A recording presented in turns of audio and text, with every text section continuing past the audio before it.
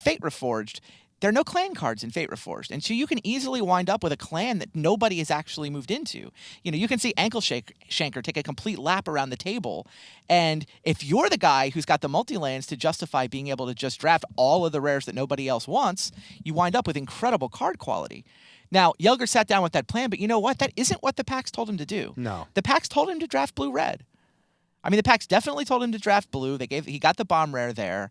I think, he went in for a couple of cunning strikes, and, his red cards are solid, and he's got this nice, tight little 2-color aggro prowess deck that I like a lot. I think it's really good. Yeah, it's interesting. It's just, if he hadn't opened Shu Yun there, if it was a junk rare, or some other multicolored thing, I think he'd be in a completely different spot, taking those dual lands that he saw. And I think he would be on his plan, but Shu Yun really does want a more streamlined deck. And you called that as soon as we saw the card. He's like, this isn't great in his default strategy, maybe. Yeah. But, look, this guy's been drafting well for 15, 20 years. Right. He is legendary amongst Pro Tour players. So we're moving on into pack 2 here, and here's his first pick. He immediately pulls a couple of cards. There's a Glacial Stalker, Tormenting Voice. The rares are what polluted. Is that? Oh, a Mardu Heart Piercer. Hello, friend. Yeah, it's a great card. Wow, what a great pickup for his deck. That has to be on the short list of non-rares that he'd like to see there. Definitely. Yeah, easy Heart Piercer. Anyway, Yelger's reputation as a drafter amongst sort of the pros is top of the charts. If you're doing a side draft late at night, there is nobody you want on your side more than Yelger. Yeah, you pick the all-time side draft team. I think Yelger is on it, without a doubt. That's only 3 slots. 3 slots. If you get to pick 3 guys for over the history of time, who do you want on your 3 versus 3 draft team in the history of the Pro Tour? Yelger's on that team. You're saying a lot there, Randy. 3 slots to give. All right, he pulls Treasure Cruise and a free Weapon Master to the front. Feet is getting shuffled in as well. Feet of Resistance. Yeah, it doesn't have the white splash yet. I don't know that it's worth adding the white splash to when you've got decent options in blue-red. The Weapon Masters also needs the white splash. So if he's not looking at the white splash, it's Treasure Cruise. But if he is, maybe the Feet. It's exactly the kind of trick this deck would want. He just doesn't have the mana for it right now. Yes, if Feet was blue, he would windmill this, though. And his Treasure Cruise is also somewhat mediocre in this strategy. Right. It's a nice refill card, exactly. But it isn't a high pick. And he actually ends up taking the Feet. He figures he has almost all the rest of this pack, plus another pack to pick up a couple of dual lands and just get a little white splash going. Another Weapon Master? Yeah. And a Bloodfire Expert. There's Ionic Bonkin, but now white is looking like a splash color. Like Bonkin is better than these other cards he's looking at, but you really want to play your Ionic Bonkin on turn 2, and he does not expect to have enough white mana to play that on turn 2. So Bloodfire Expert, not as powerful, but it fits his 2-color deck. He's looking to build a deck that can trigger Prowess a lot. He actually had the Adept up there too, the 4/2 Hexproof Prowess guy. We saw Luis Scott Vargas absolutely. do work with that at the That guy's GP. underrated. You can do a lot of work. If you get, half a dozen, 6-8 prowess creatures in your deck, now your dozen instants become awesome. Right, Riverwheel Aerialist. Yeah, Speaking Aerialist. of prowess creatures. This is a nice top-end card for Yelger's deck. Oh, yeah. What else does he have options, though? There's another Treasure Cruise, another Whirlwind Adept there, too. It's got to be Aerialist. It does feel like Aerialist, yeah. I'd rather have Aerialist than Treasure Cruise on the top of my curve. I think so, too, in this deck, yeah. He's looking at the Cruise. He really wants that Treasure Cruise. Having one Cruise in your list isn't bad, but yeah, I'm actually with you on that one, Randy. I think Aerialist is a really nice curve topper for this type of deck. It's also very difficult to kill in this format with 5 toughness. It does cost 6. I'm sure that's part of what he's thinking. Yeah, it is not cheap. Ooh. Winterflame. Hello, Winterflame. That's a nice pickup for Yelger here. A nice little gold uncommon directly on his 2 colors. And it also fits his strategy quite well of killing something, getting something out of the way, and triggering a bunch of prowess. Is Aerialist just too expensive for the deck he's building? It could be. This deck is quite streamlined. His curve coming out of Fate Reforged, he already had 3 2-drops that he was planning to play. He's going to come out pretty fast. He may just see the Aerialist as too expensive. Yeah, there's kind of 2 different camps for that type of card. There's some people that even in a streamlined deck like to have kind of a mana outlet. Yeah, one for dragon when they on draw top of the too curve, many. right? Yeah, just the one. And then there's other people that just want it all. It is Savage Knuckleblade. That's the biggest of Knucks. Good grief. Yeah, this is why you draft all the lands, because sometimes, oh, look, there's no Teamer drafter. Savage Knuckleblade. What are we, 5th pick, 6th pick? 6th pick, I think. Savage Knuckleblade. He's going to take Force away. Yeah, he can't take it. But he's just like, ugh. Yeah, you really want to add a color for Knucks? When there's a Force Away that's a perfectly serviceable card in your colors? No, Force Away is just too good for the deck, but... you're right. I mean, that's the payoff. These are where and we're going to keep seeing cards like that pop around the table here too. Finally, a pack with just stone nothing for Yoger.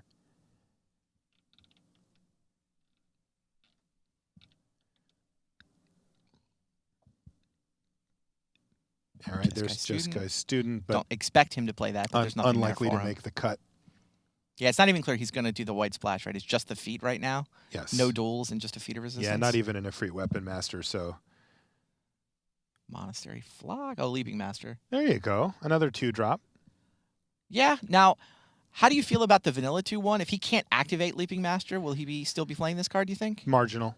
You know, it's you can play it without, and he goes Monastery Flock. You absolutely can play it without. I think he's worried about not being able to activate it and didn't necessarily want to draft a vanilla 2/1. Yeah, it's just you really want to have some helper spells for it. You know, he didn't end up getting the Jeskai Rune Mark in the first pack. What did he pick up here? That he wheeled the voice. Okay. Yeah, it declines the polluted delta. There's a throttle in that pack still as well. Yeah. But Tormenting Voice triggers all his prowess and sort of fixes his draws. If he's mana flooded, he can pitch a land. If he's mana light, he can pitch a spell. Sets up his Treasure Cruise. I mean, this is not necessarily. The other cruise came back. Cruise. I'd be curious to see if both of those make the cut. You know, if he runs Tormenting Voice in a pair of cruises, he's got quite a few kind of do-nothing type cards, you know, meaning they're not affecting the board. That is true. They do trigger prowess. I mean, I would... The second cruise is the interesting one, because that first Delve card is almost free. Wow, Weapon Master came back. Or he could take Whirlwind Adept. Like, he would play Whirlwind Adept. Yeah, he's going to take it. And he's like, all right, we're 2/3 of the way through the draft now. I have no white fixing. I only have a feat of resistance, so Whirlwind Adept over Weapon Master. Yeah, he's definitely going to be straight up blue-red here.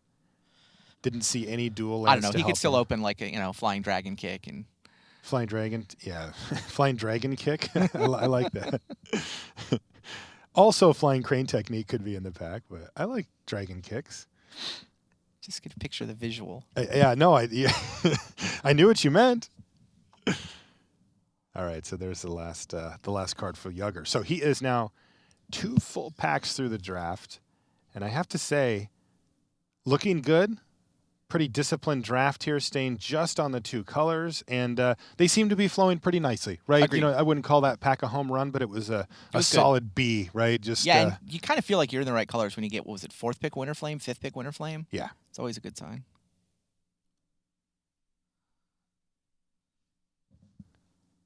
It's also some interesting things to go along what you were saying earlier, Randy, about, you know, people settling into colors while they're still in Fate Reforged before they get to, you know, kind of where the big power hits in cons with the multicolored cards. There was a chief. I think it was a chief of the scale.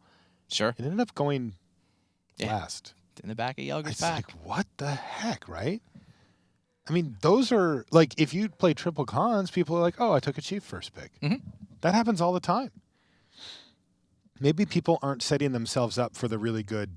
Well, it's hard to predict, too. It's hard to get signals about what's open because you never get past a chief in Fate Reforged. You never get past, you know, a Mardu-flavored gold card. It always feels like it's Mardu to me that winds up short. I think it's because people see red as the worst color. Yes. You know, and black is not one of the best colors, so.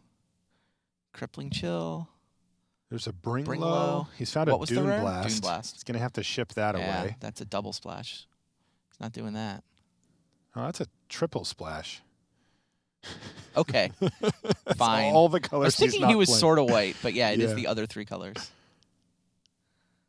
Again, though, you know, talking about going for the 5-color strategy, somebody's going to pick up that Dune Blast. I don't think anybody's in the 5-color strategy. No, I don't think so either, but there's going to be somebody who can play Dune Blast. Right. There's an Obzon drafter. There's always an Obzon drafter. Yeah. God, I'd love to be the Obzon drafter at this table.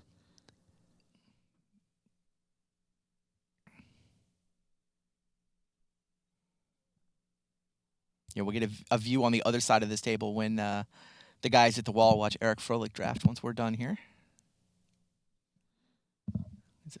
Ooh, there's one. Mystic of the Hidden Way. Also or a Jeskai Wind Scout. Yeah. Oh, or Misfire Weaver. Wow. Got some choices. There's a Herald of Anafenza hanging out in the back of this is the rare, by the way. Whoever gets that Dune Blast is gonna be happy to also get past Herald. There's an Aerostorm in this pack too. And Swiftwater Cliffs. Don't forget the Swiftwater Cliffs. Although at 2-color, he doesn't need to prioritize the land because he's only 2 colors. He goes Wind Scout. He went with the Wind Scout. So over the Weaver, over the Mystic. Yeah, he knows he can trigger prowess quite easily in this deck, and we'll be doing it often. The Wind Scout has a little bit less setup cost than the other cards in that pack, and he's going to get sort of the cleanest route to value with that Wind Scout. So. Yeah, I mean, a lot of people would probably have that third amongst those blue evasive creatures, but not once you've got the blue-red prowess deck. Right. And he very well may wheel it. Oh, wow. Hordling Outburst is a great pickup. That's great. 3/1/1s, and once again, a card that triggers prowess. Yes. It's also just very powerful. It's funny because you read the card and it looks like, oh, that's pretty good. And you play it and it's like, oh, I made a board state. It's crazy. Yeah, it's very, very good. I mean, I think might have him tempted by a Trumpet Blast at some point too. Yeah, it could be. It could be a nice finisher for him. He doesn't need that many creatures to make Trumpet Blast huge. Right. Especially when it's giving everybody +3. I think the thing people forget about Hordling Outburst too sometimes is that, I mean, you're getting 3 power and 3 toughness for 3 mana. Mm-hmm. Like, show me another card that does that that's not a rare. There's not many. Right. Ooh. Pearl Lake. But if Aerialist is too expensive, I mean, I guess there's not as much competition in this pack. There's like Canyon Prowler. There's a Summit Prowler there, but I got to figure actually that I would just take the Summit Prowler out of this pack. Like, I like Pearl Lake Ancient. It's pretty good. It's also cost 7. Yeah, it just feels like his deck wants more streamlined than that. He goes Pearl Lake Ancient. He took it anyway.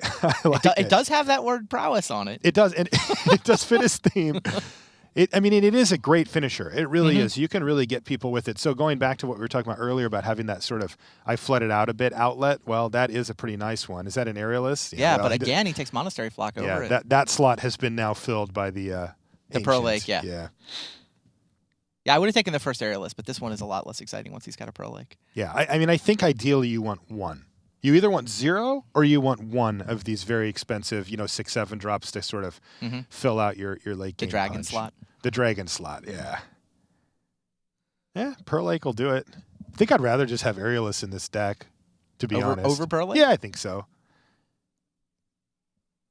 War Shrieker? War Shrieker's nice. You're going to talk about a tempo play.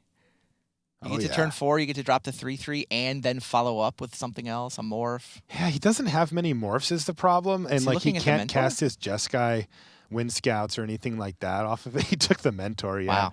Would not expect that to make the cut, at least not in the main deck. But it's an option to have for later. He can activate it in his deck easily. So, yeah, there are matchups. And it looks like he did get the Leaping Master back. He's taking a look at Howl of the Horde? Yeah. Not a card that would generally make the cut. Vanilla 2/1? Vanilla 2/1. I think that'll be a borderline card as well. Yeah, I'll be surprised. It feels like he's got enough cards that he doesn't need to play that. It does feel without like that. the ability to activate it. Are we going to Swift Kick here? It feels like... Don't you just kill a Hooting Mandrills? Yeah, kill Hooting Mandrills. What's the other card? Is it a Bitter Revs Deflecting in there? Palm? Yeah, Deflecting you don't Palm. really care about that. So, kills the Hooting Mandrills. What did it ever do to you, Yoger? I was probably going to kill him. His deck doesn't match up super well against the Hooting Mandrills. No, it blocks and attacks. All right, Disdainful Stroke. Disdainful Stroke. And there's a Water Whirl too, though. Interesting. He doesn't have a ton of bounce. He's, 1 Force Away, 1 Crippling Chill? Yes. I mean, Water Whirl's kind of expensive, but yeah, it's nice to have that effect. It certainly is. Super powerful card, and the only drawback is the 6 mana cost. What did he take there? I don't know. He didn't get that Swiftwater Cliffs, did he? Oh, he got the Swiftwater Cliffs back? Wow. That's why it was so fast. Couldn't even get the camera on him. Man, I thought that's what it was, but I'm like, there's no way he got that back. So now he has 2 of those, 2 perfect on-color duels. Deck, yeah. Oh, BDM weeps a tear here. Secret Plans going all the way in the back. 3 cards left in the back. The Whirlwind Adept is perfectly reasonable too. Like that will be under consideration to make the cut. Sure.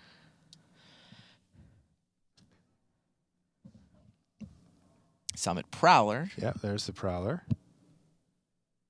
All right, well, he got it back anyway, so in it goes into his pile, and I wouldn't be surprised to see that make the cut at all.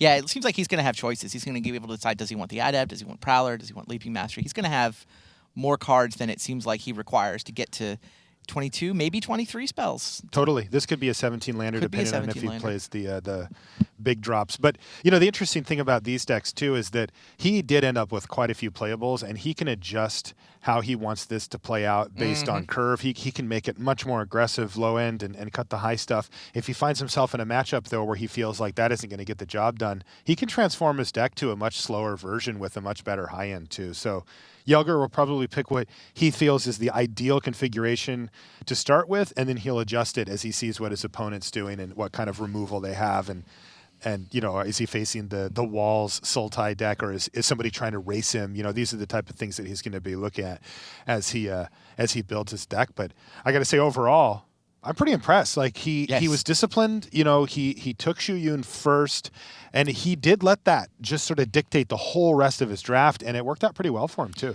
Yeah, it was a pleasure to watch the Hall of Famer do his thing. Yeah. Right. I mean, this is a guy who's drafted sort of every strategy across every format, sat down with one plan, but you know what? Sometimes you open the first pack and plans change. Yeah. I thought it was great, he drafted too. a great deck. So you had a chance to talk to Jelger a little bit, and you got a feel for what he wanted to do. And, you know, as people, you and I who draft all the time, you know, when you can see from the hand language of him pulling those lands up, like, should I have done it?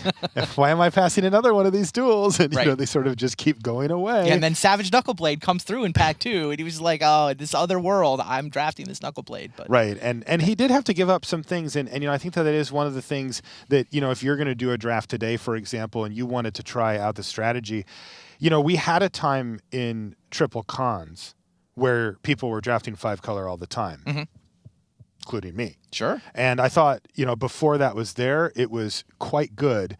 And I think that we might have one of those little spikes here relatively early in this. Yeah, it's almost like a market prices thing, right? If nobody is valuing the lands and the ability to draft those 3-color gold cards, you want to be the one guy who actually does scoop up all the lands and scoop up all the gold cards. But if everybody switches to doing that, it just won't work as well. Right. Right now at this Pro Tour, I think there's not a lot of people doing it. And so, you know, Team Pantheon in particular has just made a healthy living with that draft strategy. That's right.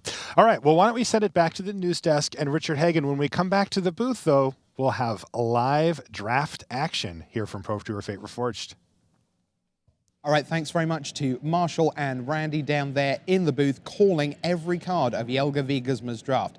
Now, it wasn't 9 lands, 5 colors, 9 rares. It does seem like it was pretty good. Now, the table is stacked with big names, but also some inexperience. We're going to head over and find out what went on in every card of Eric Froehlich's draft, and we're going to do that in the company of Rashad Miller and Ian Duke.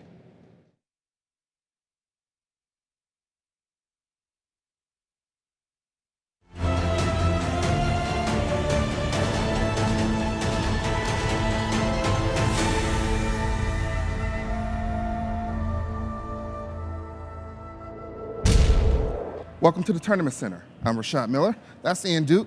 We have another draft video for you. We're going to be watching Eric Froehlich. If you take a look at this graphic, there's a lot of familiar names up here at the top. We got the 5 very experienced players here, Pro Tour staples. Down at the bottom, these 3, they're not so experienced. We got a couple of new players and, you know, a Magic Online ringer, if you would. But you know what? Let's go ahead and start the video and see what Eric Froehlich ended up with. And here we go. Starting off with a Cunning Strike at the top. I think I saw a Valorous Stance. Oh, there's a Valorous Stance and an Orc Sure Shot. So what's Eric thinking about right there? Yeah, so Cunning Strike, definitely one of the strong multicolor uncommons. Probably not something he's going to commit to right away, even though it is a strong card. Valorous Stance, just a premium removal spell, as well as a combat trick. Also a Harsh Sustenance. Yeah, definitely one of the cards that he's going to consider here for sure. Orc Sure Shot, a solid pickup. Flame Rush Rider, not a bomb rare, but can be solid in the right deck. Personally, right here, I'd go with the Valorous Stance. It's just a really flexible card, excellent removal spell, good addition to any deck, and it leaves you wide open going forward. Yeah, extremely flexible. I've actually seen it get some use in some standard decks. Yep, absolutely. All right, and so, that is the pick, Valorous Good Stance. tip, when in doubt, pick the constructed card. Often works out for you. All right, so let's see what we can add to our great white card from pack 2. White, a fairly deep color in Fate Reforged. It doesn't have a lot of super premium commons, though. Nice. He's got some good blue cards. Got a Frost Wielder and saw a Lotus Path Djinn. Yeah, I saw Reach of Shadows there as well, another premium removal spell if he wants to go into black. And we've seen players more than willing to go into white-black as an enemy-colored pair. Ward Scale Dragon, probably the best white card in this pack. So Yeah, Ward Scale Dragon, solid. It's a little bit expensive Mm-hmm. to pick up this early, so we might see him shying away from that and maybe going into a second color here. Looks like Reach of Shadows is top of the list right now. Yep, the other one worth mentioning is Lotus Path Djinn, a top blue common, but a lot of players are averse to going into allied color, especially this early in the draft. So, Yep. Well, Reach of Shadows enough. is the pick. Starting off black-white, enemy color. Gives him some flexibility going Mardu, maybe. absolutely, yeah. Abzan. As we mentioned earlier in the broadcast, enemy color, a great way to start a Fate Reforged draft because it leaves you open to 2 different clans when you come to cons. Looks like there's a wild call still in this pack. Wow, that's a pretty strong signal. Now, a lot of players have mentioned green does not have a lot of strong commons in Fate Reforged, but it does have a lot of strong uncommons and rares. So it's possible that, to his right, players didn't want to move into green. Wild Call could be a good opportunity for him to read the signals and move on in. Yeah, he also took a look at that Battlefront on Khrushchev. Not sure if he was considering it or just seeing what it does. But Yeah, Wild Call is strong rare. not too much else in this pack that really stands out. I mean, he could pick up a dual land, but I don't think he's going to want to do that this early. And sure enough, yeah, he reads the signal and picks up that Wild Call. Green Fireball is pretty good, right? Yeah, absolutely. It's good at any point in the game. All right, so far he's picked 3 cards, 3 different colors. Yeah, so, he's just kind of staying open, reading the signals. He is in between 2 really strong players in Jacob Wilson and Frank Karsten, so he really wants to go into colors that are open. All right, so not a lot of strong cards, and you see him kind of hand shrug as he looked at this pack. Nothing really seems goes a along with little what he already has. disappointed. Again, there's a Cunning Strike, but that means reaching even farther with his colors. Carsey High Priest is solid, if it's not not a bad. spectacular. Battlefront Krushok, again, solid, not spectacular. Not really a whole lot from in this pack. I Yes. wouldn't be surprised if he takes the Carsey High Priest, Yep, actually. he's going to go with the High Priest. It's in the same colors that he's already got going, and keeps his options Yeah, open. it's a cheap creature that holds value in the late game, and that's something you're really looking for in this format since games do tend to go long. Ooh, Whisper wow, of the Whisper of the Wilds. Wilds. That is a premium pickup for him here. That's how I like to play Magic. Yeah, I mean, probably the best green common, I think. Having 2 drops are really scarce in this format and really at a premium since it is a morph format where so much revolves around turn 3. There's a lot of blue cards left in this pack. A couple of them are pretty solid. That could be also a signal that color's open. Yeah, definitely could be a signal. I think he's going to go with the green card here, but he's got to keep in mind that he did see those strong blue cards, and that could be something to move into. Again, green-blue, an enemy color combination. Hasn't seen another white card yet. The white's been pretty scarce. Yeah, in and I these think packs. he's correct to move off of that first pick Valorous stance. Oh, Jungle Hollow comes to the Another front. Ward Scale Dragon, too. Not sure he's really looking at that one yet, but Yeah, not anymore, I don't think, but just noting that it's there. Inoc Guide, a solid pickup, but I think I'm going to go with the dual land here in his shoes. dual lands are a little scarce in the first pack. Absolutely, and it's on his colors, or what are likely to be his colors here. Reach of Shadows is probably, aside from the Wild Call, the single best card he has so far, so green and black are probably the 2 colors he's really hoping to end up in from this point. See if we can solidify ourselves a 3rd color, or maybe he's going to stay with 2 colors. We shall see. We have Another Reach of Shadows. Wait, another Jungle Hollow. Wow, but yeah, I mean, you can't pass up the removal spell here. You've got to just be super excited to see that card this late. Not only is that a great pickup for your deck, but it indicates that black is open to your right. And so, yeah, you can't really hope for much more than that. Just a great pickup for him here. It looks like he's decided. He goes with the Reach of Unfortunately, Shadow. yeah, he's passing up on that Jungle Hollow, but he's looking at this point to move into a 2-color deck solidly. He doesn't really need that many dual Exactly. lands, so he'd rather just pick up the premium cards. Right, the pack's getting a little scarce now. Absolutely nothing for his deck. Yeah, Erishin Warbeast is a powerful card, but at 7 mana, it's pretty slow, even for a relatively slow format. Hey, there's a Ethereal Ambush. Maybe move into blue. Yeah, absolutely, or even Sultai there. I think that's a great pick for him here. I don't love the Erishin Warbeast just because it's so expensive. You might as well just pick up a Tusk Colossedon or something in Khan's late pick. Yeah. Kind of do the same thing there. Yeah, so now he has options in Abzan and in Sultai. Wow, so. and I believe this is his original pack here, and it looks like Hunt the Weak came back and This another is. Jungle Hollow option. So again, I think I would go with the removal spell here in Hunt the Weak, but it's not what I would consider a premium removal spell. So I also wouldn't fault him for taking the dual Now lands here. something to note that Harsh Sustenance also table, which is another premium removal spell. Does that mean that black-white in combination could be open? It might mean that specific combination is open, but as we've seen, white has really dried up since his first pick. Picks up a Feral Crushhawk there. Another solid creature, and just, great to fill out the top end of your curve. Yeah, that's a card, it may not look exciting, but a 5-mana 5/4, I'm really happy to have that in the top end of my curve. It does a very good job. Yep. It can power up, your Ferocious cards if you happen to pick up a couple of those. All right, so another Carsey High Priest. Yeah. Not necessarily a card you want in multiples, but then again, Vengeance? with 5 cards left in the pack, I think you're happy to pick up something you can at least consider playing here. Maybe you have the option of playing both of them or just one. It's nice to be able to choose whether or not how many of those you want to put in your deck.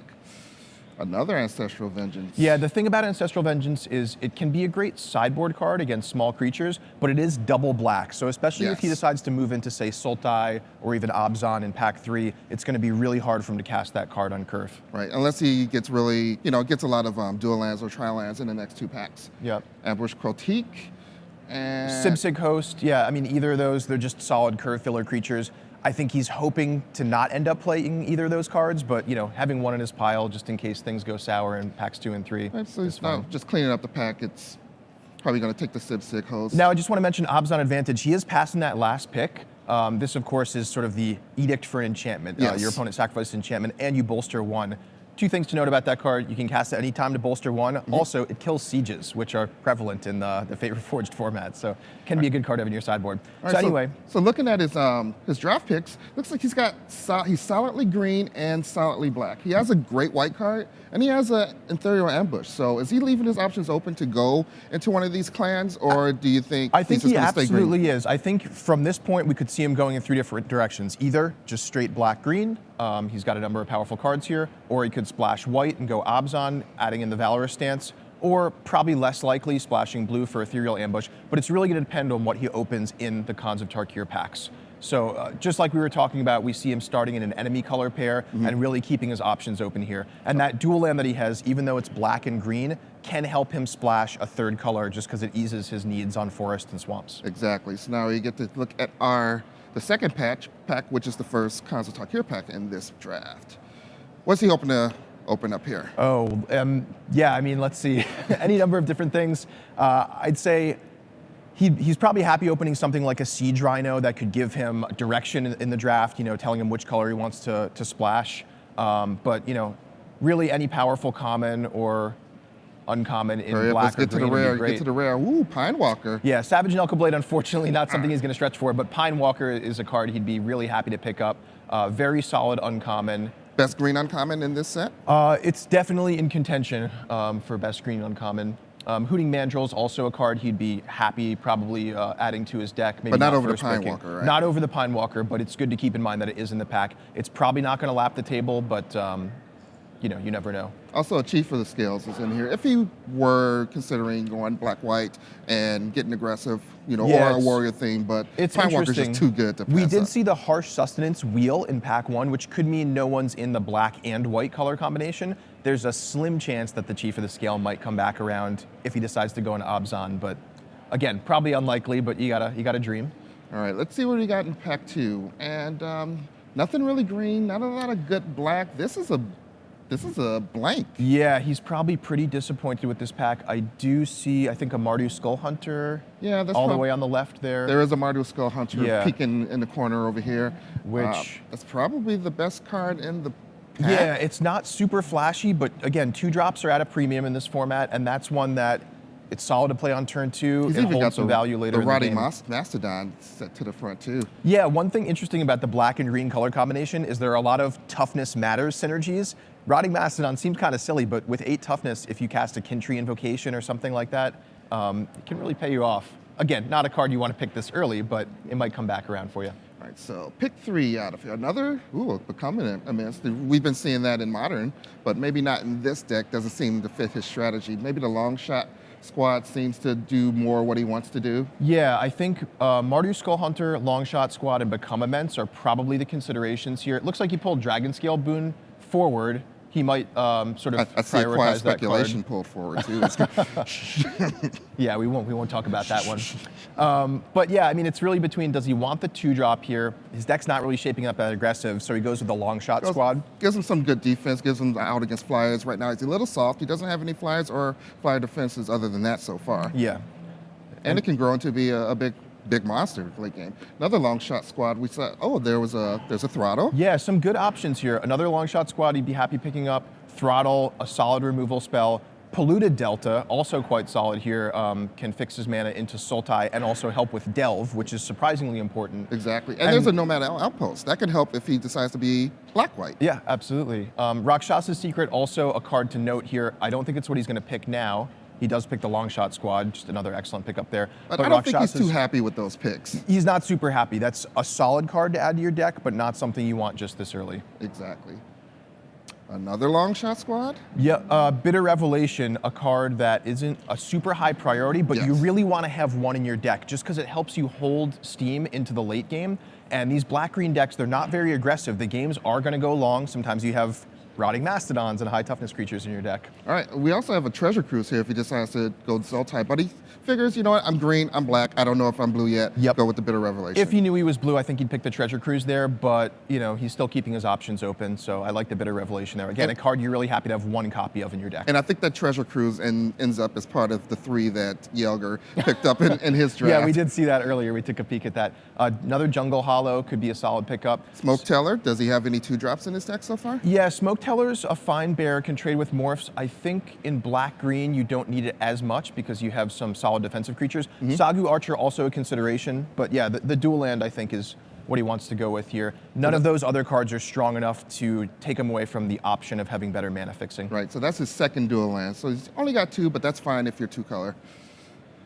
And now we have another blue card. Actually, Riverwheel Aerialist, that's a fine dragon replacement, if you would. It's a consideration for him here, both because the pack doesn't have much else for him, but he also doesn't have any real win conditions yet. And so it's not normally a card that would draw you into splashing another color. It may just be his, his best option on speculation here. Right, if he ends up short on win conditions or is playing blue for some other cards anyway. Yeah, 4/5 flyer can win the game pretty fast, and it has prowess, so can win it even faster. Pack's getting a little thin here. There's another Skull Hunter. I think this is the same one he saw earlier. Yeah, I'm looking at Skull Hunter and Scout the Borders also if he picks up some Delve cards, but I think just pick another solid 2-drop is where he wants to be now. Now, is he looking to raid those? Or is he looking just not to on turn 2, but the nice thing is it's a 2-drop you can play on turn 2, maybe trade with the morph, but if you draw it later in the game, you can squeak a little bit of extra value out of it, and that's why it could be good in his deck. So that Chief of the Scale did table. Yeah, we talked about that earlier. I kind of surprised myself by that actually coming back around. But second Bitter Revelation here. I mentioned it's a card you love to have one of in your deck. The second one's not as good as the first, but in a slower black-green deck, it really just kind of helps. Right. So maybe Rotting Mastodon finally sees his day in the sun. I'd pick it up here. I like it over the Naturalize. I think it's more likely that you want the extra defense against creatures than you want to Naturalize against a single siege or something in your Seems like there deck. aren't a lot of Naturalized targets in this format. There are more with Fate Reforged, but again, it's hard to bring in one Naturalize when you've only seen one siege from your opponent. They just might not draw it. Didn't quite get to see what that card was. Might have been a dragon. No, it wasn't a dragon skill boom, but it was a green card. I think it was the only green card in the pack. Yeah, love the Rakshasa Secret here.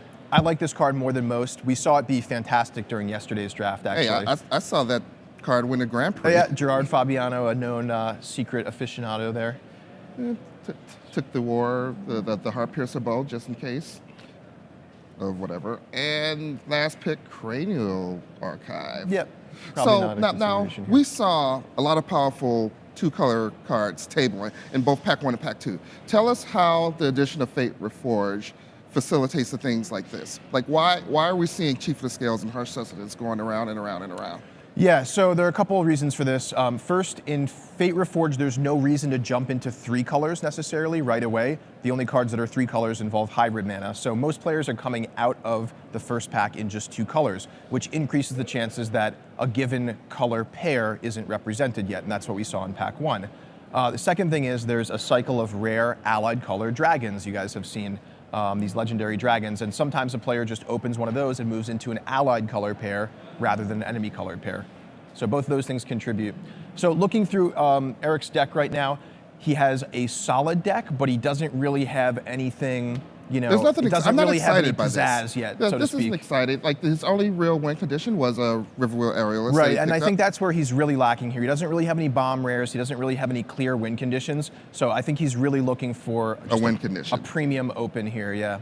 Name the win condition. You already said Siege Rhino, so we're not going to say that one again. Yeah, I mean, even something as seemingly silly as a Villainous Wealth could be interesting in his deck. I mean, it's not what he's looking to open here, but just as an example of a card I think Marshall Sutcliffe's ears perked up. As an example of a card that rises in value when you have a deck like this. How Pearl about Lake a Pearl Lake Ancient? That's an example of a card that can really end the game. However, but this is double blue. It's double blue. That's really a big tough. commitment for Eric Froehlich's deck right now. He only has 2 dual lands, and he's already solidly black and green. So I think he's thinking now between the Pearl Lake Ancient, do I really want to make that leap, or do I just take the Sultai Scavenger, which is a solid card in my colors? I don't have any Delve cards yet, which makes that rise in value. So I think he's going to go with the Scavenger here. 3/3 flyer, usually costs around 4 mana. Yeah, he may just be nervous enough about his deck that he's like, I don't love my deck, I got to get a little bit lucky, maybe I'll just take this Pearl Lake Ancient. But no, he goes the safer route, and that's what I expect from a player like Efro. Safe Eric Froehlich. He is definitely not a risk taker. I would like to see him pick up the Pearl Lake Ancient, only because I'd like... It'd certainly be more entertaining for us, Rashad. Exactly. Another Riverwheel Aerialist. Hey, Sagu Mauler. Now that is a card worth splashing. Yeah, this is a very easy splash for him, and it's probably one of the top rares. Definitely the scariest morph when you see a face down creature. It's only single blue. It's capable of ending the games, and it's a morph creature, which means worst comes to worst, you can just play it face down as a 2/2. Of note, there's also an Opulent Palace and an Abomination of Gudul. Yeah, so if he decides to move in on blue, he's got 2 potential cards that could pay him off there. A Riverwheel Aerialists too. So I doubt the Opulent Palace is coming back, but the Abomination of Gudul definitely might. Definitely, and he's definitely taking a Sagu Mauler. That's why, we didn't even talk about that anymore. But definitely a way to win the game. 6/6 trample, Hexproof. Can end the game pretty fast. So let's see what else Eric can pick up here. Crippling Chill, Pine Walker. Wow, he's got to be happy there. Not a super late Pine Walker, but a second Pine Walker. It's a card he'd be happy first picking, and he's seeing it here, I think, third pick? Yeah, this is the 3rd pick Pine Walker. He's got some scary morphs. He's got double Pine Walker and a Sagu Mauler. Yeah, so he can really play some mind games with these. And Pine Walker, there's a little bit of cross synergy there with other morphs too. It does work on other morphs when you turn them face up. So. Of note in that pack, there's an Archer's Parapet, which is a card that might come back around for him. Yeah. And speaking of 2-drops, that's the kind of 2-drop you do want in these black-green decks because it can block even later game creatures and ping your opponent. And it can stall the game out so that he can get his things online, like Sagu Maulers. Yep.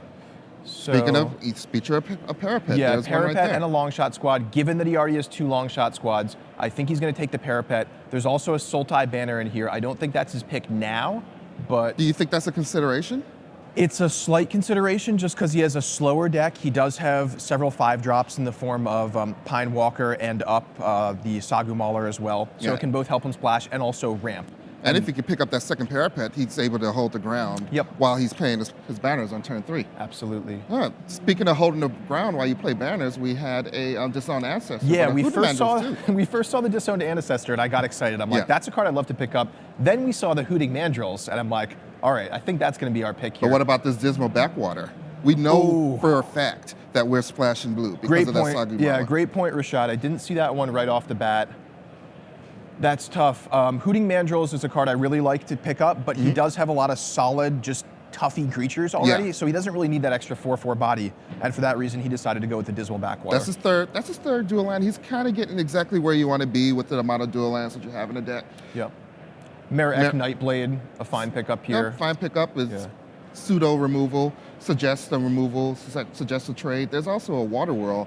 Double blue, probably not what he's looking at. Yeah, I agree. I don't think he's going to go for the Water Whirl. There was a Disdainful Stroke in that pack too. That's a card he could consider splashing as a sideboard card. Probably not going to main deck it. So this deck is kind of it's going somewhere. Yeah. I think we're going to get a Disowned Ancestor here. Not a lot else going on. He's got some solid early game. He's able to hold the ground in order to get his Pine Walkers and Sagu Maulers online, maybe even finish off the game with a Riverwheel Aerialist. Yep, he's probably wishing he had something like a kin tree invocation now to go with all these archer parapets and disowned ancestors. Yeah, his deck isn't very tricky either. It's got a couple morphs. Yep. Yeah, a couple morphs, a couple of good removal spells. Speaking of having a couple of morphs, there's a secret plans. Interesting. Yeah, the tough thing about the secret plans here. So first of all, I think he's going to go with the Karu Bloodsucker. Yeah. The reason is the secret plans. It's hard for him to cast it on turn 2, right? Which he really wants to do before he starts deploying his morphs. And this has synergy with a lot of the cards that are already in his deck. It has synergy with the high toughness creatures that he has. Also, I don't think he has quite enough morphs to make secret plans work. I think he really wants 7+. Yeah, I think he has maybe 4. Yeah. There's a Kumar Bonkin. Yeah, that's got to be the pick for him here, not much else. Oh, there's a Gurmak Swift. Yeah, Bat Chroma, we used to call it in R&D. It's got all the keywords. Just one more piece of toughness, maybe 1/3. Just so you can just keep attacking forever. And there's that abomination to do. All right, so we're calling the wheels here. That's great. That's a really solid pickup from here. Further justifies splashing blue. He really wants to see that Archer's Parapet come back as well. Yeah, that would be great. A flyer, very importantly. I don't think he really has any other flyers in his deck. He's got the Riverwheel. He has a River Arrows and he has the Sultai Scavenger. Yeah, so Karu, Dreadmaw, again, he doesn't need just the fatty body there. He's going to take Feed the Clan instead. Both play a similar role in staving off aggressive decks, but he'd rather just have the spell here than the 5-drop creature. Even our spotter behind him was like, wait, what did you take? After showing the Feed the Clan Sometimes you got to feed the clan, man. There's a Sultai Banner. Might as well take it. Maybe it makes the cut. He might actually play that. Yeah, it's true. Yeah. The Parapet didn't come back, so that's a little bit disappointing for him. But he does have the Disowned Ancestor and one Parapet to kind of hold the ground. So let's grade Eric. Okay. Let's grade his seat. How well did he draft the seat that he was in? I think he drafted his seat very well. He definitely found the open colors. That Reach of Shadows in Pack 1 definitely told him black was open. The Wild Call in Pack 1 definitely told him green was open. And he stayed very disciplined. He stayed on track with black and green cards the whole time through, kept his options open, and moved in when he finally saw blue there. So I definitely give him at least, I give him an A, I'd say, as far as drafting in his seat. All right. Definitely agree with his picks. Grade the deck. The deck, I'm going to give it a B-. It is solid, definitely capable of getting some wins. Unfortunately, it's good at stalling the early game and lasting to a later game, but it doesn't have a ton of punch in the later game. And so a lot of the games are likely to play out that he survives a long time, but then maybe loses to a more powerful deck. So I'd expect probably to go 2-1 with this deck for a player like Ifro. There you have it, 2-1 for Ifro with his deck. Reporting from the Tournament Center, that's Ian Duke and Rashad Miller. Thanks from the Tournament Center.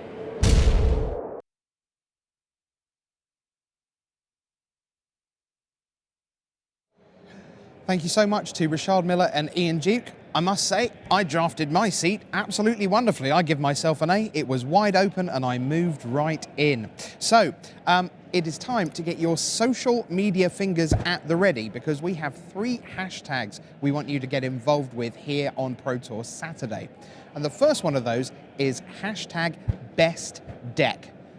All we want from you is one deck in Modern that you think right now is the best deck. Imagine you're coming to Grand Prix Vancouver in a couple of weeks. What would you play? If you were in this tournament right now and you could just insert any Modern deck into the format, what would you go with? So what is the best deck in Modern right now? You're going with Burn at the front end, Infect at the front end. Are you going to go with something combo like Living End maybe? Are you going right down the pipe with Abzan, the defining deck of the format right now, sitting there right in the middle? Or are you going to go right the other way, go with some big control build? Give us your hashtag best deck. Tell us what you think the best deck is in Modern. Well, that's the decks.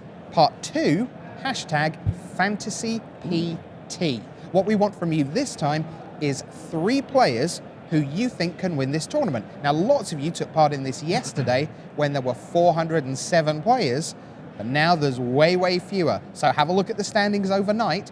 Do you want to go with Seth Manfield and Austin Bursovic, your 2 8-0s? Are you looking at some of these 7-1s? Did you like the look of Jelga Vigersma's or Eric Froehlich's drafts? Give us the 3 players who you think are going to be battling it out down the stretch tomorrow on Super Sunday.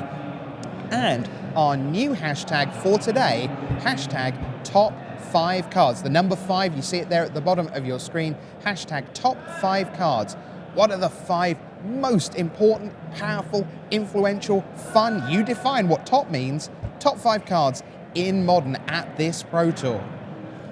Thoughtseize, Tarmogoyf, Siege Rhino, Still early, we've still got a ton of Magic to play. Give us your thoughts at #top5cards. All right, so I am delighted to say that I've been joined here at the desk by Ian Duke. By the way, we're just going to have a little argument for a moment. Okay. You said a minute ago that you have to feed the clans sometimes. No, you don't. Let them starve. Sometimes you just need to gain some life. You're playing against aggressive deck. It's like counterspelling 3 of their spells sometimes, Rich. Don't listen to him. I'm exaggerating a little bit. He's leading but there you are down times. the path of horror. You know, one thing you learn in R&D is there's a place for every card, and you become a little bit open-minded, and sometimes you sideboard a card like that in. Really Are you successful. saying I am not a little bit open-minded, Ian Duke? I'm not implying anything here, Rich. You're... All right, just don't go there. All right. All right, so here's where we are going to go. We're going to show you the pods for this morning. Now, if you're new to draft, you've already seen tables of 8. They can only play within those tables. That's to keep it fair, because different players open up different packs. There might be more mythics and rares going around a particular table. A certain warrior strategy might be available at one table that isn't at another. So we keep them enclosed within their tables of 8. So that means over the next 3 rounds, you're going to see the field really contract. Why don't we take a look at our featured pod? This has Jelga Wiegersma and Eric Froelich amongst them. 3 other big names there also include Jesse Hampton. We've got Frank Karsten, Eric Froelich, Jacob Wilson, Jelga Wiegersma right there. And then the 3 outsiders, you would say, in that, Osman Ozguni, Kim Sang-yoon of South Korea, and Matt Oldeker. So, Ian, I'm going to give you, you're new, I'm going to give you the first pick every time. Okay. Who would you like? Give us a winner from that pod. Wow, a lot of considerations here. Frank Karsten, Hall of Famer. I'm a big fan of his. He's got a great analytical mind. I think he's an excellent player. He's definitely consideration here. Jacob Wilson, just a super bright young player who's proven himself again and again. Osman Ozguni, we know as a Magic Online grinder. Right. Recognize his name from there, so he could be excellent at draft. Jelger 3-0'd the first draft, had a pretty crazy deck there.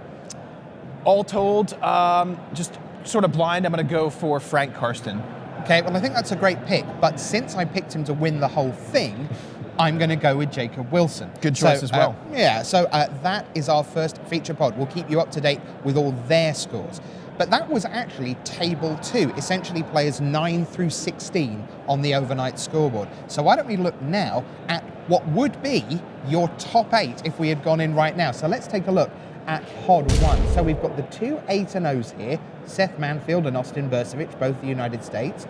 2 Italians, Marco Lombardi and Roberto Esposito. You've got the 3rd member of the United States cadre on table 1, Zvi Moshowitz. And then from Denmark, the World Magic Cup captain, Martin Müller, and Alexandre Bonneau of France doing a terrific job at 7-1. So Ian, table 1, arguably not quite as strong as our featured pod table 2. Yeah. So a lot of people are going to fancy their chances here. Yeah, arguably, but still a lot of really strong players here. Zvi Moshowitz, I love seeing these Hall of Fame players come back. He's a player I looked up to, when I was sort of training myself up in Magic. These Italian players were doing just outstanding yesterday, Marco Lombardi and Robert Esposito.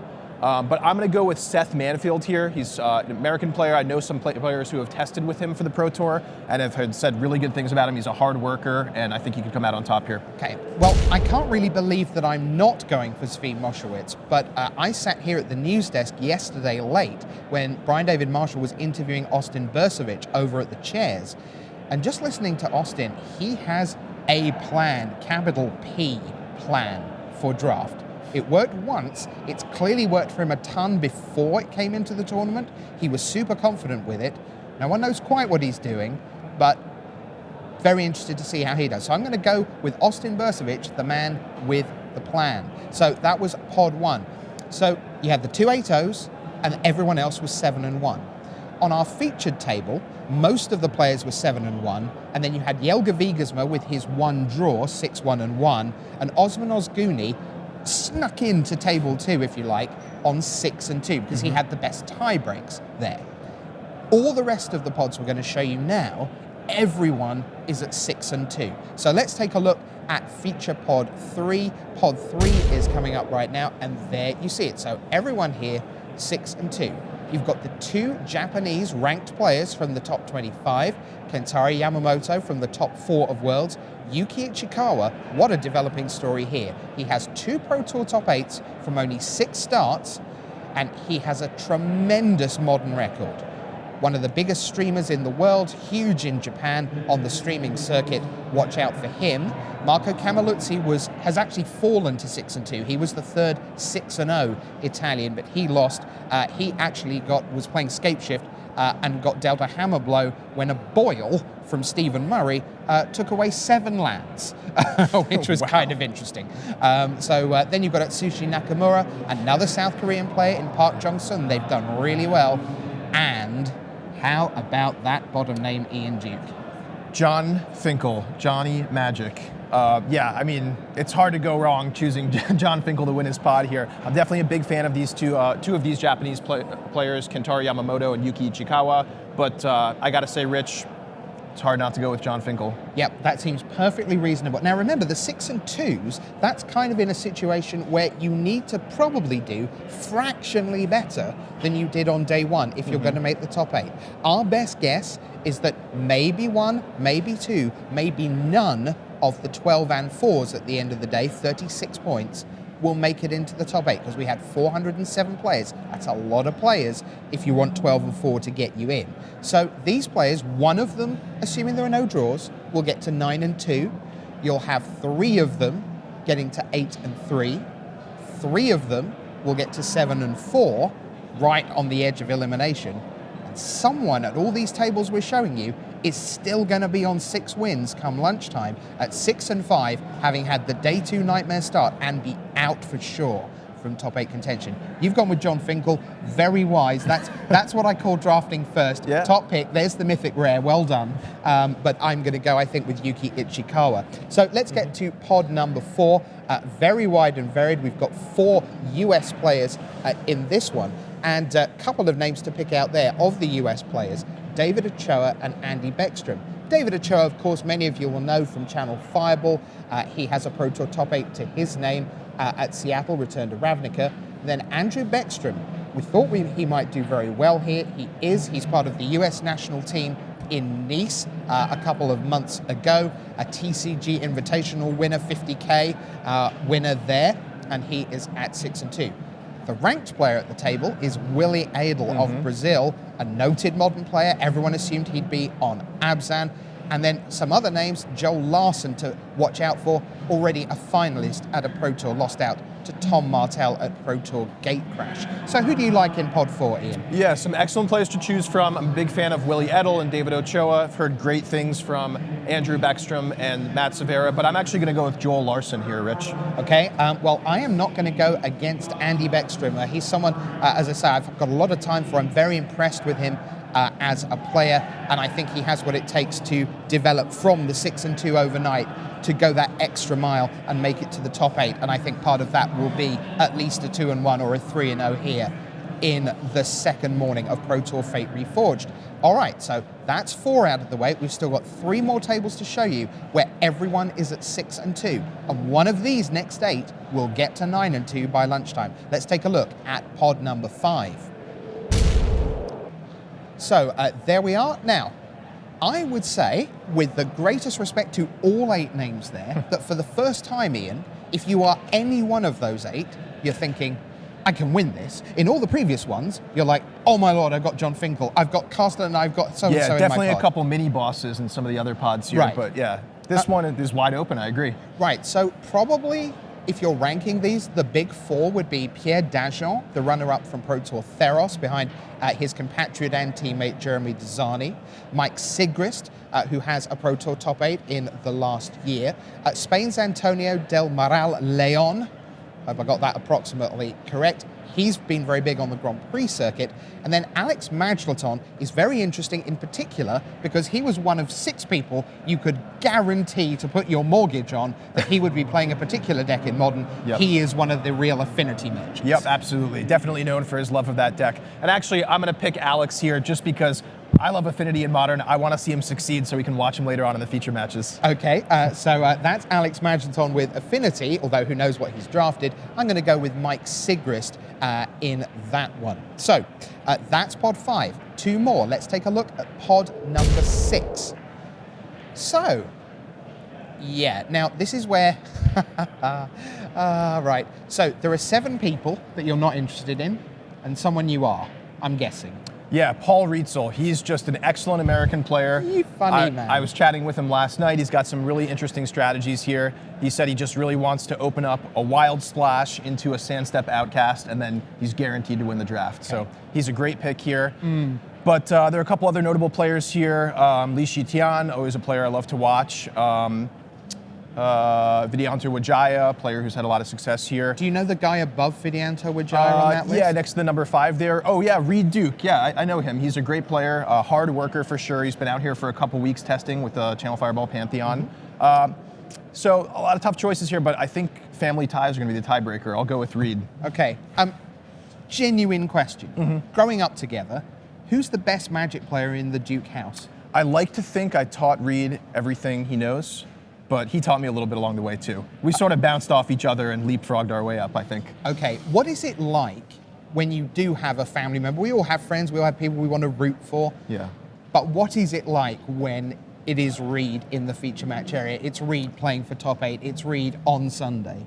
It's definitely emotional. You know, I can't separate myself from that, but it's also, you know, just watching great Magic, and there's a ton of great players here that I know and I'm friends with, and I want them all to do well, and I also, you know, just want to see some awesome games of Magic, so it's a great experience. So you've gone with Reed Duke in that one. Did you decide you didn't want to go with Tiradet Yangviri Aprapan? I'm not super familiar with that player. Can you tell me a little bit more about him, Rich? No. Okay. So there we are. That was draft 2 pod 6, and let's give you draft 2 pod 7. This is the last of the tables where everyone is at 6 and 2. So this time, well, this is actually a really tough pod because you've got 3 big names there. You have Ken Yukihiro of Japan, a former Platinum Pro. You have the number 23 ranked player in the world, Tom Martell, the Pro Tour Gatecrash champion. And if you want limited specialist, well, Chris Fennell is sitting there, and he's the brains behind the limited Ari Lax team that includes the likes of Craig Wesco and so on. So who do you like there, Ian?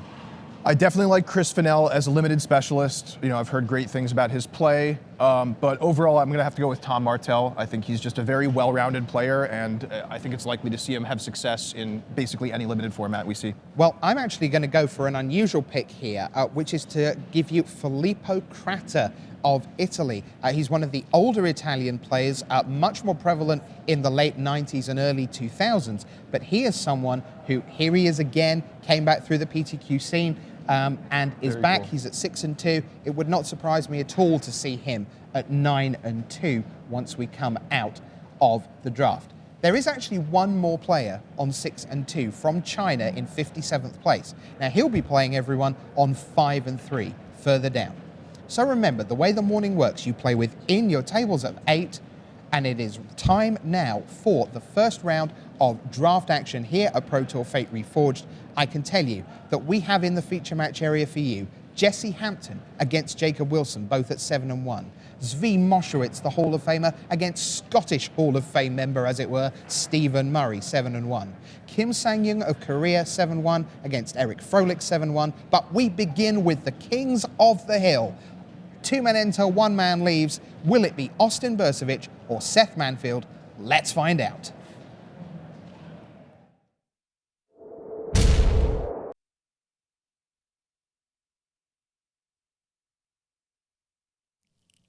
Hey there, welcome to the booth here at Pro Tour Fate Reforged. I've got Randy Buehler with me. I'm Marshall Sutcliffe, and we're ready to head down to the feature match for round 9.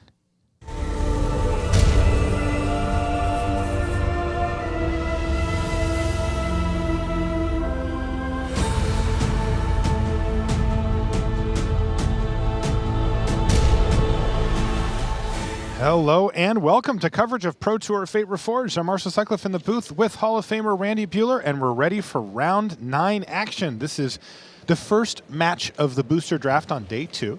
And in our feature match area, we have our 2 undefeated players, Randy. We've got Austin Bursavich from the United States. He came into day 2 at 8-0, as well as Seth Manfield, his opponent, also at 8-0. Now, these are the only 2 undefeated players to make it overnight.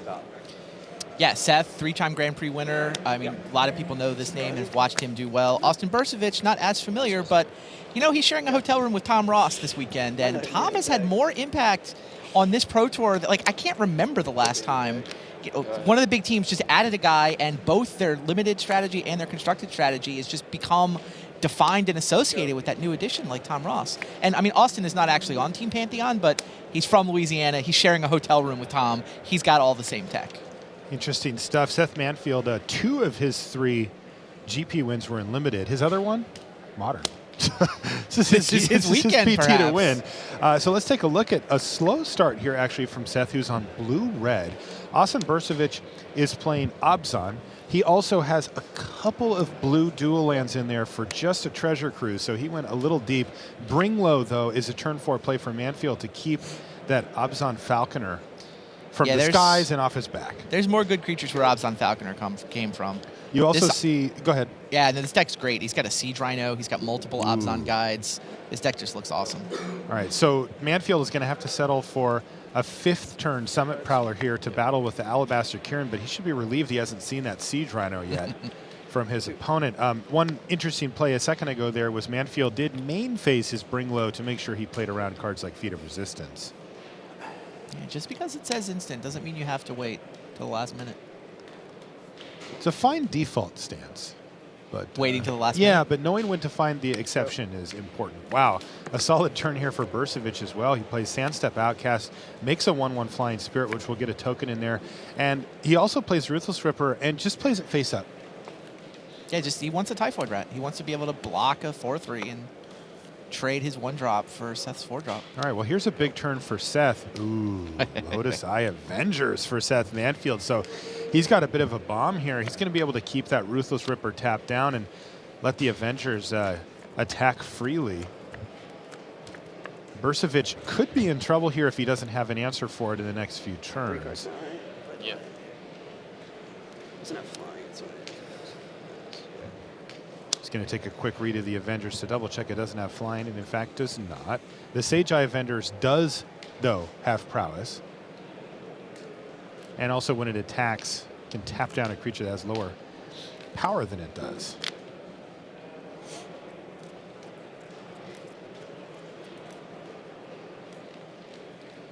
So now Bursavich has to figure out how to work around this bomb, and it looks like he's going to dig for answers with Bitter Revelation here. Saw he had a throttle in his hand already, not quite enough to kill the Sage Eye Avengers, but if he can get it into combat, it will probably be enough. Mm-hmm.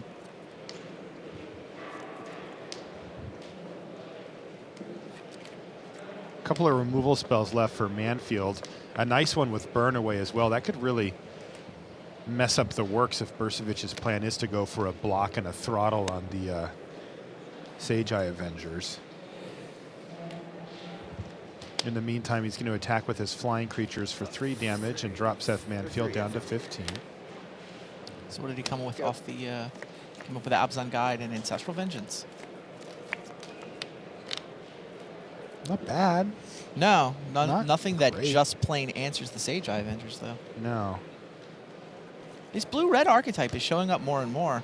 You were mentioning this during the break. Did Luis Scott Vargas just single-handedly change the metagame with the deck he was playing at the Team GP last weekend? It kind of feels like we've seen, you know, one of our featured drafters, Yago Vigasma, he drafted it. There's Wild Slash to kill The Ripper? The Ripper, and that is going to clear the way for a massive attack. This is 9 damage coming in. Token. And kills the token. And it's going to bounce the token, so... Okay, take 9. Yep. Wow, 9 damage and take out one of your creatures. Sage Eye Avengers doing work here.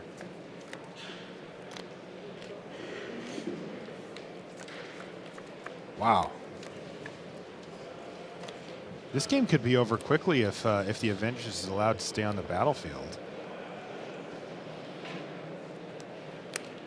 It looks like Seth has found a follow-up play. Wow! Oh, jeez.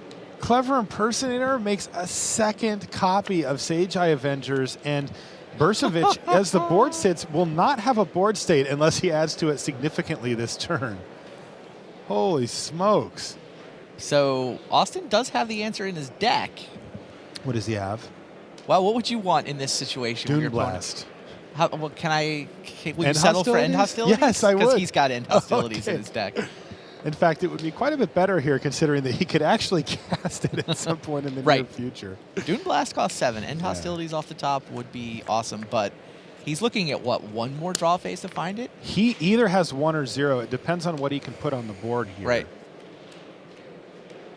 He is way behind.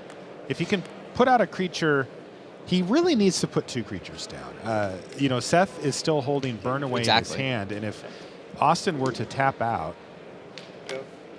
he just does nothing and says go. He leaves up his throttle, basically. Yeah, he's basically left up throttle, but that might not be enough. The Burn Away could really just end things, though at the moment, Seth Manfield is not incentivized to even use it, as he could just bounce both of the creatures. They're both significantly smaller than the Sage Eye Avengers. Combat? Yeah, go ahead. Combat, yeah, go ahead. What's the downside here for Seth to just rumble? He's certainly going to be he's aware. trying to figure out. Yeah, he's going to be thinking about cards like Kill Shot. Maybe Sandblast, though Sandblast is pretty risky to fire off on a Sage Eye Avengers, as it's they can get above 5 toughness fairly easily. Tap with everything. Tap with everything. I don't know that Austin could do better, though, than representing Kill Shot and Sandblast. I don't think he can either. Sorry. It's okay.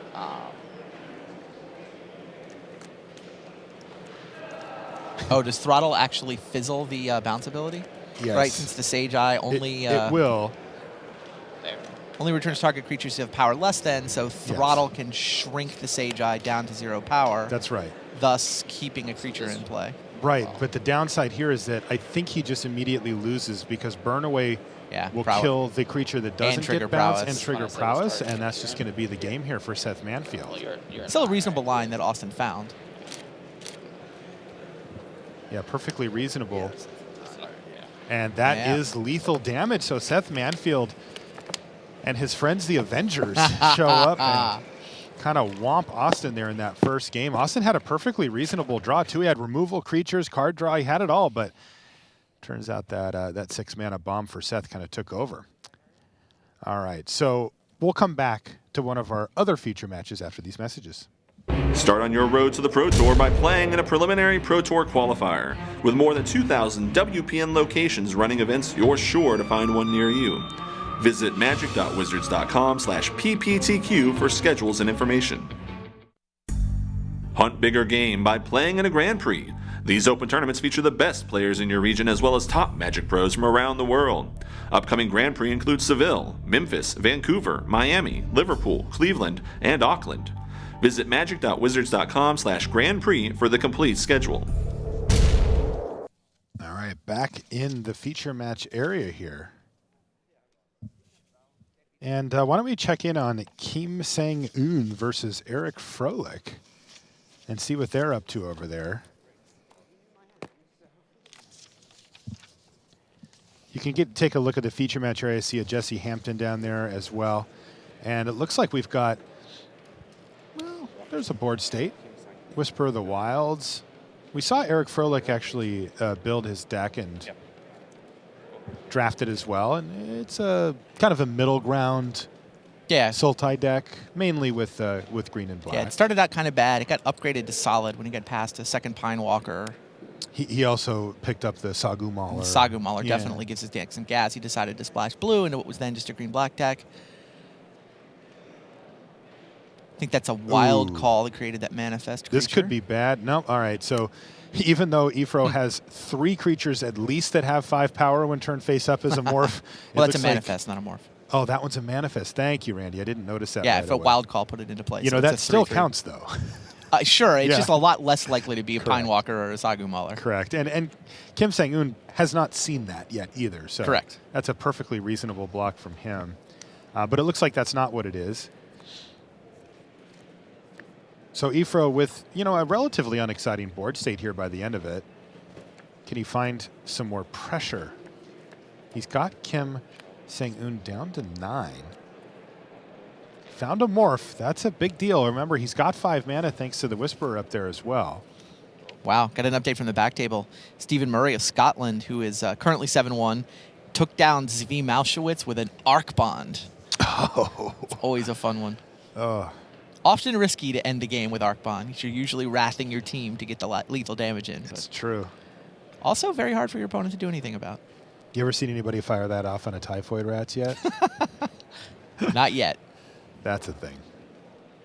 And Kim Sang-un has nothing. Just passes the turn back. And Eric Froelich does not unmorph. Or unmanifest, as it were. He does neither.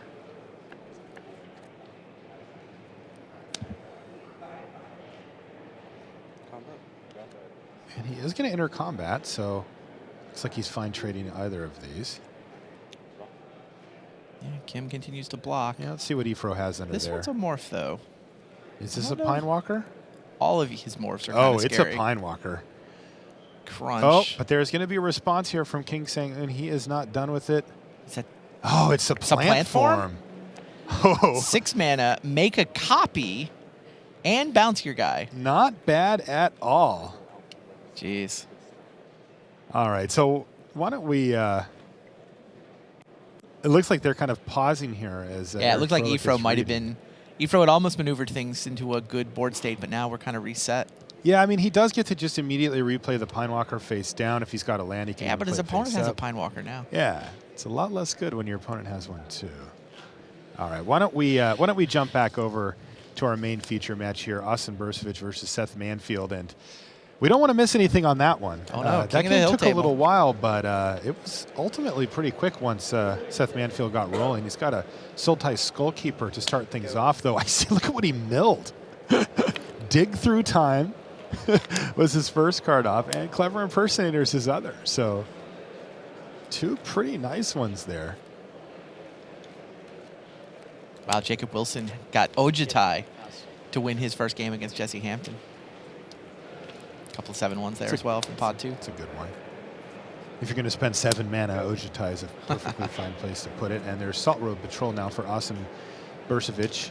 Again, both of these players sitting at 8-0 overnight, looking to keep things on track here, but only one of them will walk away with the match win this time. That would make them the lone person in the tournament that is still undefeated. All right, and you'll often see a Misfire Weaver just cast face up like this. It turns out it does a lot of damage as a 3/1 flyer in this format, and is, you know, it dies to most of the stuff that most of the flyers die to anyway, but if it doesn't, it gets in for a lot. Yeah, that Salt Road Patrol doing a noble job against a pair of 2/1s on the ground in the form of Wetland Sandbar and the Skullkeeper. They're not doing much here. And Austin gets to feel out what he wants to do here. I see that he has Elite Scale Guard in his hand here, Randy. That is a card that has really impressed in the early stages of Fate Reforged. Yeah, it's one of the so-called mythic uncommons. Yeah. You know, if you handed that card to me and said this is a rare, I would believe you. I would not question you in any capacity there. Card's very, very good.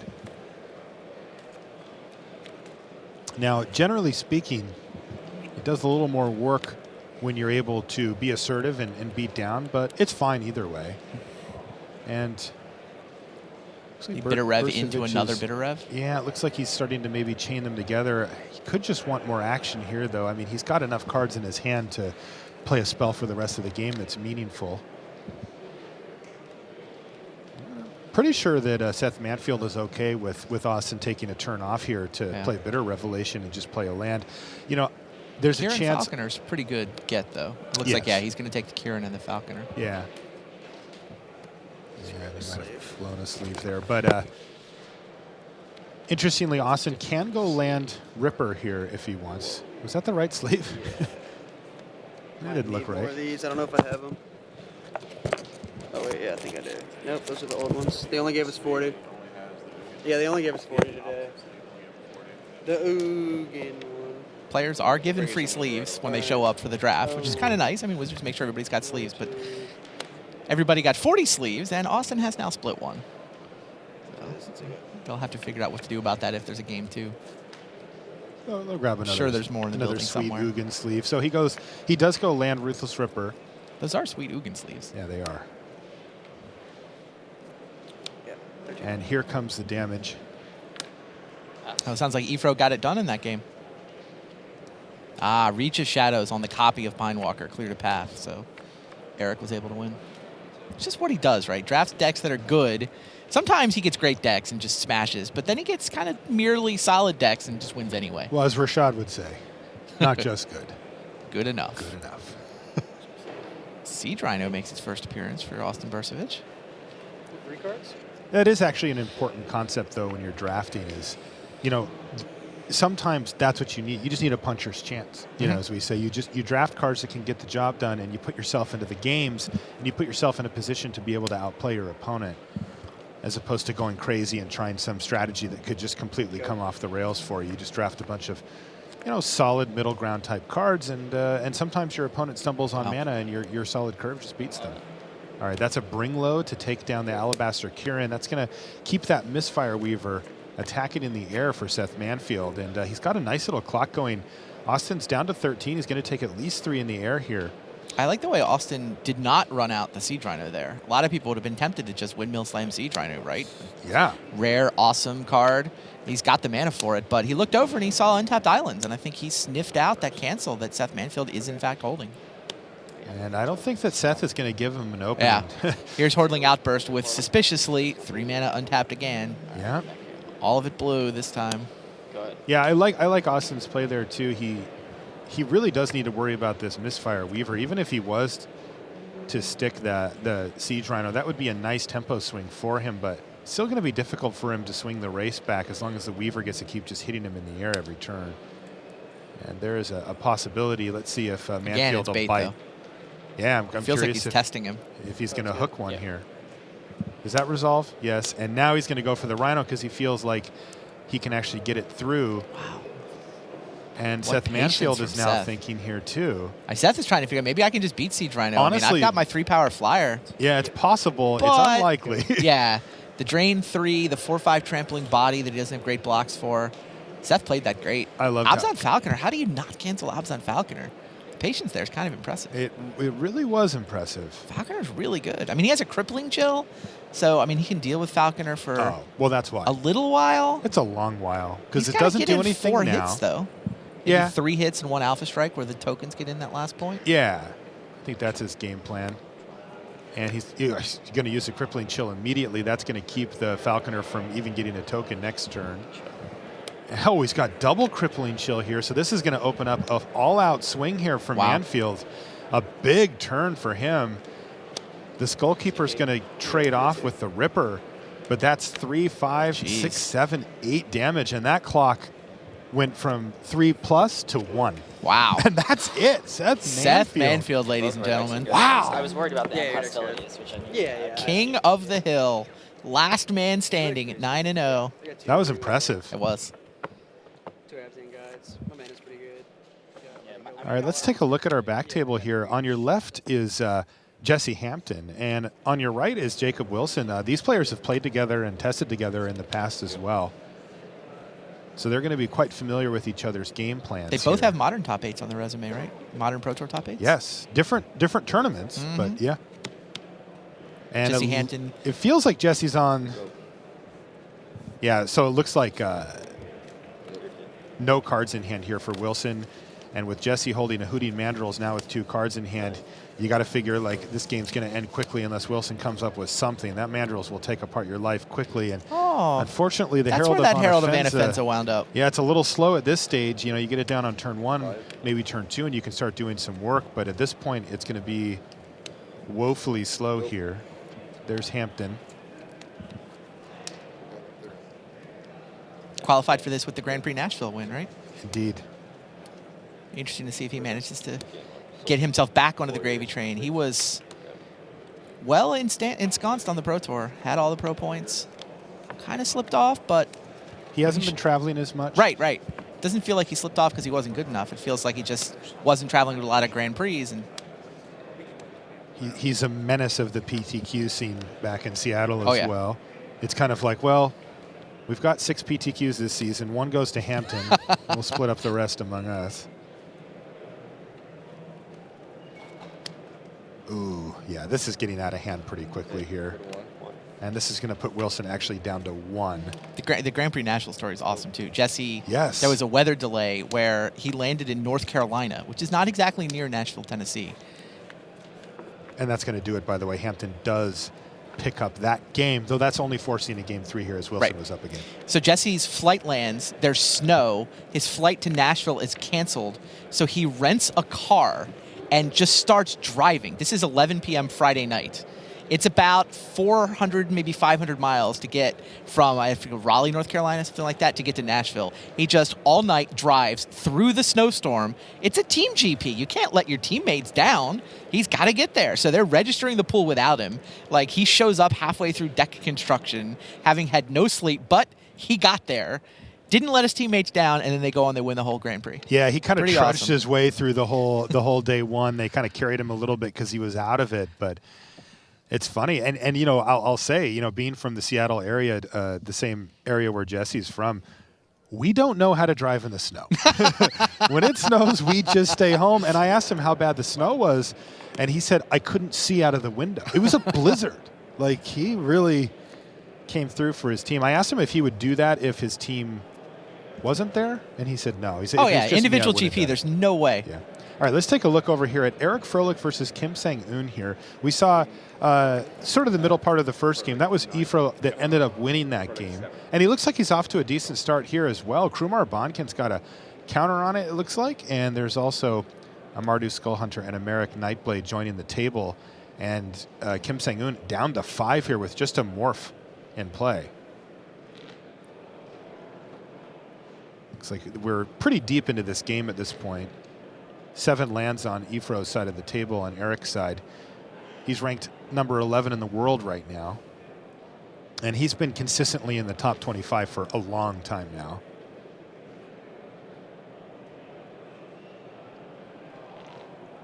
Eric tests with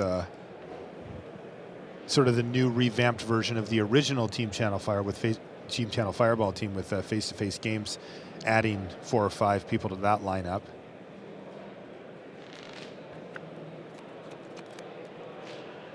One of the super teams we have here at the Pro Tour. And Kim Sang-eun sitting on 4 lands and 5 cards in hand. And Ifro would like to go to combat.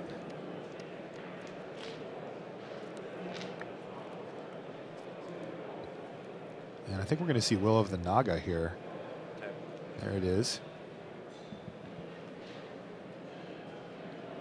So Will of the Naga is going to tap down the Bonkin no matter what, and also the Nightblade. It's going to clear the way, though, for the Skullhunter to rumble in for 2 of the 5 remaining life points for Kim Sang-eun, and you got to figure that that morph is going to have a little more value than trading off for a 2-drop here, but he is so far behind is Kim Sang-eun. He might just need to take it here. Just take the trade.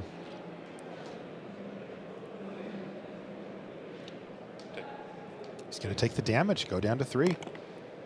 He's bought himself some breathing room here with the Will of the Naga, but Eric Froelich can also add to the table here and kind of keep that heat going.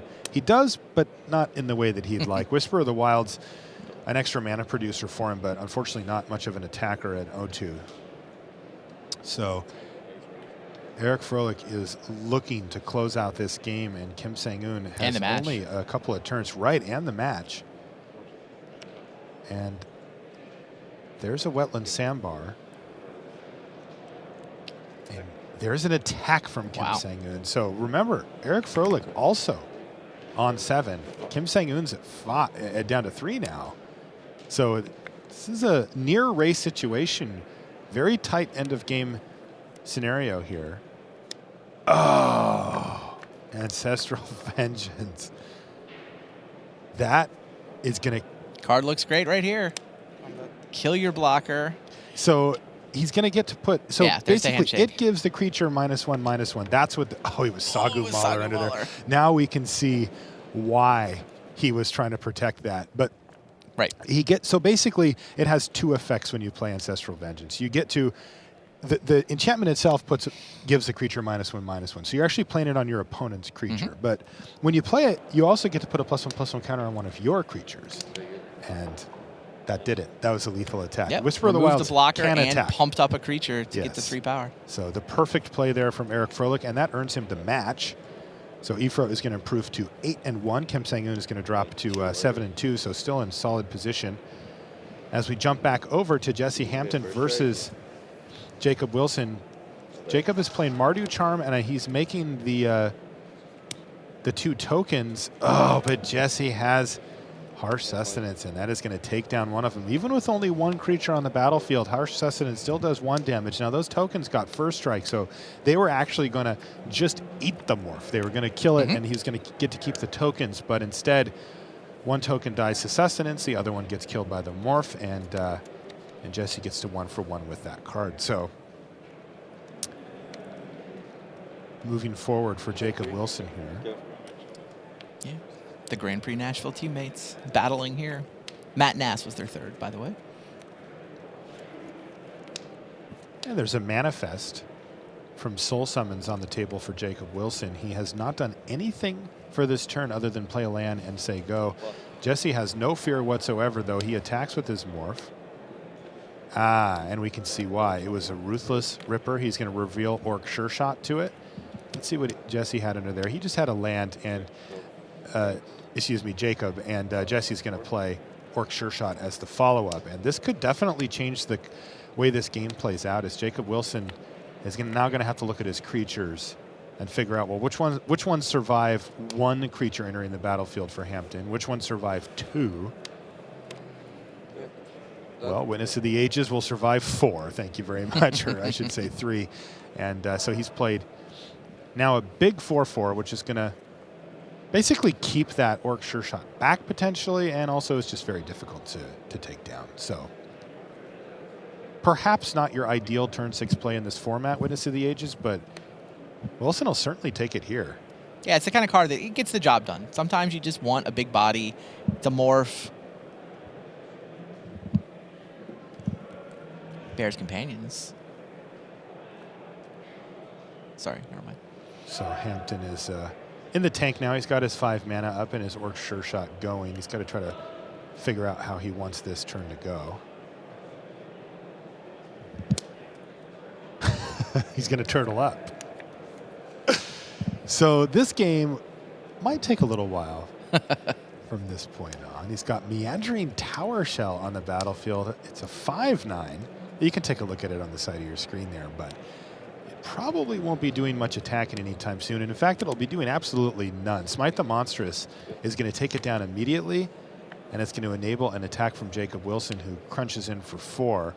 But as you can see, Jesse Hampton, he can attack for 4 this turn as well.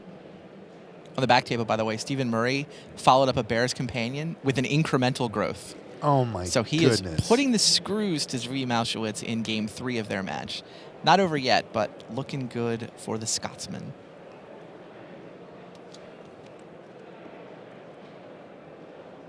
So Jesse's still mapping out what he wants to do this turn. He's going to kick things off with an attack.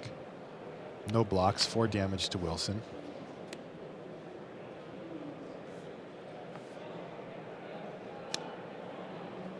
Mardu Skull Hunter is going to take one of the 2 remaining cards for Wilson. Which one would you discard? Sitting on 6 lands, I think Temur Battle Rage might not be super high on my list. So that leaves Wilson with Ojutai, Soul of Winter. A huge vigilance flying dragon that Needs can the 7th land, completely though. take over, and he's 1 land away from playing it. Though I will note that many of Wilson's lands look like they enter the battlefield tapped. In fact, half of his current mana base did just that. So, and here is Sultai Scavenger now for Hampton as well. 7 comes into play tap lands in his deck. Okay, let's see if he has one here. Hampton's tapped out. Wilson's deciding if he wants to attack. This is sort of a role assignment question now for Wilson. Can he continue to race, or does he need to start leaving back his creatures?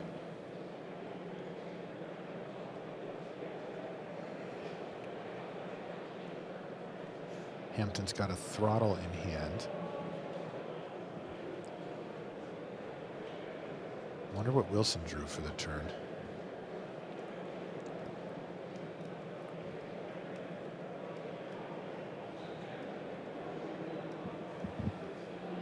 He's got that Ojutai and an unknown card.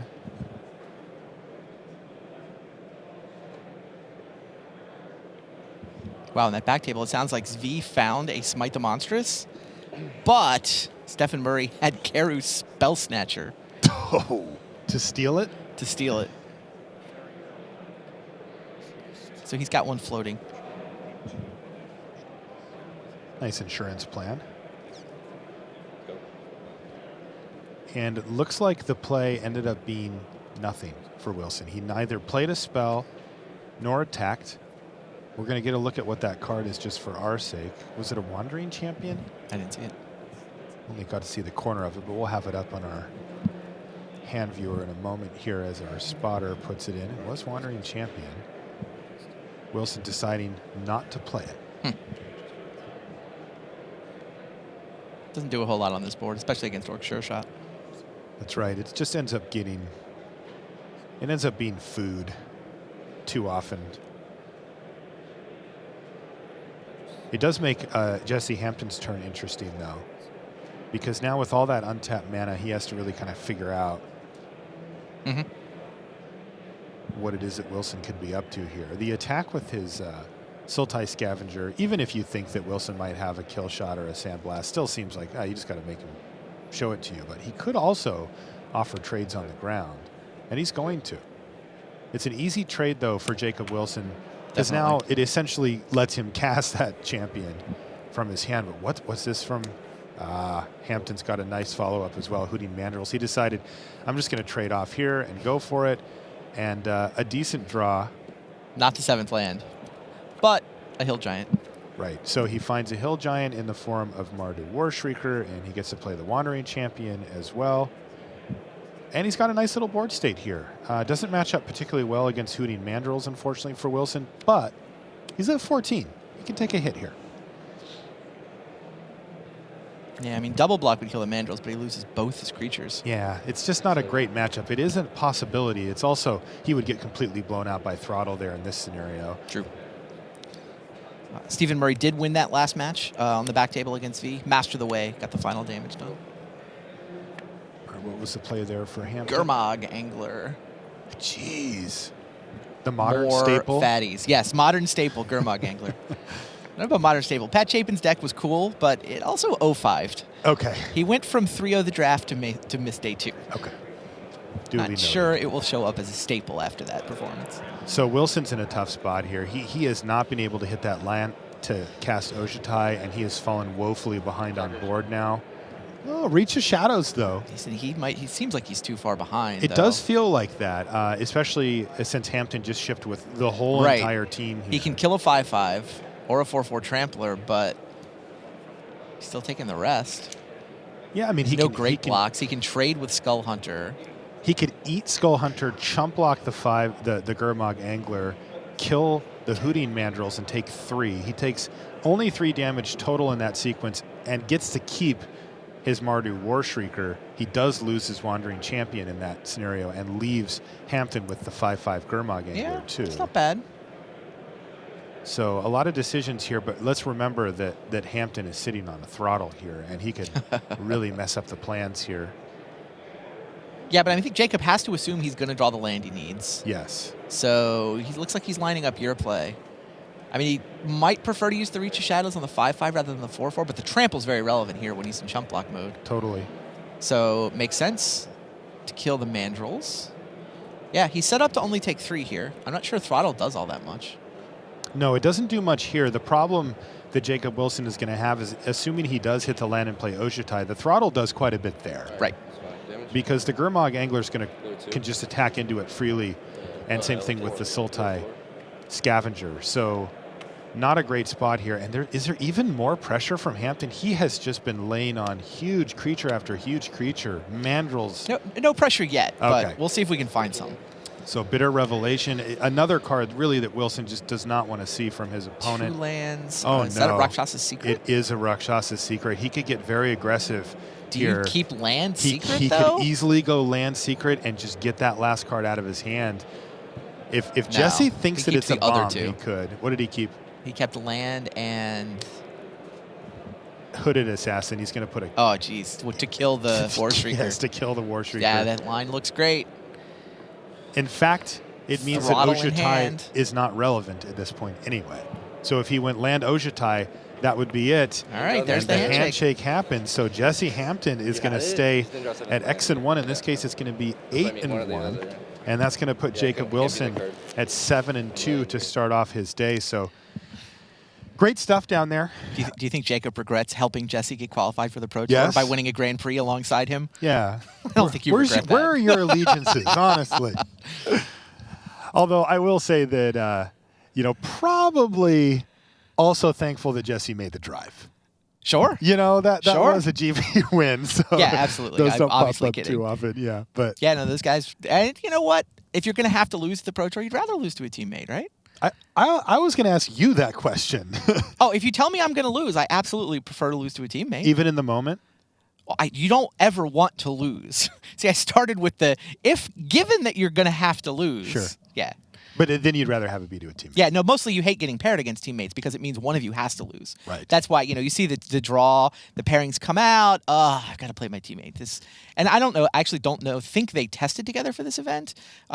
Jacob was part of the face-to-face joining up with Channel Fireball. And Jesse was. And Jesse was not part of that team. So they're sort of less close than your average teammates, but obviously alongside each other at the Grand Prix. So Sure. they know each other pretty well. What about how you actually play? Against a teammate? Yeah, does that change for you versus somebody who maybe you've never played against before?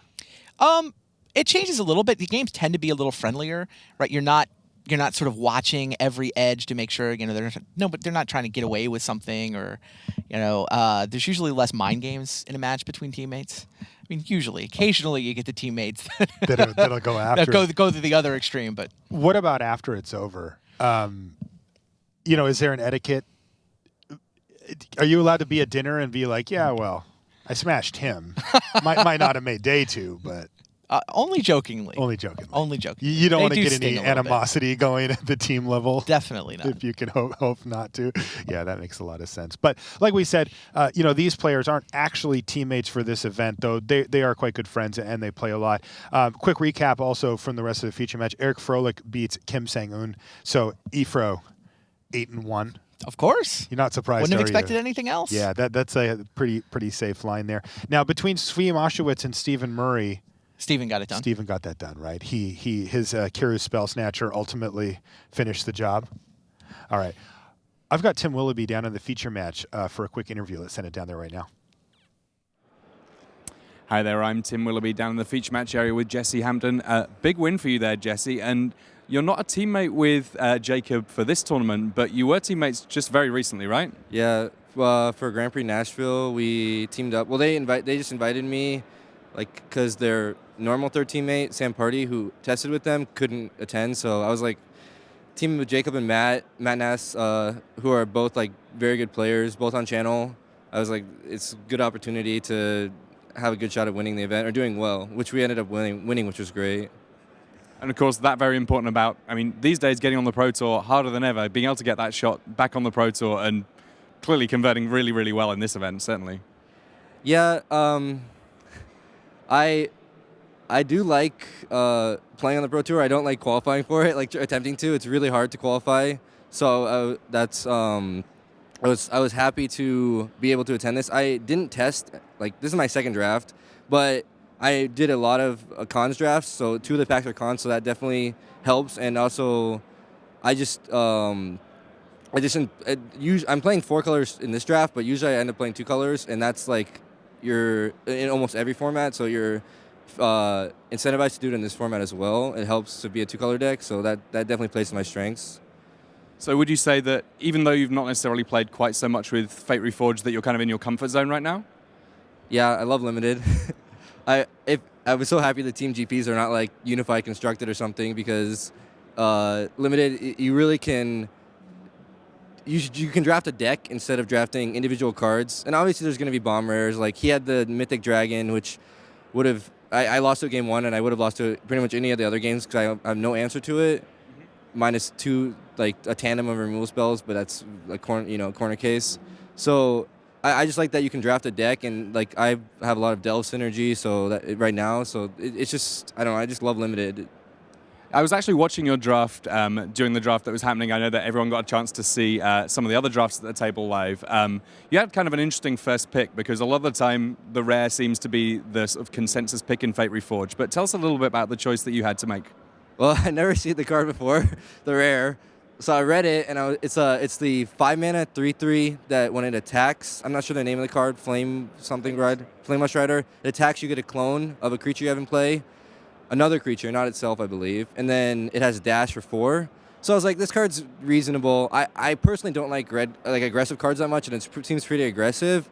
And I knew the Sabertooth was good, so I decided that I was just, even though I don't like being green, I was like, I'm going to take the Sabertooth and play green, because I think it's a better card. And it looks like it worked out. Now, X&1 on the day, a couple more rounds of limited, but we're going to send things back to the news desk now and carry on things here at Pro Tour Fate Reforged.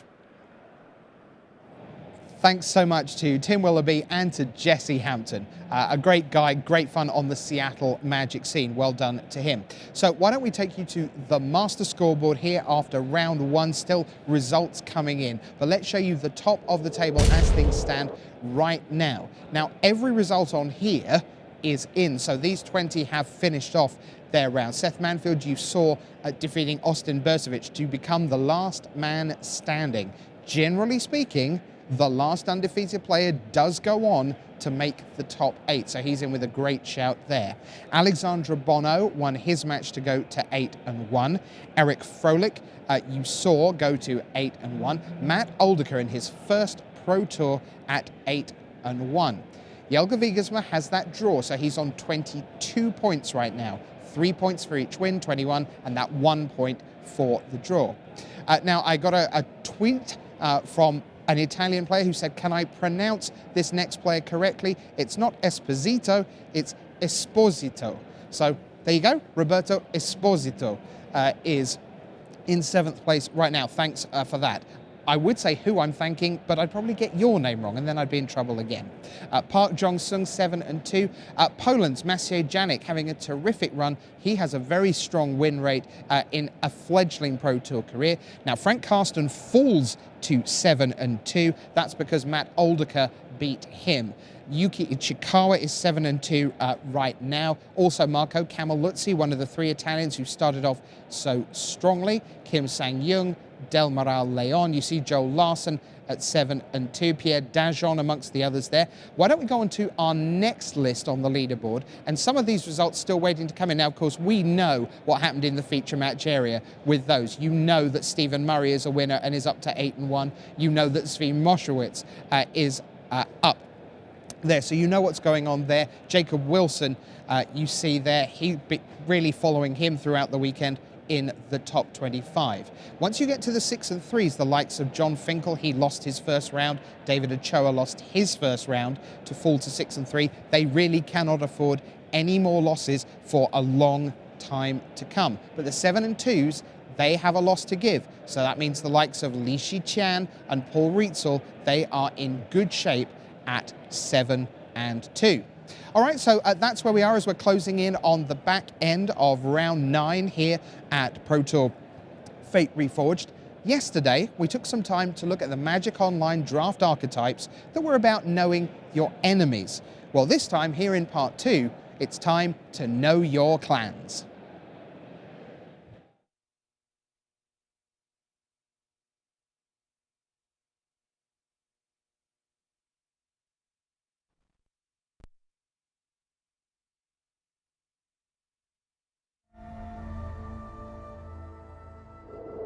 Hello everyone, welcome to the news desk. Rich Hagan sitting alongside Ian Duke from Inside R&D. Ian, welcome along. It's great to be here. Lovely to have you. So we are going to talk about part 2 of the Magic Online draft archetypes, what people have been drafting online, and also really this new draft format. So yesterday, Marshall came in, talked to us about the 5 enemy color pairs. So you're drafting your black-white warriors. That's the standout of those 5, I guess. Very, very powerful archetype.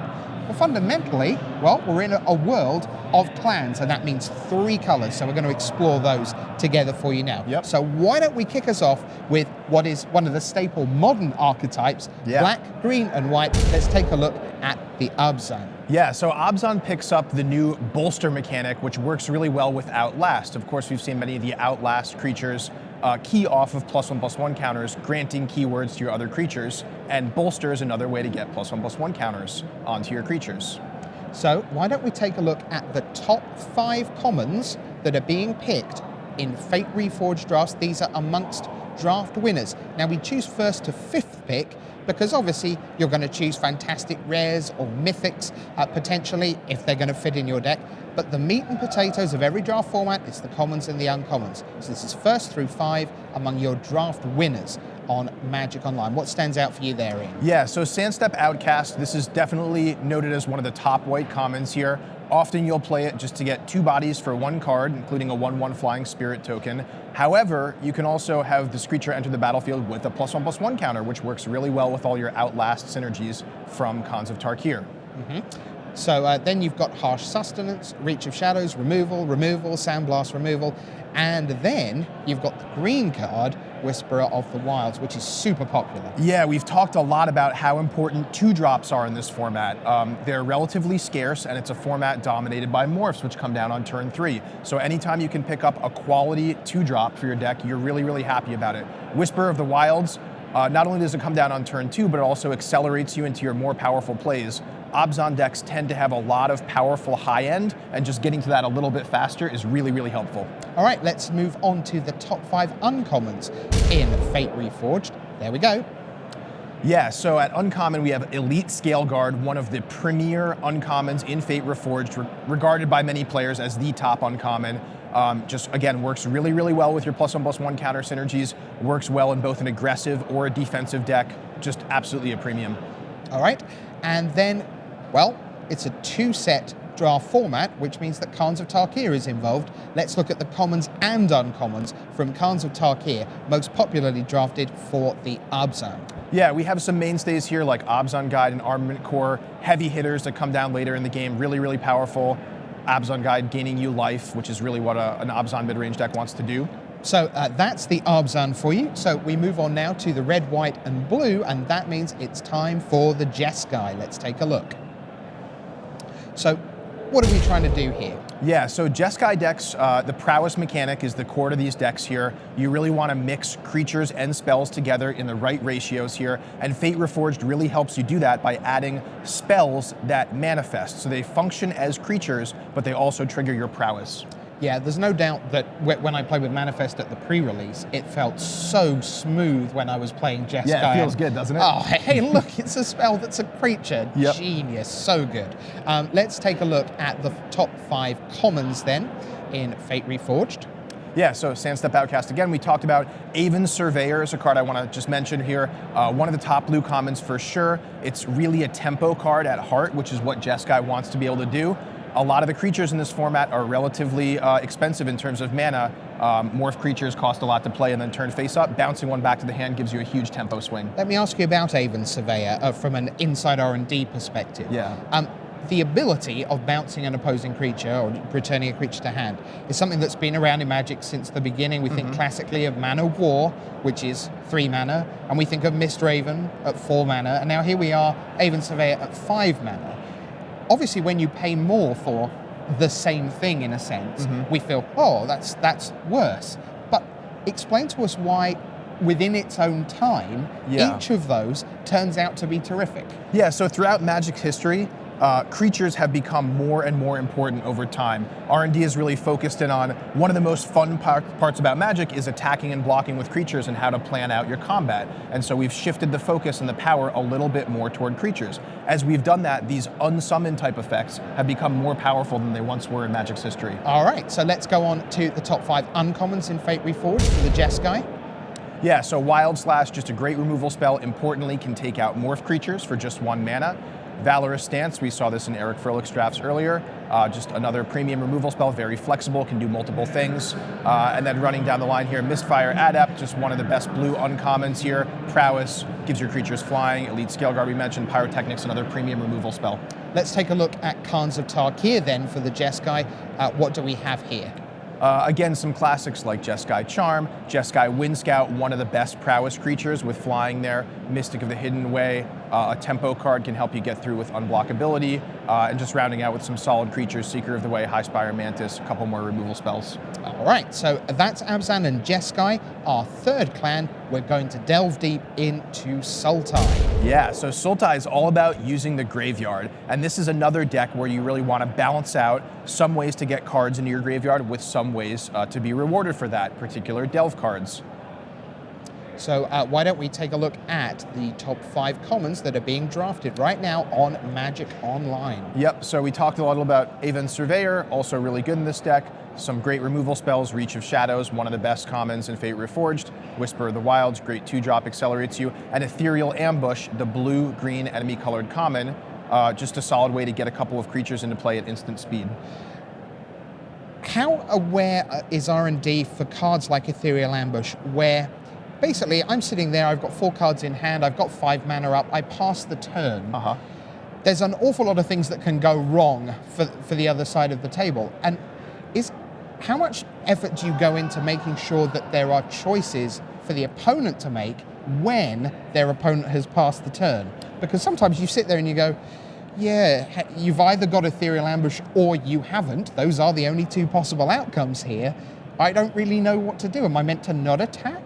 Right? So hidden information is a really important part to the fun of Magic, and we try to, especially for example, blue decks that might be playing counterspells, give you a variety of things so you can hold up your mana and your opponent doesn't know exactly what you have. However, we also try to make sure those cards aren't frustrating to play into, so you don't get punished if you try to cast a spell and your opponent counterspells it. They're just trading 1 for 1 with you. And similarly, Ethereal Ambush, they're only 2/2 creatures. Often, they're not going to trade that well with yours, so it's not that devastating if you attack into it sometimes. Yeah, and if you have a big guy, then basically it's still a 1 for 1 because often they're having to put both 2/2s in the way. Precisely. Okay, so let's move on then from the top 5 commons to the top 5 uncommons. Yeah, Tibur Sabertooth, one of my personal favorite cards, a top green uncommon for sure. Noxious Dragon, just a great heavy hitter creature, probably the best of the dragon cycle in Fate Reforged, arguably. Abzan Beastmaster, just a great way to draw cards. Notably, you can even draw a card the turn you play it if you're on the play sometimes. And a couple other solid cards in Meringue River Prowler and Mistfire Adept. Those dragons, if they were at 5, I think a lot of people would play multiples. Have you put it at 6 in part because you want those dragons to kind of go more round the table and actually end up 1 6-drop in a bunch of different decks? Yeah, absolutely. We try to be not too prescriptive as far as your first picks for the draft. Sometimes you'll open a great rare, of course, but having these dragons be more aggressively costed at uncommon probably isn't that fun because you're just going to first pick them too often and run into them too often. We like them to float around a little bit, so anyone who wants a dragon, has a chance to see one at the table. Yeah, and we certainly saw that in the draft this morning. We saw the white dragon going around a couple of times past people who were like, no, I don't need to take that now on pick 2 because, I can let someone have it in the middle of the pack or it might even come back to me. Right, and as cool as dragons are in Fate Reforged, well, we've got one more set coming up in the block. So what's the name of that? I believe it's called Dragons of Tarkir. Okay, lovely. Good to know. So let's move on then and see what Khans of Tarkir brings to the Sultai mix. Yep, classics again, Abomination of Gudul, a great 3-color creature there. Sultai Charm, always a welcome addition. A lot of removal spells on this list. You see the Sultai decks tend to be more controlling, so you really want to have answers to your opponent's creatures. Morph was incredibly popular in Khans of Tarkir, as it was first time around, indeed, way back in the early 2000s. How nervous was R&D about pairing Morph with Manifest? We talked a lot about board complexity. Morph by itself is a pretty complex mechanic. It has the potential to be frustrating to new players if you're not familiar with all the cards in the format and you don't know what morphs to play around. That's part of why we have this 5 mana rule we call with morphs, where You play a morph, I play a morph, I attack into yours. You know you can safely block until the turn where I have 5 mana. That's where morphs can start beating each other in combat. All right, so on we go then. Let's see what's coming up next. I think it's time to get very aggressive with the Mardu. Yeah, Mardu, the speediest of the clans for sure. It gets even faster in Fate Reforged with the new dash mechanic. Dash, one of my personal favorite new mechanics, just has a lot of cool things going on with it. And these are really where the aggressive decks live. Okay, so let's take a look at the top 5 commons as drafted by you, the viewers, on Magic Online. Yeah, many of these we talked about, so I'll kind of breeze through them. Bathe in Dragonfire, one of the top red commons here. Premium removal spell. Goblin Heel Cutter, one of my favorite cards in the set. Really showcases the dash mechanic, a lot of interesting things to do here, get past your opponent's blockers. Yeah, it's quite an interesting card, the Heel Cutter, because the others are relatively easy to see what you're getting and why they're good. Yep. You know, it's very easy to pass. 3 mana, 4 damage, your big thing's dead. That's easy, we understand that. And oh look, not only do I get this, I get a free flyer as well in the package. But the Goblin Heel Cutter, if I say to you, would you like a 3/2 for 4? Your first point is, not really. What else does it do, Rich? Right. So I think those sort of cards are very interesting to see how people start working out that they're good rather than just, hooray, there's my removal spell and there's my value two guys in one Also, card. just a lot of options from the dash mechanic in general. Right. Okay, so let's take a look now at the top Fate Reforged uncommons. Yeah, Battle Brawler, this is a card a lot of players have talked about. It's great because it's a premium 2-drop, talked a lot about that before, and it beats morphs in combat once you enable the first strike with a red or a white permanent. Wild Slash, Pyrotechnics, great removal spells, Elite Scale Guard we talked about, and Orc Sure Shot. This is a really cool card that works well with Dash. It's whenever another creature enters the battlefield under your control, so with Dash creatures you can do that over and over again. You often talk in R&D about the knobs you have on a card that you can turn. Looking at Battle Brawler, is that the kind of card that begins life as a warrior and you are knowing that therefore when it goes in a black-white warrior deck it's potentially going to be fantastic? Or is it a card that starts off essentially with a blank creature type line and at some point during development someone says, do you know what would actually tweak this into something we really want to do at Uncommon? Let's make it a warrior as well as an orc. Yeah, absolutely the latter there. In general, the creative team decides what creature types most of the creatures are. However, development has some say in that when we want to enable tribal strategies in limited or even constructed tribal decks. And so I believe in this case, development specifically flagged this card to be a warrior to work with all the Warrior Matters cards. Nice. All right, let's go to Khans of Tarkir then for the Mardu. What are you picking once you've got your Fate Reforged? Here we are. Yeah, so some powerful 3-color cards here for sure, although I do want to mention these aggressive Mardu decks really should have a basis in 2 colors with the third one being a splash to ensure you can play your early drops on curve. That said, I love a Pony Back Brigade, especially in combination with Trumpet Blasts and Rush of Battle. Mardu Skull Hunter, another great 2-drop. Chief of the Edge, one of those Warrior Matters cards we talked about, a great addition. Okay, let's get to our final clan. Last but not least, it's Temur, and they are ferocious. Yeah, Temur's all about big, beefy creatures with high power. You want as many 4+ power creatures in your deck as possible to enable ferocious. Hopefully you have some mana acceleration in the form of Whisper of the Wilds, for example, to get you up to those large creatures. All right, let's take a look at the commons that are being most regularly picked. Yeah, and to no surprise, Whisper of the Wilds #1 on there. Bathe in Dragonfire, Aven Surveyor, cards we talked about before. Goblin Heel Cutter, also solid in Temur because the Temur decks tend to be aggressive. Not speedy in the same way as the Mardu decks, but they do want to be attacking with those high power creatures. And then you've got your Lotus Path Djinn, your 2/3 flyer. Yep. That's kind of a bit better than a 2/3 flyer. Yeah, solid addition to any deck. Not particularly at its best in Temur, but you know, a happy addition to any deck. Let's go to the commons then. What are we going to look for in there? Yeah, the uncommons rather. Yep, a bunch of cards we talked about before. Removal spells, Pyrotechnics, Wild Slash. Temur Sabertooth at its best in Temur.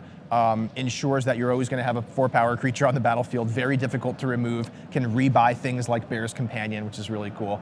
Mistfire Adept, another great addition, and Shockmaw Dragon, a 4-power flyer. Temur decks, often it's hard to come by flyers, so this is a welcome addition. All right, and we look at Khans of Tarkir. Where are we going with those? Yeah, Snowhorn Rider, Bear's Companion, just great 3-color cards to top out your curve. Savage Punch, just absolutely one of the best cards you can have in Temur decks, especially base blue-green, where it's hard to come by removal. You can just deal massive damage by removing your opponent's blocker and attacking for 2 extra that turn. Yeah, and Ice Feather Aven, another favorite card of mine. All right, so there you are. Right here, we've taught you how to know your clans.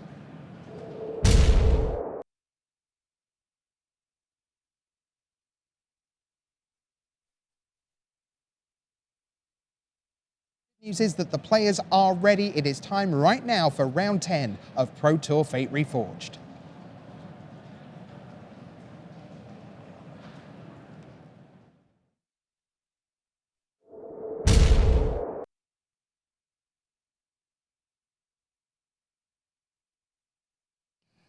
Hello there, welcome back to the booth. That's Randy Bueller. I'm Marshall Sutcliffe, and we are ready to head down to the feature match area for round 10 here from Pro Tour Fate Reforged.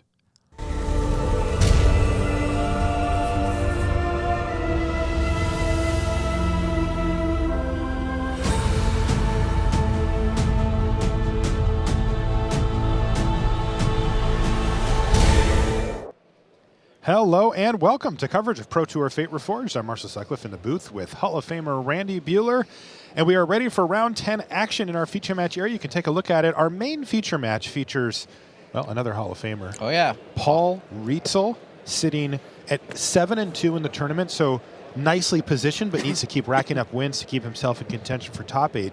He's playing against a 3-time Pro Tour top 8 competitor, Li Shi-Tian from Hong Kong. And it looks like they're just about ready to go there. Lee says, can I play now? Paul's deck is awesome. It features not one, but 2 copies of Ojutai. What? He apparently got past at least one of them. So you open one, you take it, and then somebody ships you an Ojutai, and you're like, hey. Must be nice. They never play around the second one, right? Wow, he's also got a Seeker of the Way. A fine start. As far as power level goes, it's about on par with Ojutai, although relative to converted mana cost. Also in our feature match area, we've got Seth Manfield versus Martin Mille of Denmark. We've got Jesse Hampton versus Eric Froelich. We'll be checking in on that. And Matt Oldeker, somebody I've got my eye on as it's his first Pro Tour. He's playing against Jelger Vigersma. Welcome. Welcome to the Pro Tour, kid. Hall of Famer. So nothing from Li Shi-Tian in the early stages here. Both of these players, as you can see, are ranked in the top 25. Lee's at 6, Paul's on 14. And a decent little start here from Rietzel. Wandering Champion is the follow-up play for his Seeker of the Way, and so far Li Shi-Tian has done nothing. Let's see what he's got to work with.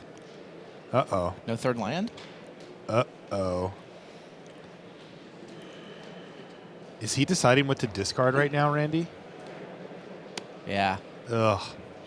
That's the sweat. When you're in the feature match area and they tell you, okay, resolve mulligans and wait, we'll start when the camera gets here. And you're like, I guess I'll keep. And then you just got to wait and wonder if your mulligan decision was correct. And this one, I don't know if it was wrong. I mean, his hand looks decent. It's just he has no green mana. Yeah, he basically had 2 draw phases to find a green, and then his hand's great, right? If he can play turn 2 Whisperer of the Wilds into that Archer's Parapet, but he whiffed on any mana for 3 turns. Now he's discarding. Right, now he's discarding. I think he figured even if he hit another Plains, he could at least kill shot something on turn 3 and keep a little of the pressure off of him. But yeah, that hand with Plains, it's tough, but I probably keep it too. Yep. All right, so here's Refocus. Looks like Paul Rietzel may have some mana issues of his own here if he's firing off a Refocus. Well, I mean, it does trigger the prowess and the life gain and cycle him into a card. He wants to just hit Lee as hard as he can and try to finish him off before he gets can an extra find mana. damage in, I suppose. And gains 3 life. Sure. Think that Lee may have missed his mana again here, and we could see a quick game. Yeah. So what's going on the back tables? Yeah, we might be checking in sooner than later. King of the Hill, Seth Manfield, trying to hold off the, Martin Muller, the Danish national, captain. Yeah, World Magic Cup champion, sitting at 8-1. Efro, Eric Froelich is playing against Jesse Hampton as well. Both of those players are 8-1. And then I mentioned the Matt Oldeker and Jelger Vigersma match as well. Jelger's actually at 7-1-1, where Oldeker's at 8-1. Go. Both won their first match in our feature pod, though. It was Whisper of the Wilds, and Li Shi-Tian has seen enough facing lethal damage. He's going to scoop it up, and Paul Rietzel is going to take a very quick game 1 here in round 10. We will be back with a live look in after these messages. Some great entertainment there. You've watched the Pro Tour. How about playing on the Pro Tour? Qualifiers for Pro Tour Dragons of Tarkir are going on until February 22nd, with winners earning an invitation and airfare to Brussels in April. Visit magic.wizards.com/PTQ for more information. Vampires, dragons, beasts. Monsters are awesome, and so are Magic fans. So we're giving Magic 2015 Duels of the Planeswalkers players the new Master of Monsters card pack as a bonus. Get these 30 new all-foil cards added to your digital collection as a bonus starting February 11th. Visit magicthegathering.com now to learn more. And welcome back to the feature match area. Let's take a look at that back table there. That is Matt Oldeker. He won a PTQ in Columbus to make it to his first Pro Tour here in Washington, D.C. Jelger Wiegersma on the other side of the table, however, has played significantly more Pro Tours than his opponent. Yeah, Oldeker has had success in other card games, so I mean, he is not a completely unfamiliar name to many of the folks. But Jelger has been playing and winning Pro Tours for quite some time. Winning matches at Pro Tours. Wow, anyway. nice end-step cutting strike there as well from Jelger Wiegersma. We'll get the... And he fires off a cutting strike there to take down an Alpine Grizzly and draw a card and get 2 damage in. Not too bad at all. We'll be back down there in just a moment as we get the name set up. You see can Eric see playing Jesse in the right-hand corner. Yeah, that's a nice matchup there, too. And Jelger's got a nice follow-up play here as well. He's got a Summit Prowler. So looks like he's in pretty good shape as Jelger Wiegersma. But Oldeker's going to have something to say about that, too. He's got a Goblin Heel Cutter with what looks like a +1/+1 counter on it. Not quite able to get through the Monastery Flock. Could trade if Jelger wanted for the Summit Prowler. But here is a Treasure Cruise from Oldeker. Yeah, Oldeker's played some GPs. You know, he's got about 100 GP matches under his belt. So he's played some high-level Magic in his day. Hasn't had the level of success yet that he'd like, but sitting at 8-1. And you already have to start playing Hall of Famers, of course, early here on day 2. This is only the second round of draft. How many cards? And he is so close to killing Jelger. Jelger's at 3. Two blockers for the Heel Cutter, though. It's like anything, and that Heel Cutter could get through. Yeah, you know, I think he's got a Vault Breaker in his hand and just doesn't have the 1 extra mana he needs to dash it. Would have done it. But now Jelger gets another untap and draw here to see if he can further bolster his defenses and keep Oldeker at bay, who is really looking threatening now that he's resolved that Treasure Cruise. Now Jelger has to figure, okay, now there's 4 more cards, including his next draw step that he has to deal with. I see Seth Manfield in the upper left there was already in the shuffle mode. All right, well, it looks like we're going to jump back over to our main feature match where things seem to be going immediately more smooth for Li Shitian. He finds Whisper of the Wilds on turn 2. It's going to get Paul's cycling Defiant pumped, Strike. but yeah, but Paul's pretty aggressively just moving through his deck here with Defiant Strike. We saw him do that with Refocus as well. And really, I have to say, the ideal turn 2 play here. Seeker of the Way for Retail. Such a good 2-drop. Yeah. His hand is not super explosive, though. He does have a Morph. I mean, the curve's okay, but he's not like he's going to be trading a lot of cards to get to that Treasure Cruise right away. Needs to draw some gas. Does Paul? No black mana yet for Li Shitian, but he'll settle for 2 out of 3 colors after having and plenty of seen choices. the second just color the green in and the the first white. game. He can play what? Einok Guide and Archer's Parapet here, or he can play Watcher, or he can leave up Killshot. All those lines seem reasonable. Yeah. Okay, he plays face up Watcher of the Roost. Wow. Yeah, well, he doesn't have a he does have a white card, but you don't really want to reveal Killshot. I guess you don't. I mean, what's at stake? He right? just doesn't have any life. blocks here is the problem. Like, playing the Watcher of the Roost just means he's going to take extra damage here. If he uses up all of his mana and gets the parapet down, the shields are firmly up. This signals to me that Lee is actually looking to be the aggressor here. Oh, it's absolutely a role assignment decision. He's like, instead of playing defense on the ground, he's like, first I want to get my 2-power flyer in the air. Then I'll start worrying about blocking Seeker the way. Yep. Definitely put a priority on getting that evasive attacker into play first, and then putting the shields up.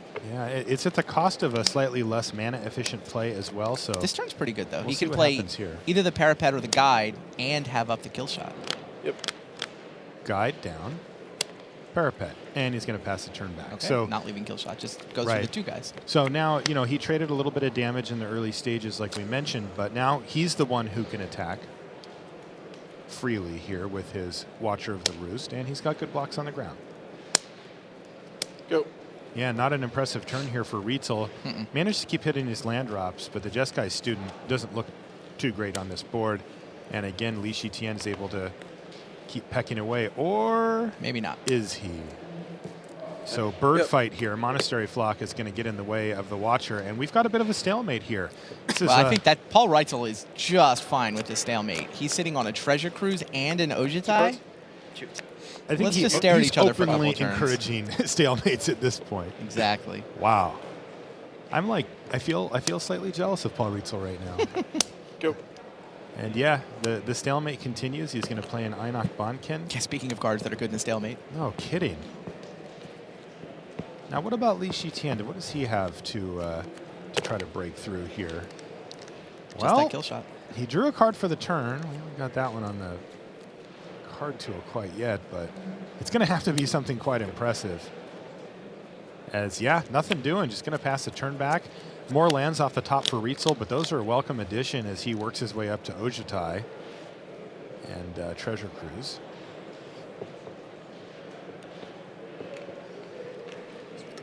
That kill shot. Would love to meet Ojutai. Sounds like Eric Froelich lost that first game to Jesse Hampton. He resolved Sagu Mauler, but Ruthless Ripper took it down, and Jesse Hampton got that first game. I had an interesting chat with Eric between rounds about his deck. He actually, well, he doesn't think his deck is super powerful relative to like all the decks that are drafted at the Pro Tour.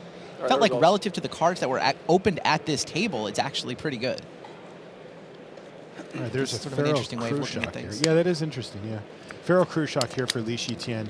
At least threatens to start getting the attacks flowing for him. Dragon. Here's Ojutai. So Ojutai is part of these, there's 5 of these dragons. Okay. 16. In Fate Reforged. And Ojutai, look, if you've got 7 mana to spend, is a great place to put the 7 mana. It's got 5/6 flying and vigilance, and whenever a dragon you control attacks, which of course includes Ojutai, you get to tap a non-land permanent your opponent controls, and it doesn't untap during their next untap step. The card just completely dominates most board states, and it will here until it gets kill shotted. He's even then, though, going to get some value out of it. It'll still tap down the Pharaoh Khrushchev or something along those lines. And you got to love the backup plan for Paul Reitzel. Treasure Cruise. No blocks. Khrushchev just attacks. Yep. Mid-11. Yes. Just attacks right into Ojutai, who is bigger at 5/6, but Yeah, Paul Paul Reitzel doesn't knew. want to risk losing Green Ojutai mana? to a I'm combat not blocking trick. versus green mana. Doesn't Yeah. know which trick it is, but Even he knows white. there's something. Yeah, even white mana could get him there. Sure. Heck, even a throttle. There's the list of things that kills Ojutai there in this set that Li Shitian could cast is long. So, But yeah, he's Li gonna trade a Shitian- little life total there. Lee both had the trick that could turn Khrushchev into somebody to beat up Ojutai, and also has the kill shot. What was the trick he has? Dragon Scale Boon. Boon. So yeah, he wasn't bluffing on the attack, but he also has the kill shot. Kind of a tough spot for Paul. And the Dragon does seem kind of doomed here. I don't know That's how just you when can... you treasure cruise into the other one. Oh, I see. Yeah, plan A. He is going to cruise before he decides what he's attacking with. He's going to get more information about how he wants to proceed here. Island, backup Ojutai, Did actually and a find land. it. Sure, kill shot it. Just like I'm we okay. mapped it out. And of course, the pre-combat treasure cruise also triggers prowess on both the Seeker Now, and the Student. the question I have, though, is can Li Shitian play both Boon and Killshot this turn? Yes. Because he can Dragon Scale Boon the thing that gets hit with Ojutai or his Feral Crew Shock and maybe set up good blocks on the ground and take care of Ojutai. Yeah, Lee has exactly 7 mana available, and Whisperer is the 7th. I guess he's got 8 because of the Ferocious. So he even has a spare mana.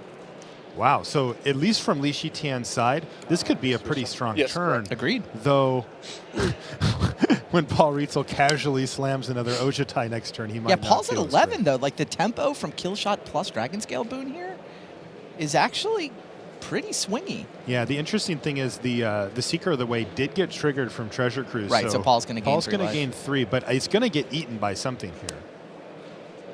Sure. Okay, so Feral Crew Shock starts off by being untapped here. That was the Ojutai target? It must have been. It was already tapped. But Nothing new remember, got tapped, you so can I think Paul freeze just it down. Paul did not want that creature attacking next turn. Makes Right. sense. Well, turns out it's blocking and attacking next turn. So it's set up to gobble up Seeker of the Way. Yeah. Archer's Parapet can block Einok Bonkin. Cleanly. That's a bounce. And now you probably just take the 2/4 Jeskai Student. Student probably just gets through. Yeah, at 20, sure. And now here comes the second piece of bad news for Paul. 5 count. The kill shot. Yes. Lee was asking Paul how many cards he had in his hand. He's thinking? Seriously? You're going to not kill Ojutai? Does he have scouting in front? Okay, he's still deciding his blocks. He's just seeing if he wants to double block the Student here and trade his 2/1 flyer. Yeah, that's 4 power in front of the 2/4 Student. Correct. And 1 prowess trigger this turn. That's right, and Paul Rietzel's completely tapped out, so there's not going to be another one. Right. You can trade Student for Paul's choice of those 2 creatures, and Paul is, of course, going to put the flyer in the front rather than the 2/2 I have ground no creature. effects. All right, no effects from Paul Rietzel and kill Okay. shot Ojutai. All right, so Ojutai All right, falls. so kills that. You take. All right, gain 3. I'm at 14. And no ill effect really from Ojutai. I think that was about the minimum impact that card could possibly have on a game. It's true. Lee just had each of the correct answers to it. The problem is now Paul's gained 3 life, even though he's lost a couple of creatures there, and he's at 15, and it's going to be quite difficult for Li Shitian to close the door before the second Ojutai does take over the board state. And 7 power Feral Crew Shock's not nothing. Totally. But like you say, Paul at 15, he will have time to play the second Ojutai. He may be forced to risk a block. Like, that Crew Shock is, I guess, what? It attacks once, you play Ojutai, it attacks a second time, now you can lock it down with Ojutai? Yes, but then you're at 1, so I think you probably throw something in front on the second attack. You're going to chump with Monastery Flock. At Right. some point, Paul's like, all right, I'll chump now. Yes. And Li Shitian has nothing to follow up and just passes the turn back. So. Does have an Awakening Bear. That could be interesting, too. And Hostilities, too? How many rares did Paul get? Wow. An Elite Scale Guard. A mythic uncommon, as This we've deck been is calling it. nuts. All right, so it looks like Paul wants to Jeez. take a more controlling route here. He says, yeah. you know, let's just clear out the board. When you have End Hostilities in Ojutai, there is a correct order to play them in. And Paul Rietzel's demonstrating that here, wiping away the board and Yes. passing the turn back. And now he gets to see what Li Shitian has. And this is where Lee wants to draw his best, most expensive bomby spells. Maybe not Or Archer's Archer's Parapet. Right. So passes the turn back, and Paul Rietzel says, yep, this is exactly how I drew this up. Play an Ojutai, get some value out of it. Play End Hostilities, play another Ojutai. Look at my opponent's face to see how quickly his jaw hits the floor. And there it is, Ojutai number 2. Unbelievable. How is Li Shitian? Look at the smirk on his face. He Like, put his what am hands I- up like, sure, His it resolved. last 3 turns have gone Ojutai, End Hostilities, Ojutai. Oh, we took time off for Treasure Cruise. Yeah, in don't forget between, the sorry. Treasure Cruise, right? Ojutai, Treasure Cruise, End Hostilities, Ojutai. And Paul's going to be much less bashful here. He's just going to start attacking with his Ojutai, keep that parapet locked down. Blood's in the water, as they say. You can 13. smell that. Parapet does get activated, take 5. So in 3 short turns, this game could be over if Lee can't come up with a way to mitigate Ojutai Soul of Winter. And remember, Paul's got 5 cards in his hand. 4 are spells, I believe. Like, he is ready to roll. Okay. Just elite scale guard, Jeskai student, and a whisk away. That's all. Go. Wow. What a beating. So now virtually any creature doesn't get it done for Li Shitian, as it either gets locked down or tapped down or both by Ojutai and the elite scale guard. So blocking isn't going to happen here. And Li Shitian needs something along the lines of his own end hostilities to get out of this mess. All right, so this targeting that, this targeting that. So the poor parapet is just getting beaten into the ground, tapped, and then tapped again. Retapped. And then frozen up for a turn 2.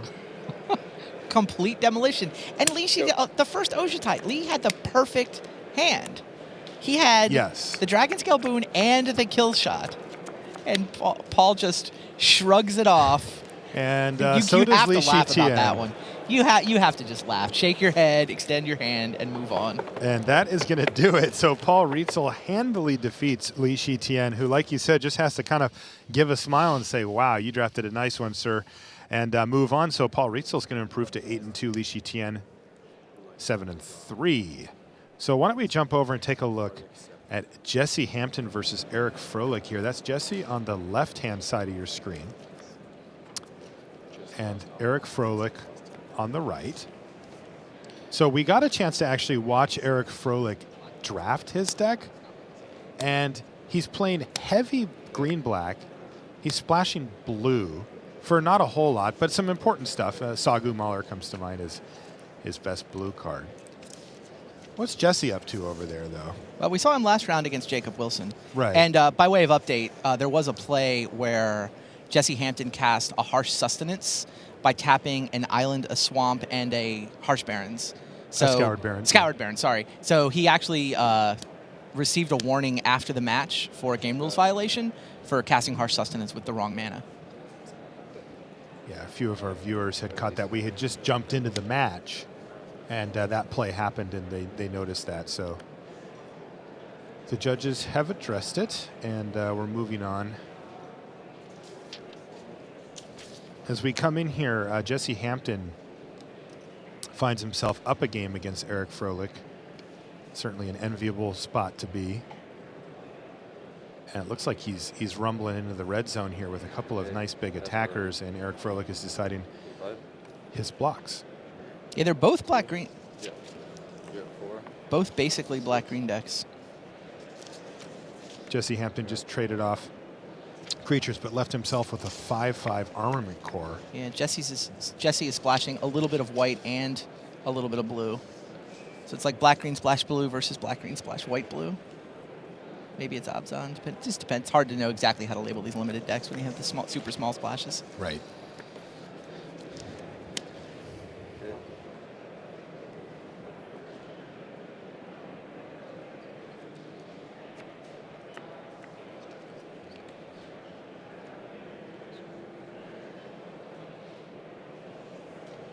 Efro has 3 Pro Tour top 8s. Hampton has 1.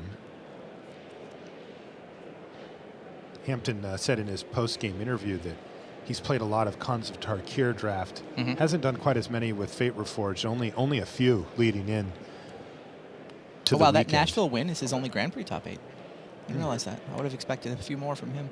But like you said, he doesn't travel all that much. No. He said it's hard to qualify for the Pro Tour. Yeah. Yes.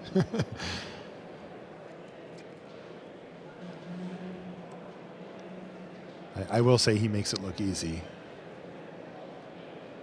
Seems to qualify whenever he feels motivated the to do motivation, so. yeah.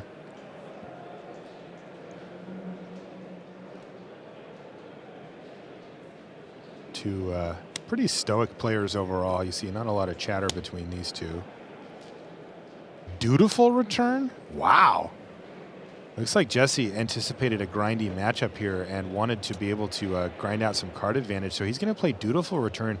He's going to get 2 creatures back from his graveyard to his hand, and they're nice ones. He's getting Gurmag Angler and Armament Core, and he can just fire off that Gurmag Angler here. Like, he is going to be able to just play it. It is, in fact, in from the sideboard. The Dutiful? Yeah. Oh, wow. Seth Manfield hits double digits in wins.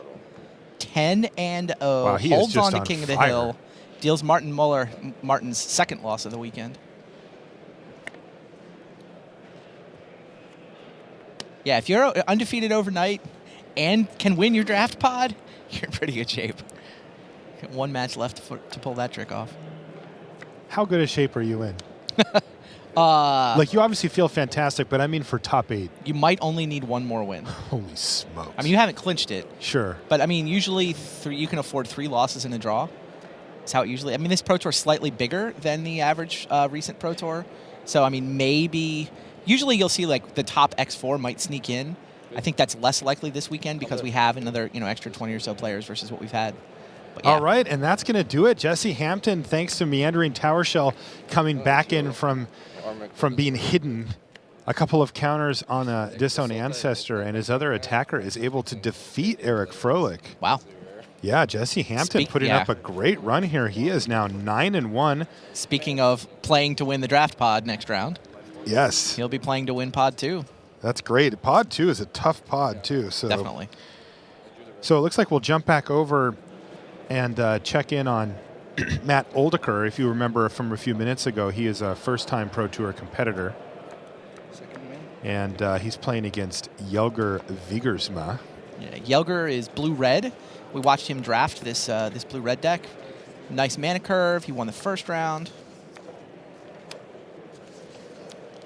And he's got a nice turn 4 play here. Now, is this game 2 or game 3? This is a game 3 okay. here between so these two. Jelger won a quick one in game 2 before we got a chance to even check in on it. Matt Oldeker is teamer. Green-red with a little bit of blue. Yeah, green-red with splash of blue.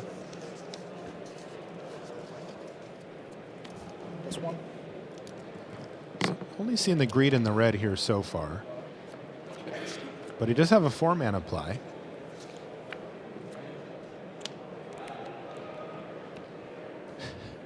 Yeah, Jelger looking to break 400 career pro points with a decent finish here. I don't know, he might even be likely to do that, sitting on 7-1-1 so far. Certainly very likely to break 200 grand in career winnings. It's funny to look at that, too. I don't know if you caught it, but Jelger has 198,800 more dollars won at Magic than his opponent. I mean, to be fair, it is Oldeker's first Pro Tour, so it's not a fair comparison, but it's just funny to see because it's in the same spot on our graphic. All right, so that was actually a Vault Breaker there for Oldeker, but it's going to die immediately to a Winter Flame from Jelger.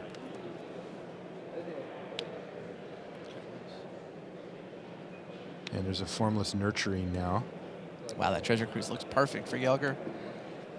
Sort of dumps his hand and then refills it.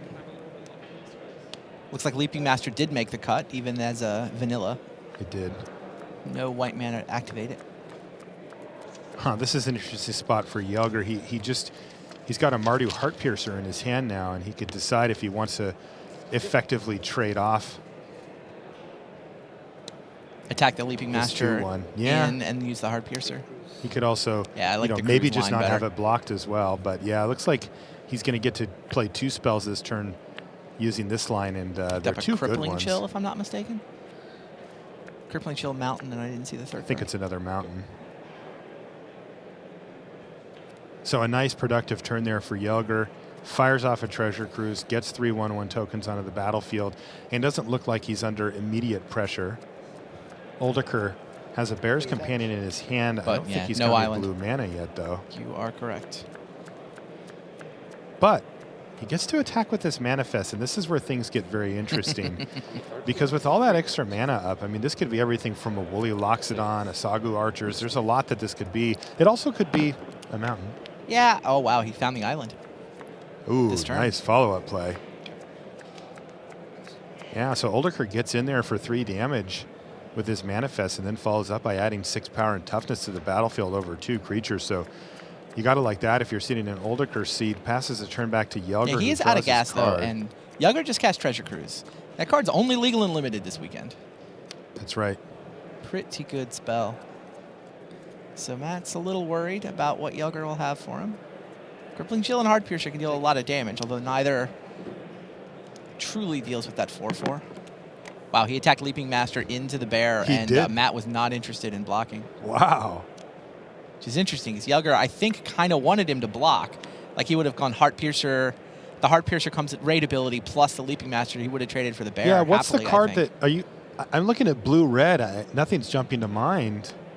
Teamer Battle Rage Don't would be a say trade. that. I mean, there's a bunch of 2 stuff for, that trades. Didn't you 2 for 1? Right? I mean, if he Teamer Battle Rages, you're like, sweet. I don't think there's anything that actually gets him there. Well, the bear would die.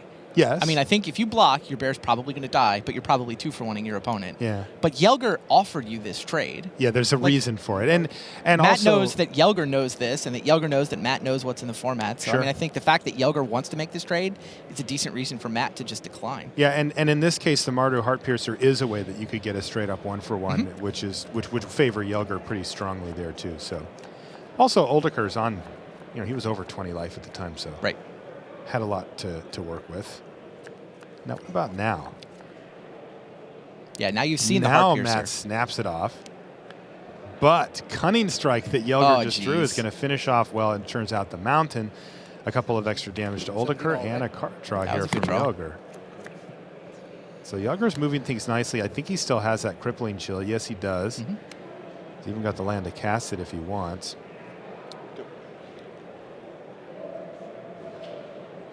Yelger's been churning through his deck pretty nicely here, too. Treasure Cruise, Cunning Strike. He's going to play Crippling Chill. He's got, we call it Velocity, where you get to keep seeing and drawing new cards.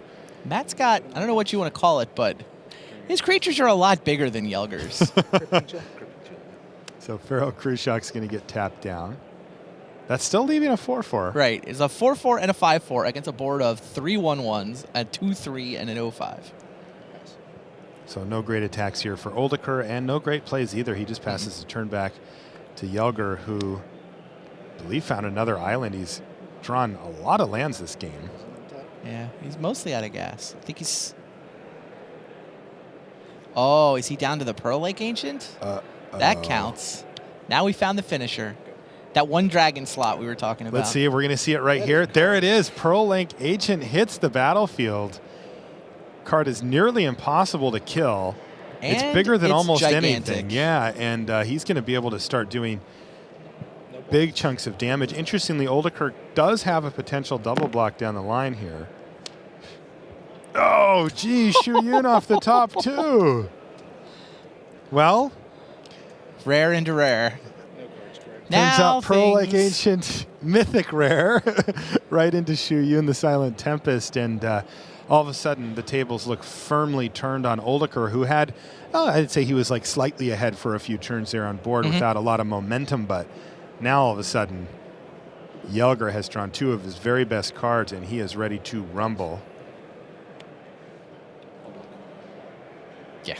Feral Cruciak is just going to get chump blocked here. It looks like Yelger just feels like that's the best thing he's going to get out of these 1/1 goblins. I mean, he's at 17. Yeah, he could certainly take the hit, but I think he wants to preserve, make sure he stays safe, nothing crazy happens down the road. Yeah, if those goblins aren't going to do much anyway, then might as well cash him in for 5 life.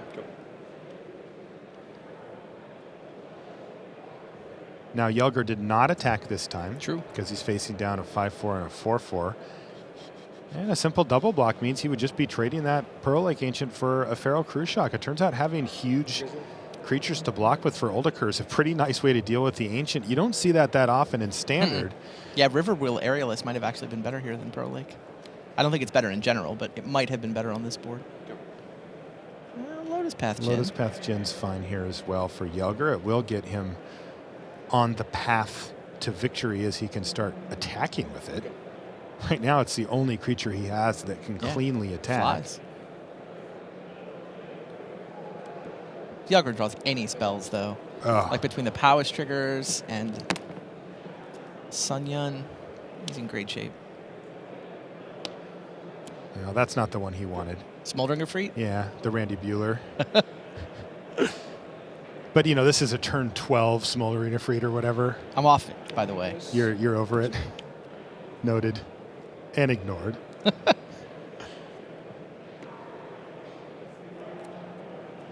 So Oldeker digging for an answer. He actually needs answers to multiple things. Because one thing about the Pearl Lake Ancient is that was that a second main phase? Second main dasher? phase Valley Dasher. Available for blocking purposes. This turn only. He's got to deal with that Ancient at some point because he can't attack through it. Sure, he's got two big creatures to block it, which is nice. But it doesn't take much from Yelger to break that up. A Force Away, something along those lines. And Yelger drew an instant or sorcery. Ooh. In this case, it's an instant that also draws him a card and kills something. Yeah, something being, in this case, an Alpine Grizzly or a Warname Aspirant as well. He's going patient, just a Lotus Path Djinn. He's going to trigger it, though.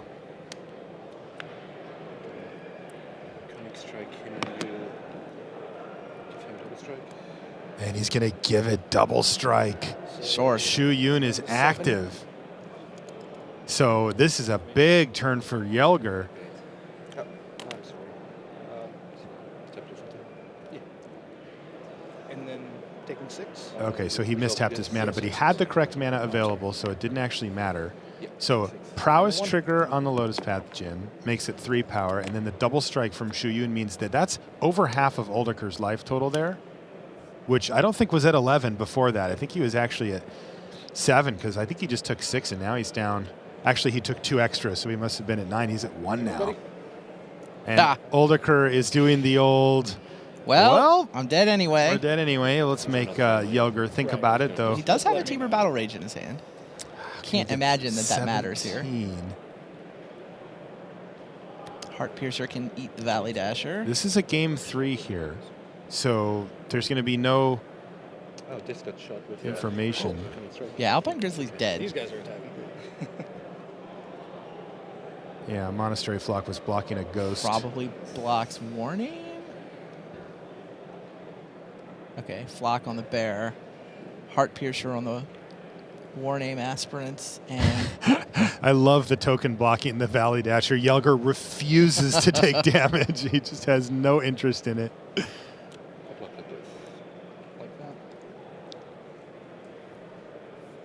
I don't think instant speed overrun wins the game for Oldeker here.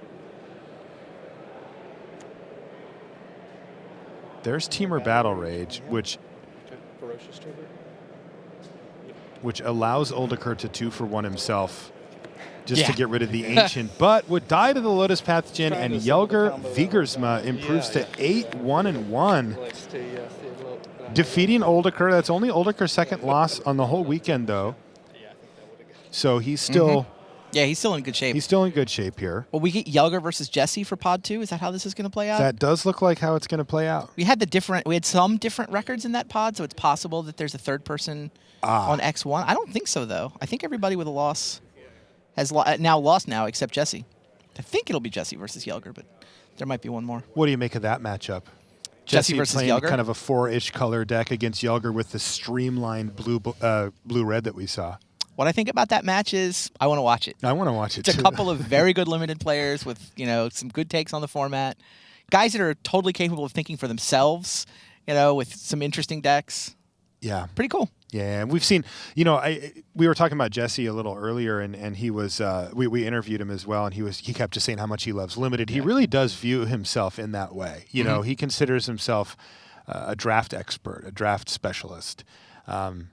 Probably giving himself not quite enough credit for how good he is at constructed, because his constructed record is generally quite strong as well, even though sometimes he picks weird decks. That's the one thing I've seen about him. Sort of local ringer syndrome, right? Yeah, exactly. But Yelger Vigersma, he just wins a bunch, right? Like, how shocked would you be to see him pick up a top 8 at this later stage of his career? When was the last time he top 8? I know you don't have it off the top of your head, but it's been a while. Right? It's been a while. It's been. I think he had the 4 top 8s when he got voted into the Hall of Fame, and that was quite a few years ago. That was a long time ago. I don't think he's had a top 8 since he got into the Hall. No, but he plays with Pantheon, right? Absolutely. He plays with Pantheon. Just, great teammate to have around. He's the kind of guy, he's, I think, more known for his limited skills than his constructed skills.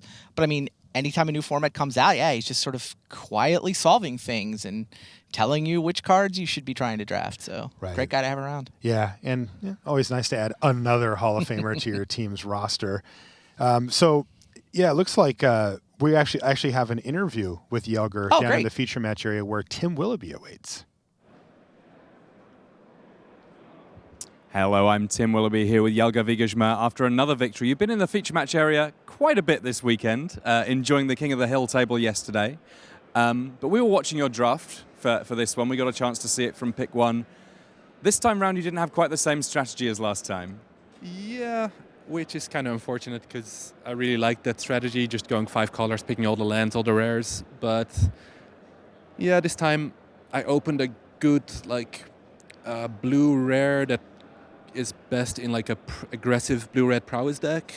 So once I got that, and then I got a second pick, Flame Rush Rider, yeah, exactly, yeah, which kind of fits that strategy pretty well. Also, and yeah, from there it just seemed good to stay on point and to not divert from that strategy too much. I mean, I guess that if your strategy is pick the lands and pick the rares, you just did it in the opposite order this time round, right? I guess so, yeah. I mean, the strategy I usually go for is the 5-color strategy, so it's a little different. I ended up with like a decent blue-red control deck that's just 2 colors this time. So, but yeah, I'm still pretty happy with it. I mean, I guess the interesting pick for me in there were 2 in the draft really. One of them was around when you saw a Riverwheel Aerialists and said, I want to go in a slightly different direction and take a spell there. And then when you picked up that Pearl Lake Ancient that we saw being so decisive in that final game against Matt Oldacre. Yeah, I don't really remember what I took over the Riverwheel Aerialist, but I don't think that's a very good card, actually. And my deck was already pretty clunky, lots of high-end stuff, so I didn't think I'd need the finisher or anything at that point. But Pearl Lake Ancient it's on a little bit of a different level. It's just such a good card, and you can just, you have inevitability basically, because you can always protect it, and yeah. Yeah, if you want to go big, there's really very few ways of going any bigger than a Pearl Lake Ancient. Exactly, yeah. So just one more round of draft, and then you're back to constructed. Where would you say that you're most comfortable in this particular Pro Tour? Definitely draft. I mean, that's just what I'm generally better at, I think, where I'm more comfortable. I've only done about 4. I did 5 drafts preparing for this Pro Tour, so not too many, but we had a good meeting before the Pro Tour, just talking about all the cards, all the commons, what order they should be picked in, and we discussed every rare, so that was very helpful. So yeah, I was pretty comfortable with draft, and it's going well so far. Modern, I don't think my deck's actually a good choice because it's pretty bad against Abzan, and that's a big part of the field. But oh well, one more round of limited left to go. Plenty of drafts in the tank that's led you to another decent draft deck. I'm going to pass things back to the news desk now. Tim Willoughby here with Jelger Wiegersma. All right, thanks very much to Tim Willoughby there with Jelger Wiegersma of the Netherlands. So why don't we get to the scoreboard? We'll bring you some of the results that are coming in. The undefeated Seth Manfield remains the undefeated Seth Manfield. 10-0. 9-1, you've got Austin Bursovic, his co-overnight leader, and Jesse Hampton is now up to 9-1. Tons of 8-2s there, but remember, in just a moment, you'll see Jelger Wiegersma's name popping into there at 8-1-1. So he's actually right now in 4th place, ahead of all the 8-2s. That result making its way from the feature match area to the master scoreboard operators back at base. So then you've got the 8-2s, Zvi Moshevitz, Hall of Famer, Eric Froelich, the number 11th ranked player in the world, Grand Prix winner last week. Frank Karsten is up to 8-2, 1-1 in the draft. Yuki Ichikawa, watch out for him, 6-2 overnight, now 8-2. Justin Cohen He's the Madison PTQ winner, playing here for the first time, and great job by him, up to 8-2. Pierre Dajon, Pro Tour finalist, 8-2, and Paul Rietzel, what a deck he had against Li Shichan. Matt Oldeker, we now know, has fallen to 8-2, but we are waiting for the result. Stephen Murray and Alexander Bonneau still going as we head down towards the end of this round. But I can tell you that we have a very special guest waiting at the wall. It's time to go deep inside the draft viewer. Brian David Marshall is waiting patiently with Eric Froelich.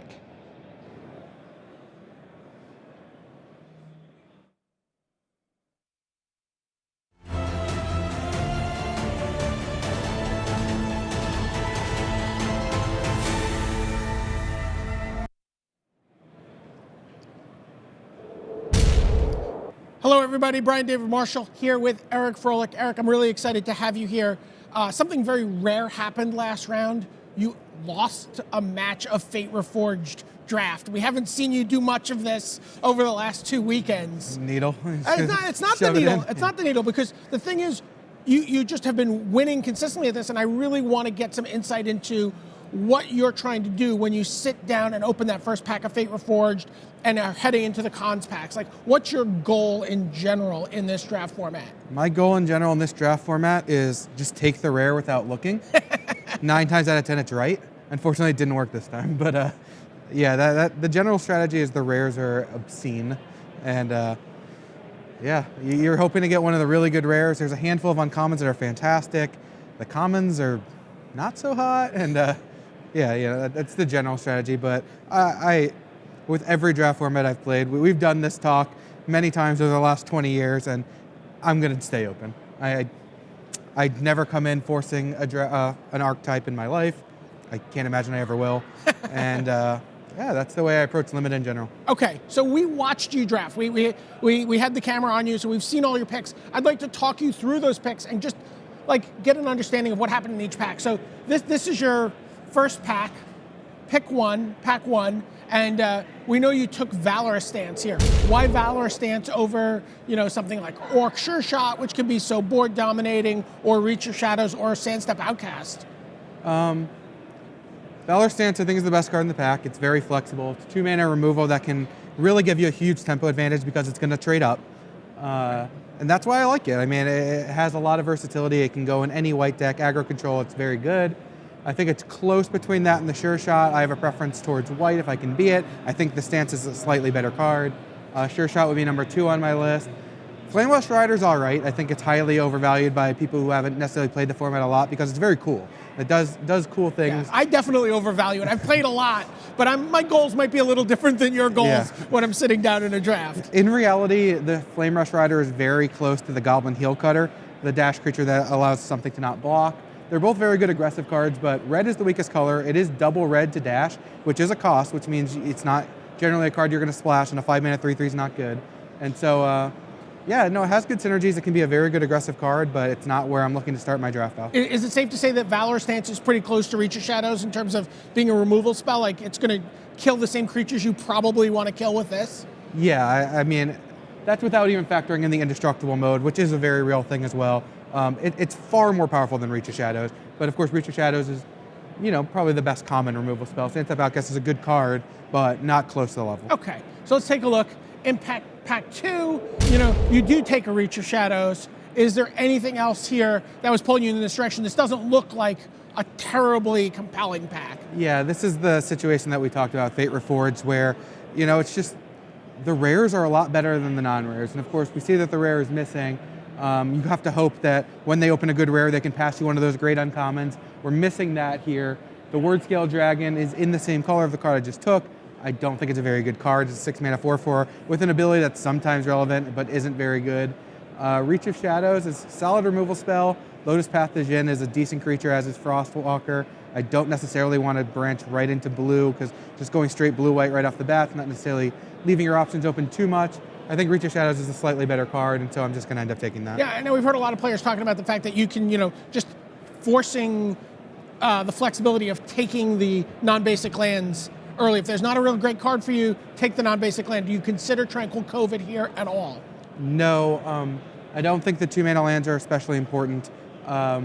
I'm not committed to white because I took a Valorous stance. It's a good Remain card. open. That's what he always says. Yeah, I mean, I'm taking lands once I'm firmly in at least one color, if not two.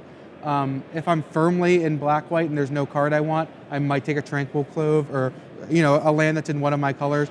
Preferably a Mardu land or an Abzan land to stay a little bit more open for pack two. Let's take a look at pick 3 here, and we quickly see Wild Call. So now we're 3 picks in. We've taken 3 colors. Doesn't mean we're going to be 3 colors at all. But why Wild Call over anything else here? Wild Call, I think, is a very good rare. I mean, it's very akin to Green Sun Zenith, which is, of course, banned in Modern, in that it's a 2-mana card and an 8-mana card. And that's just a good, when you can have a 2-mana 2/2 that's also going to be a 7-mana 7/7, that's a good card. Right, you don't have to pay X on the card. You can just pay green and manifest on turn 2. It's a 3/3 on turn 3. There's not a lot of stuff that goes toe-to-toe with that in this format. It's very real. That's how I won round 1. My opponent went 2-drop into 3-drop, both 2/2s, and I just made a 3/3. Having green, the casting cost is real, so it's not an overpowered card. But, I mean, you could also just hit a creature. You could hit something very good. Or, we've seen all the dreams of hitting Master of the Pearls or something that you can flip up for even cheaper with Manifest. And I think that Wild Call is at the same level as the top uncommons, and, getting it third, I'll take it. Okay, so now we're looking at pick 4. This you looked a little disappointed as you're looking at this pack. There's not really a spectacular card for you. There's not even a dual land here. There's not even a game land. So, Karsi High Priest, is this a card you'll often play? Is this a card you're thinking about playing? I'll play it if the situation calls for it. As you can see, once a land is gone in a pack, it generally means there's 3 picks gone. The land is gone. The pack just doesn't have playable cards in it, which is something that happens in Fate Reforged. There's nothing in this pack that I want to play in my deck more often than not. Maybe Cunning Strike. In the right deck, Will of the Naga. I have a green, a black, and a white card, so I can't really take the blue-red card, and this card just doesn't fit with any of the 3 cards I have. Yeah, and Goblin Boomkeg, it's a slow removal spell, not something you even consider playable? Unplayable, yeah. Okay, moving on. So pick 5, now we're looking, and you get a Whisper of the Wilds. I mean, this seems like a solid card. Green's open. I chose, you get Wild Call third, green's probably open. I mean, someone could have taken a Teamer Sabertooth. I can speak. But Whisper of the Wilds is, if not the best green common, it's certainly up there. We didn't see anything really in any of the packs. So getting this card 5th, it's important because a lot of these green-black decks are going to be kind of slow. We saw Wild Call and Reach of Shadows are my picks. So way to accelerate, it's nice. Not looking at something like Jeskai Barricade, speculating on a Swiftwater Cliffs or anything like that? Speculating on a blue-red land when we have green, black, and white cards is not what I'm looking at. And Jeskai Barricade, I haven't seen a single white card, period. So at this point, white is not looking like it's something I'm going to play. Maybe I'll splash if I get a couple good Abzan cards to go with my Valorous stance. But this puts me kind of firmly in green, and where I go from there, we'll see. Right, and it helps you pay for your Reach of Shadows, etc. Okay, so now it's pick 6. There's a Jungle Hollow in the pack. There's also an Einok Guide, another Ward Scale Dragon. Jungle Hollow, just very clear pick for you? It's not very clear. I think Einok Guide's certainly a card. It's a 2-mana 2/2. At this point, I'm looking pretty solidly in green. Despite only having 2 cards, they're still my 2 best cards, I feel like. And I'm probably going to want to play the Reach of Shadows if I can. Green-black seems like, it's a color combination I like, and it appears to be relatively open. So I'd like to take a Jungle Hollow here and kind of cement myself to be able to take more powerful cards in commons. Okay. Let's take a look at your 7th pick. We're coming around the table. So there's another Jungle Hollow, but even more surprisingly to me, there's a Reach of Shadows here at 7th pick. Yeah. What is that telling you about how the table's going? I mean, I feel like it showed me that I've chosen my colors correctly. I'm supposed to be in green-black. I would love to have the Jungle Hollow. Reach of Shadows is not spectacular. It's a 5-mana removal spell. I mean, it's good. You play them, but it's not like, wow, we did it. Doomblade. It kills most of the rares that you're worried about in this format. No, it's a solid card to have in your deck. It's very far from a bomb. It's not yes, I agree with you. But it's a signal because, again, the Fate packs just aren't super deep. The commons just aren't very good. So getting one of the better commons this late shows me that I'm doing things right. Okay, so let's take a look. This is the last pack that you haven't seen any cards out of, and you take an Ethereal Ambush here, and again, there's a late white card. Arishan Warbeast, not something you're not thinking about 7 drops at all? Or? Yeah, it's not even a very good 7 drop, and the Return to the Earth, even against decks where it's good, the card's not very good. It's very far away from Plummet, 4 mana versus 2 mana. So yeah, I think the Ambush is a pretty good card, and so if I end up more Sultai, there's a chance I'll play it. I'm not super deep in playables currently, and so yeah, I decided to pick that up. Okay, so we get your opening pack back, and 9th pick Hunt the Week.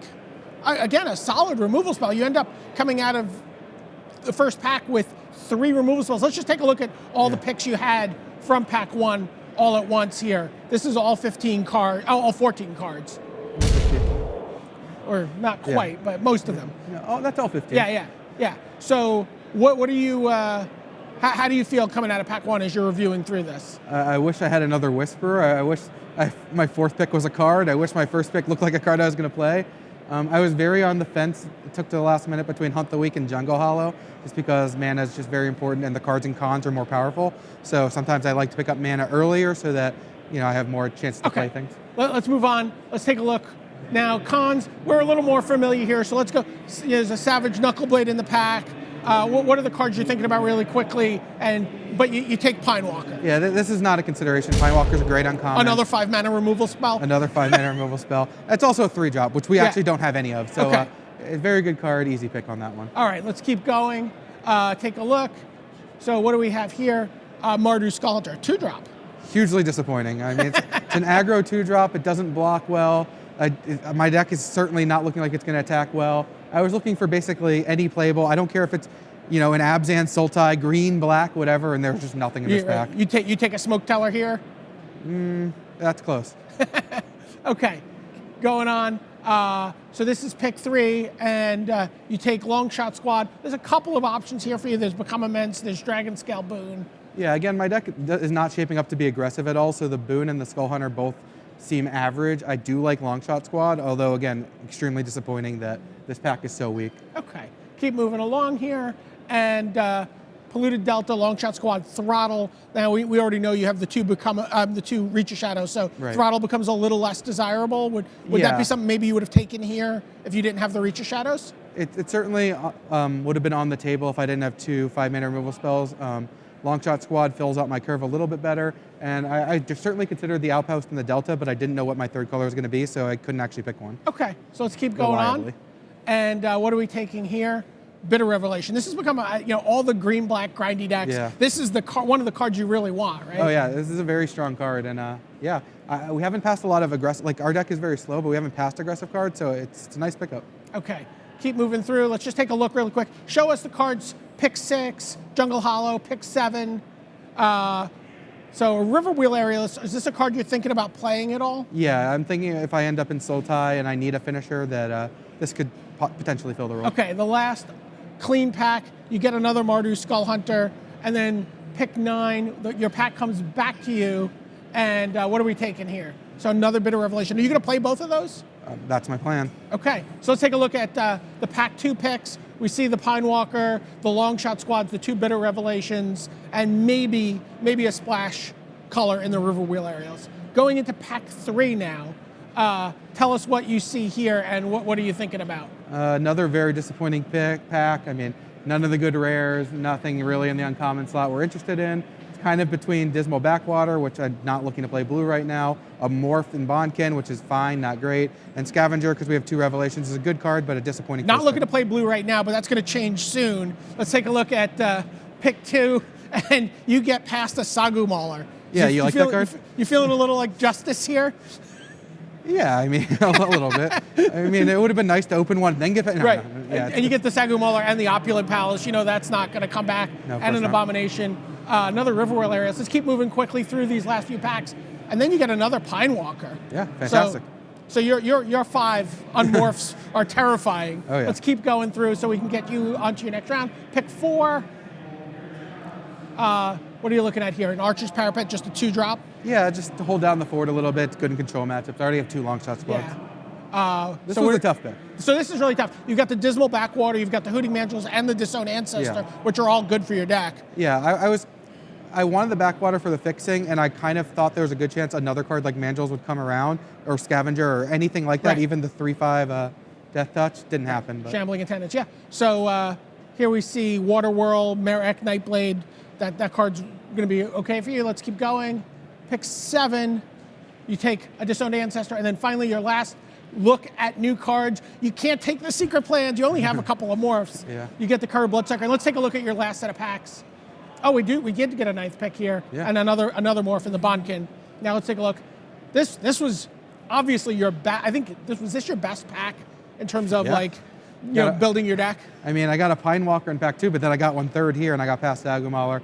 Wheeling these 2 morphs to fill out my curve that are, good morphs. Very strong. Yeah, it wasn't a perfect pack, but it's what I needed to have somewhat of a deck. Would have loved debilitating injuries or something. You can watch the entire draft in the draft viewer as long as everyone sitting on either side of Eric. Eric, give the deck a grade really quickly. I think for the table and the cards that I passed, the deck was excellent. Might be the best of the table.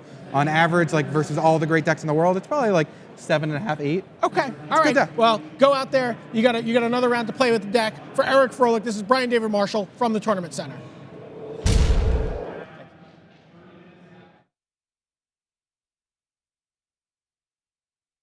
All right, thank you very much to Brian David Marshall and, of course, to Eric Froelich for giving us his time and his expertise. Great stuff. Always great to have Eric in the studio. Well, I've been joined by Ian Duke once again. Ian, we're heading towards the final round of Limited. And I'm looking at Seth Manfield at 10-0. The world at his feet, apparently. But every round is so critical. You look at this last round of draft for him.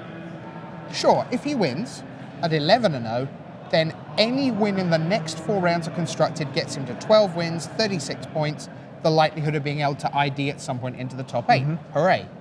If he loses, though, only the first loss, but at 10-1, now he still has to win 2 out of the next 4 to see him there. So that's right. Even for the one remaining undefeated player, there's a ton on the line. Yeah, when you're playing in a big tournament like this, you really need to distance yourself from what is my current record and just take each round at a time and just try to do your very best in each round. If you let up, if you let yourself slip up, suddenly you can find yourself going from king of the hill to middle of the pack, and that's not where you want to be. All right, let's take a look at our featured pods then. All these 7 pods were players at 6-2 or better. We'll begin with our draft viewer pod, and there you see it is Jesse Hampton sitting proud at 9-1. Jelga Wiegersma just behind him at 8-1-1. The 8-2s, well, for Froelich, for Karsten, for Oldecker, and for Jacob Wilson, a massive difference between 9-2 and 8-3, because at that point you're in pretty much the last chance saloon. Kim Sang-young already there, and then Osman Ozguni with that 4th loss, 6-4, started off tremendously but fallen by the wayside somewhat here. So why don't we look at our second pod? This is number 1. This featured our 2 overnight leaders. We've mentioned Seth Manford. What else is going on here, Ian? Yeah, so we have Zvi Moshowitz, I see up there, still hanging in there at 8-2, doing well. Robert Esposito from Italy, hanging in there as well. Yeah, everyone here is still live coming into this next round, but it does mean that someone's going to end up here at realistically 7-4, and probably that puts them out. Even with 5 wins, they'll get to 12-4 potentially, but that's right on the edge of will it be 7th, will it be 8th, will it be 9th or 10th? It's kind of out of your hands. Of course, they are pod 1, which means that their opponent match win percentage, which is the number 1 tiebreak at tournaments like this, well, that's going to be pretty high. So not all doom and gloom, but once we now get to our next pod, pod 3, as you'll see, now we're looking at players deep in trouble. And it looks like, Ian, Kentaro Yamamoto and Josh Ravitz right on the verge of elimination. Yeah, I mean, 4 losses, you've really got to feel under the gun at this point. You can still do your best, you can still try to win out, but ultimately you're at the mercy of tiebreakers, so it's a rough feeling to have at this point in the tournament. The 7-3s, you've got the South Korean, Japan, Atsushi Nakamura, not to be confused with Shuhei. Marco Camiluzzi, another of the Italians, are still right there. And then up at the top, Maciej Janik of Poland will be up against Yuki Ichikawa, playing for the pod victory there, and 9-2 again guarantees you that you can have 1 round of utter malfunction in Constructed. And Ian, I know that R&D does a lot, particularly for Standard, but for all the Constructed formats, you design the sets so that things don't often go wrong, but error and just deck malfunction is just a big part of Magic. Yeah, absolutely. I mean, inherently in Magic there's variance. Sometimes you get rough draws, mana screw. It can definitely happen, but yeah. All right, well, the players are ready, so are we. Buckle up, a huge hour ahead. It is the final round of Limited here at Pro Tour Fate Reforged.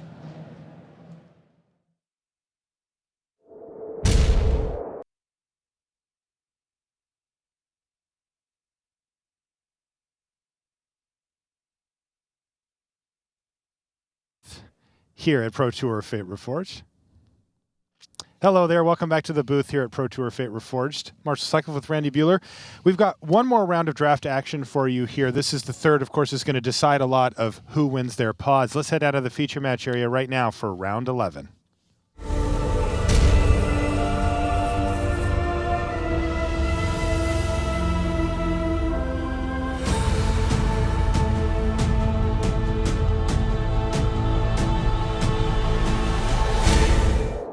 Hello and welcome to coverage of Pro Tour Fate Reforged. We're in Washington, D.C. I'm Marshall Sutcliffe in the booth with Randy Buehler, and we're ready for round 11 action. This is the third round of draft on day 2 here, a.k.a. the last round of draft. So we're going to see some potential pod winners down in the feature match area. We're going to start things off with Zvi Moshowitz, the Hall of Famer from New York. You get a look at Zvi there. He's in thinking mode. He'll be much more animated in just a few moments. His opponent, World Magic Cup champion Martin Müller from Denmark. You get a look at him there.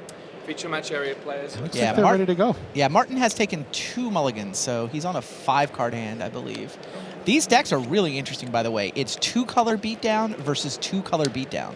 Wow. I know, right? These Zvi is just mana curve decks, soul summons, and What's 3 his other Einok color? Bondkins. He's green-white. It's green-white versus green-red. Both friendly color, 2-color beatdown decks. Huh. These guys are both 1-1 on pod 2. So they were playing at our featured pod. They have split the first 2 rounds. One of them's going to be in good shape. One of them's going to be no losses left to give after this is over. All right. Zvi's actually only got 16 land in his deck. Wow. 7 and 7 on basics and 2 multi-lands. And he's got a pair of soul summons to kick things off here. Yeah, he's on 2 Defiant Strike, 3 Feet of Resistance, just, 2 drops out the wazoo, tricks. I like this. It's pretty cool.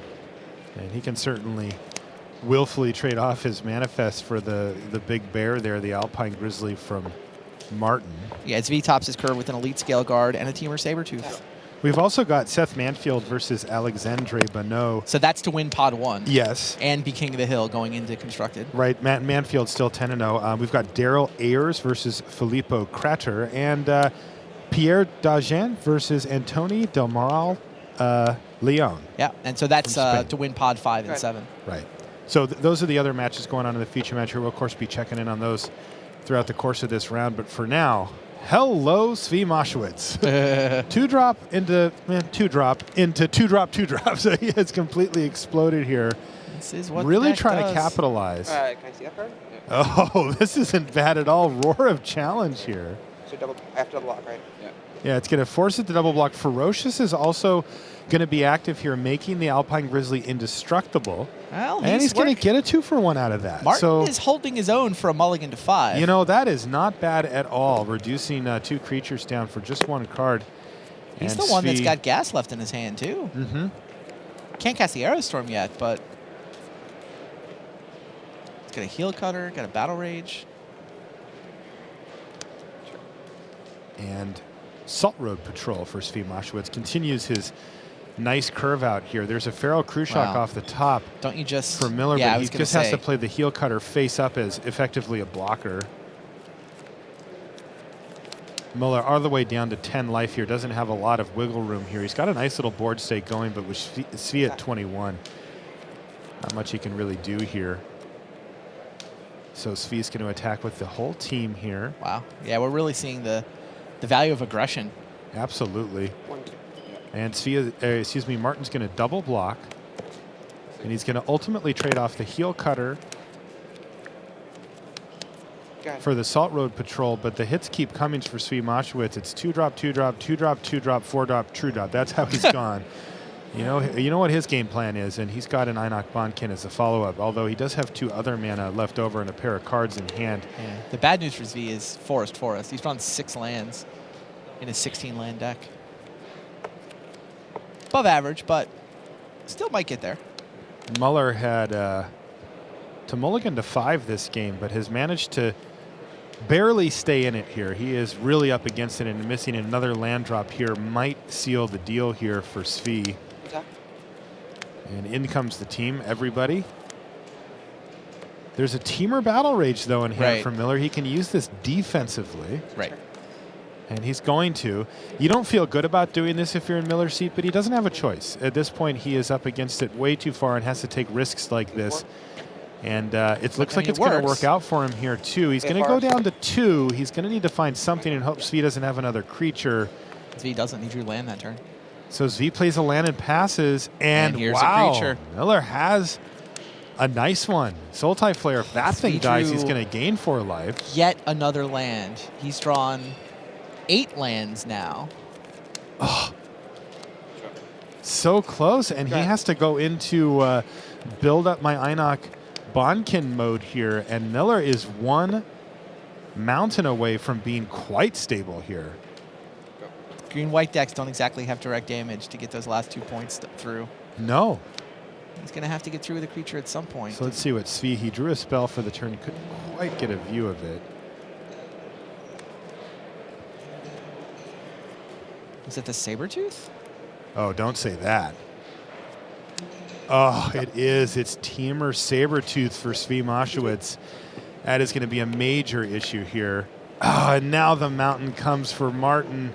A turn too late. You see Svi has the mana up to return the Manifest to his hand. And interestingly, that's a Dragon Scale boon.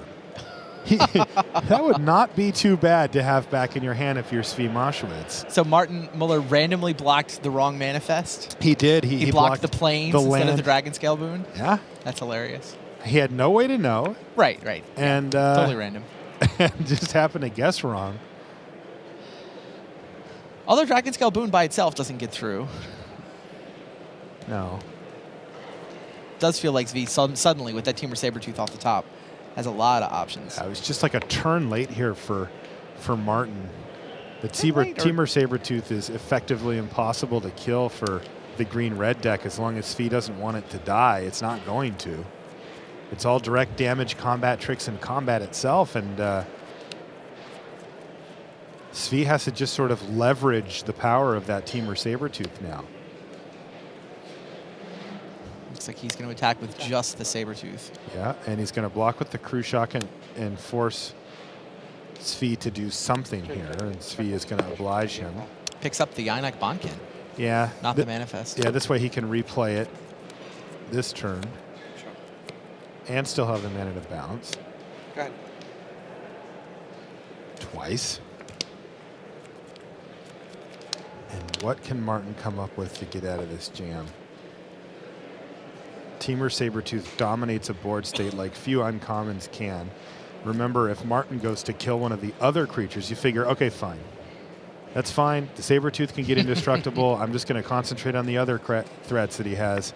Well, those get bounced back to his hand, too. Here's a Rage form now for Martin, but such a tough position to find yourself in when you're playing the green-red deck.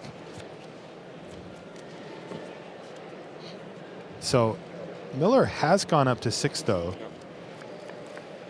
His Crew Shock died, and the Sultai Flare gained him 4 life, so he's got a bit of a cushion here. He can actually take a hit from any of Svi's cards currently. Although, if he doesn't block here, he dies. He doesn't know that. He does not know that. But that is we know. Completely unapparent. Right. Did he not block? He did block. Okay, he did block. He blocked with the Flare, so he'll gain 4 more. All right. So now he's got a cushion up to 10. Go ahead. Svi is just empty-handed now. Yeah. He's continuing to play those lands. I mean, a lot of people would be tempted to hold a land in hand there, but when you're activating Teamer Sabertooth all the time, you want as much mana in play as possible. It reminds me of yesterday. You know, Frank Carson played all of his cards, and his opponent said, do you have any cards? And he said, I don't need cards. And you know what? Svi Moshowitz doesn't here either. Here's 2/2 Double Striker on the attack. Block. Svi is not interested in any kind of crazy, like, become immense shenanigans No, on he's a just double going striker. to block and return it to his hand. Here's Highland game for Miller. Now, I have to say that, Miller has really drawn out of this nicely now. Mulligan to 5, and he's fully in this game. He's got a major, major problem on his hands, but he's creeping ahead as Svi continues to draw land after land here, and here comes the Martin does have Saber-tooth. become immense with a double striker. Yes. Like, if Svi lets that Rage Form hit him once, it hits him for 16, and Aerostorm is suddenly lethal. Right? I mean, Svi might think Svi's on 21. He can take a hit, but he's just like, no, I'm not taking a hit. Einak Bonkin, Svi, by the way, playing Become Immense in Constructed in the Infect deck that most of Pantheon is playing. So that's funny. it's Do you think he'll be familiar. aware of it, like more than he might have been? It's an uncommon. It's only in 2 packs. It's funny how those little crossovers work. But yeah, he certainly is respecting the double strike on the Rage Form creature here, not wanting to get involved. Now, Svi did finally draw a creature for the turn, and boy, was it a nice one. It was a Pine Walker. That's played face down as a morph, and with all that extra mana, Svi has a lot of flexibility here. He cannot flip the Pine Walker unless he lowers his Saber-tooth guard. Yeah, and he's So just I do not expect him to do that. Yeah, Maybe next turn. Yeah, there's no reason. All right, there's a Gore Swine to add to the board now for Martin, who's fallen down to 5 life here. He was at 10, and he took 4 and then cracked a fetch land.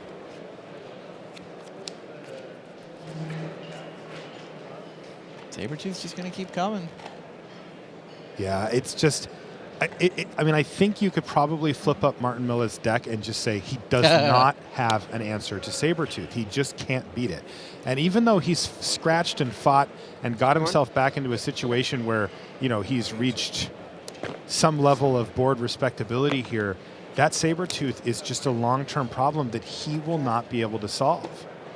He can put out something much bigger, right? Like, if he can find something like a Woolly Loxodon, Exactly. now all of a sudden that's what he needs. He's stabilized his board fully. He still can't kill the Saber-tooth in most scenarios, but he can mitigate the fact that it's attacking him every single turn. He can keep hoping against hope that this double striker is going to get through. That Svi makes a mistake. Oh, my. Oh, Awaken the Bear, become immense? No way. He That's drew Awaken the 5-11, Bear? that's 22. Oh, but Sandblast from Svi Moshowitz to kill it. He had just drawn it. Oh, Martin Miller almost stole that game. He was going to do 22. Oh. Wow. Plan A. And a little smirk from Miller who's like almost got him. He just drew the Awaken the Bear, but Svi had just drawn the Sandblast. Wow.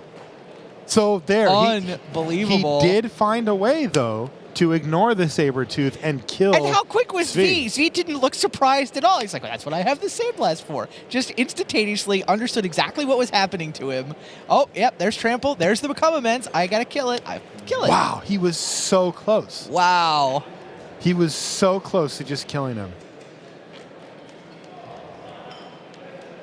24 he would have done there. 6-3, no, 22. 2, 5, 11, yeah, 22, and Svi's on 21. I'm still thinking. No, that's my attack. All right, Pine Walker has finally joined the Saber-tooth in the attack. Svi has enough mana now that he can unmorph the Pine Walker and still have up 2 Saber-tooth activations. 3. Go ahead. What a game this turned into. Wow. And this game has officially ended. The double mulligan and the mana flood kind of canceled each other out, and we got us an awesome game. That was fun. Okay, we'll be back with more feature match action after these messages. Ultra Pro is the place to go for all your Magic accessories. With card sleeves, deck boxes, playmats, and portfolios showing off the best Magic art, Ultra Pro is the standard in safe storage. Visit ultrapro.com for more information. Standard is the name of the game at Fate Reforged Game Day. Join the battle on February 14th and 15th at your local game store. Visit wizards.com/magicgameday for more information. And welcome back to the feature match area. Fireworks flying down there in our main match. Let's take a look at Seth Manfield. He is currently sitting at 10-0. He's the only undefeated player left. Looking to win his pot. He's playing against Alexandre Bonneau from France, who is on 9-1. So, and on the Soren Solemn Visitor plan. Oh, hello. Soren Solemn Visitor sitting there. Now, is that a Sage Eye Avengers, though, for Seth Manfield? Yeah, looks like it, right? So this could be a real fight. Planeswalker versus Bomb Rare. Seth down to 4, though.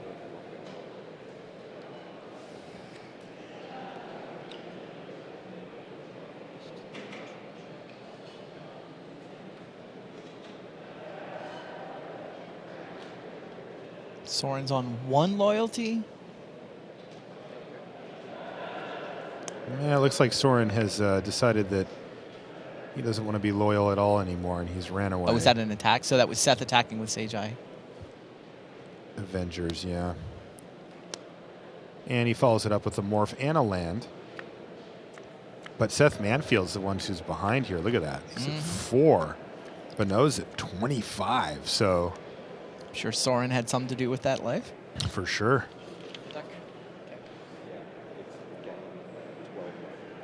All right, so in comes the team, and Seth Manfield's in a very tough spot because that morph could very easily kill him here.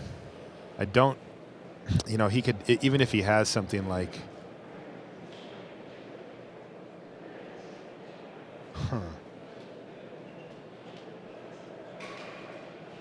Morph on morph? Yes, and is...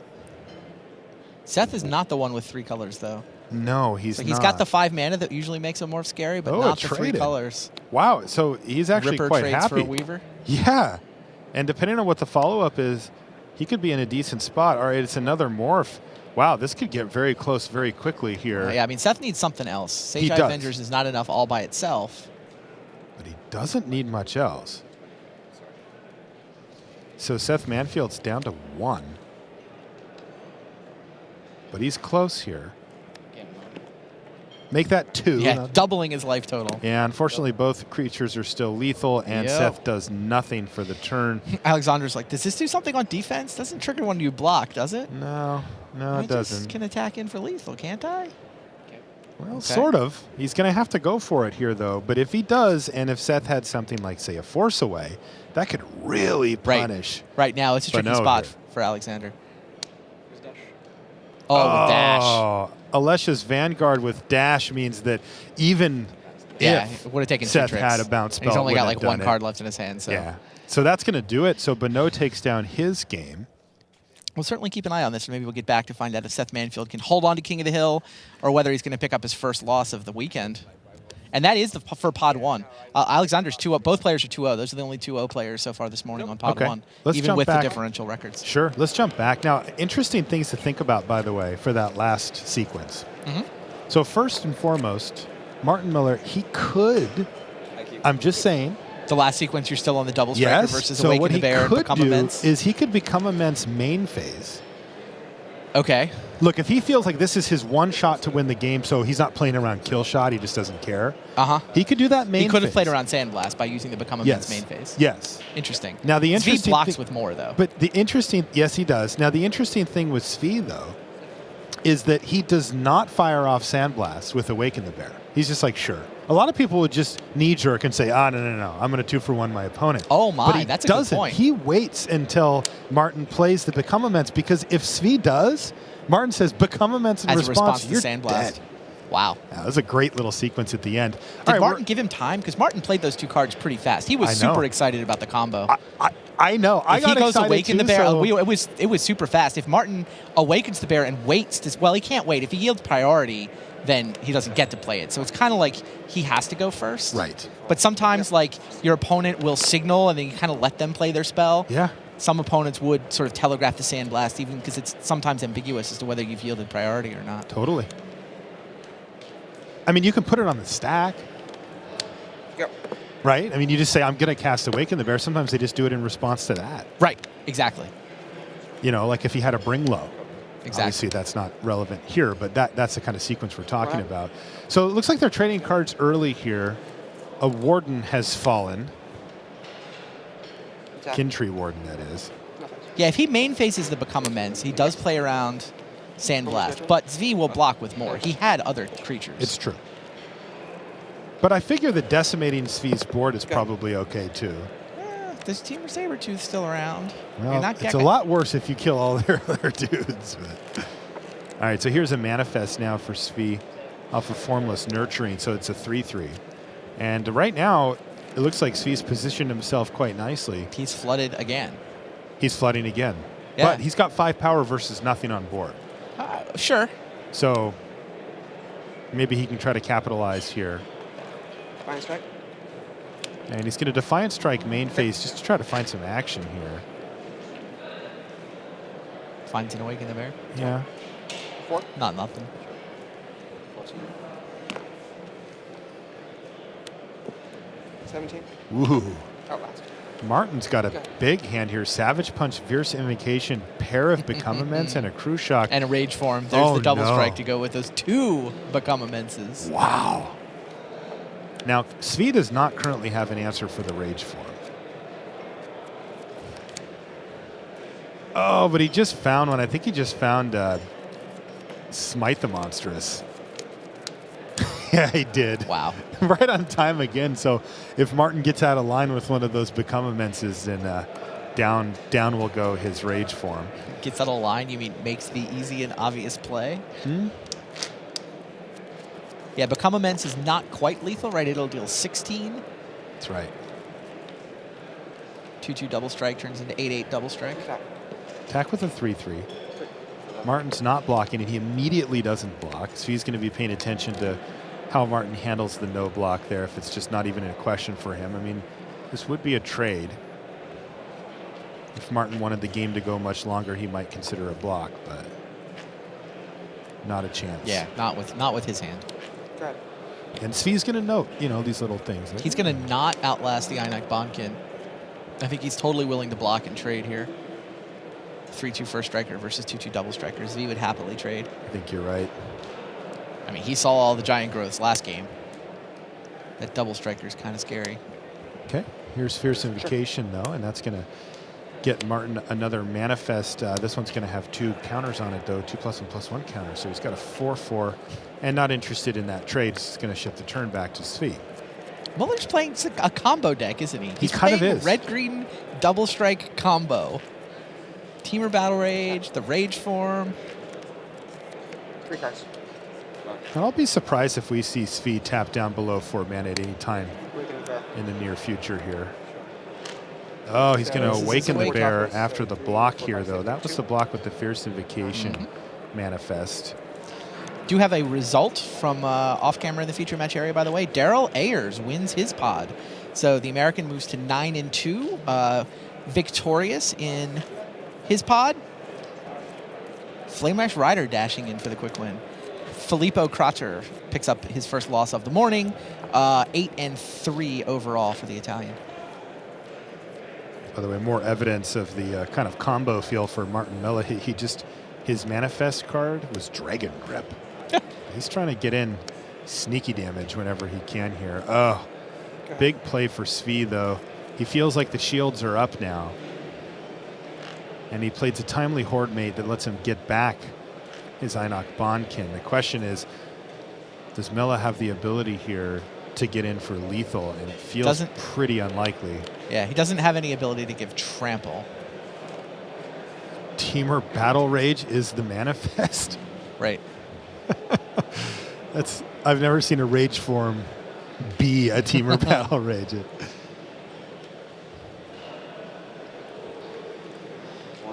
Pierre Dajon has even things in his match. He'll be going to game 3 against Anthony Del Moral Leon.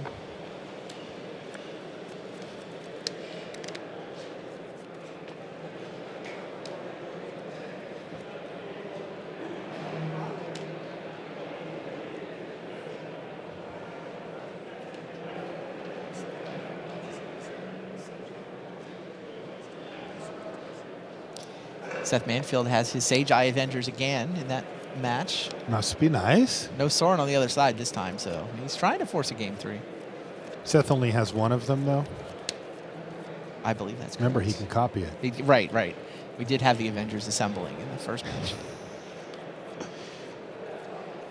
So Feral Krushak is trying to keep Martin Milla out of dead range here as he's fallen down to 9 life.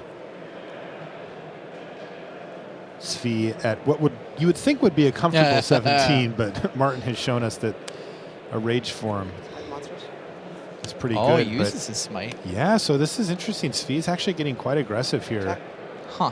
And he is going to try to finish off Martin next turn here. Leaves himself 2 blockers. He's left himself 2 blockers. So let's say that Milla has Awaken the Bear plus Become Immense. Now we can see his hand there. He doesn't. Right. Awaken the Bear plus Become Immense would just win on this board. I think it would, right? Even if it's a double block. I don't think we have Z's card in the card viewer, but... Oh, wow. Outlast on the Bonkin. He's on just the Horde Mate. So he's just taking the risk. Wait, Savage Punch, Become Immense, right? Or Become Immense followed by Savage Punch. Become Immense, so that's going to enable Ferocious here. Savage Punch. Savage Punch, that's 6, 7, 8, that's 10. On a double striker. On a double striker, that's 20. Wow. Wow. So he actually does assemble the combo finish this time and forces a game 3 against Zvi Mashowitz. Wow, Zvi is kicking himself for going down to 1 blocker. And look at the smile for Martin Miller. He knows he got away with one there. He could not find the trample. Zvi should not have gone down to 1 blocker there. That was just an error. He's shaking his head? Shaking his head, yeah. Wow. All right, let's take a look back over at Seth Manfield and Alexandre Bonneau.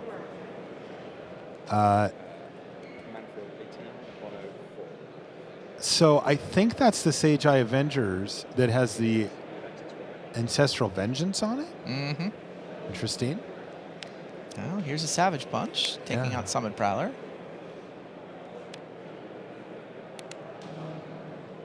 And a Valorous stance here as well. Wow, what a huge turn for Bonneau. Suddenly it's Longshot Squad versus Wind Scout. Yeah, unfortunately it's tapped. So he's going to take half of his life total here. 2 prowess triggers for the win. That could do it. Doesn't have it though. And the Longshot Squad. Leafing Master with no white mana. But it doesn't matter. No. It's true. So right now, Seth Manfield has 2 lethal attackers, and even if the Longshot Squad has reach...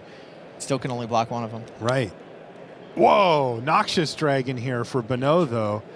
Crippling chill for the win. On end step. Yeah, it doesn't matter. Whichever one. That's ball game. So Seth Manfield... On to game 3. Forces it, and he's playing to stay undefeated. Remember, Seth is 10-0 right now, though. Bonneau sitting at 9-1 as well. Ooh. There's a lot of action down there this round.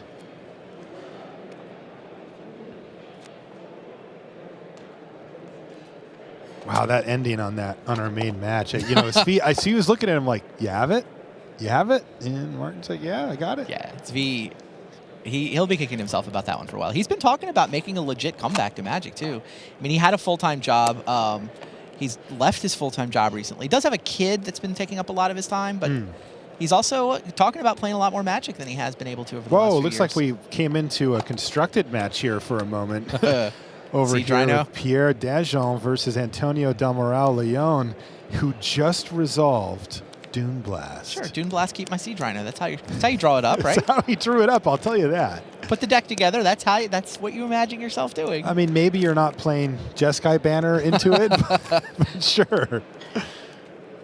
Wow. And Pierre's got to try to follow up here. And it looks like he's done exactly that. He's put up a 3-powered flyer for attacks and even an 0-5 blocker to take care of the Siege Rhino. Can't ask for much more than that after getting Dune Blasted.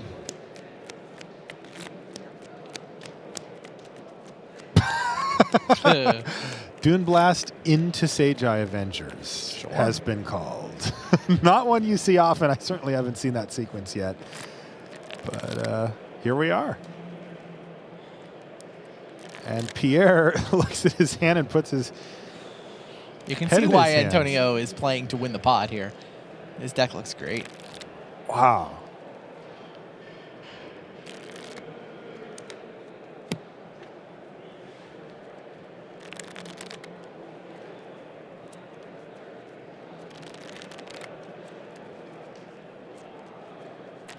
Yeah, Antonio sitting at a fairly cushy life total of 16 under virtually no pressure here as well. Looks like he's going to be able to slam the door on this thing if Pierre can't come up with a big haymaker of his own.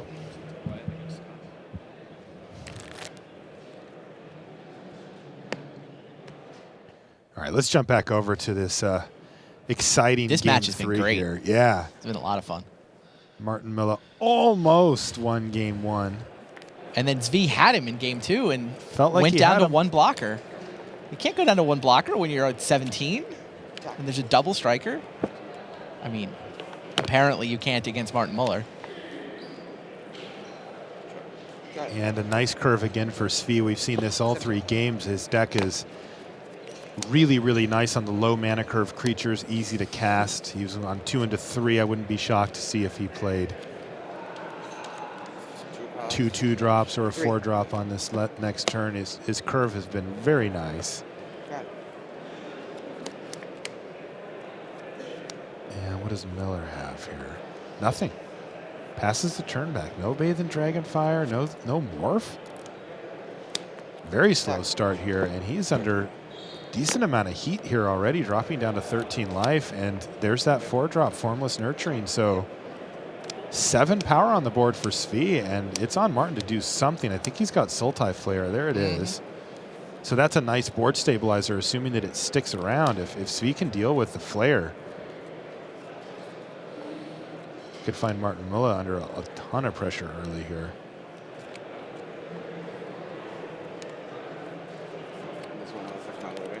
Yes.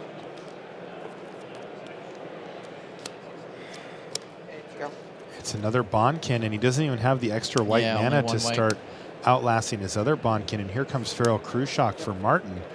And he looks to be quite stabilized here after a decent start from Zvi. You know, the green-white color pairs doesn't have a lot of ways to punch through this kind of damage. He needs to just go bigger, which is possible. Tap both your guys that are top. Or you play Elite Was it Scale Elite Guard. Scale Guard? Yeah, Elite Oh Scale Guard is my pretty good. Goodness. It's got some +1/+1 counters going around. So remember, both creatures with +1/+1 counters get that extra ability on the bottom you see on Elite Scale Guard. Whenever a creature you control with a counter on it attacks, tap target creature. So they both. Zvi got just said, tapped. if I die, I die. He did? Yeah, he's up 21. He hasn't been attacked yet. He's like, I hope I'm not dead. And Martin's doing math. I mean, he doesn't have a double striker this time, No, but Teamer no. Battle Rage can create one. He's got Awaken the Bear and Become Immense. He can't cast them, though. He doesn't have the Delve for the Become Immense. Otherwise, that would be, well, it's not quite 21. And there's a blocker, but like it's 19, I think. That's so funny. His opponent went 8, 4-drop into 17. 5-drop with nothing else, has not attacked him yet. He's tacked him down to 2 with no casualties, and he says, if I die, I die. I think Zvi may be slightly traumatized by the experiences of Game 2, and could have been Game 1 if he didn't have the Sandblast. He had killer. the Sandblast he had just top decked. Yeah. Martin's like, oh, is there some way I can... You know, the fact is, Zvi, you know, with the Teamer Battle Rage, could have died here, although it's still Wait, he pretty has tough. Teamer Battle Rage. I didn't see the Battle Rage He when does he have drew it? this hand up.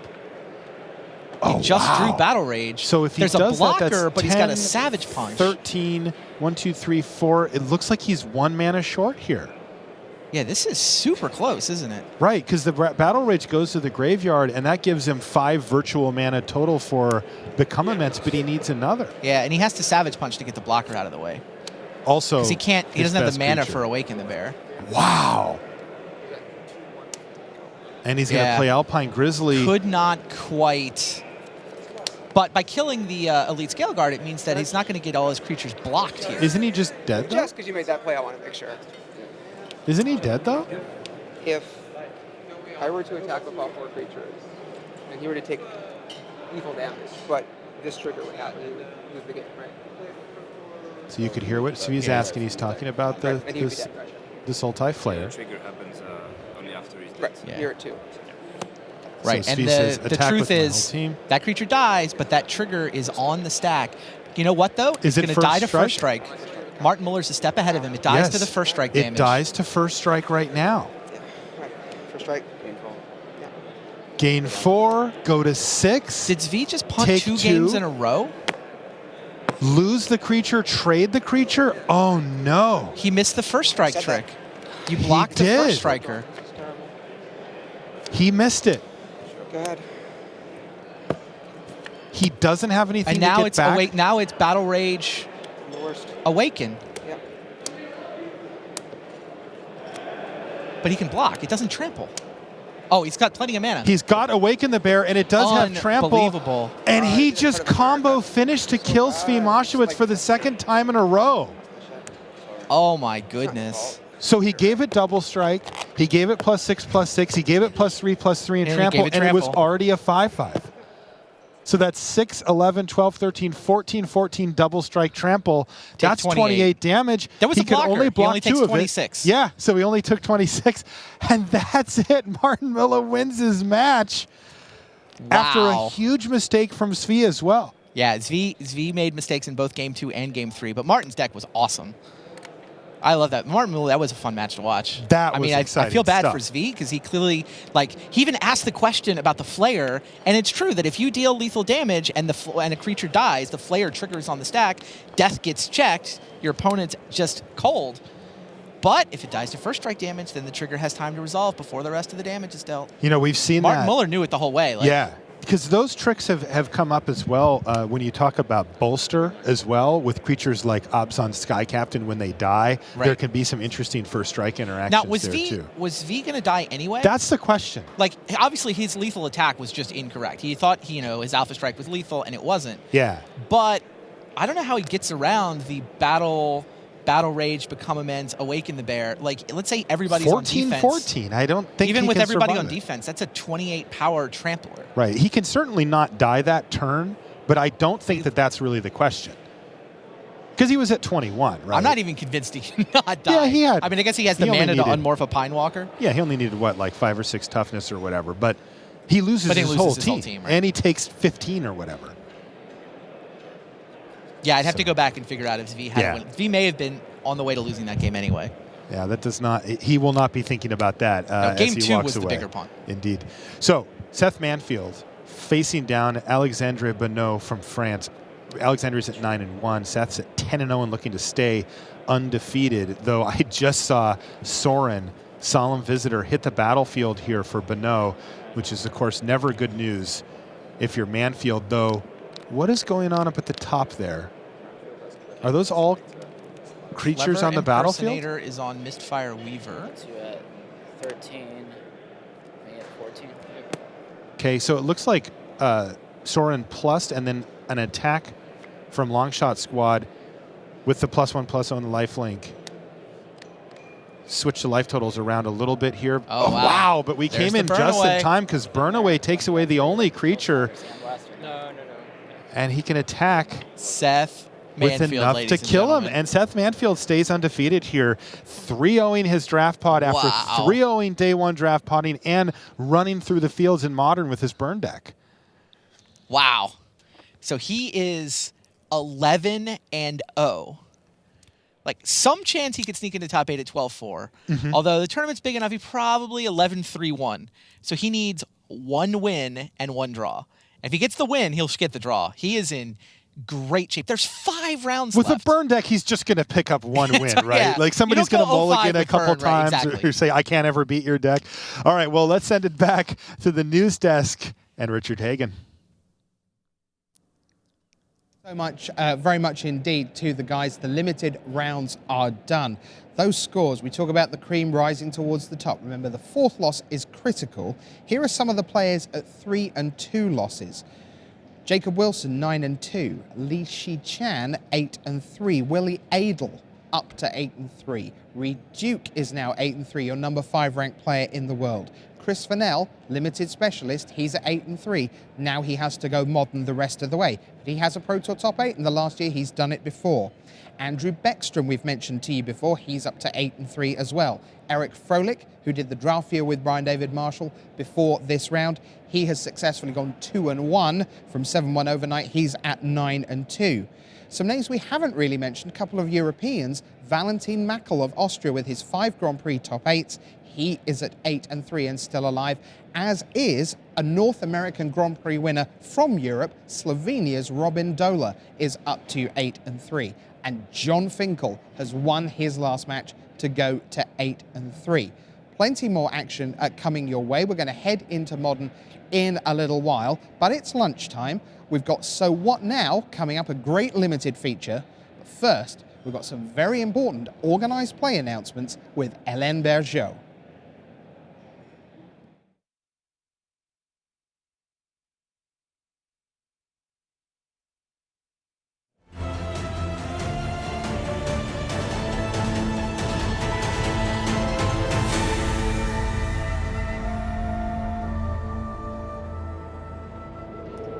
All right, so here we are at the news desk. Rich Hagan sitting alongside the Director of Global Organised Play, Hélène Bergeau. Hélène, as always, welcome to the show. Thanks for being with us.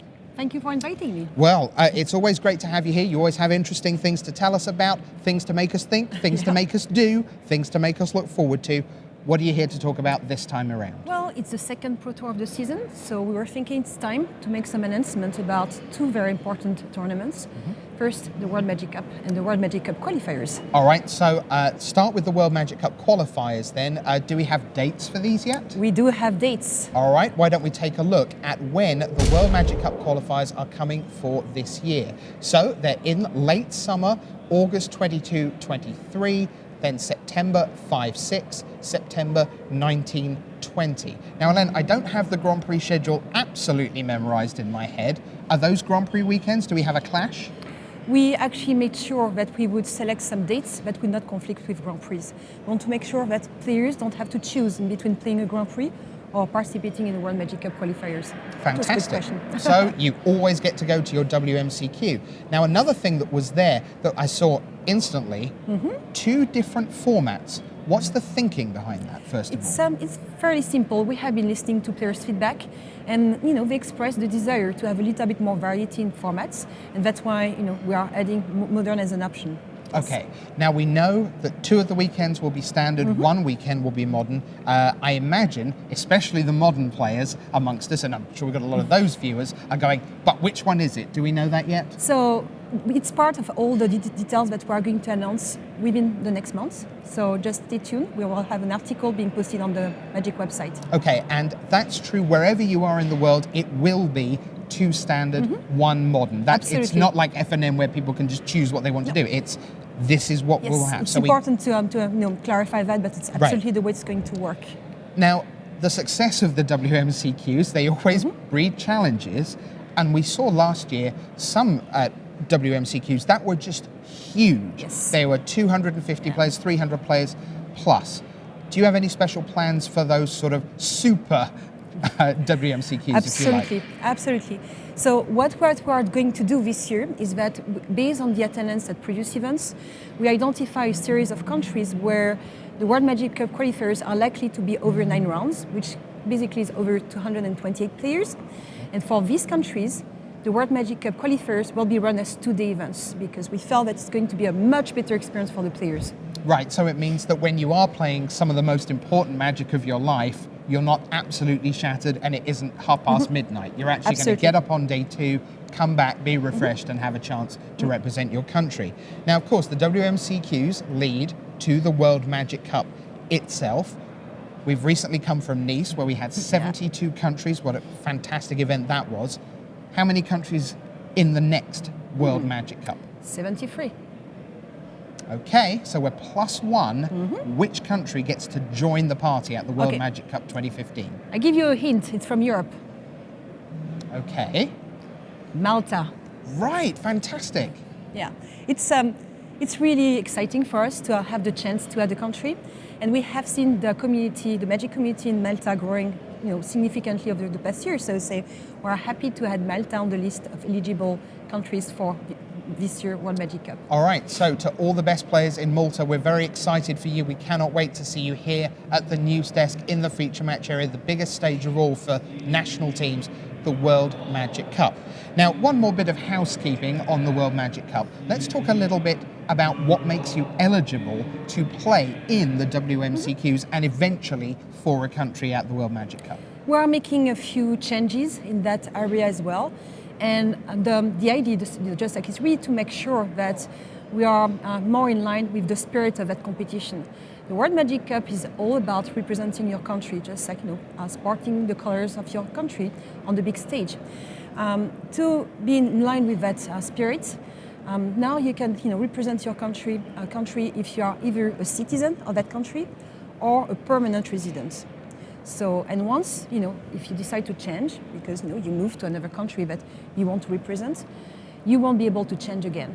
We are just much more in line today with this new policy with a number of competitions. Oh, right, so things like the FIFA World Cup, you have to have been in a country for a certain number of years, and most of the world's sporting bodies do that as a policy, some number of years that you have to be there. All right, so permanent residency or citizenship, get yourself to the WMCQs coming in August and September, and it could be standard, but one of those weekends is going to be modern, just like this Pro Tour.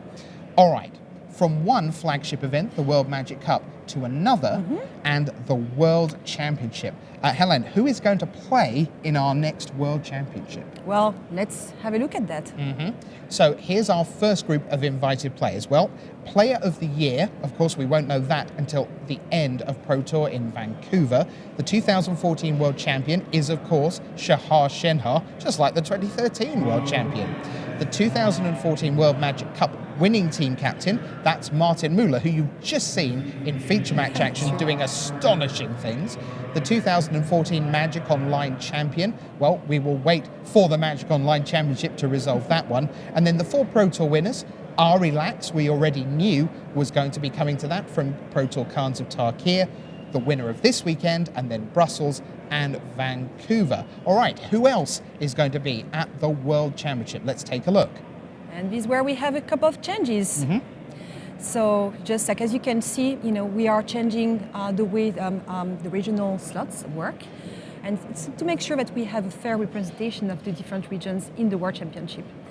So, and as you can see, North America gets 4 slots, Europe gets 3, APAC, which now includes Japan, so just like a whole new region, gets 3, and Latin America gets 2. The next line down is very exciting to people who go to a lot of Grand Prix.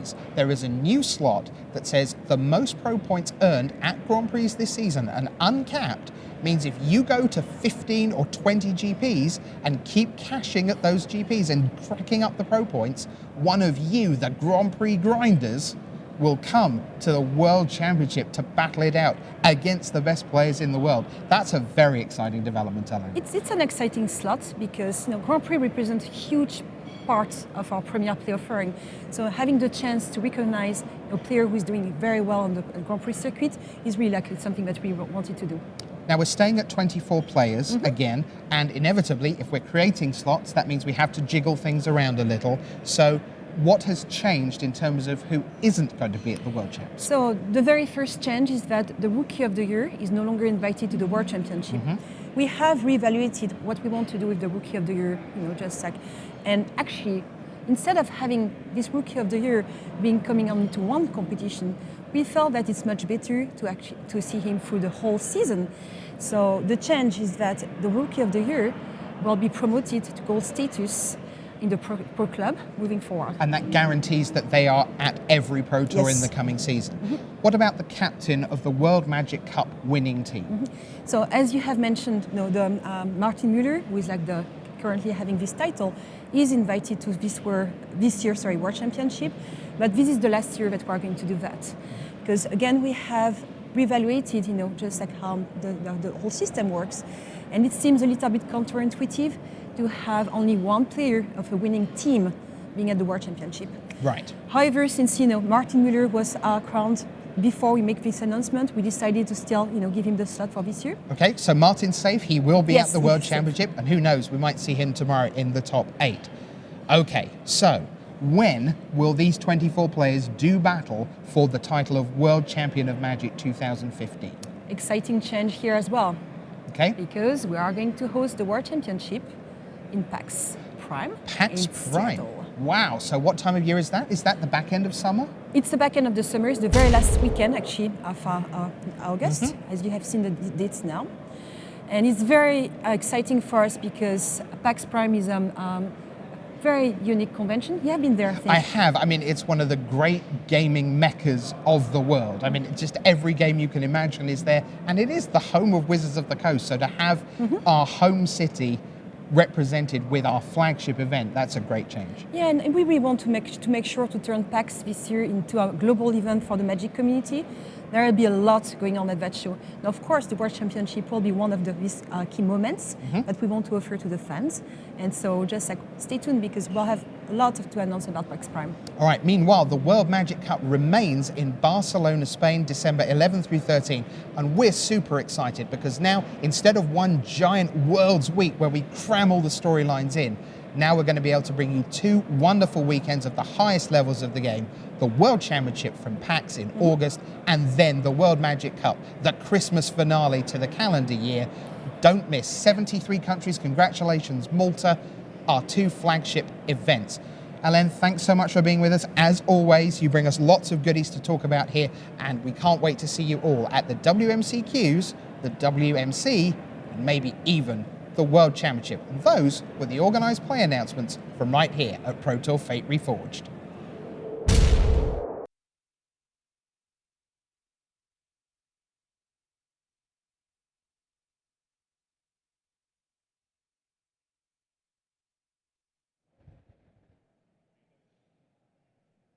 All right, so welcome back to the news desk. Plenty to digest there over lunchtime. Hélène Bergeau there with all the announcements about the WMCQs and the World Championship. And of course, if you missed some of that, you'll be able to find it on YouTube later on and you can dissect all of that. But the key points are, if you love Modern, you have a WMCQ weekend coming your way at the back end of August. And then the World Magic Cup staying in December, PAX Prime for August, for the World Championship with 24 of the finest players on earth.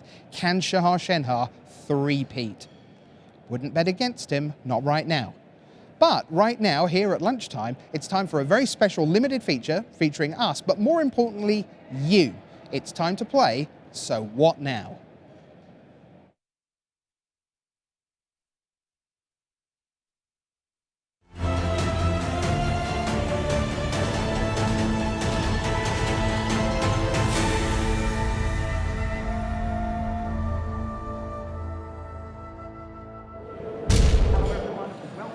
What Now here at the news desk here at lunchtime on day 2 of Pro Tour Fate Reforged. It's time to put your thinking caps on and put yourself in the seat of all 8 players from our featured pod earlier in the weekend. Sitting beside me at the desk from Wizards of the Coast is Mr. Nate Price with all the technical goodies. Oh yes. Ready to rock and roll? Let's do this. And meanwhile, over at the wall, we have, well, both expert and just resident give it a whirl, see whether you can beat the people at home, Mr. Hall of Famer Randy Buehler. Good to go, Randy?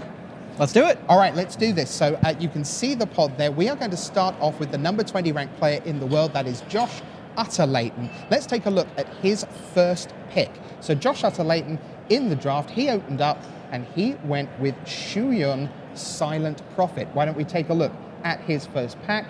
So there it is. And Shu-Yun, the Silent Tempest, is what he took. That was his first pick. So there you see it, going check mark there. So Randy, you're underway with Shu-Yun. So the question is, so what now? All right, I've got an awesome blue card. I've got a blue card that kind of wants to be in an aggressive deck. I'd like to be able to trigger prowess. I'd like to be able to give things double strike.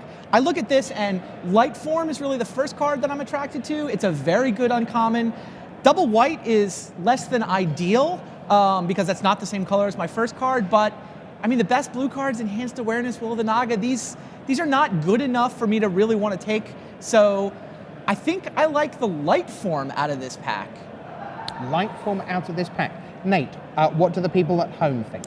Right now, Cover It Live's got a few people who are voting for Will of the Naga, but the overwhelming majority of people are going for light form. Although Teamer Battle Rage after the last match is kind of getting a few. That looked great last round, didn't it? Yeah, Martin Muller may change the metagame on this card. That Teamer Battle Rage was a lot of fun last round. But light form, in fact, was the pick. Light form is what people went Correct. with. So that was Josh Utter-Layton's second pick after Shu Yun. All right, so next round the table was Koei Ito of Japan. Let's see what he opened. Well, this was his first pick, and he went with the black card in the center there, Archfiend of Depravity. Pretty big commitment, already double black from the first card, Randy. So the question is, here comes pick 2, so what now? All right, there's a dragon, but these 6-mana dragons aren't bombs. There's a Gurmag Angler, which is in my colors, so I like that. Aven Surveyor is quite a good card. It's in blue, it's double color, and another card. It's interesting. I feel like the Angler is the kind of card I can get a little later. The power level of Aven Surveyor is just enough higher. Wow, it's a tough spot. I don't think Saltwater Cliffs is relevant. I guess I'm gonna go Aven Surveyor here, but I'm not feeling great about going a double blue card right after I've done a double black card. I was just gonna say that sounds like a pretty scary mana I may not start. play both of them, and it's not like blue-black is a great archetype, but I think taking the best cards for those early couple of picks can be good. So I begrudgingly take the Surveyor and wonder if I should have taken Gurmag Angler. Okay, Nate, are people scared of the double blue, or do they agree with Randy? Actually, they do agree with Randy, although he's right. Like, begrudgingly taking the Aven Surveyor over the Angler, it was really close for a while, but the Surveyor is going to take it in the end. All right, let's see what Koei Ito actually took. He goes double black, double blue to start with, and may end up giving up one or other of those colors as the draft goes on. Well, next round the table was Felipe Tapia Becerra, the former Rookie of the Year from Chile. Let's take a look at his first pick. And he went, well, no surprise there, as Randy points directly to it, Easy. Whisperwood Elemental. It's not hard because that says Whisperwood Elemental wins you the game if it's still there in a bit. So Whisperwood Elemental kicks us off. We go into pack 1, pick 2. Question is, Randy, as ever, so what now? All right, Hunt the Weak is a decent green card. Kinguard's all right. Soul Summons is a nice 2-drop. Channel Harm is nice. There's no great green card. Like, if I want to stay green, then I guess I have to take Hunt the Weak, which is not awesome. Soul Summons is actually pretty solid. Getting a good 2-drop is nice. Channel Harm's a nice trick, but like if I take either Soul Summons or Channel Harm, I'm also passing a good white card. Kinguard at 3/3, if you've got the lifelink, is pretty good. But I mean, the green deck, it's hard to remove a creature in a green deck. So I feel like when you know you're green, I think Hunt the Weak is my pick here. I definitely want to stay green. I want to have the ability to kill creatures in my deck. I could imagine any of 4 cards here being defensible, but I think I would Hunt the Weak here. See, I'm all over Channel Harm, but then that card just scares me witless when it's in someone else's deck, so I want it. Nate, what do people at home think? Things started off kind of split between all the cards we had up for selection, but in the end, Hunt the Weak kind of runs away with the end vote. All right, let's see what our former Rookie of the Year, Felipe Tapia Becerra, does. He indeed chooses to Hunt the Weak. You're doing very nicely, Randy Bueller. Next up, we have Mr. Luis Scott Vargas. So here was his first pack. He looked around, saw what the options were, and he ended up with a white card up at the top left there. Let's take a look. He went with Valorous Stance, not the Irration Cleric, strangely enough. So now we have Valorous Stance in the pile. Here comes pick 2, Randy Bueller. So what now? Windscarred Crag might be relevant. Abzan Captain's okay. Emissary, Sandstep Outcast. This is premium white common. I've already taken a white card. I mean, Harsh Sustenance might be interesting to me, but it's white-black. Lotus Path Djinn might be interesting to me. You can build a good blue-white aggressive deck. But Sandstem Outcast is, my opinion, the best white common in the set. I've already taken a white card, so I don't see any reason to stray away from the Sandstep Outcast. While we're there, I want to ask you about Harsh Sustenance, because it's obviously a huge commitment to white-black, but in multiple drafts we've seen this weekend, everyone is steering clear of those 2-color enemy color pairs, building towards clans. And we've seen multiple drafts where if someone had been bold and gone, Yep, I'll take that harsh sustenance because I'm going to get more because no one else wants that black-white archetype. Oh yeah, having somebody pass me a harsh sustenance is very interesting. If I'm in either white or black, if I'm getting past third or fourth pick harsh sustenance, I think moving in is totally reasonable, but Sandsteppe Outcast is probably higher power level than harsh sustenance anyway, and isn't a gold card. So sure. I'm keeping in mind that harsh sustenance, like the dream is that it tables when nobody wants to white black. Right. And I can get it later. But yeah, I think the Outcast, what you're saying makes a lot of sense, just not in this pack.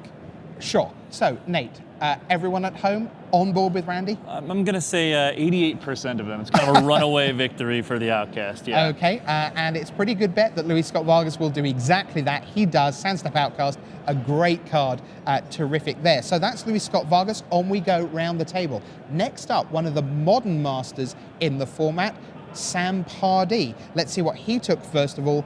Well, sometimes you just take the big fat gold Not card. this dragon, but that dragon? Yeah, not that uncommon dragon, but the Silumgar, the Drifting Death. That's an easy pick 1 for Sam, but you're now into 2 colors already. Let's see his second pick.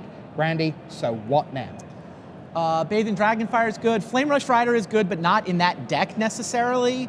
Aven Surveyor is the best blue or black card, right?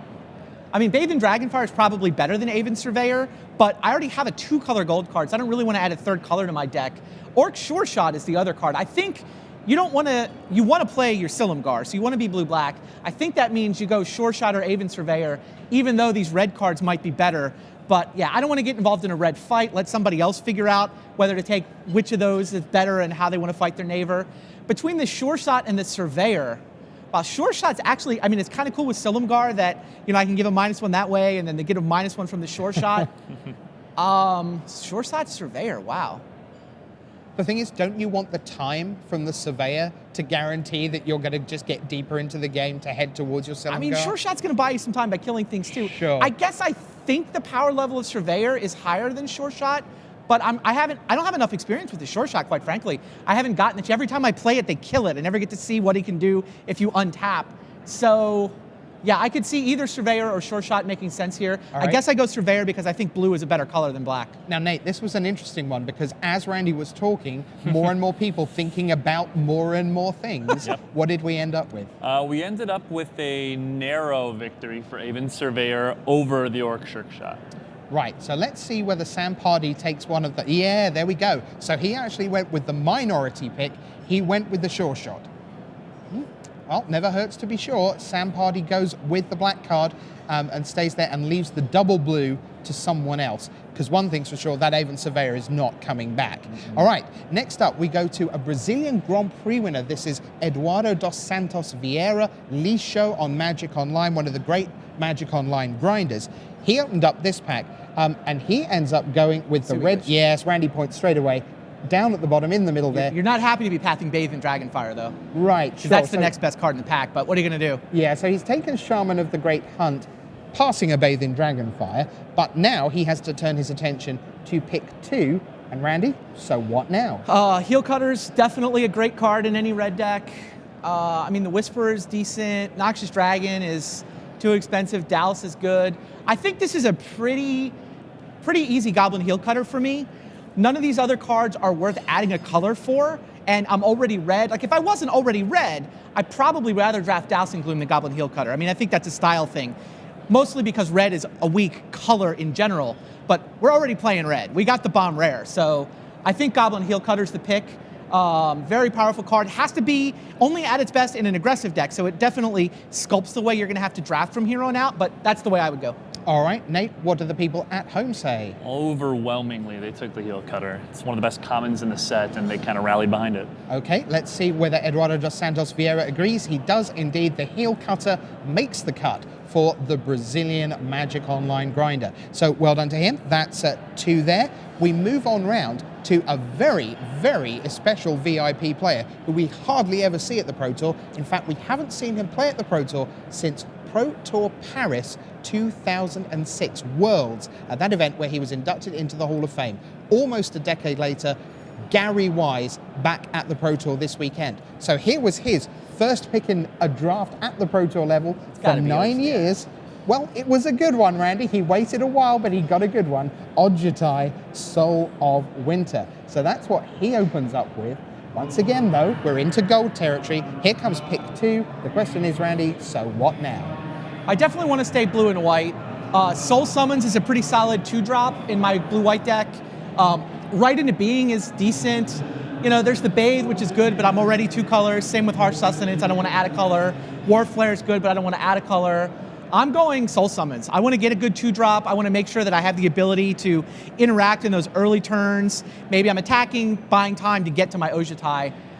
It's not the most exciting card in this pack. Like, you can make a case for War Flare, Harsh Sustenance, and Bathe all being better than Soul Summons, but I'm taking Soul Summons. That's interesting that there are quite a lot of cards there that you like more as a card, but have to dismiss for a variety of reasons, in a sense that you're down at a pick 5 on pick 2 because 2, 3, and 4 don't fit add a third right. color, add a third color, add a third color. I'll just take Soul Summons. It's perfectly a good card. All right. So what do people think at home, Nate? I can see what they're doing here. Most of the people actually voted for Right into Being, but as soon as Randy started talking about Soul Summons, a whole bunch of people jumped on the Soul Summons bandwagon. That said, Right into Being still ends up being the crowd favorite at this time. See, now what we need to do, Randy, on the next pick, we need you to just like randomly pick the worst cards in the booster and see whether everyone at home is just following what you say. They will make that the control experiment. All right, let's see what Gary Wise did. He took the Soul Summons, avoid the third color, the Hall of Famers stick together. So we get one more player, and this is a great story. This is Jeff Moore, who was playing in his first Pro Tour. He went 0-3 at his only Premier event, Grand Prix Omaha, came in with this stacked table, actually played Luis Scott Vargas for the pod win. So he got to 2-0 before Luis took the table. So Jeff opens up this pack, and he is going to go up at the top right with a green card. It's Warden of the First Tree. Perfectly presentable first pick in your first Pro Tour draft. So now, once again, Randy, for the final time at this Pro Tour, the question is, so what now? All right, I'm kind of leaning Abzan. I know I want to be green. Whisper of the Wilds jumps out as a 2-drop. Great 2-drop to have in that deck. Grim Contest is also intriguing to me. I mean, green-black lets me activate my Warden. So Battle Brawler is a very good card, but he's red-white. It's not right for my colors. I want to be Abzan. I don't want to be Mardu. So I think it's Whisperer versus Grim Contest, and I feel like I'm already green-black, and if I can get into that Toughness Matters archetype, I can get, Archer's Parapets, maybe even a Kintree Invocation. It's either Grim Contest or Whisperer of the Wilds. That's a tough one. I mean, my Warden kind of wants to beat down, so I'm not leaning so much toward a Grim Contest in this. I would probably take the Whisperer just because I feel like it's a little bit safer, but I could totally respect a Grim Contest pick here. Before we actually find out what people at home would have done, I want to ask you, as a result of listening to these 8, something that you've said a lot there and is very clear is that once you've picked the first, you're heading towards those colors pretty hard a lot of the time. Well, I would prefer to be in those colors. Right. Like, you can't get wedded to your first pick. Like, if the color isn't available, you have to be willing to abandon your first pick. It may actually be a leak in my game. I think I probably hold on to my first picks too much. But yeah, you absolutely prefer to play that, especially when it's a powerful card, when it's a rare. You would like to keep playing it, and it should definitely color your influence. You just have to be careful not to get too wedded to it. All right, so let's find out, Nate, what did people go with at home? It was really close back and forth between the Sandblast and the Whisper of the Wilds, but in the end, the Whisperer ends up pulling it off, and the Green Common takes down the title. All right, Whisper of the Wilds, is that what Jeff Moore went with in his first Pro Tour draft? No, it was not. Interesting. Huh. All right. Well, there you have it. There were the 8 picks of the second pack for all the players at our featured draft yesterday. If you want to go through every pick from the draft, you've got 2 drafts to choose from. That draft from yesterday morning, and then this morning as well, we went deep for you. You can see 16 players every pick if you want to get a leg up for your Magic Online drafts. And that wraps up for this Pro Tour. So what now?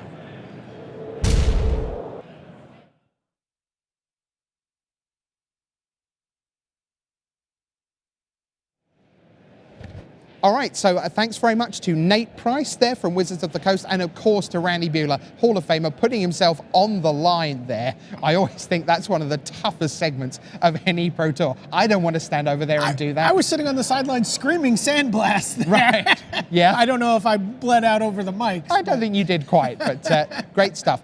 Welcome along to Brian David Marshall. Great to have you here. How's your PT going? How was today so far? It's going great. I'm having a blast watching players play. Excited to see these guys get back to Modern. Really excited to see the Burn deck in action, the Infect deck in action, and the deck that's actually really interesting to me, and it's going to seem like a weird thing to say Obzon.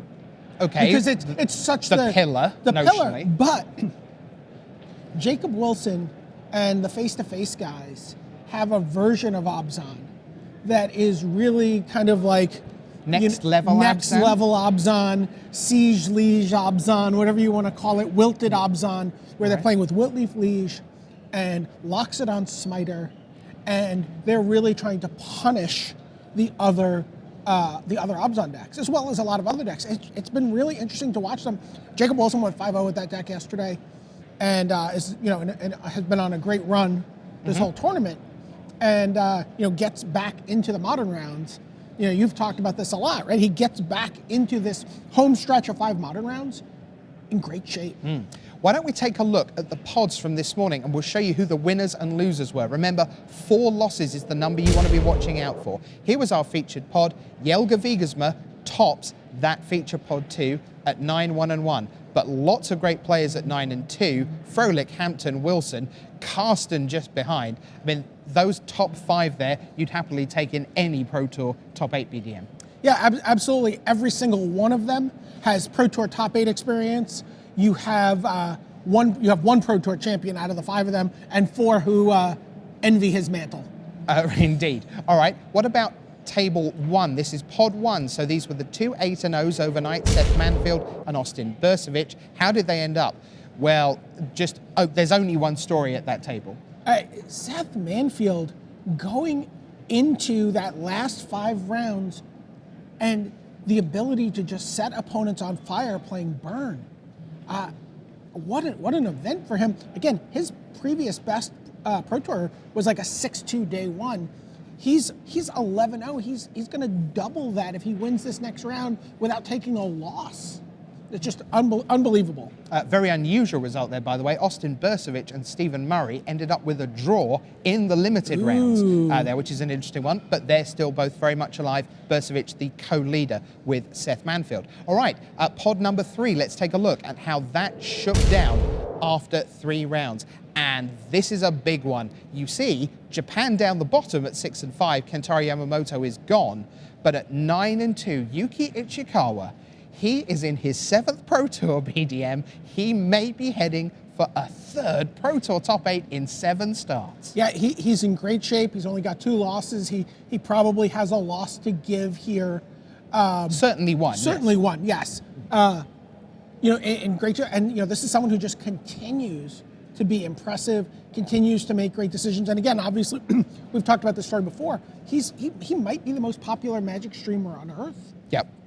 This is someone who, this is what he does. You may not have this same legacy of seeing him at Pro Tours that John Finkel or Josh Ravitz or even Yamamoto have at this point. But this is a guy who's playing Magic pretty much 7 days a week. Absolutely. All right, so let's go to pod number 4, show you who dominated that one. Everyone here came in at 6-2. So Abe Lusk, 0-3 in the pod. Severa, Larson, Ochoa went 1-2, so they're 7-4. The 2-1s were Willie Adel, Andy Beckstrom, and Michael Wasowski.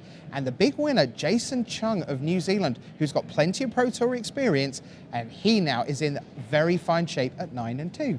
Yeah, the interesting thing to me there is Andy Beckstrom. I'm curious to see how he fares. Yep. We'll see how he goes. It's time to get back to Modern. Let's get down. The home stretch is upon us. It's time for round 12 of Pro Tour Fate Reforged.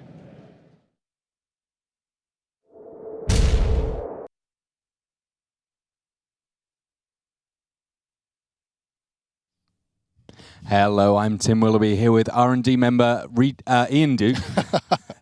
Reed not in the feature match later this round, but we're going to go straight to the feature match area because we're ready now for round 12 of Pro Tour Fate Reforged.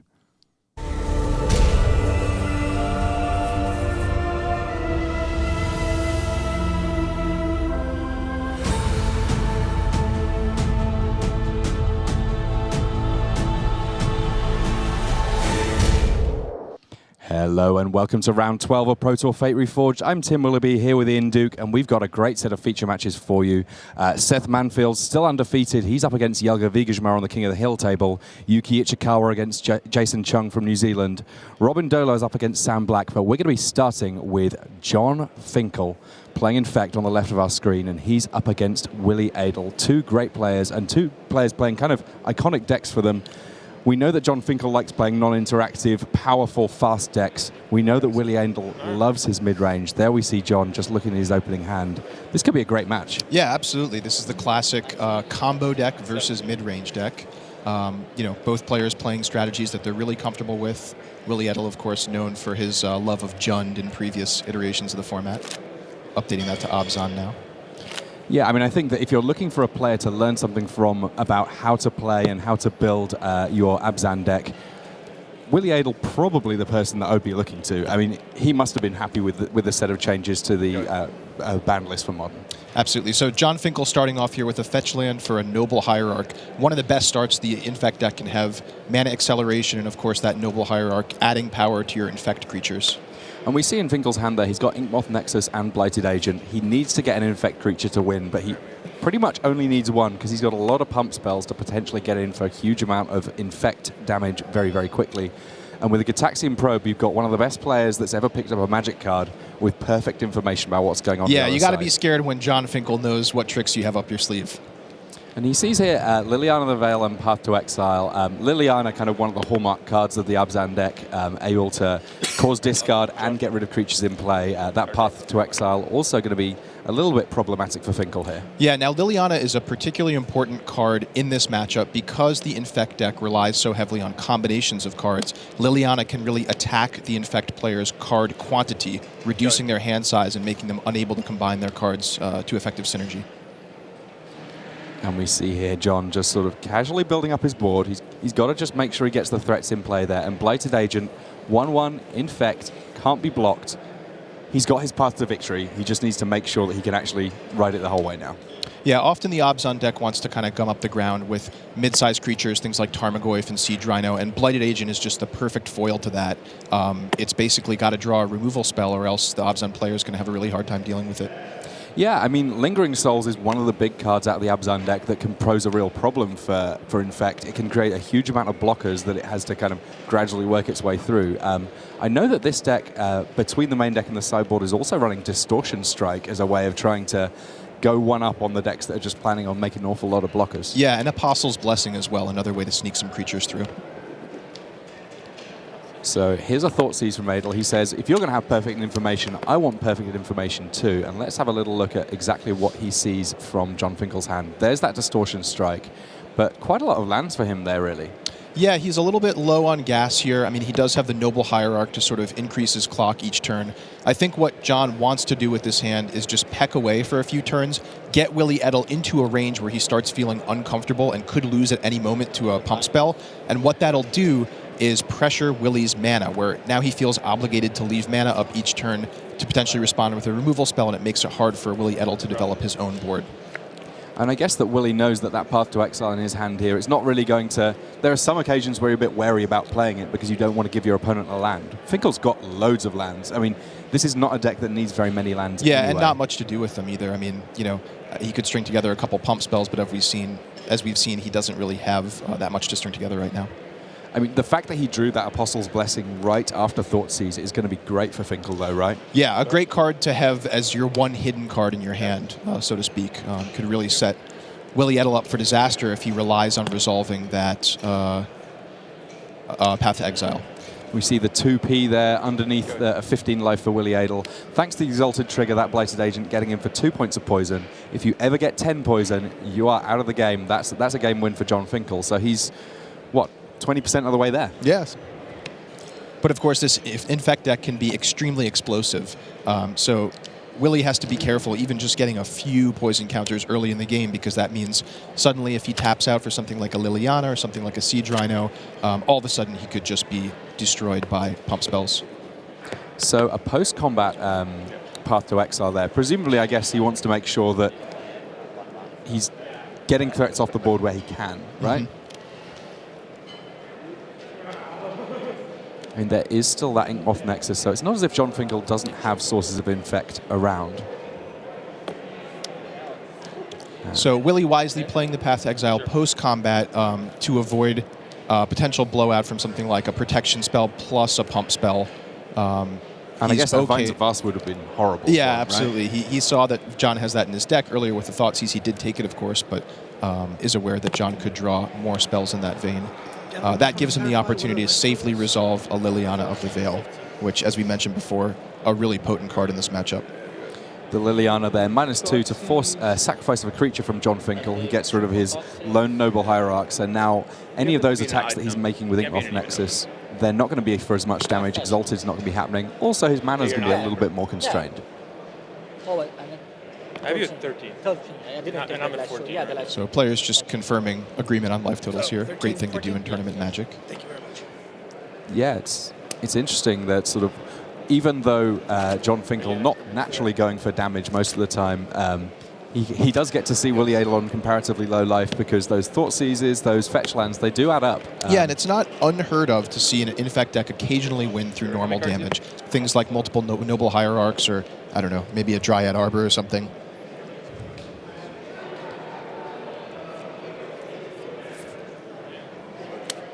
It sounds like Seth Manfield picking up his first game against Jelga Vigejma. Both of these players have had a fair amount of time in the King of the Hill seat, but Seth Manfield really not wanting to leave anything to chance, to pick up the wins where he can early so that he can potentially have some fairly relaxed rounds later on.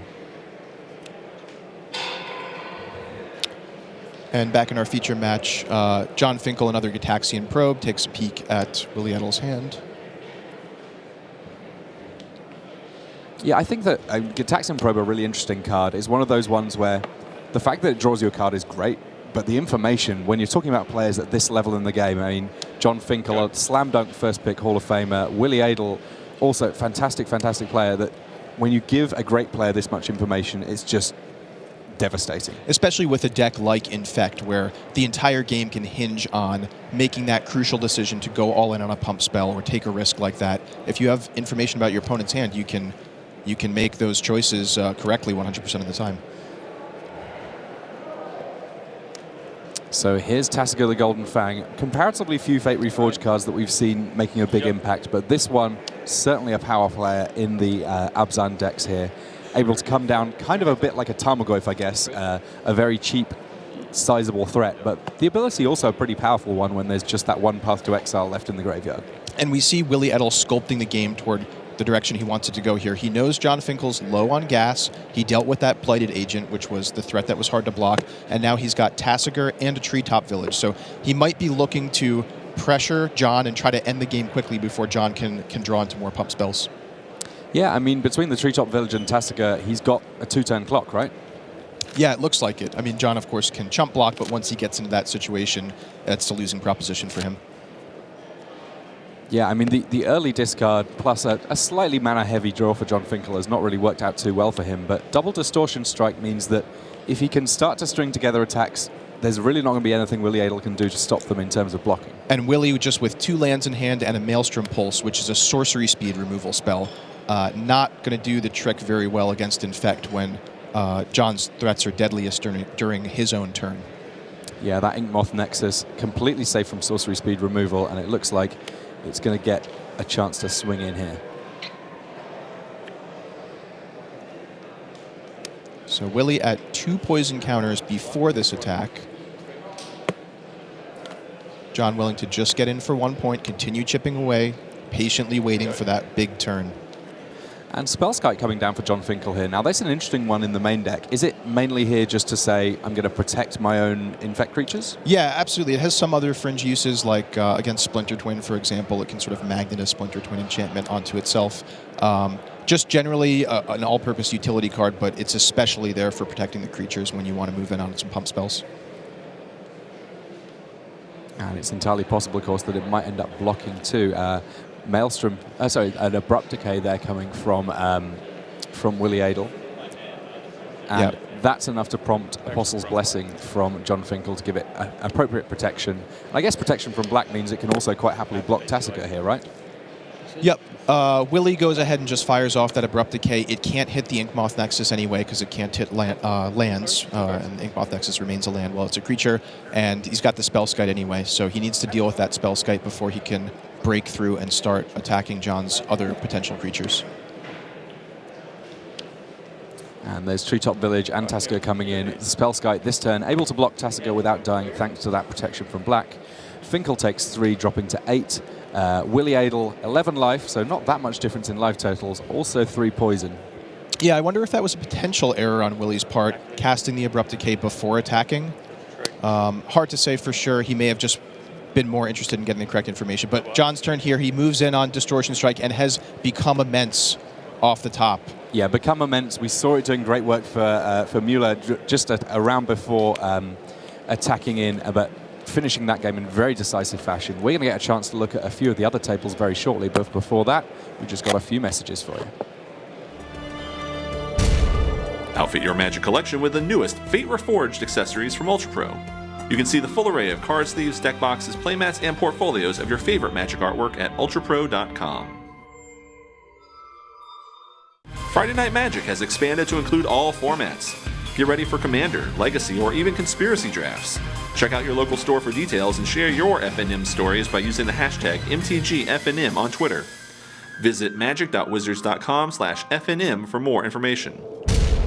Hello and welcome back to round 12 of Pro Tour Fate Reforged. We're going to have a little look in on one of our other games that's going on here just while John Finkel and Willie Adel shuffle up for their game too. We've got Robin Dolar on the left of our screen. He's playing Abzan. We kind of know how that one works. On the other side of things, though, Sam Black, he's playing the Amulet Bloom deck that is very, very intricate, really quite complicated, but super duper powerful. Yeah, really interesting deck, capable of incredibly explosive draws. Primeval Titan being the key card you want to use Amulet of Vigor to ramp into here. It looks like Sam did have one, but it's just been pathed to exile by Robin Dolar. Yeah, plenty of lands to fetch for Sam Black, even with that path to exile. But the main thing that this deck is trying to do is get lots of lands in play and get a big combo, either with Hive Mind or potentially just attacking for an awful lot. It looks like neither of those plans worked out too well for Sam Black in that game. Robin Dolar picks up his first game win, so we're going to get a chance to look at one of our other games that's in progress. We're going to get a chance to see Seth Manfield, who's up a game against Jelga Vigashma, his burn deck doing the work for him there against Red-Blue Twin. Just an update from one of the other tables, Yuki Ichikawa with Jund. He's up a game against the burn deck of Jason Chun, so it's not as if burn wins it every single time. Probably best for all of us, right? Absolutely. So Seth in a great position here, undefeated after 11 rounds, 5 more to go. Really just needs to win 1 or 2 of the next 5 modern rounds. And he's playing a burn deck, so I think he's in a pretty good spot here. Yeah, life total's pretty even at this point. The game's kind of just started. I mean, Jelga Vigashma, he's got to be very careful about protecting his life, but I know that out of the sideboard, he does have an awful lot of ways of gaining life. He's got Bat Skulls, he's got Wormcoil Engines, he just needs the time to be able to deploy them, because if with a little bit of time, his control deck can definitely compete against burn. Yeah, I mean, step 1 for Jelger is just to kind of survive until maybe turn 4, turn 5, when he can start establishing control of the game. And as you mentioned, Tim, try to get some life gain online. Something like a Batter Skull post-sideboard is really what he's looking to assemble. Yeah, it's Vigashma there, dropping to 13 off a Lava Spike. It's kind of worth almost thinking about your life total in 3-point increments against burn. An awful lot of their spells do just do 3 points of damage, and Deceiver Exarch there potentially threatening a very, very quick kill for Jelga Vigashma if he can find a Splinter Twin. But in the meantime, just tapping down a land can be pretty good, right? Yeah, absolutely. I mean, again, name of the game is just to survive here. He wants to slow Seth down, buy some more time, hit some more land drops. Of course, if he does happen to have a lucky combo draw, he can just go turn 3 Deceiver Exarch, turn 4 Splinter Twin. In response to that Deceiver Exarch, though, there was the Boros Charm to drop Jelga Vigashma to 9. Single digits, not exactly where you want to be, because that could just be 3 spells and he's dead, right? Absolutely. It's worth mentioning, though, Jelger does have a pretty good defense set up against creatures. Deceiver Exarch, being a 1/4 creature, can block most of the creatures out of a burn deck, also with an Electrolyze in hand. So it's unlikely that things like Goblin Guide or Monastery Swift Spear are going to pose much of a threat at this stage of the game. Yeah, I mean, one of the tricky things for Jelga here, I mean, we can see he's got an Electrolyze in hand, which might also be good against creatures, probably the reason he attacked there. He doesn't have the second red mana for his big combo finish. But, I mean, Seth having drawn 4 lands, that's probably about 1 more than he really wants, I would say. Yeah. Once you hit, say, 3 lands in the burn deck, any additional land you draw is almost just a dead card. Though he might well find that he appreciates having it here if there's a remand from Yelga. As it is, though, with 4 lands, he's able to snapcast a mage, get a second go with that mana leak there, countering the Eidolon of the Great Revel. And the Eidolon potentially was going to be a little bit of a problem. Yeah, one of the cards you absolutely do not want to let resolve out of the burn deck. We saw that card have an impact in Standard, but in Modern it's just incredibly powerful. So many of the cards in Modern cost 3 mana or less. So Seth Manfield here, a little bit to think about. So much of what his deck can do can be done at instant speed, but right now Yelga's tapped out, so there's definitely a temptation to just say, let's get some more damage through, let's try and get you to a point where any one spell's going to kill you, and at that point, I'm in great shape. Mm-hmm. Again, it can lead you into situations where you're really pressuring your opponent's mana. If you get them low enough that you threaten to kill them at any time, then they have to leave up counterspell mana for the rest of the game. It becomes hard to develop. Now, it's interesting he fetched a Wooded Foothills there. There's not so many green spells in Manfield's deck, but one that's very important in this matchup potentially is Destructive Revelry. A way of dealing with the combo, still dealing damage, basically making sure that he's able to remain competitive without diluting the overall plan of what his deck does. Yeah, I can deal with things like Batterskull and Spellskite for sure, pro sideboard. So Manfield here desperately trying to finish things up. I know that we're going to be able to get a chance to go back to our main game soon enough, but the way that these burn decks work, it can be so quick that I think we're probably going to try and just catch the last remnants of this game, assuming that Yelga can't somehow pull himself back into this. He's digging with that Electrolyze there primarily. Seth fires off the Lava Spike in his main phase, knocking Yelger down to a precarious 3 life. Yelger, out of desperation, almost cycles his Electrolyze at the end of the turn, knowing he either has to end the game or find a way to prevent Seth from top-decking a burn spell and finishing him off. He drew the mountain, but the fact he's attacking here, not a good sign for Yelga's Vigashma. Right, his ideal main phase there, of course, playing a Splinter Twin and ending the game right away, but not so lucky. I mean, I guess it's kind of tricky in some circumstances just to pull off the combo against Burn, because they do have a lot of ways of killing your creature in response to that that Splinter Twin. Now, Deceiver Exarch far better than Pestamite in this spot. Absolutely. Often takes 2 burn spells to take out. And of course, with Yelger being at 3 life, we know that any burn spells Seth does top deck will be aimed at Yelger's face. Drew a Dispel there off Remand. That one, a nice one for him to find there, because it will stop a large proportion of burn spells. Won't necessarily stop the Eidolon the Great Revel if it gets recast, though.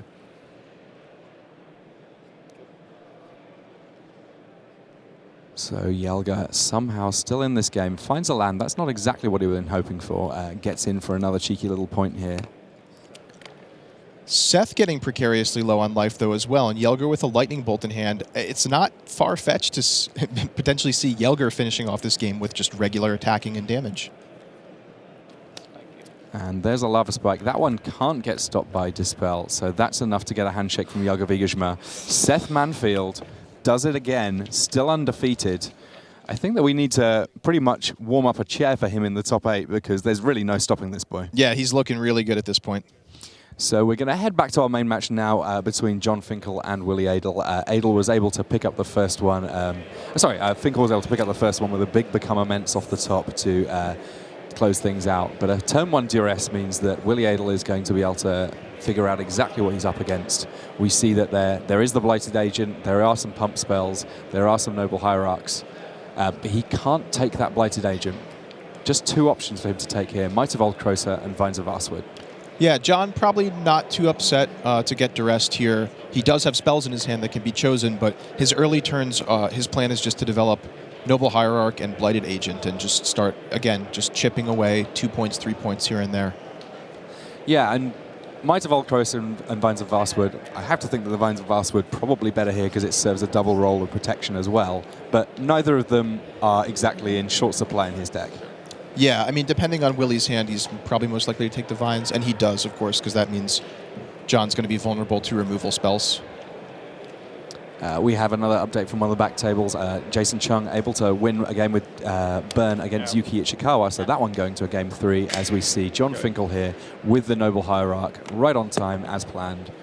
But Engineered Explosives for Willie Adel. This could be an interesting game. Yeah, so Edel has seen that John has 2 Noble Hierarchs in his hand. Both are 1-drops. We may see him sort of slow roll the Engineered Explosives and try to hit both those Hierarchs at once. Or if he's feeling threatened by the Blighted Agent, he might just take out John's only source of infect for the time being to buy himself some more time. Yeah, I mean, there's quite a few lines available to Adel here now that he knows what's going on. He's got Liliana of the Veil to potentially say, that's going to deal with the 2-drop. Meanwhile, I've got a way of dealing with your 1-drops. And then Tectonic Edge means that even if there's an Inkmoth Nexus coming from John Finkel, it may very well be that Adel just has the right set of answers. And very interesting here, John declines to play the second Noble Hierarch. And we see that the real answer is because he's drawn a second Vines of Vastwood, so he wants to leave up that protection. It would also be reasonable either not to play it to play around something like Engineered Explosives or Damnation, something along those lines, or just simply to bluff that he has another protection spell like an Apostle's Blessing or a Vines of Vastwood. I mean, this will be one of the matchups that John Finkel has tested a large amount. I'm sure he's very well aware of all of the different sideboard options that could have come in. Engineered Explosives, likely sort of potentially a 1 or 2 of in Willie Adel's deck. Yeah, not sort of ubiquitous. If I were John, it's not a card that would be, loud on my radar, so to speak. But it's something you've always got to consider. There are sweepers like Drown in Sorrow or Damnation are possibilities. And Finkel there discarding a Blighted Agent. Now, what does that say to Willie Adel in terms of how he feels that his hand's set up? It certainly says John has no more lands in hand. With 3 mana sources on the battlefield already, he doesn't really need any more. So I think Willie Adel can conclude that John Finkel has drawn more spells, actually more pump spells specifically. He knows about the Noble Hierarch and the Might of Old Krosa, so there's still one unknown card in John's hand from Willie Adel's perspective. A scary prospect, as it always is playing against Infect, because, I mean, the real sort of power of this deck is the fact that it can just get there from absolutely nowhere. Yeah, and John Finkel, definitely a master of the hidden information aspects of Magic. Definitely want to play the psychological games, to be capable of bluffing, to be very capable of predicting what his opponent might have in hand. So certainly a dangerous opponent when you don't have full information about what he's up to. Yeah, I mean, I think it's the double whammy of he really doesn't give a whole lot away, and he takes in everything. Mm-hmm. Attack you, that's 6. So Might of Old Krosa giving +4/+4, Noble Hierarch giving Exalted, and Vines of Vastwood pumping a little bit more. And Willie Adel there saying, well, I had this Engineered Explosives, but I just never had time to get it all going. Yeah, just amazing. They're really showcasing the strength of that Infect deck. I mean, Willie played turn 1 Duress and tapped out on turn 3 and lost the game on the draw. So, yeah, pretty incredible there. Finkel known for hugely explosive decks that are difficult to interact with, and they're showing that just because it's not a Storm deck doesn't mean that John Finkel is not able to end the game on turn 3. Yeah, we'll see. John Finkel's willing to attack with creatures when, he can still win the game on turn 3 with the flurry of spells. And here we get a chance to see a little bit more of Sam Black against Robin Dolar, Black on the right there. And he's got Amulet of Vigor in play. Now that completely changes the way that the deck on the right-hand side of the table is going to be playing. Let's have a little bit of a chat through exactly what we can expect to see here. So he's resolved a Summer Bloom. He can play multiple lands a turn. He can play up to 3 additional lands this turn. And he has not yet played a land at all, so an awful lot of options available to him here. So for those of you at home that are unfamiliar with Amulet of Vigor combo, Amulet of Vigor is an artifact that says whenever a permanent enters this battlefield tapped under your control, you can untap it. Now, this deck that Sam Black is playing uses this with the Ravnica bounce lands that enter the battlefield tapped and tapped for 2 mana to generate an explosive amount of mana with cards like Summer Bloom and then eventually Primeval Titan. And that's exactly what we see here. Yeah, he plays one of his bounce lands 3 times. Before it bounces, taps it for mana, makes 6 mana, immediately gets Primeval Titan. And you know what? The lands that come into play from that, normally they come into play tapped. Now they come into play untapped, or come into play and then are allowed to untap, sorry. And suddenly that's a Slayer's Stronghold getting activated to give haste to his Primeval Titan. So it's going to get to attack and get even more lands into play. Yeah, just an amazingly explosive turn out of this Amulet deck. And this is a deck that's, it's been around for a while, but it's a relatively fringe deck in Modern. Oftentimes players don't really know what to expect out of a deck like this. Now, of course, we are at the Pro Tour. I'm sure the vast majority of the players in this field know what's up when they see Sam Black starting to play some Ravnica bounce lands. But nonetheless, it can be easy to underestimate just how explosive this deck can be. Yeah, I think underestimate is exactly the right word, because there's a few things going on with it. Firstly, while it can be very explosive, it can play a slightly longer game as well. I think that sometimes people see it as being a glass cannon that it isn't really. It can play longer games. It's got powerful cards. The other thing is it can seem very high variance. But between Summoner's Pact and Teleria West, it does have a large amount of ability to find the cards it needs at the right moment. On top of course, Primeval Titan being able to attack for and then fetch exactly the lands that you need. So Sam Black here, it looks like he's going for a Simic Growth Chamber, so that's another bounce land, and Teleria West might be a reasonable option here, but actually he's gone for Vesuva, which is going to get to copy one of his lands in play. Trigger untapping these things, and I'll return these two lands to my hand. So a casual set of attacks here from Sam Black that leaves him with way more lands in play, a gigantic Primeval Titan that's coming through. Yeah, tough spot for Robin Dolar here. Take 3 trample. You go to 13. So yeah, double strike on the Primeval Titan, a common trick here, but post-combat a second Primeval Titan. Wow, this is big news. So Sam Black just getting tons of value by getting these lands out of his deck. Not only is he increasing, his mana advantage here, but utility lands like Slayer's Stronghold can really give him a big advantage here. And look at Robin Dolar there. He doesn't know what's going on. Like, what turn is this? He's thinking. Normally you can kind of count the number of lands in play and say, oh, it's probably about turn 4, turn 5. Against this deck, that really means nothing. So Sam threatening to potentially just win the game by attacking with these 6/6 Primeval Titans. Of course, we know this Amulet deck also capable of winning with Hive Mind combos. Yeah, the Hive Mind combos end up being pretty complicated, but the gist of it is you've got your enchantment there that means that whenever a player casts an instant or sorcery, each other player copies it. If you play a pact, something that you have to pay a very specific upkeep on or lose the game, your opponent gets a copy. They are the one that has to pay for it first, and basically they find that they can't pay it and they lose the game. But by the sounds of it, we are going to have just this one last match as Yuki Ichikawa up against Jason Chung. That one has just completed. So we're going to get a chance to stay and watch a full game here for the decider between Sam Black and Robin Dolar. Jason Chung is going to go and chill out as his Burn deck was able to do the do. Burn doing very well in the feature match area and in general this weekend. Yeah, absolutely. Definitely one of the top stories of the weekend. But personally, I'm really excited to see this game from the start here. I find this Amulet of Vigor combo deck really, really interesting to watch, and it's just going to be a blast to see how it plays out from the mulligans through turn 1 of the game and beyond. We can see there are a few tweets that have come through just as people are watching the coverage. Do tweet us at Magic Pro Tour to let us know what you're up to, what you've been enjoying, what decks you maybe want to see. A number of people liking the Infect deck from John Finkel, but also quite a few people liking Burn. And one of those people, I would guess, is Eric Klug, who's put together a very unusual cube featuring just cards that have won Pro Tours. Every constructed deck that's ever won a Pro Tour, any cards in those decks, one of them makes it into the cube. And if Burn wins this Pro Tour, he's going to get a lot of interesting cards in there. Oh yeah, that should be a pretty good update for the cube. Robin Dolar here having a bit of a think about what he wants to do against this relatively fringe deck. It's not necessarily one that is super easy to sideboard against. Yeah, I mean, the main thing he's going to be looking for in his opening hand is a hand disruption spell like Thoughtseize or Inquisition of Kozilek. This Amulet deck, it's capable of very explosive draws, but it relies on very specific cards, and those are exactly the kind of matchups where a card like Thoughtseize really shines.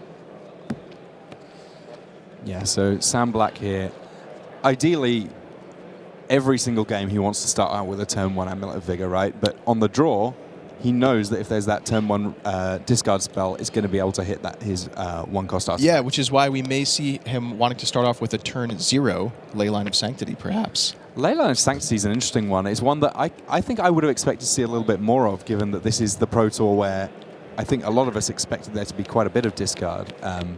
And especially for the decks that need very specific cards not to get stripped out of their hand, Leyline is great.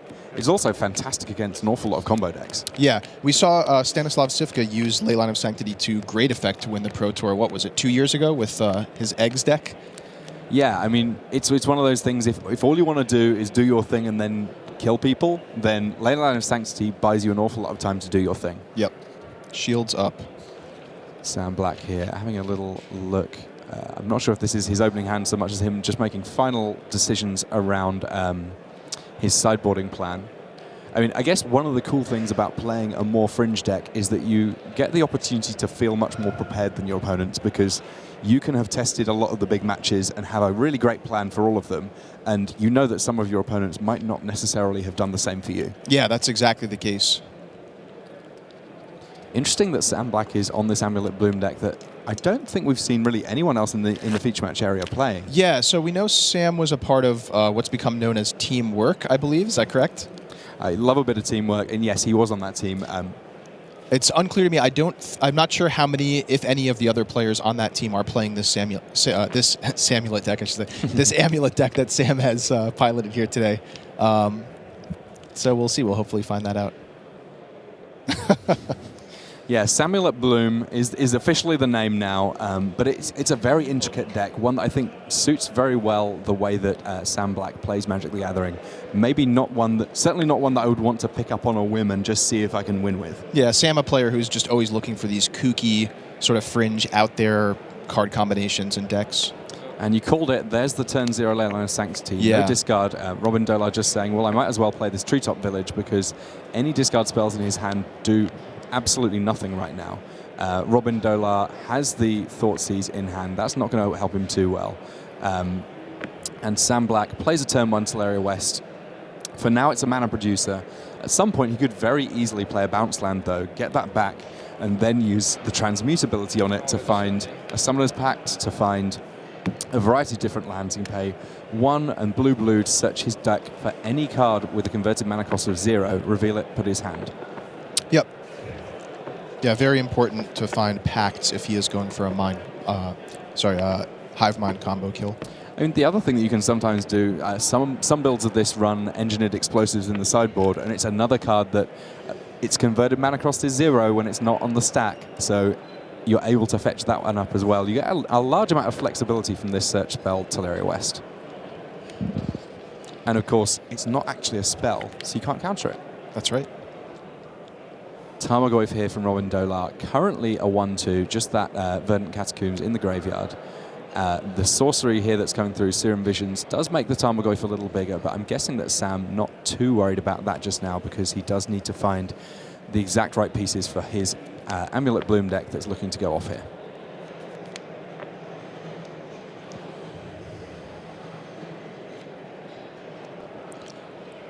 So taking a quick look at Sam Black's hand here, we do see a Wormcoil engine has come in. A creature that's just very difficult for the Abzan deck to deal with. Often they have to spend multiple removal spells. And kind of a cool play that I guess that Robin Dolar could do here, if he absolutely just wants to pump Tarmogoyf, he could Thoughtseize himself, discard whatever he fancies, and get a few extra points through. Seems relatively niche. Nice to know about, though, just in case you just need that final point. Sometimes you got to do what you got to do. Yeah, it's true. I mean, the Thoughtseize is largely going to be dead in his hand unless he can find something like a Maelstrom Pulse to remove that Ley Line of Sanctity. He's not really going to be able to do much with it anyway. Of course, Sam Black did put a sorcery in the graveyard already with Serum Vision. So Dolar just trying to put on a clock here, attacking with Treetop Village and the Tarmogoyf, not really developing much more of his board. And it looks like Sam Black might have gone for kind of a creature strategy after boarding. He's just got drawn a Sigarda, Host of Herons. Now, this is a very cool card, very powerful against the likes of Liliana. It means that none of his creatures can get sacrificed. And on top of that, it's a 5/5 flying hexproof. It basically says, I'm sorry, Abzan, there's really very little you can do about me, and I can win the game in 4 swings. Yeah, and this is a great example. You mentioned earlier, Tim, how when you're playing with sort of a fringe deck like this, or a deck of your own design, you just have such an advantage where you know what your game plan is against each of these classic archetypes that you expect to face, but your opponents, they really don't know what you might do post-sideboard. And if Sam did indeed bring in a bunch of creatures like Wormcoil Engine, like Sigarda, I mean, we may have seen Robin Dolar bring out some of his removal spells, which is just going to leave him vulnerable to that type of a strategy. And Calney Garden here getting bounced and replayed, making more plant tokens for Sam Black. Those really effective speed bumps when Tarmogoyf, no trample there. If a Siege Rhino comes down, it's not really too worried about the plants. It likes dancing around in gardens just fine. But that Tarmogoyf is going to get stuck in some vines for a little while. And just a disaster here for Delar, drawing a second Thoughtseize, just a dead card at this point against that Leyline of Sanctity. He does have a Tectonic Edge in his hand, which he can use to interact, even knocking Sam down by 2 mana if he takes out one of those Ravnica lands. However, Sam did play Summer Bloom on his previous turn, developing his mana quite a bit. Does not currently have any Ravnica Karus in play to be vulnerable to Tectonic Edge. Yeah, and Sam Black now saying, yep, that Tarmogoyf's big enough that I'm willing to start blocking with my plant tokens. He's losing a land to Tectonic Edge. In this case, it's the Vesuva. But ultimately, he's not really presenting the kind of clock that Sam has too much cause to be worried about. And Black able to just advance his game plan, slowly but surely reaching the point where Sigarda, Wormcoil Engine, they're going to be able to get in. And once they start swinging, it's really not going to take too many turns for Robin Dolar to be in an awful lot of trouble. So Sam at a healthy 15 life points right here. A couple of chump blockers in the form of plant tokens from Colony Garden. Really just has a nice defense to give him the comfort to get up to the 5 and 6 mana range where he can start deploying these big creatures, which we know that at the moment Robin Dolar has no answer to. And one interesting thing here is that there's a couple of summoners packed in Black's hand. If I were him, especially now that I've seen Tectonic Edge is in Robin Dolar's range, I'd be very tempted to say, I'm not going to worry about them for now. They can just chill out. I don't want to lose the game to not being able to pay for a pact. Yeah, absolutely correct to be cautious in this case. I mean, Sam Black in a comfortable position, doesn't need to take any risks. Sigarda comes out here, makes it unprofitable to attack with the Tarmogoyf or the Treetop Village. Puts the brakes on Robin Dolar's offense. And oh my goodness, a third Thoughtseize drawn. This Leyline of Sanctity has just done so much work this game. Incredible. The one thing that I'm really learning here is Robin Dolar has a great poker face. He's holding a hand that does... The best that he can do is 6 himself. I guess for himself and discard the other 2 cards. But yeah, he's sat here with worse than nothing in his hand. And he looks like he's still playing a game of Magic. Yeah, and that's just an absolutely key thing at this level of competition. I mean, you can't let your opponent know when you're defenseless. They're just going to take advantage of it right away. And Sam Black here, he knows that he doesn't need to be too far off to the races. Abzan, not necessarily known for being a super explosive deck. It's not like the Infect deck that we saw from John Finkel. It is a deck where you can kind of relatively easily plan for how much damage you might take in each turn. So he's saying, I'm going to gradually build my board, gradually attack you with Sigarda, and if everything carries on the way that it currently is, I'm going to win the game. So he's got enough land here that he's confident in being able to pay for Summoner's Pact, uses that pact, it doesn't cost him any mana this turn, and gets to find a Primeval Titan. Now, if you want to make sure you can pay for your pacts, finding a creature that fetches you more land seems like a really great way of doing it. Primeval Titan getting cast immediately here, and Sam Black looking through, figuring out what lands to get. Now, that's a bit of a puzzle itself in many cases, because in point of fact, this is a deck that runs an awful lot of singleton lands. Yeah, right? I mean, I won't get into details here, but I'm looking at the deck list now, and it's just 1, 1, 1, 1, 1, 1, 1, all the way down the lands column there. So, yeah, it's for sure a very difficult deck to pilot skillfully. A lot of choices every single turn. And of course, if you want to find out more details about this match, in addition to what you're seeing here, it is being covered by our text coverage team. Adam Staborski there in the back is typing up all the details of this match. You'll be able to find out exactly how Game 1 and Game 2 went, in addition to, of course, staying with us for the next, probably not very long, which will be the remainder of our Game 3. So let's take a look at what Dolar might be able to draw to get him out of this situation. Certainly a removal spell for the Primeval Titan is a start. Sigarda, of course, having hexproof, very difficult to get off the table. Normally, a card like Liliana of the Veil is effective against hexproof creatures. However, Sigarda says your creatures can't be sacrificed.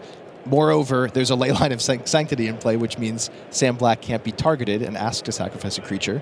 And even beyond that, he has a plant token from Kalni Garden. So Liliana just trumped on many levels here. Yeah, the fix very much in. And actually, it feels to me like even though Liliana at the start of the weekend seemed to be a great choice, quite a few players playing cards that punish it. We've seen some Lockstone Smiters. We've seen all sorts of situations where Liliana perhaps hasn't been as powerful as people might have initially thought. Yeah, it's definitely a card with a target on its head this weekend. But congratulations to Sam Black there. He now advances to 9-3. So he needs to have a great run here through Constructed, but Constructed really what Sam Black is known for. He's absolutely one of the power players when it comes to Constructed, and I know a big pickup for teamwork. Absolutely. Who've been sort of putting together their planning for this Pro Tour and seem to be doing pretty well with it. But yeah, very, very happy to see Amulet Bloom in the area because it's a super fun deck to watch. Yeah, it's just a blast. And of course, the other matches that we saw there, John Finkel continuing his run with Infect. Game 1 looked a little scary. The other game, though, super powerful draws from him. Just really highlighted how powerful that Infect deck can be. And Team Channel Fireball Pantheon selected that deck specifically to defeat Obzon, and we saw that play out there. And then, of course, Burn. We really can't forget about it, both on the side for Justin Chung and for Seth Manfield, who just does not seem to want to ever lose. Yeah, he's been relentless this weekend. It's the sort of thing that if you want to ask him, do you see Constructed as being your main forte? Do you see Limited? He's got it all at this weekend. Yep, really showing his mastery of both formats. Has the modern GP, has the limited GPs under his belt. He's absolutely someone to watch out for, and we will be seeing plenty more from him today and almost certainly on Sunday as well. Yeah, looking forward to it. And now, I guess that the big question is, what other decks are we hoping to see a little bit more of? I've heard rumors that there was Merfolk doing well at the end of yesterday. Yeah, Merfolk, absolutely one of the decks I want to take a look at. I saw some of that at the top tables yesterday. I believe one or more Italian players were playing that deck. It looked really cool. I saw all sorts of interesting things, I guess, throughout the weekend. Merfolk was one of the decks that I kind of felt like it was just slightly marginalized out in the format before the bannings. So. Yeah, absolutely. Birthing Pod being a card in particular that's particularly oppressive against other creature decks, just because you can sort of grind people out with value, even if you're not comboing them out. Just an endless supply of Kitchen Finks, Restoration Angels, and so forth and so on. You can just grind out these creature decks so easily. Yeah, and I know that I've been talking to various people in R&D. There's been a lot of thought around the bannings, and it seems like the format right now has been absolutely great. But it sounds like the players down the feature match area, they've tidied things up, and we'll get a chance to speak to Marshall and the winner of that match, Sam Black.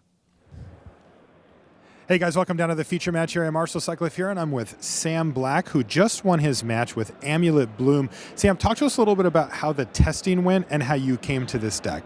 Well, I tested with a new group. It was a bunch of local friends of mine from Madison and some assorted people with jobs who didn't want to get together in person before the event.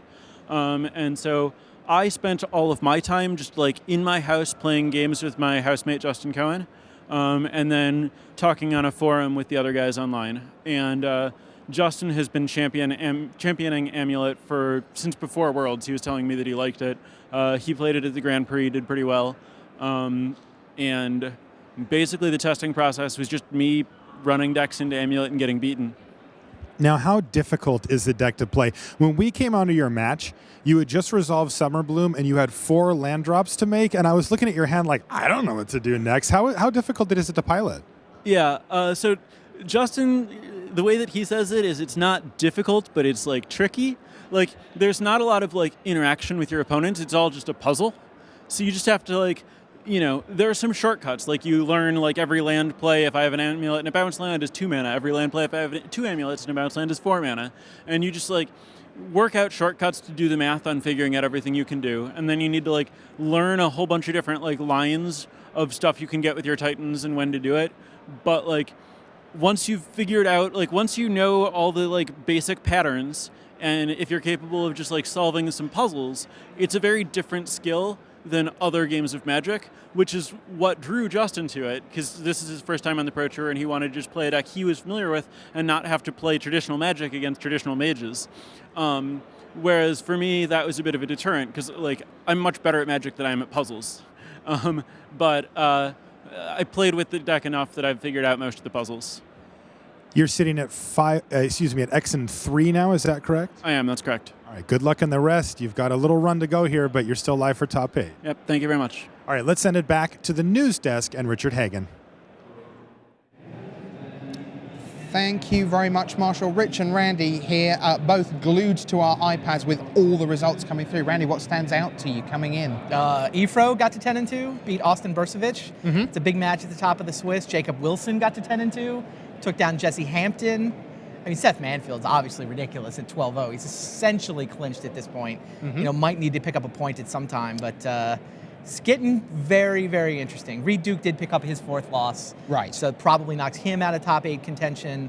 But still lots of interesting stories going on. All right, we'll keep track of those for you and bring you the standings in just a little bit. But we have a deck tech lined up for you. It's one of the pillars of the format. It's Abzan. And here to tell you all about it is Brian David Marshall in the company of Jacob Wilson.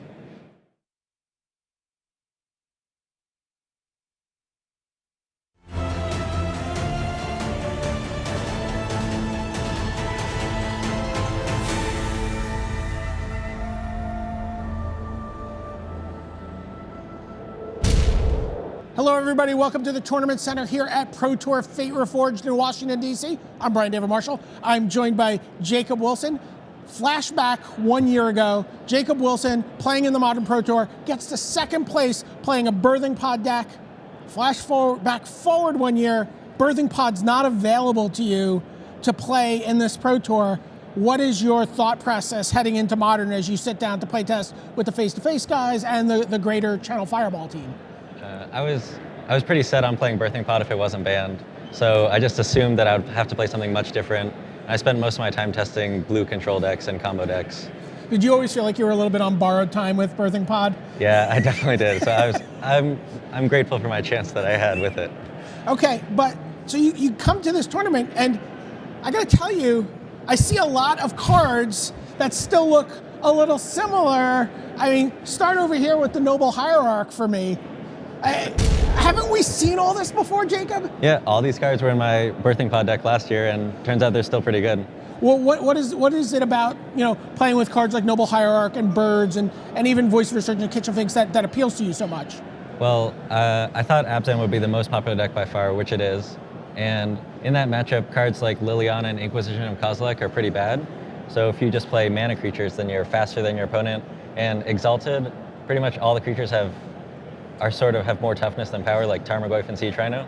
Right. So Exalted is very powerful in the mirrors. Oh, interesting. So very specifically, the Exalted on Noble Hierarch lets you attack a Siege Rhino into a Siege Rhino and win that fight. Yeah, it's perfect for that situation. Awesome. Okay, so let's take a look at the next set of cards. And again, I've seen all of this from you before at some point or another. Kusali Pride Mage, Lingering Soul, Siege Rhino, Thoughtseize, Path to Exile. 2 Thoughtseize. That seems a little surprising. This is not as maybe Abzan-y as other Abzan decks look like in this tournament? Yeah, I would describe this deck mostly as a green-white aggro deck. Okay. But I felt pretty comfortable in most of my creature matchups and want to hedge a little bit against combo and just play a couple Thoughtseize as main deck. Okay, so it's green-white, but you're splashing black for the Siege Rhino, you're splashing black for the Thoughtseize, and we saw the Lingering Souls right here, and then there's some flashback costs there. Yeah. Okay. So this all looks pretty familiar. If this was last year, we'd turn the page and we would get to, Birthing Pod, but instead, Loxodon Smiter and Wiltleaf Liege. Tell me about what's going on here. This seems, you said you were worried that you'd show up to the tournament with Wiltleaf Liege and look kind of silly. I was very scared of looking silly and just losing with this pile of green-white creatures, but... He's 6-0 at the moment with the deck. Yeah, I am undefeated with the deck. These cards, the dream situation is to empty your hand other than them, and then get Thoughtseized or have your opponent Liliana Plus. And against these Abzan decks, Wiltleaf Liege is so good, most of them play 4 Abrupt Decay, so they just can't kill it a lot of the time. Right, because it costs 4, and other green creatures you control, other white creatures you control, again, making your creatures bigger than the same creatures on the other side of the table. It might seem obvious if you've seen this card before, but all the creatures in the deck are green and white, so they all get +2/+2, which is pretty huge. Like, when you play it, it often gives your team like +8/+8 the turn it comes into play. Okay, and then the Smiter, just big dumb elephant, can't be countered. If you weren't going to play Smiter, Knight of the Reliquary is very powerful in this deck, but I expected a lot of counter spells in particular. So I want a card that was good against Remand and Mana Leak. Okay. All right, so let's keep going. Let's look at the lands. Windswept Heath, you said this is a very big card for you, very different than last year when you were playing Birthing Pod. Talk about what the difference is with Windswept Heath. Okay, with the printing of cons, we got the rest of the fetch lands. So before I'd have to play Misty Rainforest and get a Ravnica land, which deals you 2 damage most of the time. But this mana base, you'll see I have Razorbird's Thicket and these fetch lands that get basics. So I don't take a lot of damage from my lands, and Burn is one of the most popular decks of this tournament, so it's pretty crucial to keep your life total high. Pretty unusual to see you start your life total at 17, which is almost the default opening for a lot of decks. Yeah, a lot of decks shock. Fetch land into shock land. Yeah. Okay, and sometimes even 15 because they're fetch land into shock land into Thoughtseize. Exactly. Yeah, you're not necessarily doing that. So we see the Godless Shrine, the Overgrown Tomb, the Verdant Catacombs, the Marsh Flats, but the land to me that has stood out in this deck for you over the course of this tournament is the next one, Gavoni Township. Another card that's was a staple in a lot of the Birthing Pod matchups, but you've been doing good stuff with it without Birthing Pod. Yeah, Township is great. It's a land that helps you cast your spells, and then it's just a 5-mana spell for the rest of the game. Like this deck, the curve is so low and it doesn't play any 5-drops or bigger, because once you get to 5 mana, you just want to activate Township every turn. How many times have you just flown over with Birds of Paradise with like 3 counters on one, 2 counters on the other, and killed your opponent? Almost every round.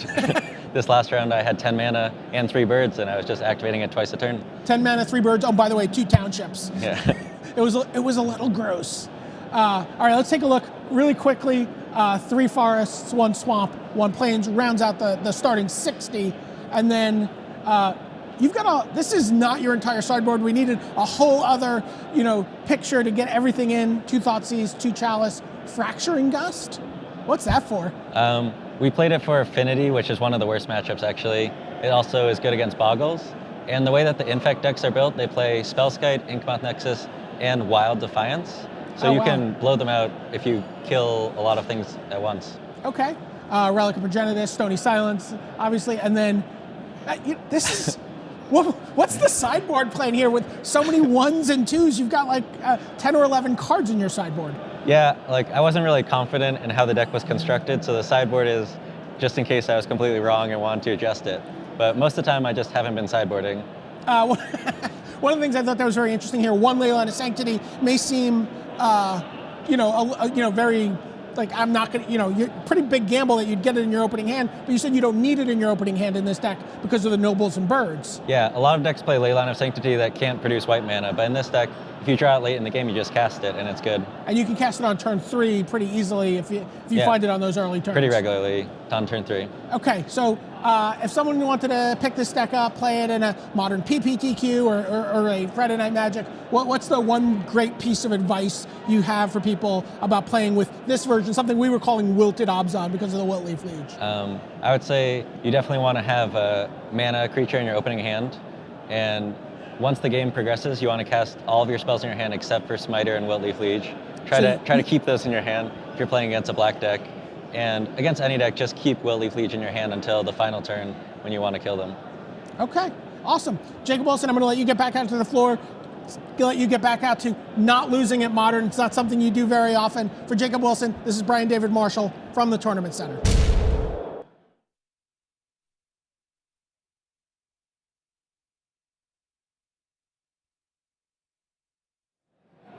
All right, thank you so much to Brian David Marshall and to Jacob Wilson there with Birthing Abzan or something. There were a lot of similarities there, weren't there, Randy? Yeah, I'm not even sure it should be lumped in with all the other Abzan decks. Right. It's like you've got this almost Birthing Pod over here, and then almost everybody else playing Liliana over there. It's really smart. I love the way that deck came together. It seems in particular, it's really well set up for this field. Yeah. Great stuff, and Jacob Wilson showing that he wasn't just a master of Birthing Pod, he was a master of Modern. He is in great shape at 10-2. There's only one person who's doing better than that. Why don't we get you to our overall leaderboard and show you what's been going on here as the pairings are going up for round 13. All right. Randy, is there a theoretical way that Seth Manfield will not be playing on Sunday if he's breathing? I mean, there's some small number epsilon greater than 0, but there's no realistic scenario where he misses top 8. Right, because at any point he just gets a draw. Probably, yeah. It's all but mathematically clinched. All right, so 1 is done. Now we're looking for 7. A whole 6 points further back in the field are the 6 players at 10 and 2. And apart from Jacob Wilson, the big standout, another ranked player. Absolutely. Eric Froelich. Been playing great Magic lately. Right. I actually almost didn't believe it when they said that it was his first trophy last weekend at the Grand Prix. I thought, wait, surely he's won a Grand Prix before. Surely he had. No.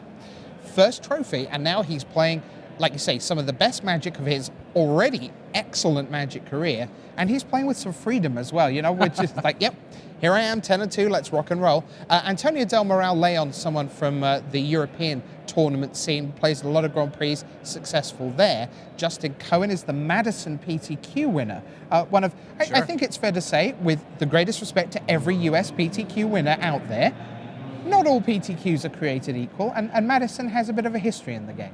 Absolutely. Bob Maher, Owen Turnwald, Sam Black, lots of great players. Adrian Sullivan's from the Padua, right? Sure. Yep. So Justin Cohen, not a big surprise to see him doing well, even if you don't necessarily recognize the name.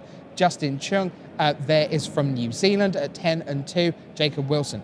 Then we get into the 9 2 and 1s. Now, are we at the point yet where the draw is starting to become good news, or is it still terrible news?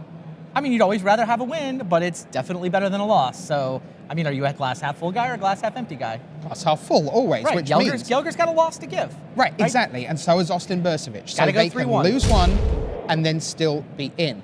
Now, we've gone down to our 21 through 40. These are a bunch of the 9 and 3s, the 8-3-1 Stephen Murray. Now, once you hit the 8 and 4s, and these are in tie-break order, so Maciej Janik of Poland is your leading 8-4 contender right now, and Roberto Esposito of Italy. None of those guys are feeling good, though. All the 8 and 4s feel like, well, I mean, I'll play it out. Top 16 would be awesome. Big pile of pro points, big pile of prize money. Those 8 and 4s right now they do not think they're in top 8 contention, and they're probably right. Right. Now, Stephen Murray, though, he will expect that if he can win the next 4, and he went perfect with Living End yesterday, that if he can continue that, well, he should be in, he will think, at 12-3-1. Right. It's unusual for a 12-3-1 to miss. It's possible, but unusual. Right. At 9 and 3s, and remember, Swiss pairing means you will face someone on the same record, basically speaking, they are essentially reaching the elimination rounds. Wow. Look at Zvi Malshewitz in 38th. His last couple hours have been rough. I mean, we saw the match on camera against Martin Muller, and then he just lost to Li Shijian in the last round. Yeah, he was 7-1 overnight, now down at 8 and 4. Cale Thompson of Canada, Krista Monson, and Nate Smith of the United States. 3 players that you may not know too much about, but they are still live. Huang Hao Shan, meanwhile, taking up the Su Qing Kuo bracket for Chinese Taipei. Pierre Dageron at 9 and 3. Why don't we go back to the top page? Huang Hao Shan, by the way, 6-0 in draft. Right, okay. 6-0 in draft. Well, on the one hand, congratulations. Right, but also and on 3-3, the other, and it's all modern from here. So why don't we take us back to the top of our leaderboard if we can, and show you numbers 1 through 20 again, because there's so much else to get to within that. We've talked about Austin Burcevich and Jelger Wiegersma. How ice cool is Martin Muller of Denmark? I mean, just watching him do what he did with the match against Zvi, but he's the reigning World Magic Cup captain, champion. He's 17. His first Pro Tour was only a year ago, and he was in the top 50 of that. And the Danes and Swedes, and brackets, when we say that, we mean Pro Tour finalist Joel Larsson, 2 Pro Tour top 8s, Dennis Rashid, Hall of Famer Ola Rada, amongst others, are so impressed with Martin Muller. They say he is absolutely the real deal. He's not just on a heater, he's just hot, period. Oh, yeah. I actually saw some speculation at the end of that Zvi Malshewitz match that maybe Zvi made that judge call on purpose to try to trick Martin into not blocking, into missing the first strike interaction. I don't actually buy it. Like, I think Zvi was so flustered and tilted from like punting game 2 and just seemed surprised when Martin made the right block, but there was no doubt, no hesitation for Martin Muller. He's absolutely rock solid. I'm at 2, whatever. I first strike, I sacrificed the Slayer, the Flare to the first strike. I gained the 4 life. Just had it all on lockdown, had it all under control. So Super cool. Yeah, and he is the first of the 9 and 3s right now. So if anyone is going to lose a 4th match and then get through, he's in reasonable shape for that. Right. But if we look through numbers 11 through 20, everyone there is at 9 and 3. That's some names. Who stands out for you there? Johnny Magic. John Finkel is hanging out in 16th. He's a couple of rounds away from putting up, what is it, his 37th Pro Tour top 8? I think, yeah, it might be only his 36th, but we're certainly in that realm. You got Frank Karsten also representing the Hall of Fame. And then you've got other storylines. I mean, Jesse Hampton here off that Grand Prix Nashville win. He did lose last round to pick up his 3rd loss, but still very much in the thick of this. And oh my God, Yuki Ichikawa? Are you kidding me?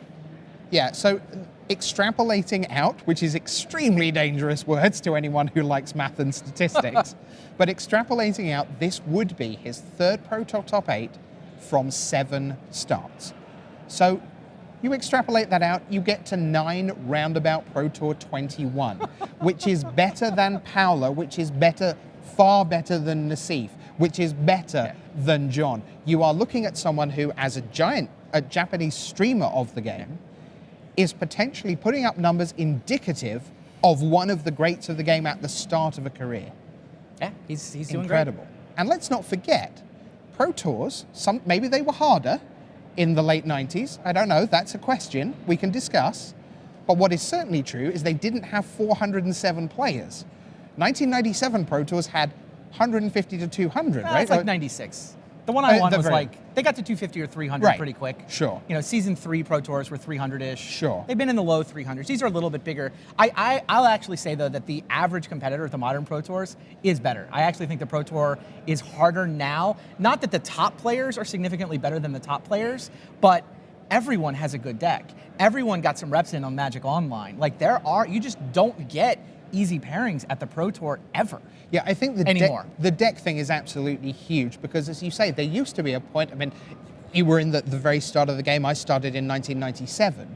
And there was no doubt that one of the reasons you tuned into the Pro Tour is because every deck was new to you at your local store. No one had any of them, right? Yeah, it was almost impossible because the internet, it was effectively a pre-internet age. We can go back to the Magic Dojo. Certainly a pre-Magic Online age. Yeah, for sure. So you have Finkel in the Hall of Fame there at 9 and 3. You have Frank Karsten in the Hall of Fame at 9 and 3. Yuki Ichikawa, is he on track for one of the great Magic careers? We'll find out. What I can tell you... Look at Eric Froelich, though. Eric Froelich gets into the Hall of Fame conversation with the top 8 here. Oh, for sure. He's already kind of been on the edges of it. Yeah, and he's been very, very sort of vocal about saying, you know what, there are people more deserving than me in past years. He's actually gone out and said, look, I know lots of you love me and I really appreciate that, but this is a really serious honor. And I don't deserve it yet. And here are the people who deserve it more than me. And I can't wait to vote for him when given the reasonable chance to do so. So it could be that. I can tell you that the feature matches have been paired. The players are sitting down, they're shuffling, they're doing their thing. Why don't we talk through the matchups that are coming your way? So Jelga Wiegersma, who seems to have taken up permanent residence in the feature match, I can hardly remember he's around. Paired against Frank? Yeah, it's Hall of Fame. What a match. All the way. Dutch Hall of Famer versus Dutch Hall of Famer. These guys These guys were play testing together for Pro Tours 10 years ago. So we have blue-red twin for Jelga, and in a shocking turn of events, Frank Karsten is on Affinity this weekend. What tends to happen in that matchup? Any sense of who's favored? I mean, it's kind of a race. It's a fairly non-interactive race. Can Karsten dump his hand and kill faster than Jelga can assemble the combo? I mean, I tune in quick if you want to see that one, because I don't expect it to last a lot of turns. Okay, 2 very interesting and fun decks at our next table. It's Italy against USA. Sam Black, 9 and 3. He's playing Amulet Bloom. As we know, we heard Sam getting interviewed just before this round about that. And he's up against the Italian Marco Lombardi, who is getting fishy with the Merfolk. Merfolk's a good deck. There's a lot of good quality. You've got plenty of lords. All your creatures can just get gigantic really quickly, and Marco's been having luck with that deck so far. I have a question for you about Merfolk. Who plays it? I understand who plays Burn. I understand the psychographic of, I want to burn your face off. I understand the mid-range players. I get that. You want to have play against everything. I certainly understand the control players because you just want to say no to everything that ever happened because you're basically a purveyor of no fun, like me. But Merfolk, I don't quite understand who chooses that deck. Outside, it's the best deck, it's going to win me a Pro Tour. Sure. But who is the Merfolk player? I mean, historically, it's kind of the tempo control deck, right? You're Right. able to get creatures down really quickly, but then you're blue, so you're able to have enough trickiness where you can get some pressure and then leave some counters up. That's what it's been historically. That's what it is in Vintage, for example, where Okay. I've been known to run the fish in a Vintage tournament from time to time. Uh-huh. In Modern, it's more that just those creatures get gigantic, and just being able to stitch all those lords together, you come out aggressively. I mean, it's just one of the good linear aggro decks in the format, and we've seen that the linear aggro decks are doing quite well. Yep, it's a creature format for sure. It really is. Seems to be. All right, so then we have the King of the Hill. Yeah, I wonder if that could be Seth Manfield. Oh, look, it is Seth Manfield with his 12-0 burn deck. He is paired against that Hall of Fame discussion, Eric Froelich with Abzan Now, at 10 if Eric and 2. wins this, does he get to be king even though his record will still be worse? Oh, yeah. He'll still be 3 points back. You win, it doesn't matter. You win at the table, you say, I'm the winner, you off. I knew that. See it's you just on kind of Sunday. funny that Yeah. Seth's lead is so big. He So can big. lose to the guy in second and just still be a whole full match clear. Sure, so that's Seth Manfield against Eric Froelich, Burn against Abzan. Presumably, Burn is reasonably favored in game one of that? Yeah, I mean, the Abzan player has to be careful with his life total. I mean, that deck is set up with fetch lands and pain lands and thought seizes, and I do think Burn is better off in game one, but then it gets close. And we will begin with Yuki Ichikawa with Jund against Alexandra Bono with Living End. Let's get you down to the feature match area. It's time for round 13 of Pro Tour Fate Reforged.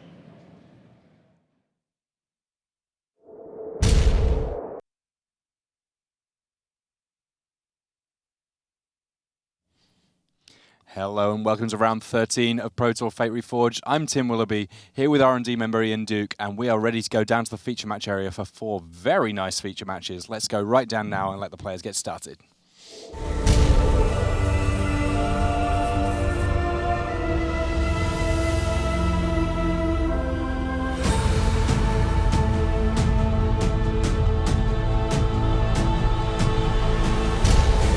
Hello and welcome to round 13 of Pro Tour Fate Reforged. I'm Tim Willoughby, here with R&D member Ian Duke, and we're going to start with a nice feature match here with a couple of decks we haven't seen too much in the feature match area thus far in Modern. On the left of our screen, we have Yuki Ichikawa, the phenom from Japan. This is his 8th Pro Tour, but he might make his 3rd top 8 if he can string together a run here. He's playing Jund, a deck that he's known for playing in various formats already, and he's up against Alexandre Bono of France, and Alexandre is playing Living End. Now, Living End against Jund, already a really great matchup for the Living End player, and Yuki Ichikawa here, he's on a mull to 5. Yeah, so for those of you who are a little bit unfamiliar with Living End, it's a graveyard-based combo deck with a lot of cycling creatures that you just got to cycle through early in the game to get into your graveyard, and then you'll cast a Cascade spell, which will result in casting Living End, which simultaneously destroys all the creatures in play and brings back all the creatures from the graveyard. So all those creatures that you've cycled throughout the course of the game now come back onto the battlefield. Yeah, absolutely. So we're going to see a kind of a slightly weird set of turns for the first few turns where Bono, we see there the 24-year-old from France. This will almost certainly be his best finish thus far at the Pro Tour. He's not played in too many before. We're going to see him cycling a lot, getting a lot of cards into the graveyard in the hope of having a really big Living End. Meanwhile, Ichikawa, who is on the Malta 5, he's got to try and find a way of either beating up Bono very, very fast, which might be tough considering that Living End is going to kill his creatures, or finding some form of disruption. Now, what disruptions he got? Yeah, so the tough thing for the Jund deck here is that a lot of the cards that it normally uses to interact with creature decks aren't very effective against Living End. Cards like Abrupt Decay, Lightning Bolt really don't have too many relevant targets. What Ichikawa is really looking for is one of his copies of Scavenging Ooze that'll allow him to attack Bono's graveyard. We see there that Ichikawa starts things off with a Dark Confidant. That 2-1 is going to get to draw him some more cards. Every upkeep, he's going to reveal the top card, put it in his hand, and lose some life equal to the mana cost. And given that he's digging to a very small subset of cards, that's a pretty nice pickup for Ichikawa. But at the moment, things kind of going for plan for Bono. He's got his first cycle already. That's a 4-4 in the graveyard ready for later. The other cool thing about the Living End deck is that a lot of its cards are land cycling. So it can run a relatively small number of lands, but still make sure it hits each and every land drop of the game. Mm-hmm. So we won't see a lot of action out of Bono early in the game, just a lot of cycling, making his land drops, but don't let that fool you. That's exactly according to his game plan. He just wants to spend these early turns cycling through his deck, building up his graveyard until he's ready to cast a Cascade spell, which will allow him to flip through his deck and find his Living End. Yeah, I mean, Bono not too worried about taking damage here. He's already taken 2 from fetch lands and 2 from cycling a Street Wraith. That Street Wraith, though, at some point it's just going to come into play, and it's got Swamp Walk. And you know what Ichikawa's got? There's a Swamp in play. He's just going to get to attack him with an unblockable 3/4 at some point in the game, almost certainly. Yeah, the Living End deck, it can kind of play out in a silly way often. You'll cast a Living Death and bring back 3 or 4 somewhat awkward creatures like Street Wraith or Simian Spirit Guide, things of this nature, and then spend the next couple turns just attacking with dorks. But you've gotten so much value out of the Living End that's usually enough to close out the game. Yeah, the B plan for this deck is actually casting creatures. Mm-hmm. But here we see the other side of the Living End deck that can be pretty savage. It has a land destruction angle. Yeah, so we see Beast Within coming down here, being used very aggressively to attack Yuki Ichikawa's mana. Particularly relevant because Ichikawa is on a mulligan to 5, I believe. He is, yes. So this is getting rid of a Copperline Gorge here. It does mean that Ichikawa is going to get a 3/3 Beast token, but assuming that Alexandre Bono is able to find a Cascade spell, Cascade into Living End, that 3/3 really not too big of a worry. And in the meantime, Ichikawa is going to be stranded with not very many cards in hand. A Desperation Thoughtseize here takes a Shriekmaw, but reveals that actually Bono has nothing going on. He's just got a whole ton of lands. Yeah, not exactly according to plan for Bono, but we'll see if Ichikawa can sort of mount an aggressive stance before Bono is able to draw out of this. Bono does have 8 copies of the Cascade cards in his deck, which are essentially Living Ends. And between that and the many cycling creatures, he should be able to turbo through his deck pretty quickly to find what he needs. Yeah, I mean, only 19 lands in Bono's deck because he's got so many ways of finding them. So the fact that he's got so many right now means that, number 1, he's a little bit unlucky, but number 2, he's got a lot of live draws. Yeah, and speaking of interesting draws here, Bono actually drew Living End itself proper, which strangely is not what the deck wants to do. Living End has Suspend, which means that he'll actually have to wait several turns before it goes off. He'd much rather have access to a Cascade spell, which will allow him to Living End instantaneously at will. But he does go ahead and suspend that, so in 3 turns from now, it will go off, destroying all creatures in play and bringing back Bono's graveyard. But he may not have 3 turns. That attack from Yuki Ichikawa, dropping Alexandre Bono down to 7 life. Tarmogoyf comes along to join the team for Ichikawa, who's at a relatively healthy 14. Now, any turn that Bono draws a Cascade spell, we're going to see this board change a great deal. But right now, he's on a very short clock. Yeah, so interestingly, Bono used his first Beast Within very aggressively on Ichikawa's land, presumably because he was hoping to follow it up with a Shriekmaw. However, that Shriekmaw earlier got Thoughtseized by Yuki Ichikawa. Bono does find a second Shriekmaw, uses it to sort of stem the tide a little bit and take out the Tarmogoyf, but he's still on the back foot here. And we mentioned this being an unfavorable matchup for Jund, but this is one of the main ways that Jund can actually pull out the first game, is by just getting a really aggressive start and putting tons of pressure on the Living End deck's life total. And Terminate there, clearing a path for Ichikawa, able to attack in for 5. Not often that you get a chance to see Dark Confidant doing quite this much damage to an opponent. Yeah, it's done a lot of work this game. And Bono on just 2 life, he needs to draw a Cascade spell this turn or it's all over. It's another shot, and that looked like a Violent Outburst. Yeah, I think it was actually. That's just what he needs here. That's a pretty exciting draw. It is the Violent Outburst, I think. Now, Violent Outburst, it's got a couple of things that it does. It gives creatures you control +1/+0 until the end of turn. That's lovely, that's fine. What it really does, though, is says Cascade. So when you play it, you keep going through your deck until you find a spell that costs less than it, and you get to play that for free. And this is an instant, so regardless of what the spell is, if it costs less than 3, you get to cast it at exactly the right moment. And the catch here, of course, is Bono plays no cards in his deck, no non-land cards that cost less than 3, except for the Living End itself, which has a converted mana cost of 0, since it can only be suspended and not cast. So we see him flipping through his deck here with Cascade. He will eventually reach a Living End, and that'll swap creatures on the battlefield with creatures in graveyard.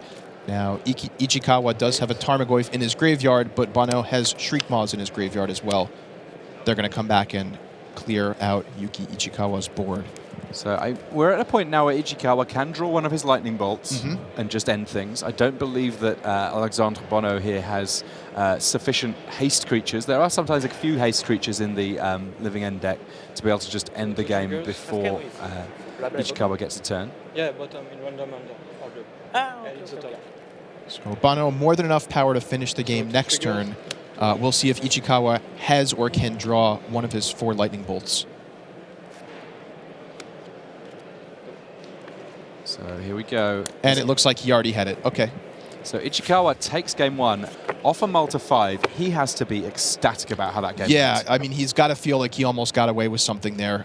It's a rough matchup for him. He started on a mulligan to 5, but that Dark Confidant, I believe, was the hero. And so we're going to get a chance to look at a little bit more of some of the other games shortly. But before that, we're going to see just a couple of messages. Burn your fate into history. Fate Reforged is now available on Magic Online. Dive into the new set by downloading Magic Online at www.mtgo.com.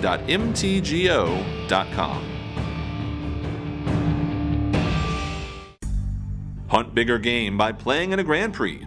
These open tournaments feature the best players in your region as well as top Magic pros from around the world. Upcoming Grand Prix include Seville, Memphis, Vancouver, Miami, Liverpool, Cleveland, and Auckland. Visit magic.wizards.com/Grand Prix for the complete schedule. Hello and welcome back to round 13 of Pro Tour Fate Reforged here. While our main match is just shuffling up for game 2, we've got a few updates from the other tables. In the Dutch Hall of Famer match, Frank Karsten currently a game up with his affinity deck over Jaro Wiegersma's blue-red twin deck, but we're going to get a chance to look in on Sam Black playing the Amulet deck that we saw a little bit of last round, but this round he's up against something quite different. Marco Lombardi with Merfolk on the left of our screen there. He's got a couple of curse catchers. He's got 1 Lord in play there to make his creatures a little bit bigger, and a Spellskite. No islands in play for Sam Black, so Island Walk's not a thing, but that's quite an impressive force there for Lombardi. Looks like Sam is in the middle of one of his characteristic lengthy turns with this Amulet deck. Yeah, the Amulet meaning that things that come into play tapped get a chance to untap when they come into play. When you've got Primeval Titan, you've got some lands that can come into play that tap for 2, they get untapped. And it may well be that we get to see a Slayer's Stronghold here that can set up an attack from Primeval Titan the turn it comes into play, and then all manner of craziness happens. Sam Black on 18 here. It looks like he's had kind of the run of the game thus far. Yeah, I mean, what he really wants to do is get that Primeval Titan in play and have the breathing room to attack with it once or twice and get some more lands going. And it looks like he does have that breathing room here. Yeah, this appears to be the second attack with the Primeval Titan, almost certainly coming down far, far earlier than one would normally expect. We can see a couple of Summer Balloons in the graveyard. If even one of them resolved, then that would kind of explain quite how Sam Black has been able to get as much good stuff going as he has. Lombardi does have 6 power on the board with that Master of the Pearl Trident boosting the Curse Catchers to 2/2. So he can threaten to trade with the Primeval Titan, but that's not what he wants to be doing here for certain. Trading away his entire board worth of Merfolk. Probably not going to result in a win for him, but he may have to do something desperate like that pretty soon. Sometimes you got to do what you got to do. But in the meantime, Sam Black here saying, I've got plenty more lands in play, loads of mana untapped. I am attacking with my 6/6. What you going to do?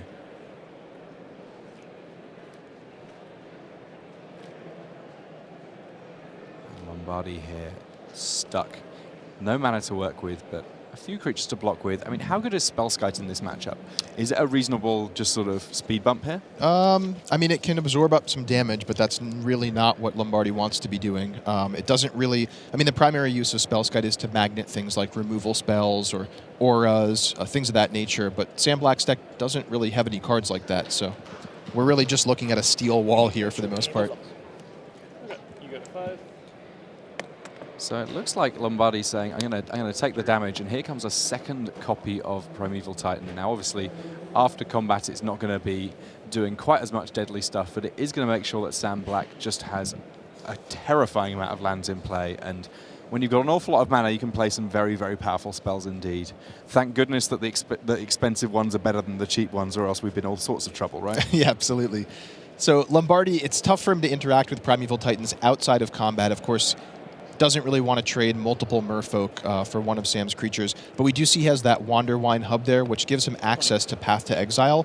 I don't know whether or not he has it in his hand right now, but that's a possibility that he may have an answer to at least one of the Primeval Titans that way. Yeah, it's definitely a tricky one. I mean, something that I guess he could do is Phantasmal Image to make his own copy of Primeval Titan. Yeah, that can certainly buy him some time, threaten to trade, get some more lands in play for him. Silvergrail Adept digging a little bit here. probably looking for something like a Path to Exile or a Phantasmal Image. I mean, ultimately, he just wants to get lots of toughness on the board right now, right? Because both of those Primeval Titan do have trample. Yep. The other thing he can do, if he had enough time, theoretically, is stack up enough Lords in play that his Merfolk can start trading at a better rate for the Primeval Titans. But with Marco already down to 5 life and those trampling Primeval Titans threatening to attack, backed up by a Slayer's Stronghold, I believe. Yeah, Slayer's Stronghold and Sunhome Fortress of Legion both doing great work in the Amulet deck, able to basically turn any creature into a very credible threat. And realistically, Primeval Titan doesn't need a whole lot of help in that regard anyway. But it seems like Sam is going for the combo kill as well. He's got a Hive Mind, and this is a much more difficult to interact with kill in some respects than simply attacking. Triggers. The fact that the Amulet deck can do both makes it really very, very scary. A Pact from Sam Black now is almost certain to be a big problem for Marco Lombardi. Yeah, absolutely. So Sam in the middle of his combat step here, fetching up some lands. We're likely to see a lot of blocking from Marco here, just trying to set up some trades and absorb the damage from the Primeval Titans. In the meantime, for those of you who haven't seen the Hive Mind combo much at home, the way it works is Hive Mind gives your opponent a copy of each spell you cast. So if you cast a spell like a Pact, which requires mana payment on upkeep, otherwise you lose the game, you can actually cast that on your turn, pass the turn to the opponent, have them be unable to pay for it, and then they lose the game.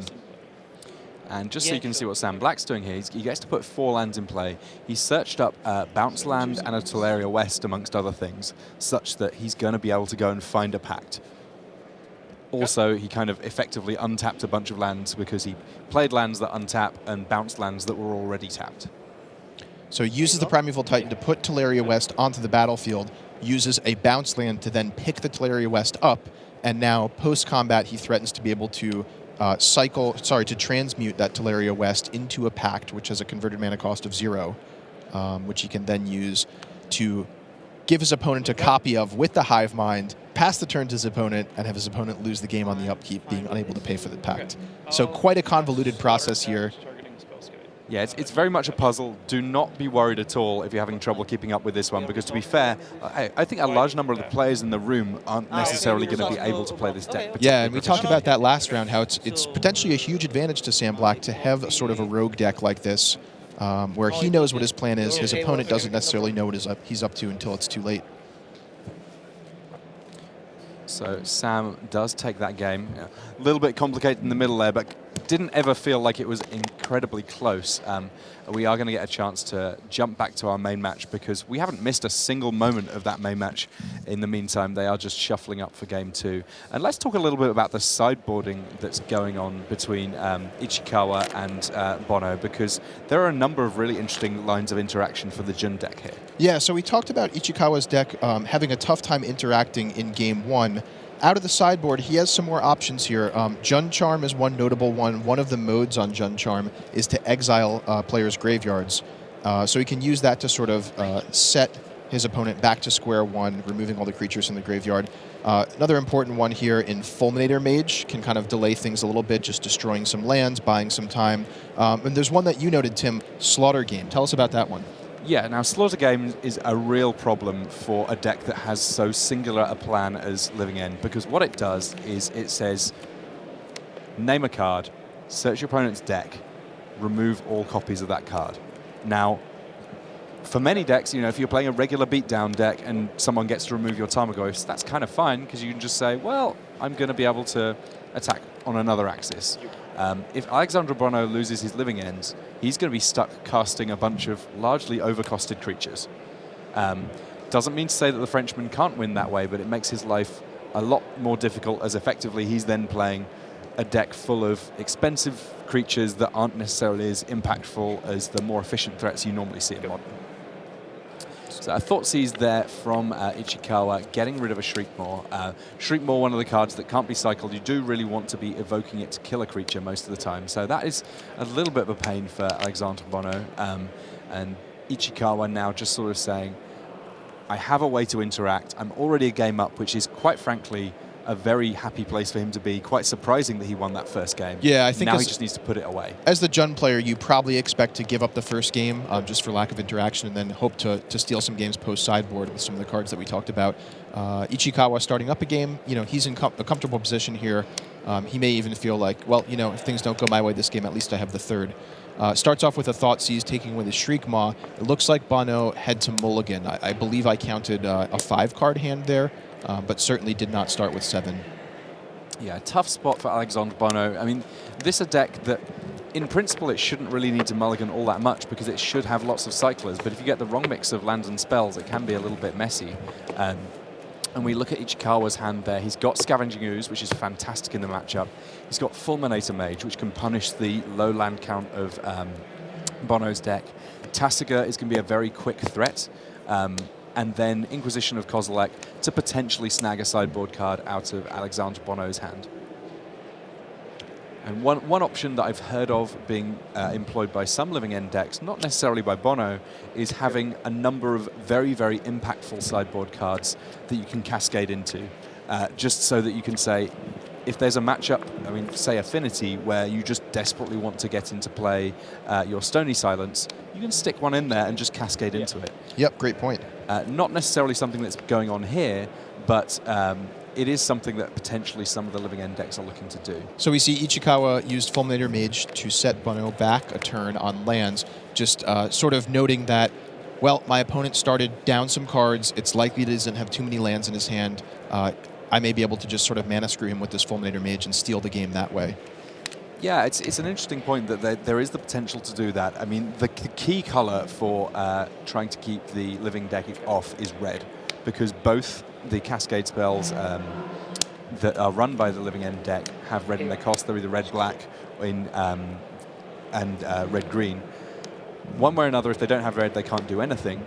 As it is, I think it's going to be tough to fully put the screws on Alexandre Bono in terms of hitting the mana that he needs. But one thing that Ichikawa's deck can do that Bono's can't is present a clock in the meantime. It can disrupt while being aggressive. That's right. But speaking of putting the screws on, we see Ichikawa just picked up a copy of Scavenging Ooze, one of his most potent cards in the matchup. So we may see him just deploying that rather aggressively here and chomping up some of the graveyard.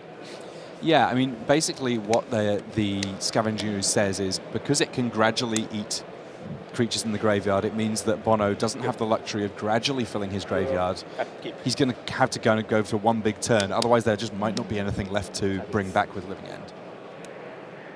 Shriekmaw already going there, and Yuki Ichikawa, he gets a big threat, he gains some life. Scavenging Ooze basically does everything he could possibly want in the matchup. That's right. So let's take a look at Alexandre Bono's hand. Shriekmaw, a fine pickup here, able to get rid of that Scavenging Ooze before it does too much damage. But the problem is that it will come back at some point and have more things to eat, potentially. Potentially, yeah, post-Living End. So likely to use that Shriekmaw to take out the Ooze. That's to be expected here. And of note, Bono did pick up a copy of Violent Outburst, so that gives him access to Living End when he thinks he's ready for it, when he thinks he needs it. So he wants to start building up his graveyard again. He's sort of back to square one, just has the Shriekmaw there. So it's likely that he'll spend a few more turns developing his graveyard before he's ready to pull the trigger on Living End. We see a Simian Spirit Guide in Bono's hand. That kind of an interesting one from the deck because it's a 3-mana spell, a 3-mana 2/2, but what it really does in the matchup is it says I can potentially cast either a Fulminator Mage or one of my Cascade spells on turn 2 if I need to. And just catch people out, play your big spells when people aren't expecting it. So a powerful addition, but not likely one that's going to have so much impact in this game, I don't think. Inquisition of Kozilek here from Yuki Ichikawa reveals Bono's hand. Now he sees the Violent Outburst there, and that's really key for him to get that information now.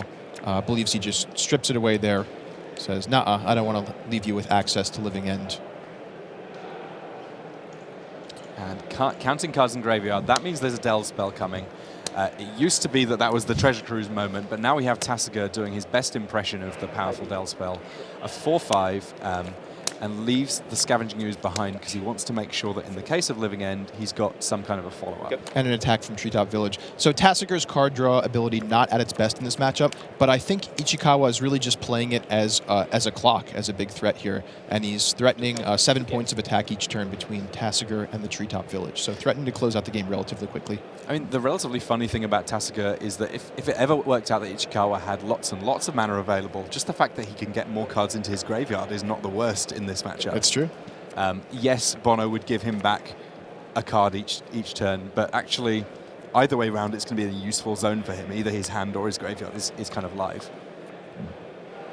So Bono with a copy of Ingot Chewer Strand in his hand.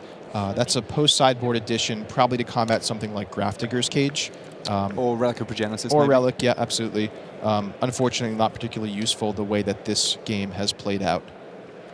Yeah, I mean, that's one of the things when you have a relatively sort of narrow combo, is trying to predict the way that people are going to interact with it, because there's not necessarily so many ways of interacting naturally with this combo. Note that he can, if he wants, just evoke it for 1 red mana, just to get a 3/3 creature in his graveyard, if he is ready to pull the trigger on a Living End. Ichikawa with an Inquisition, a Lightning Bolt, and a Raging Ravine in his hand. Lightning Bolt giving him a little bit more power to close out the game, as does the Raging Ravine that he just added to the battlefield. So the clock is ticking on Bono here, and to that end, he adds a Simian Spirit Guide just as a 2/2 creature to the battlefield. And Ichikawa says, I'm going to activate Tassiger. Can I have a Lightning Bolt or a Scavenging Ooze?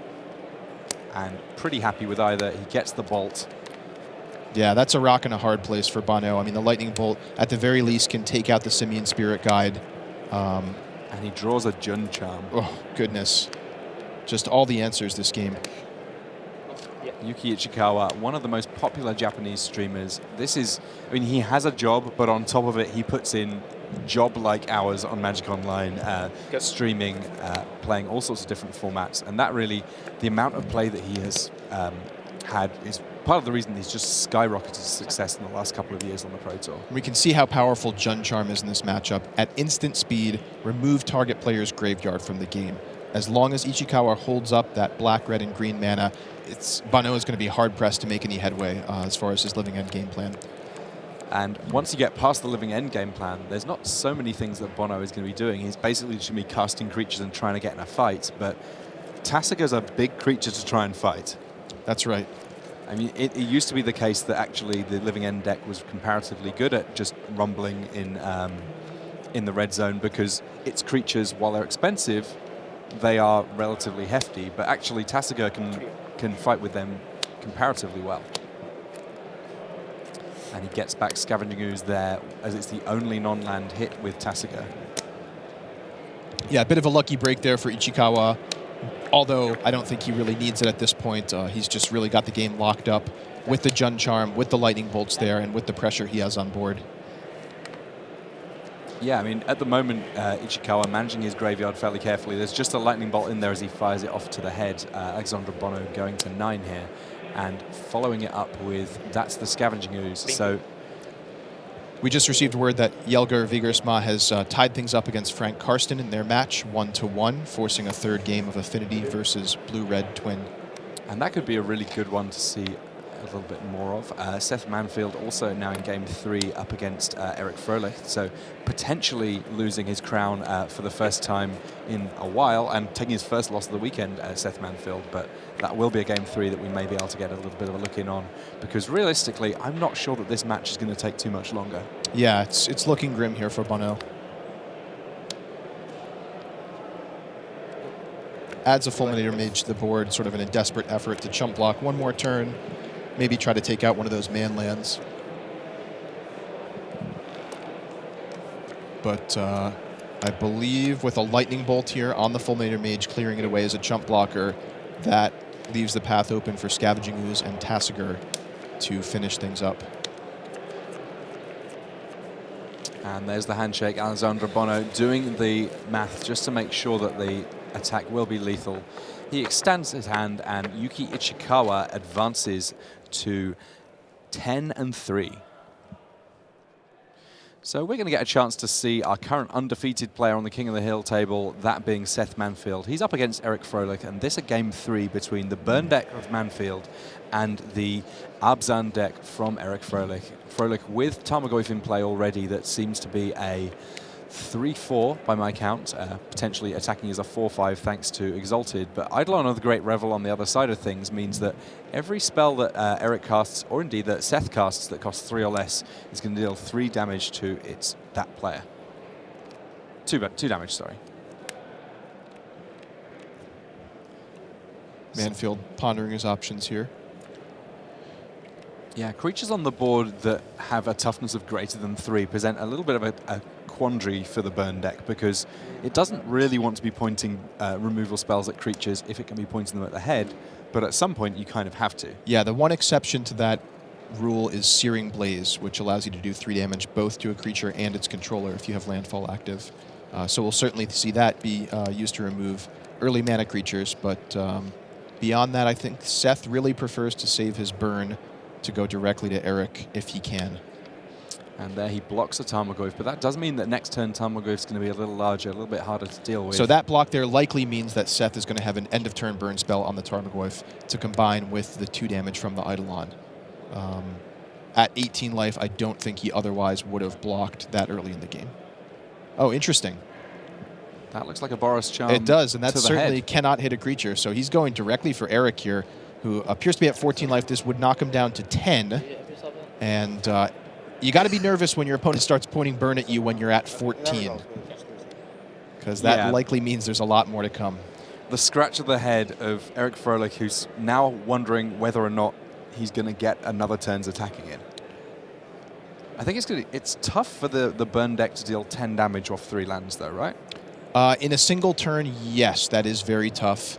I think what Seth has probably done here is mapped out the next 2 turns of the game, where he's thinking, okay, if I block with my Eidolon, that prevents a little bit of damage from the Tarmogoyf. It also prevents any subsequent damage I would take from casting my own spells. And he's hoping, I think, to get 2 more turns without dying. We see Rift Bolts here, so he definitely wants to live to his next turn. That's his plan here. Yeah, suspends 2 Rift Bolts. There's a 3rd Rift Bolt in hand, which is likely going to be a little too late, but there's 2 copies of Skullcrack in his hand as well there by the looks of things. And this ought to be enough, assuming that he's able to survive the next turn or 2, which on 18 is a reasonable assumption. Yeah, well, if indeed all he has are these 2 Rift Bolts and a Skullcrack on 2 lands, he's unable to play any more spells. So that would be 9 points on his next turn. Eric is at 11 here. With the Scavenging Ooze. Ooh, Timely Reinforcement. Oh, wow. One of the most back-breaking cards a burn deck can see. Just a huge card out of the sideboard here, gaining Eric 6 life. Doesn't add any creatures to the battlefield, but he's happy to just gain the 6 life here. It's effectively like a double counterspell, stopping 2 burn spells. And we've just heard that there may be a Leyline of Sanctity coming up as well, which is a massive problem for the burn deck. When all it can do is point its burn spells at creatures, it cannot win the game. Yeah, it's going to be really tough press to win. So this is the deciding game between Burn and Abzan here. Eric Froelich looking to be the first person to do anything to unseat the current leader. And even if he wins this match, taking the King of the Hill table, Seth Manfield will still be on the most match points. Yeah, but nonetheless, I mean, when you're in this position, you want to take every round as it comes and do your best to win every single round. Of course, the higher Seth places in the Swiss, that's going to give him advantage on the play versus the draw in the top 8. So, oh goodness, the burn deck always going first. Yeah, that's terrifying. That's a big advantage. So we see those Rift Bolts pointed at Eric's life total directly, knocking from 17 down to 11. Unfortunately, it's still 4 burn spells away for Seth. So he's going to suspend another Rift Bolt, hope to see the light of day another turn, but Froelich, if he can, is want to put together that Leyline of Sanctity. Although, I want to take another look at his mana base. I think I only saw 1 white source on the Noble Hierarch there. I could be wrong. Looks like only 1 white source. So he's unable to play the Leyline this turn, which is huge. But Liliana comes down, ticking up. That's going to steal a burn spell out of Seth's hand. Of course, Eric knows Seth doesn't have any lands left in his hand because he missed his 3rd land drop. So it does take away the valuable Skullcrack. A couple of attacks here from Froelich. So it looks like Seth will see another turn. He does have a card in his hand that he preferred to keep over the Skullcrack. So it's possible that's a Boros Charm or something that's capable of doing more damage or doing damage more efficiently. Could be a 1-mana burn spell, a Lava Spike, for example. We'll take a look at that when we can for you guys at home. I think it may actually be a second Skullcrack. Oh, a second Skullcrack. Okay, well, that makes the decision of what to discard pretty easy then. So Eric Froelich at 11 life. Seth Manfield with a Rift Bolt suspended, looking to do 3 points during his upkeep, has another 3 points in hand. Can he find 5 more off the top? I think it's unlikely, and he extends the hand. Eric Froelich, the first player to take a match off Seth Manfield. He's going to be in the feature match area next round. You'll get a chance to see some more of him with his Abzan deck on the King of the Hill table. But we're going to get a chance to see a little bit of a Game 3 from one of our other matches as we head down to see the Dutch Hall of Fame match. On the left of our screen, that's Jelger Wiegersma. He's playing Splinter Twin, and he's already got a Deceiver Exarch in play. So one half of his combo. The combo for Frank Karsten's a little bit more convoluted. It involves getting lots of artifacts in play and beating people up really, really fast. But we see here not too many real power cards from the Affinity deck for Frank. And with Deceiver Exarch that comes into play, when it comes into play, you get to untap or tap target permanent. Untap a permanent you control, tap a permanent your opponent controls.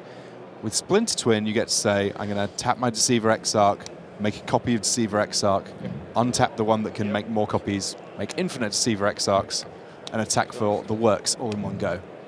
Very, very dangerous spot here for Frank Karsten. Yeah, but you know, Frank not having many ways to interact with the Splinter Twin just sort of has to say, if you've got it, you've got it. I've got to continue playing my game plan and try to defeat you as quickly as possible. In case you don't have it, I'm not going to give you the time to draw into it. So we see Frank deploying a Thoughtcast here, just re-upping on cards a little bit. He's got a couple of Blinkmoth Nexuses to add a little bit of pressure to the board, but what he's lacking right now are those heavy hitter cards that Affinity is known for. Cards like Cranial Plating, Master of Ethereum, Arcbound Ravager. And so he's going to want to find one of those as quickly as possible to really put a heavy clock on Jelger. Now we do see one more relevant card in Frank's hand, and that is Spellskite. Well, there's actually another one there too. There's a Galvanic Blast. Oh, okay. Both of those really interesting cards here. So Galvanic Blast with Metalcraft, if he controls 3 artifacts, can do the 4 damage he needs to threaten to kill that Deceiver Exarch at instant speed. And although Frank only has Mox Opal and Darksteel Citadel as artifacts right now, he can activate one of those Blinkmoth Nexuses as long as he leaves up an extra colorless mana. Beyond that, Spellskite, another welcome addition to Frank's board here to help him feel a little bit safer. The reason Spellskite is so important against Splinter Twin is you can actually redirect the aura Splinter Twin. Since it does have a target while it's on the stack, you can redirect it to the Spellskite and sort of absorb that into the Spellskite, prevent it from landing on the Deceiver Exarch. So plenty for Jelger Wiegersma to work through, but in the meantime, he can plink in for a point here and there if he wishes, or just use the fact that that 1/4 is comparatively big to block with. He looks at his hand, there's an Anger of the Gods, there is a Splinter Twin here. Is he going to go for it? I mean, we know that with just the 1 land untapped, it's going to be tough for Frank to do too much this exact turn. There's a reaction to Spellskite in the next phase. Resolved. So a Spellskite in play for Frank. He's calmly just sort of looking on as Wiegersma taps down Blinkmoth Nexus. A new Mox Opal. Now, the legend rule means that these days, Mox Opal, very powerful indeed. If you draw a second one and play it, you choose which one you want to keep in play, so you just keep the untapped one. The mythic rare from Scars of Mirrodin, seeing play in Vintage these days as well. I know Randy Buehler, a big fan of that one in his mono blue deck that runs just a single land that happens to be a Tolarian Academy and quite likes artifacts too. In the meantime, Jelger Wiegersma trying to figure out a way of getting around this. It's a bit of a kind of posturing game here almost. Neither player really killing the other one. We're seeing this game play out in a rather silly way for 2 ostensibly powerful decks. They're just chipping away at each other with these 1-power creatures kind of maneuvering, jockeying for the board. As long as Frank has that Spellskite in play, he's feeling relatively safe. Of course, you know, it's not complete immunity to Jelger's potential combo, but it does mean Jelger has to have at least 1 more card to assemble things.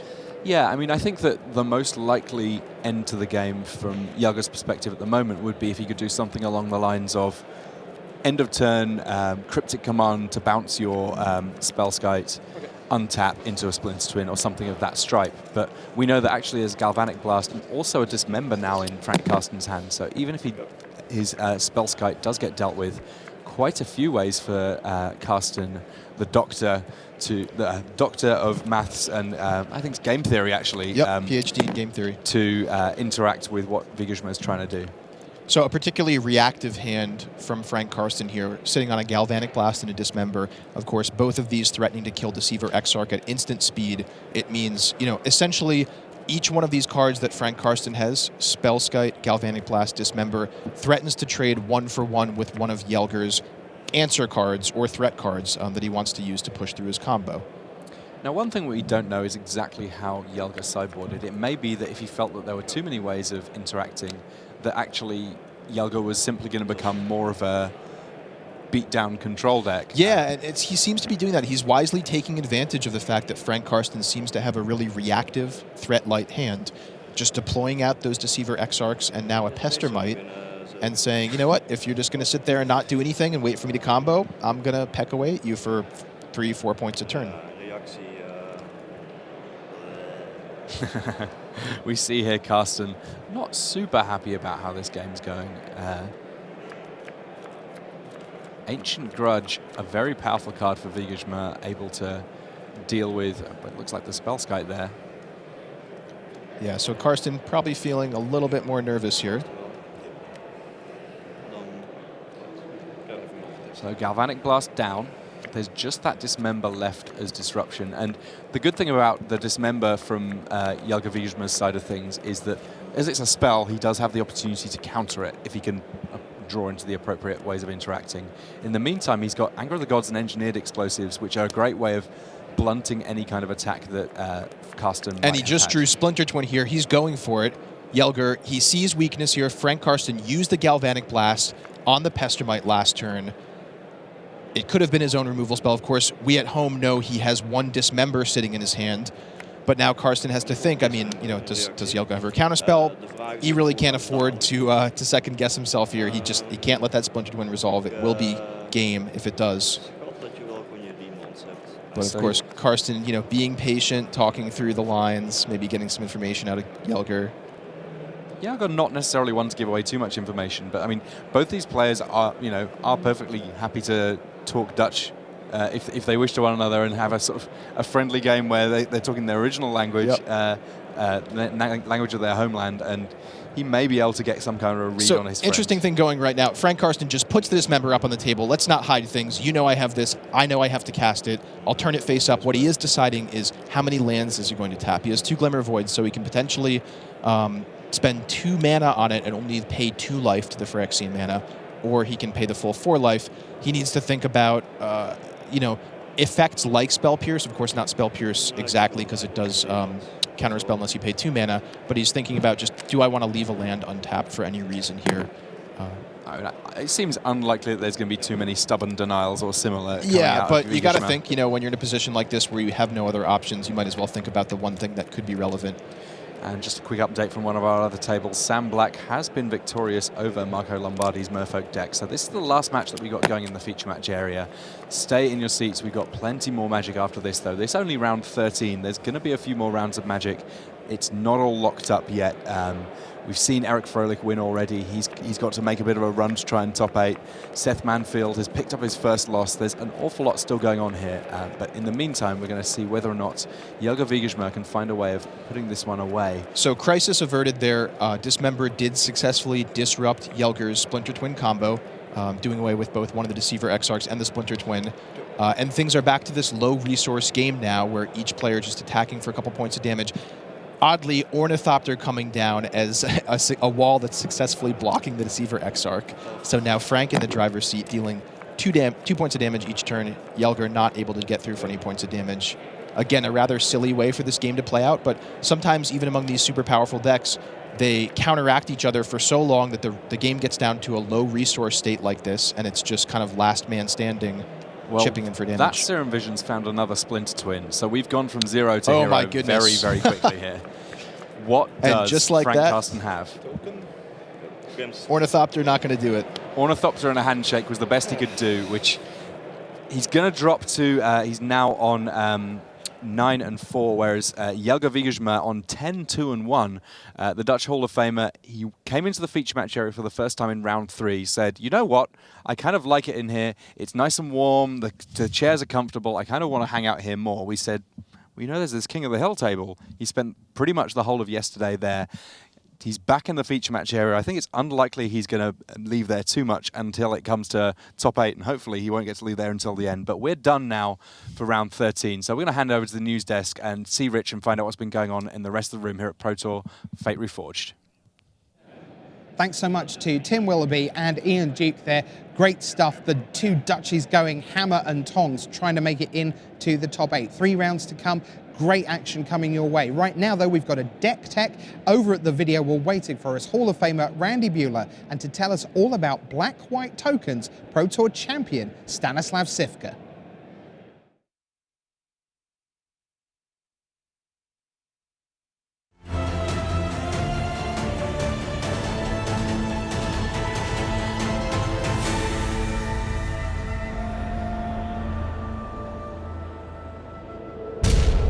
Hello and welcome to the Tournament Center. I'm Randy Buehler, joined by Stanislav Sivka. He has got the coolest new deck.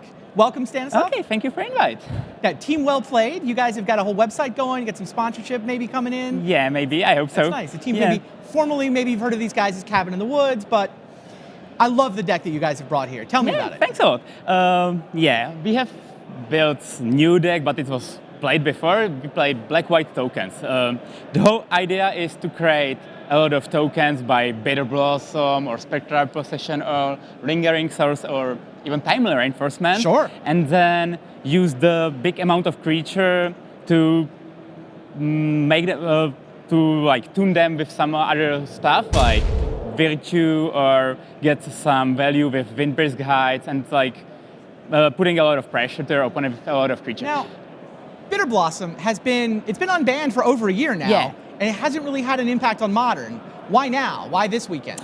Well, it has a lot of reasons. The first is the new ban list, like Treasure Curse is banned, Dig Through Time is banned, and also Pot is banned. Sure. So the power level of the cards somehow decreased, or like the best cards were banned. Okay. So it created a lot of space for new decks. Uh-huh. And the current metagame is more creature-based, so the decks are playing more creature removal in general. Got it. While you play a lot of creature, which are kind of bad on its own, but it's a big amount of them. So this card makes 3 creatures. Yeah. This card makes 4 creatures. That card probably makes 3 creatures. Yeah. So despite you have a lot of guys, the spot removal, like I don't know, Dismember, these kind of cards are not very effective against you. Yeah, so it was the reason why Bitter Blossom and Procession get on the value. All right, so creature-based metagame means lots of removal spells out there, means all of a sudden these cards are great. And if we look at the next batch of cards, these aren't just 1/1 creatures for very long in your deck. Yeah, but yeah, they have tools to make them a lot of better. Like for example, if you have a lot of guys and play Sorin, it's a big life swing. You know, you gain 10 life, you can block and gain life with your turn as well, because if you have Virtue in the play, your creature have a Vigilance, so you don't have to tap them, and you can use the Sorin effectively twice. That's super nice, right? The Vigilance from Intangible Virtue with Sorin's plus ability. Yeah, so you can gain life twice. Twice, yeah, so it's perfect. Are you combo. mostly using the +1 ability, or do you make a lot of vampires? It really depends. Sometimes you play Sorin, make a guy, and then the next turn use the ability, or sometimes if you have enough creatures on the board, you can just plus. All right, so Zealous Persecution seems like a fun trick. Yeah, it's very good against opponents' Lingering Souls, because it kills them all, it kills Dark Confidant, and it's quite good against Splinter Twin, because if they have Pestermine with Splinter Twin, you can kill it, and if they have Exarch, you can still delay them for 1 turn, because... Oh, all the guys go down to 0 power. Go down to 0, and then you can kill him, actually. It's nice. Quite important as well.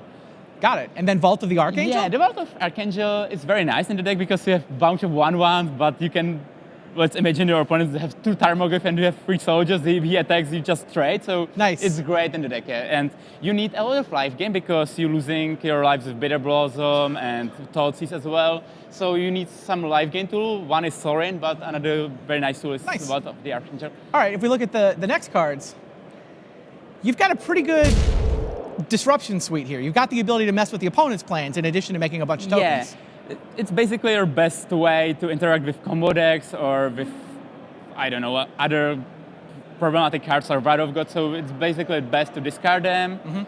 So yeah, you need the disruption and you also need the creature removal because yeah, some creatures are really good and you need to deal with them, like Dark Confidant or like you need removal against Splinter Twin and all these kind of decks. So I think every deck contains some creature removal at the moment. It's the second time I've heard you mention Splinter Twin, Dark Confidant. Are those really the 2 big decks you were expecting in this field, Abzan and Twin? Abzan and Twin are the major players in the format. And you like your matchup in both matches? I really like the matchup against Abzan. I think it's about even against Splinter Twin. So well, hey, Abzan is the one you wanted to beat. It's 28% of the field. It's some crazy high percentage. When you were testing for this PT, you had to make sure that you have reasonable matchup with Abzan because I don't see any point bringing any decks which lose to Abzan, so that's the main reason why we picked this deck.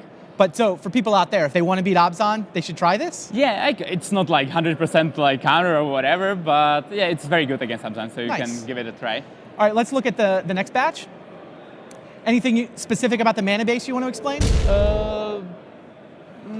Not really. I mean, we are playing 25 lands because you don't have any manipulation with the library and you have 4 casting mana cost cards, so you need to play a lot of lands while so 25. Simultaneously you don't want to get flooded, so it's why the Vault is so good. Makes a lot of sense. And 8 fetches for the Godless Shrine. The fetches, Godless Shrine, there's Fetid Heat, which is very good, like you can fetch for Swamp and then cast Spectral Procession and turn 3, so it fits very good in the deck. There's 1 Isolated Chapel.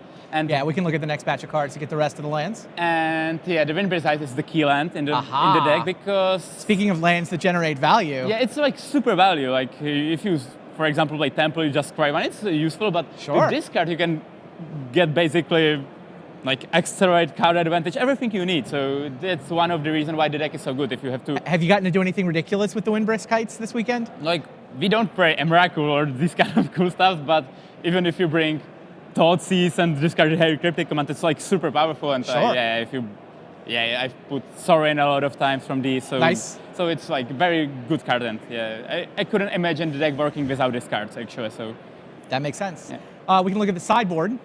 So, we have to put some useful cards in various matchups because, for example, if you play against combo deck, you need to side out a lot of cards because you have a lot of spot removal, while in some matchups you have cards which are suboptimal, like Bitter Blossom against aggressive decks. So we had to put some versatile cards. So that's why Duress is there in 3 copies, because you can bring it among a lot of decks from combo decks to burn, for example. So that's why it is. Stony Silence is against Affinity and Throne, surprisingly, because they have a lot of cycle artifacts like Chromatic Star, Chromatic Sphere, Expedition Map, or even Oblivion Stone, which completely destroys you. So it's very good to shut this card down. Then we have Rest in Peace. We somehow wasn't sure if someone cannot break with Golgari Grave Troll. Oh wow, that's the hedge in case somebody broke Grave Troll. So we were like scared a little bit, but it's very useful against, for example, Tassigur, because then it costs 6 mana. It's like too expensive. It's very good against Tarmogoyf and Voice of Resurgence, all these decks, and against Living, and for example, or and you even don't care against about, Storm. You take out the Lingering Souls when you're bringing that in?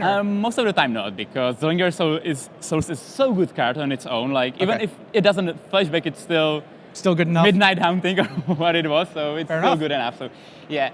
Timely Reinforcement seems great against the burn decks that are running around. It's very good against burn deck, but it's very good against all creature-based deck like Zoo, or even against the new green-white value deck with Leech. So because it's even better here than in Junk, because you have ways to use the tokens more effectively than the other decks do. Oh, sure. Who's the hero for? Hero is very good card in the sideboard, because if you play against the deck, you think that spot removal is not that great, right? Because they have only bound they take out all their spot removal? So, and even if they know about the hero, would you keep it or would you like side them out? Because the card is so effective. If it's unanswered, like kills your opponent in 2 turns, basically. So makes sense. Even if you play against combo decks and you need some clock, it's very good like to attack with. So yeah, that's it. Very then nice. we have Persecution. It's very good, as I mentioned, against Lingering Souls against like creature-based matchups. And then I have Nevermore. I'm probably the only one who has it. Okay. I want to use another Dismember and Oaths, but I wanted to improve my matchups against combo decks. Okay. Because your clock is not that fast enough, and you need a lot of cards to remove. Makes sense. So if you bring Nevermore against, for example, Scapeshift, you can win your game on the spot. Okay, so you've got discard and sideboard cards against combo. Yeah. You've got removal against the creature decks. You've got the giant army of flying tokens. Oh, yeah. Seems like a fun deck. Seems like a good deck. Good deck to play. Like it's very funny and like that's what Magic is about, to have awesome funny decks. So. Very nice. Well, thanks for talking to us. Thanks for the invite. For Stan, this is Randy Buehler signing off from the Tournament Center.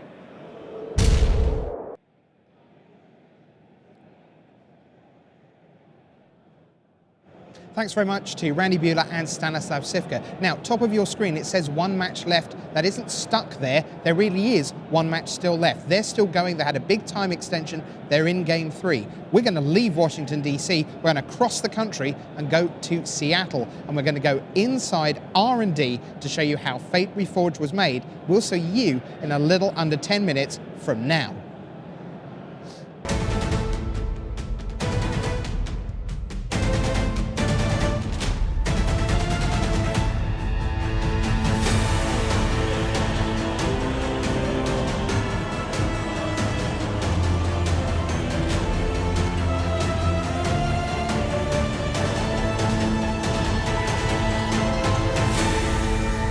They may be in a hostile environment, but the clans on Tarkir are no lambs to the slaughter.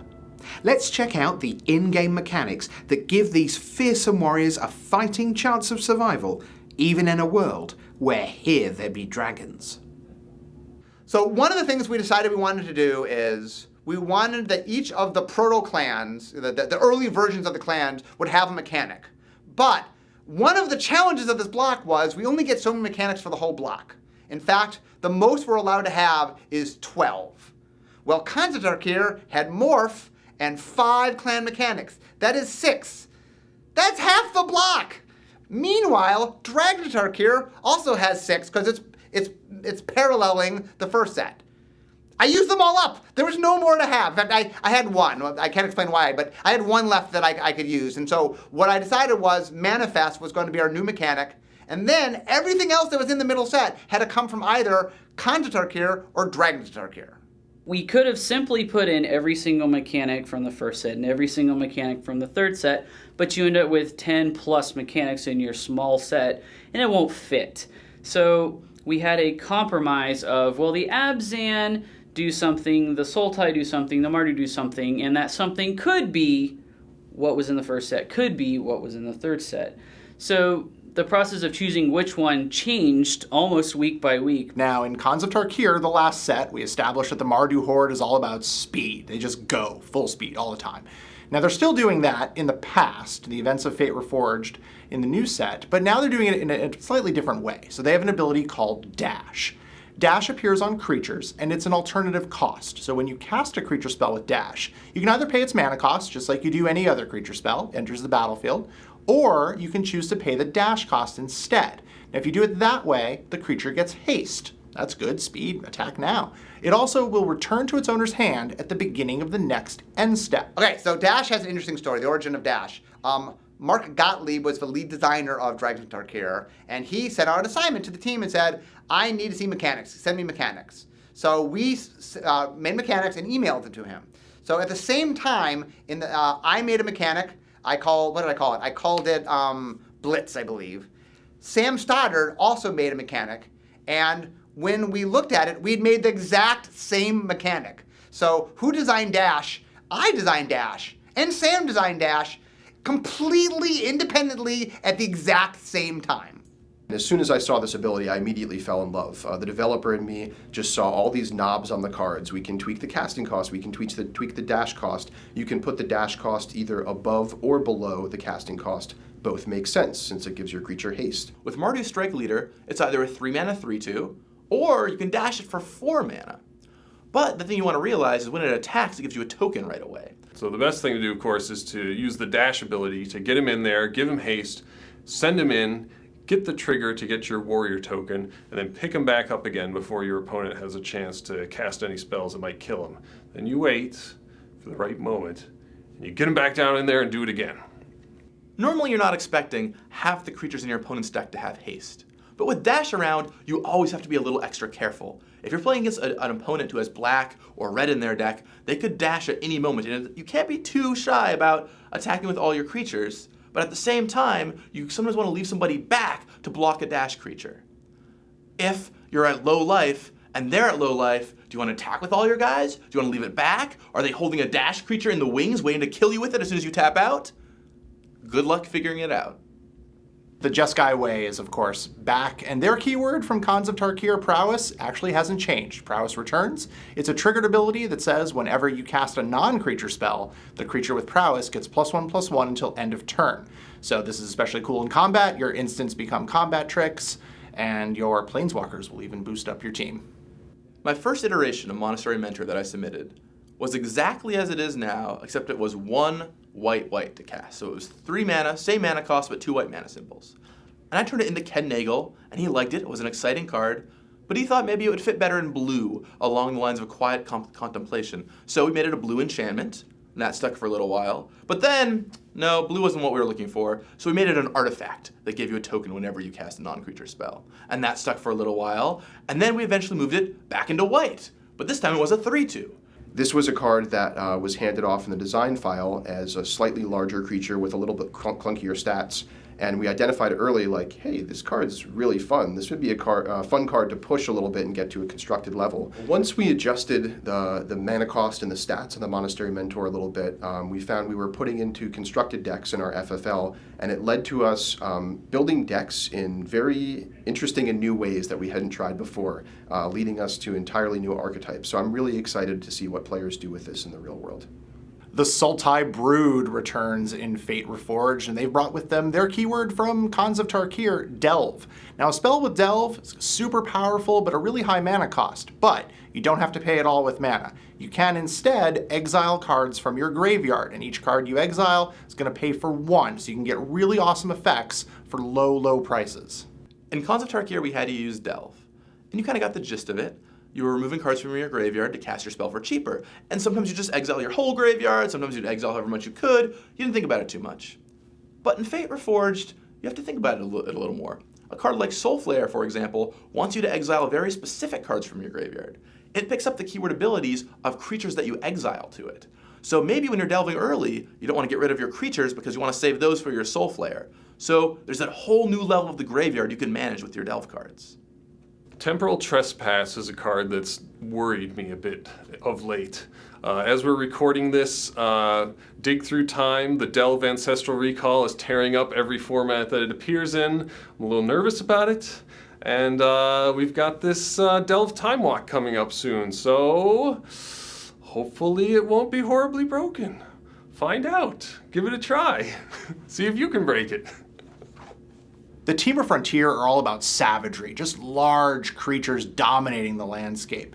Now, their mechanic from Khans of Tarkir actually returns in Fate Reforged, and that's Ferocious. Ferocious is an ability word, so it doesn't have any rules meaning by itself, but it appears with abilities that care whether you control a creature with power 4 or greater. Now, it does this in a variety of ways. Sometimes they're activated abilities, sometimes they're triggered abilities, so read each card with a Ferocious ability closely so you know what it does. Frontier Mastodon doesn't look like much. Ferocious isn't a very flashy mechanic. It's what we call a workhorse mechanic. It's not broken, it's not even breakable really, but it does create a lot of texture in deck building and gameplay. Suddenly your 4/2 vanilla creature becomes very relevant, and so it creates interesting deck building decisions that otherwise simply wouldn't exist. So the Abzan houses are all about endurance. They're all about surviving to the late game. The best way to do that is to make sure that your team is strong. So in Tarkir's past, they have an ability called Bolster. Now, Bolster takes your smallest creature, what we define as the one with the least toughness, and then you put some number of +1/+1 counters on it. Now, when you bolster, it doesn't target the creature, and you kind of evaluate which creature is going to get the counters as you're bolstering. So for example, if you have Abzan Sky Captain, it dies and has an ability that says you bolster 2. So it dies, and when that ability resolves, take a look at your creatures. The smallest one is getting 2 +1/+1 counters. If there's a tie, you pick which creature gets bolstered. We wanted a mechanic that you kind of build up. You either go wide or go tall. It's kind of feel nice when you get to just make your side of the board much better. So Elite Scale Guard is a great example of that, where you get to bolster with the card, and if it helps all your other creatures that have +1/+1 counters, it helps them break through. And it's designed to combo with Outlast from Khans of Tarkir. The other thing to take into consideration is that creatures with evasion and low toughness work really, really well with bolster. So if you had, say, a 3/1 flying creature, this is going to be a natural target to put your bolster +1/+1 counters on, and the evasion means it's more likely to connect with your opponent, less likely to die in combat. You'll notice Bolster still works great with Outlast because you have your creatures in play that affect everything with +1/+1 counters, and then you get to bolster your team and get all those abilities online. So a little bit of old and a little bit of new go together to make a wonderful stew. You went there. That's awesome. All right, thanks very much to Gavin Verhey, Ethan Fleischer, all the team, of course, at Wizards of the Coast. You can check out all the Inside R&D videos. They'll eventually get archived on YouTube for you if you want to have a rewatch, or if you missed yesterday, parts 1 and 2 of those, part 4 still to come. I'm here with Brian David Marshall. BDM, what's been going on? In particular, we had a deck tech with Jacob Wilson. How's he getting on right now? So when I did the deck tech with Jacob Wilson, he talked about the one Leyline of Sanctity in his sideboard. He said, yeah, it might not be in my opening hand, but I have Elves, Birds. I can play it on turn 4, and it's still pretty good. I played on turn 3 or turn 4 against the burn deck. It's still pretty good. Walked over in his final game against a burn deck this round. He had a Chalice on 1. He had a Sword in play. He had a Voice of Resurgence, and he was hardcasting Leyline of Sanctity, and he was not within the range of the 2 spells that were still in his opponent's hand. He took the game. He took the match. So he's got a series of winning ins coming up. So he's 11-2. Last night, he finished 7-1, which meant that this morning we took the time to sit down with Jacob Wilson and find out how his weekend is going so far. So let's, in his own words, hear from Jacob Wilson. Hey there, I've got Jacob Wilson with me. Jacob, you came in off of day 1 at a 7-1 record, so a fantastic day 1 to say the least. I got to ask you about your Modern deck, though. I got to see it in the feature match area a little bit when I wasn't in the booth, and I'm like, what is he running here? Talk to us about your deck. So in Modern, I used to play Birthing Pod, and that got banned. So I'm actually playing a deck that's very similar. I'm playing a lot of the same creatures, Voice Resurgence, Kitchen Finks. You just couldn't let go? Sea Trino, Birds of Paradise. Yeah, like they turned out to still be good in Modern. You know, we saw that with the Birthing Pod. So at first, Birthing Pod was presented as a combo deck, and then you eventually saw people sort of whittle that down to the minimum, or even sometimes gone, where it was just Birthing Pod with a bunch of value creatures. Well, now you've just taken away Birthing Pod, and you're still just playing all the creatures that are left over. Yeah, that's basically it. I took out Birthing Pod and I added Wiltleaf Leech, and that's the deck. You just continued on. I had to laugh because when I first saw it, I thought, oh, he's on Abzan. A lot of people are playing Abzan. I'm like, wait a minute, this isn't Abzan at all, even though maybe you have like a few black cards in there. Yeah, I have Lingering Souls and Sea Trino. Okay, so very, very minimal. Yeah. So how does the deck actually play out? Ideally, you have a 1-drop in Birds of Paradise and Noble Hierarch, and then you have a lot of powerful 3-drops. Well, not really powerful, but resilient to removal. Like, my deck's very good against Lightning Bolt, Path to Exile, cards like that. So I have Lingering Souls, Kitchen Finks, and then I have a bunch of Gavany Townships and Wiltleaf Leeches in my deck, so I want to get a big board of creatures and then pump them up. And then pump them up with the leeches and that kind of thing, and just beat down. Yep. It's a sweet deck. I looked at it just briefly, and I thought, well, that's pretty cool. Now, for Limited, how prepared do you feel about Limited coming in? You're about to draft here in a few minutes. What's your mindset going into Limited? Working with Team Face-to-Face and Channel Fireball for this spin was very helpful for Limited. We had a lot of great players together, and we had a Limited meeting just a couple days ago. where we ranked all the cards in the set. So that was very helpful, and I feel very confident going into draft.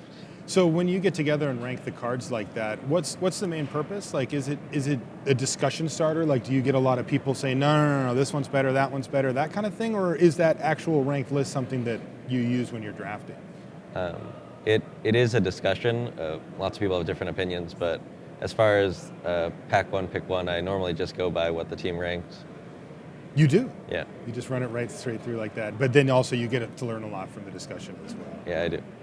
Now, when you came into the event, how confident were you with both your limited, practice as well as your birthing podless deck? I was very confident in limited, but I hadn't actually played a game yet with the constructed deck. What? Because Did you literally just pull the birthing pods out? Yeah. I thought it was a silly deck, and I sort of dismissed it during testing, and I was going to play like Burn or something, but I ended up just trusting in Sam Party. He's always really good at picking decks. And he's the one that came up with the deck mainly? Or? Yeah, our whole team worked on it together. Josh McLean, Sam Party, and Brian Kibler all came to the deck independently and then worked on it after that. And you have managed to pick it up from there and crush with it. Now, are you feeling pretty good about the deck today? Like, do you feel like you ran really, really good on day one, or is the deck the real deal? Like, is this something that people at home might want to look at if they're thinking about playing some Modern? Yeah, I mean, if you're going to a Modern PPTQ or something, this deck is very well positioned. The most popular deck is Abzan, and I'd say our deck, like, something very strange would have to happen to lose to that deck. Like, they have Liliana in their deck, and we have Loxodon Smiter and Wiltleaf Leash. Yeah, both of them quite good against a lot of what we see. Okay, I want to wish you good luck today, Jacob Wilson. You're 7-1. You put together a solid day, and you could find yourself in contention for top 8. So all the best. Thanks for taking the time. Thanks. Thanks very much to Marshall, and thanks to Jacob Wilson giving us his time. He is on a great run. What? Tell him. What? Tell him. Tell him what? Tell him. Tell him what? This is exciting. What? This is exciting. He wants me to tell you. There we are. Happy? Good. Yes. All right. We have a fantastic feature match coming your way in just a moment. They're not quite ready for us yet. He's such a tease. When we get... No, I'm going to tell them. I'm going to tell them. Sam Black. Amulet Bloom. Fantastic. That's fine. You could basically put an empty chair on the other side of the table. Actually, against Amulet Bloom, you really could put an empty chair on the other side of the table. It'd still be fun to watch. But we're not going to put an empty chair on the other side of the table. We're going to put an Infect deck on the other side of the table. In the hands of arguably the greatest player the game has ever seen, Johnny Magic, John Finkel, against Sam Black. That is the headline act coming your way in just a couple of moments. They're both at 10-3. Now, BDM, let's do the usual spiel here. Fourth loss, not necessarily fatal, but... The later that fourth loss comes, the more likely it is that you could sneak into the top 8 with 4 losses. Okay, why don't we take a look at our overall leaderboard as things stand with 3 rounds to go. Now, what you're going to see, for the first time, it is possible that we are very close to having the Pro Tour champion on your screen for sure. Because, as you can see, there is only one 9-4 currently sneaking into the top 20. That's Jesse Hampton. He has the best tiebreaks of all the 9-4s. So, right now, yes, he could win, and the way pairings work, you could see a 9-4 come up and eventually get into the top 8. But basically speaking, your favored 19 are on screen right now. Stephen Murray, let's work our way up. Stephen Murray of Scotland, he must win his last 3 because his draw, there's no walking into the sunset with a draw for him.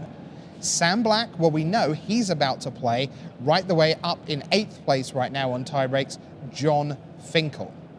Valentin Mackel of Austria with his 5 Grand Prix top 8s. He's currently in 17th. And then another ranked player, Li Shichan. You've talked a lot about Yuki Ichikawa and the incredible rate of conversion he's had at Pro Tours and getting into top 8s. Li Shitian has been on a tear going all the way back to the Modern Pro Tour in Seattle. Pro Tour returned to Ravnica when he made his first top 8. That's right. And he's been a regular visitor to Modern Pro Tour top 8s. He certainly has. So we will see if Li Shichan, again, we think probably does not have a loss to give at X and 3. But should he fail to give it, that would be his 4th top 8.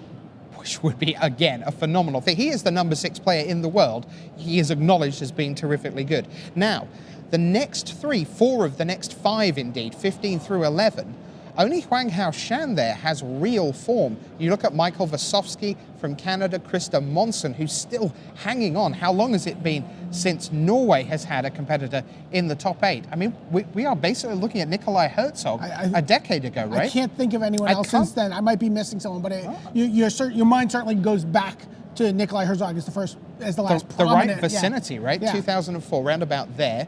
Nathaniel Smith and Darrell Ayres, both still in the mix at 10 and 3. But now we're into our top 10 BDM. Well, and Justin Cohen sitting there at top 10 in 10th place. That means there's 2 Amulet decks. So if those fans out there who appreciate the Amulet Bloom deck, I am definitely one of them. There's 2 of them at least in this top of the field fighting to get into the top 8 here. Out of interest, when you said appreciate, do you mean appreciate, enjoy, in which case I can put my hand up, or appreciate, understand, in which case I can't? I've definitely played the deck. I love it. Right. I love it. I mean, it does seem like an awful lot of fun and does things that nothing else really does. Yeah, it's harder than Sudoku. Well, quietly. Is that like a blue-green deck? Yes. All right. So Jason Chung from New Zealand, he is in 9th, Finkel in 8th. Yeah, so Chung just took that loss to Jacob Wilson last round. Right.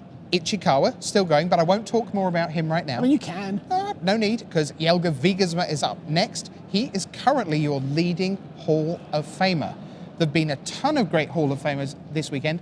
One of our themes set up right from the preview. We said, maybe this is a PT for the thoroughbred, not the dark horse. Now, there are still those dark horses in 11th through 15th that we've talked about. Jason Chung would be a dark horse. So would Austin Bursovic. I was going to say, certainly Austin Bursovic, someone who's having his most unbelievably successful Pro Tour of his very small sample-sized career. But my question is, does he have friends who will have said that sentence to him in the last 10 minutes? Because although what you've said is completely true, Austin Bursovic today is 2-2-1. He is absolutely in the middle of a fall-apart burn-down from the relative heights of 8-0. And yet, because he was 8-0, if he can keep his mind together, I am in the midst of the best Pro Tour run I'm ever likely to have. How fantastic. I am on the verge of the top 8. Great stuff. Let's see what he can do. He's got Tom Ross in his corner, so I'm sure Tom's saying that to him right now. All right, it's time. Black, Finkel, round 14, go.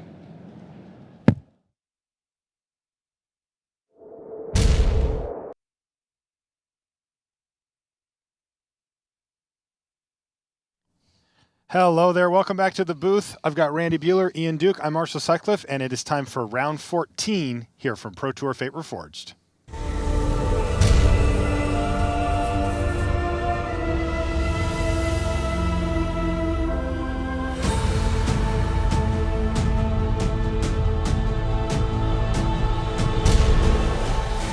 Hello and welcome to coverage of Pro Tour Fate Reforged. I'm Marshall Sutcliffe in the booth.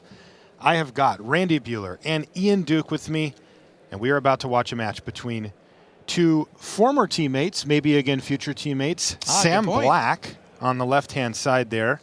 He tested with teamwork, as we're calling it. He decided he wanted to mix it up. Didn't have anything against Pantheon. Expects he'll probably go back at some point in the future, but wanted to try things a little bit differently, kind of work on his own a little more. And his opponent, well, that's John Finkel. Yeah, he kind of epitomizes the Pantheon. You can't have a Pantheon without John Finkel. Agreed. Bylaws and all of it. So the matchup here, gentlemen, is an interesting one, and one we haven't seen into the cameras yet. Sam Black is piloting Amulet Bloom, and his opponent is on Infect. So what do you guys make of this matchup, Randy? Well, I think that Infect is going to be faster on average, but if you get the good deck with Amulet, you just crush them on turn 2. If you get that draw that is just unstoppable. The God draw from the Bloom deck is the fastest thing in the format. And we'll get to take a peek at Sam's hand with a turn 1 Gataxian Probe here from John Finkel.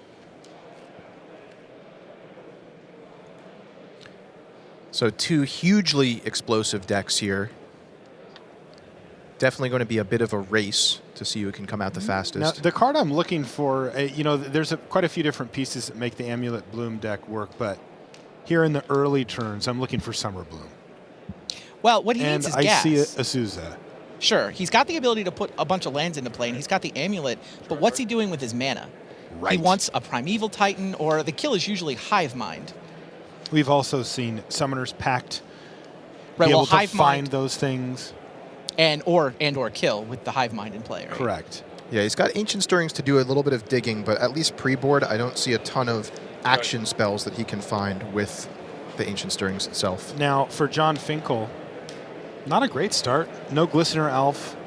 No Noble Hierarch. No Noble Hierarch, and also not even an Inkmoth Nexus there for Jon. So a slower start for him with no turn to play. And here's Azusa, Lost But Seeking. That's going to net him a couple of extra land drops and really kind of start powering things forward for Sam. So Sam with an explosive mana draw, but again, unclear what he's developing into just yet. What can he find with Ancient Stirrings? Mostly just lands, it looks like. I mean, he can find Teleria West and transmute that into a Pact, but he doesn't have the Hive Mind to go with it just yet. Nothing else that's standing out to me just yet. He did find, he can Teleria West to transmute for Summoner's Pact, which can get That's gas. right. Yep, that's probably the path he's going to take here. He did find the transmute card with the Ancient Stirrings. He did. He found a lot of lands off of that and decided to grab the transmute card there. He's going to pass the turn back. So things developing relatively slowly for each player. This is going to be Finkel's second turn. This deck that Jon is piloting is Infect, and it's looking to use an Infect creature plus a bunch of pump spells. Yeah. Well, he's set up for turn 2 Blighted Agent, and he can get it to 9 effectively with basically 2 attacks with those 2 Vines of Vastwood. Yeah, I mean, will win the game. It's 5 and then 5. Now, are we going to see Sam Black interact with the Infect creatures of Jon Finkel in any meaningful way? So one option is he does have access to, I was going to say Slaughter Pact, but I think that might only be out of the board here. So he actually doesn't have much in the way of direct creature removal. I'm sorry, he does have 1 Slaughter Pact he could potentially fetch with the Teleria West, but that would be at the expense of fetching something proactive like a Summoner's Pact into a Primeval Titan, like we mentioned earlier. Okay, and we're talking about 1 copy in the whole deck. So he would have to search that up with. Yeah, he does. I think he does have the Teleria West. Didn't he fetch that up? No, he has that. Yeah. I'm talking about the Slaughter Pact. Yep. Yeah. So not a lot of removal on the side of Sam Black. It's not like Jon has to worry about cards like his plan against creature decks is to kill them. And just to interject real quick, Jon did pick up a Might of Old Krosa for +4/+4. Yeah, all of a sudden his... Well, his kill didn't actually get faster, right? Because he can still only get to 9 power on Right, turn but what 3. this does let him do is save a Vines of Vastwood to react to a Slaughter Pact. He will have 4 lands in play on the turn that he's going to come in for the kill. So that's a kicked Vines of Vastwood, a Might of Old Krosa, and then also leaving up the reactive Vines of Vastwood to there too. So that part of it is relevant. Okay, Blighted Agent. Could be Sam Black's future death sitting on the tables there if Sam can't get something going pretty quickly here. I think he's got 2 turns. But don't count Sam out of this. I mean, we've seen this Amulet deck be incredibly explosive once it gets a Primeval Titan into play.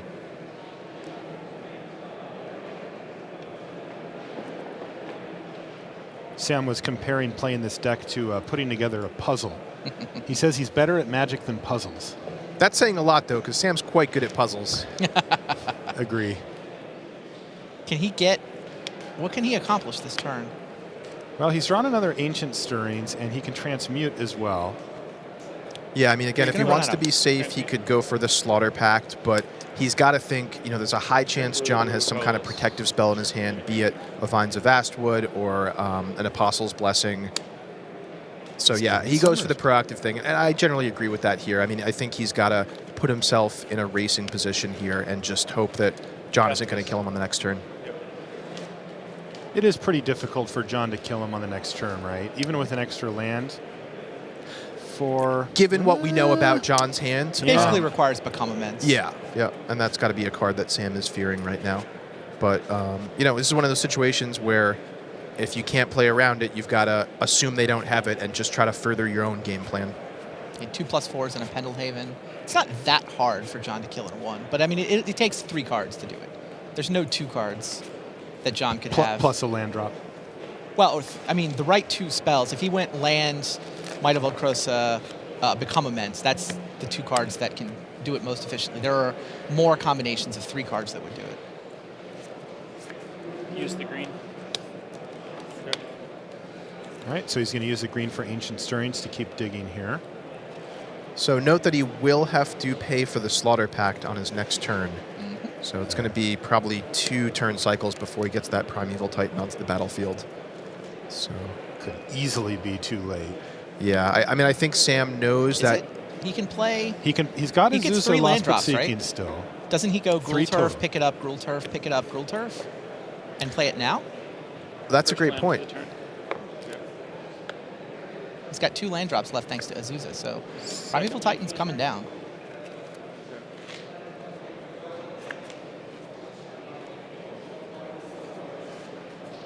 So you're seeing the raw power of Amulet of Vigor and the combination with these bounce lands. And that is exactly 6 mana needed for Primeval Titan, just like you described, Randy. And now there's a trigger on the stack as well, so the pressure is mounting quickly here. Slayer Stronghold's the first card. Wow, out. you know what? With John at 16, Sam can get the land that gives double strike. He can give Sunhome. Can he pay for the Summoner's Pact and activate Sunhome? I think he can.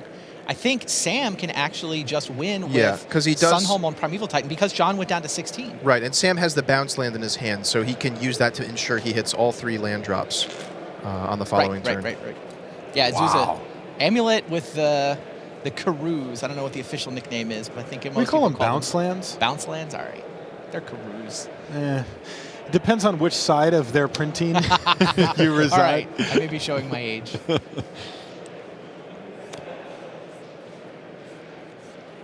Yeah, Sunhome plus Primeval Titan.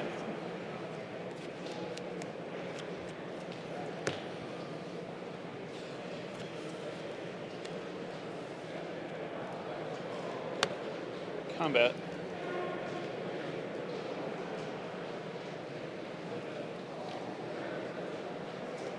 Attack with these trigger. So Slayer Stronghold giving... So he activated the Slayer Stronghold before it got bounced? Yep, giving haste to the Primeval Titan. It also gets +2/+0 and Vigilance.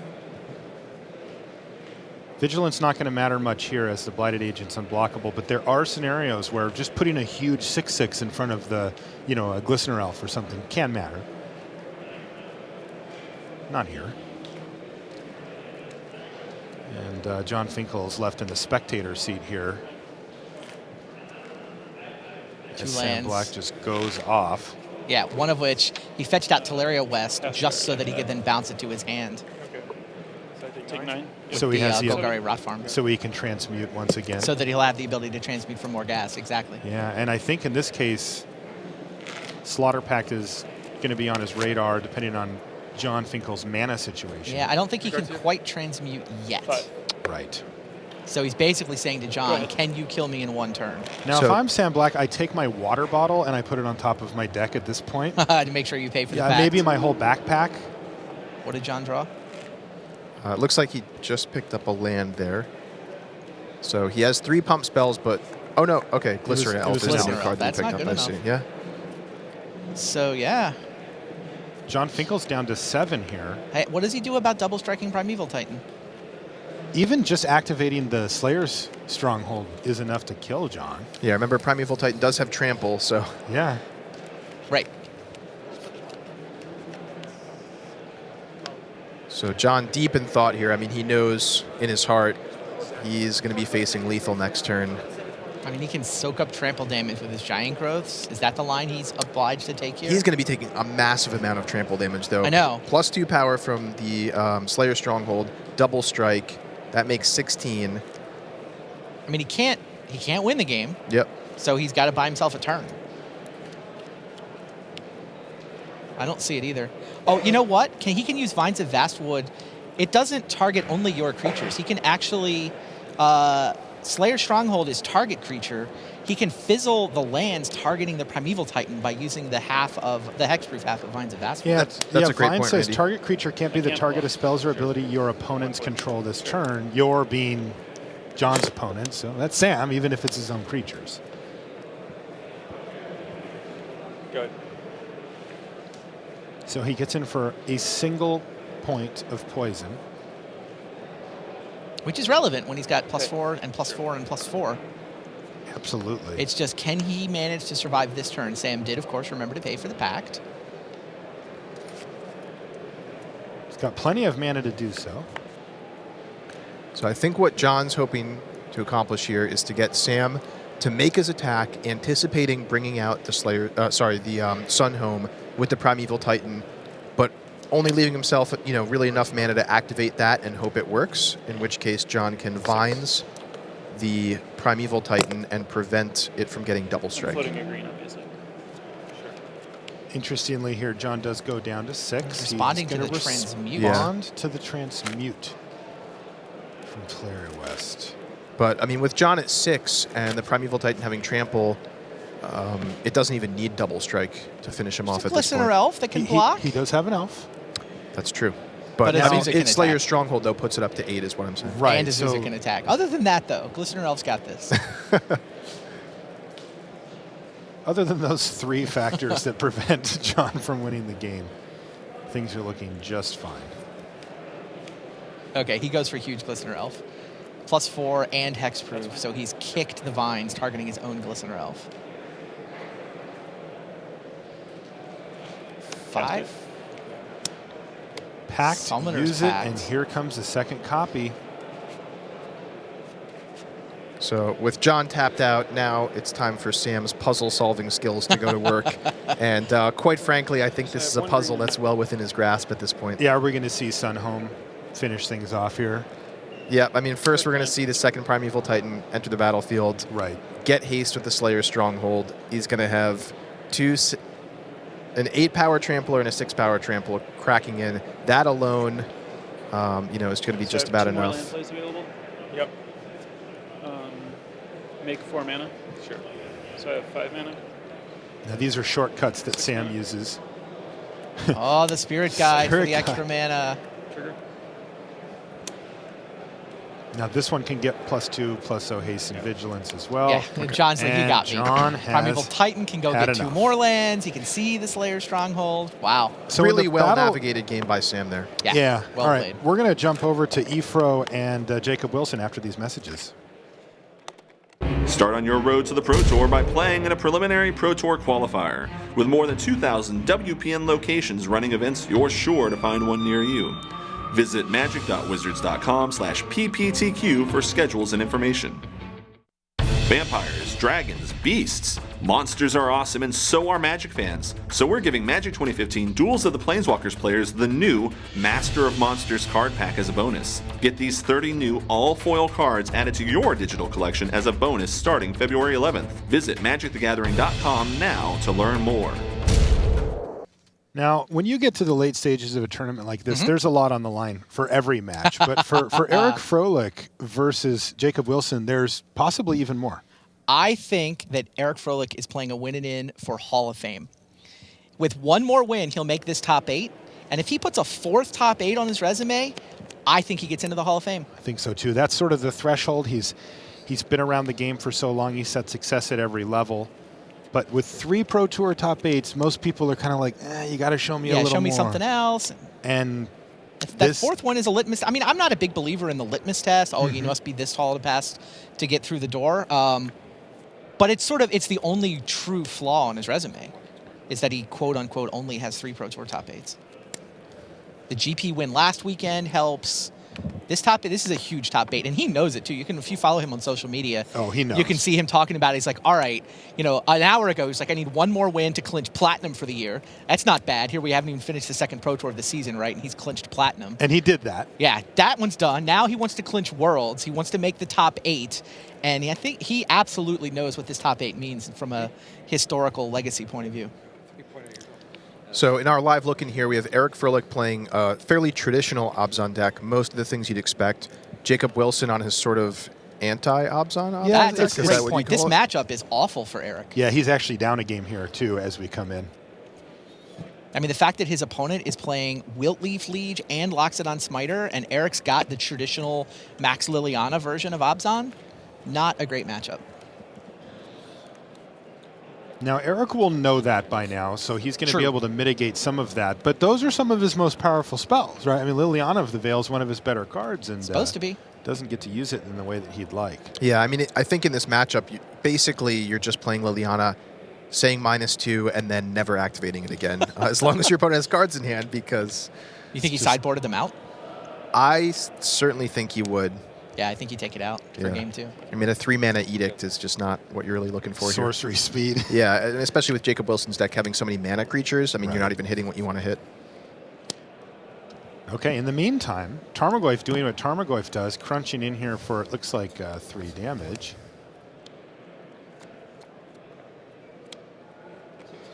Yeah, when I saw Jacob thought sees the Finks. Scavenging Ooze, it made me think, all right, he's got some persist creatures, doesn't he? Yep.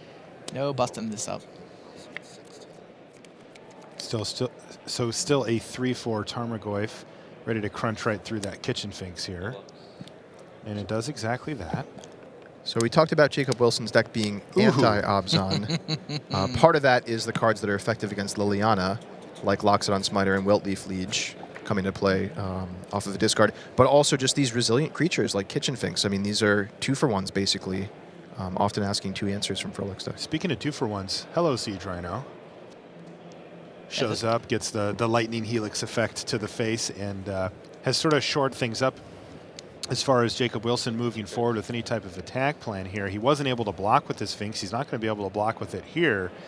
So the ball's in your court, Jacob Wilson. Ifro has curved a Tarmogoyf into a Siege Rhino, and well, Voice of Resurgence, not really what the doctor ordered here either, although it does help. You know, double blocks are now. Yeah, it certainly threatens to double block the Siege Rhino. Trample on the Siege Rhino being particularly relevant here. So even though Jacob Wilson's creatures are resilient, they are small, which means the Siege Rhino tramples over for a bit or... 1, yeah. if he double blocks. But double blocks, how risky is a double block here, given that Ifro can have different forms of removal? Well, he does have the Voice of Resurgence. It's not like Jacob's in a position to play around anything. Yeah. He's already down to 10. I mean, that attack is almost lethal. Yeah, because I see that in Ifro's hand, he does have Abrupt Decay here. Yeah, I think Jacob's hand was forced. And Ifro's kind of waving it around, trying to decide. Like, I'm going to kill something. Will it be this? It'll be that. That's going to run over. That's going to mean that the Voice is going to get eaten by the Tarmogoyf, leaving the Elemental token behind, and the full force of Siege Rhino is going to hit Jacob Wilson. Wow, and another Tarmogoyf to follow up for Eric Froelich. So a really nice curve here. Jacob did draw a Siege Rhino. He did. He's also got a Wiltleaf Liege in his hand. And a Lingering Souls. And I think he's short of his 4th land here. I think that's right. Yeah, so these Spirit tokens buy some time against the Tarmogoyf. The Siege Rhino, of course, does have Trample. Elemental gets to 4/4. Yep, great point. Yeah, that's nice, actually. He may have stabilized here. Oh, Abrupt Decay put an instant in the graveyard, so it's land, instant, sorcery creature now. 4/5. I think another Abrupt Decay in hand for Eric Froelich as well. All right, in comes the team. Eric with that second copy of Abrupt Decay can attack with impunity as his opponent is tapped out. And Jacob's going to take the more conservative route, just double chumping here, and he's going to take 4 damage, knocking him down to 4 from the Siege Rhino. Really could use a land here. Drew a Smiter. He drew a Loxodon Smiter, which, yeah, that's just not going to get it done. He's dead on board if he plays the Smiter, right? Both of the Goyfs are 4 power, and so is the Siege Rhino. So instead, he's going to have to play Lingering Souls flashbacked out of his graveyard and pass the turn and basically repeat the last turn, except for this time he's got a chump block. Oh, Gavany Township. That is going to bring Jacob Wilson down to 1. Let's see, 3. Yeah. Oh, that's actually lethal. Siege Rhino going up to 5 power, trampling over for 4. And that's going to do it. So Eric Froelich evens things up in his match. They are going to go to a game 3. That will be exciting. And it looks like we're underway back on our primary feature match there. Sam Black versus John Finkel. Sam won game 1. He went right off. Yeah, turn 1 Glistener for John. He's also got the Inkmoth Nexus line in weights too, so could have a much better start. Oh, but here's a Summer Bloom. Now you'll note here though, there's no amulet on the board for Sam Black this time. So while this can effectively act as a ramp spell and get him significantly ahead on mana, it's not the kind of thing that can abusively go off without the amulet. So Summer Bloom is letting Sam put 2 lands into play. By the way, Sam's at 5 poison. He got Might of Old Crocid last turn. Aha! So it was turn 1 Elf, turn 2 playing Inkmoth, Might of Old Crosa, whack you for 5. And the ball is firmly in Sam Black's court here. John Finkel with the big pressure early. He could easily untap and win next turn. I see Might of Old Crosa in John's hand. And Sam's out of mana. He Summer Bloomed. He put 3 lands into play. Just kill him. I think John has the turn 3 kill. Now Sam plays Slaughter Pact. Does Sam have something he can do about this turn 3 Slaughter kill? Pact is a thing. Does not look like Sam's holding anything relevant here. I think Fire John's just Spout, going to kill him. This is just too late. Yeah, Might of Old Crosa. Wow. So both decks just having their way with the other and the earliest possible turn here. John was like, I had a turn 4 kill the first game. That wasn't good enough. All right, here's a turn 3 kill. Yeah. On the play. On the play. Yeah, turn 3 on the play. Yeah, it turns out the die roll in this matchup is probably pretty important. So, the thing is, from Sam's perspective, it's so hard to tell how quickly John can potentially kill him. Yeah. And also, I mean, Sam doesn't have a ton of ways to interact, so the correct thing for him to do, I think, is just play his game plan as proactively as he can and just try to race it. Attack for lethal. Good game. Yeah, all right, that's it. so we're going to get a game 3 here as John Finkel takes down that one. Sam Black, nothing he could do. Boy, We're moving right along. That is a big game 3 coming up, too. It's what effectively amounts to an elimination match for top 8. Wow, that is going to be fast and important. So what was our, which match is already done? Del Moro Leon defeated Seth Manfield. So Seth is now on a losing streak. But is he 12 and okay? 2. He needs a draw. Like, people are catching up to him in the standings where they're now, someone will eventually be willing to draw with him. And that should do it. I mean, like we said, he wasn't clinched. He still needed to pick up a draw somewhere. And I mean, I can't imagine if a 12-3-1 missed, it's not going to be the guy who was 12-0. Right. I mean, I guess now that he's fallen back to the pack, he could have, screwy pairings come up. This is where that, that tiny chance. Step 1 and step 2 of the tiny chance of missing top 8 were certainly lost, followed by How many loss. more steps to go? 2. Oh, jeez. All right, well. But they're much less likely ones. Right? He had these next 2 steps involve him not finding someone who will draw with him.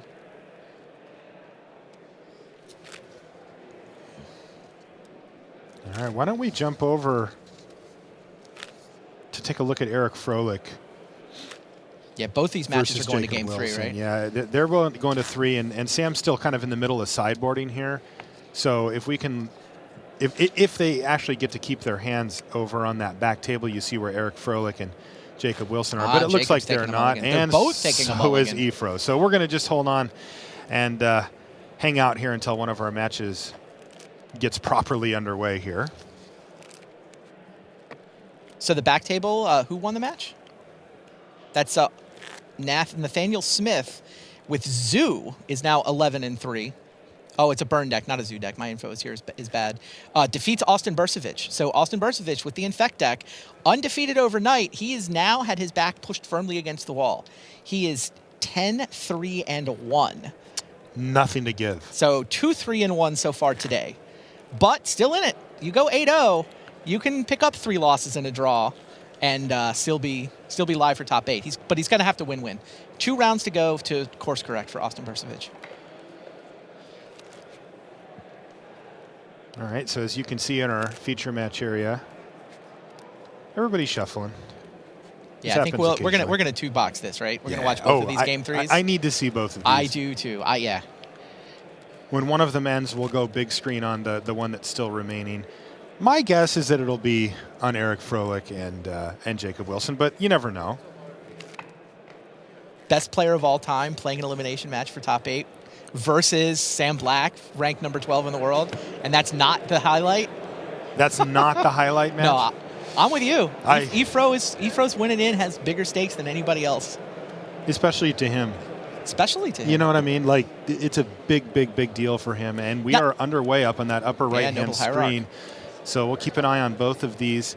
I think that the Sam Black-John Finkel match will move a little bit slower as far as pace, but each action it carries a highly significance to it. So we'll keep an eye on that as well. Now, the good news for Eric is that even if he loses this to Jacob, he still gets another win in next round. Like getting to fully, getting all the way up to 11-2 means he gets to play a pair of win and ins. All right, so here is a Thoughtseize now from Eric Froelich. He sees one bad thing. Don't take the smiter. Yeah. I think he'll figure that one out. It looks like there's a path and maybe a Voice of Resurgence. Voice of Resurgence as well. So this is the interesting thing here is, does Eric want to take away a threat, which is what he decides to do, or an answer, which he's left Yeah, I think you just Jacob take with. the opportunity to 1-for-1 with the Voice of Resurgence, which is otherwise hard to do. Wilson with the turn 2 smiter off the Noble Hierarch. As he mentioned earlier, starting with the 1-drop mana accelerant is really what his deck wants to do. And Noble Hierarch is, arguably the best of those. So he's off to kind of the start that he wants. Yeah, Smiter packs a big punch. 3 mana for a 4/4 that can't be countered, and if your opponent makes you discard it, you can just play it. But right now, it's just playing the role of beatdown, as it's actually going to hit for 5 damage here. Ifro does have a path. How about we cancel that order? So Path to Exile on your upkeep. The reason Ifro does this is so that Wilson doesn't have access to the mana from this land, as it's going to enter battlefield tapped. And you don't often want to path your opponent's creature on turn 2, but in this case, Ifro just saw Wilson's hand and knows that he doesn't really have a lot of gas there. So he's not afraid to say, have some extra mana. Good luck doing something with it. He also waited until Jacob's upkeep so that land won't actually give Jacob any mana until turn 4.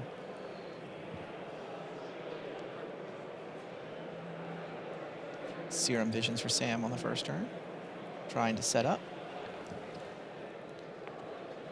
Is there an argument to waiting until the creature attacks?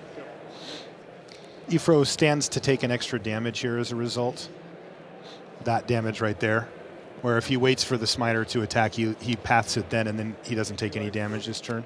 I mean, often the reason you do it upkeep is to prevent your opponent from reacting. I'm not sure if there was a card Jacob could have had to can't foil think of those one. plans. Interesting little mini sub games at play here as Eric Froelich finds himself a pair of spirit tokens off of Lingering Souls. Meanwhile, John Finkel takes a look at Sam Black's hand. Yeah, this is just Gitaxian Probe. He's writing down the contents of the hand. This is not, doesn't get to interact with it, he just gets to see it. And Sam does have the Amulet of Vigor, so that's an ingredient that's important to his explosive starts. It looks like he just found it. He would have played it turn 1, right? I think so, assuming he had the right lands to follow it up. Although I didn't get a great look at his hand, but it's possible he's got an awkward land situation.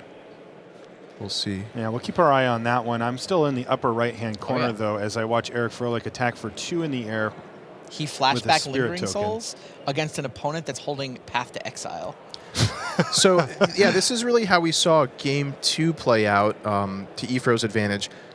Wilson's deck has a lot of resilient cards that are difficult for Eric to deal with, but if Jacob Wilson gets behind on board, he doesn't have many ways in his deck to catch up. He really needs to assemble a big board presence and then either pump it up with Wiltleaf Liege or Gavany Township. And right now, all he has is the Noble Hierarch. Relic of Progenitus 1 turn late to stop the Lingering Souls from getting flashed back. That's right. It He will just keep cycles the it. it'll keep future Tarmogoyfs a bit smaller, but for now it looks like Wilson's looking for action. Jacob here. is holding Path, Path, Path. No way. Those 3 cards can almost deal with a Lingering Souls. Yeah, not a great situation for him to be in. But keep in mind, one of the important cards we might see come out on maybe either side of this matchup is Zealous Persecution. And that could get Jacob Wilson right back into this game. These are the type of sideboard cards that you can bring in against Lingering Souls and mana creatures and such? Yeah, absolutely. Gives your whole opponent's team -1/-1. Jacob uses his Path on the Noble Hierarch. Interesting. You don't see that very often. Well, he doesn't want Gavany Township to turn on. Like, if Eric just played a land, he's got Gavany Township mana, and suddenly all those flyers are 2/2s. He's dead in a couple of turns. Yeah, I mean, that removes Zealous Persecution specifically as one of the cards you could draw into, so I'm sure he's thinking about that. Good. John Finkel, meanwhile, has a Glistener Elf. So Sam Black with a little bit of a slow start. I think just played Both players have a bit of a slow his start, I'd say. Ravnica Simic Growth Chamber on turn 2. And in comes the team here back in the upper right-hand corner for Eric Froelich. attacking for 4. His follow-up is a Tarmogoyf, which you would think would be quite impressive at this stage of the game, but it's actually a 1-2 right now. Yep, that relic. The relic having wiped out the graveyards just a turn prior. And there's a Kitchen Finks now for Wilson. I don't see any big fireworks going off, although maybe I spoke too soon. I see some fireworks in the lower left hand. That's what I was going to say. Actually, Spell Pierce is going to hit Summer Bloom. Spell Pierce your Summer Bloom. So to recap that turn, Sam replayed his Mana Confluence, played the Amulet of Vigor, that resolved, and then attempted a Summer Bloom, which would let him generate a ton of mana with the Ravnica lands bouncing to and from the battlefield. John was not interested in that happening. Yep, Spell Pierce from John Finkel says nope to that, and essentially Time Walks Sam, which is huge. Probably more than Time Walk, honestly. Yeah. Yep. Yeah, he took one of his key combo pieces out and slowed him down a lot, and on top of it, Finkel has a threat with the Glistener Elf there. Siege Rhino from Ephro. Siege Rhino from Ephro, he is just crushing right now. All right, second path, but the second still. path, but like we said, you know, these Siege Rhinos. Wait, John is becoming immense. Oh, no, there's a slaughter pack. Can he pay Pact. for it? Yeah, he can just barely pay for it. Talking of time walks, you know, we use that as slang for when a player doesn't get to play their turn. And here's another one. Sam had to just naturally draw that too. How many does he have after sideboarding? He's like 1 main, and then I think he just has the 1, to be honest. happened to have it. This is really interesting because in a matchup that we thought would play out just as a non-interactive race, both players trading resource for resource. Spell Pierce for Summer Bloom, Slaughter Pact for Glistener Elf, and Become Immense. Yeah. John's like, I even probed him earlier. It wasn't there when I probed you 2 turns ago. So Sam with a Hive Mind, a Vesuva. Can't quite say that third card. Can you? That's see a Primeval Titan. A Primeval and Titan. a Hive Mind. Yeah. Okay, so he's got plenty of gas But there. he no longer has needs a pact to go with the Hive Mind. Right. It needs a little bit of time to get up to it.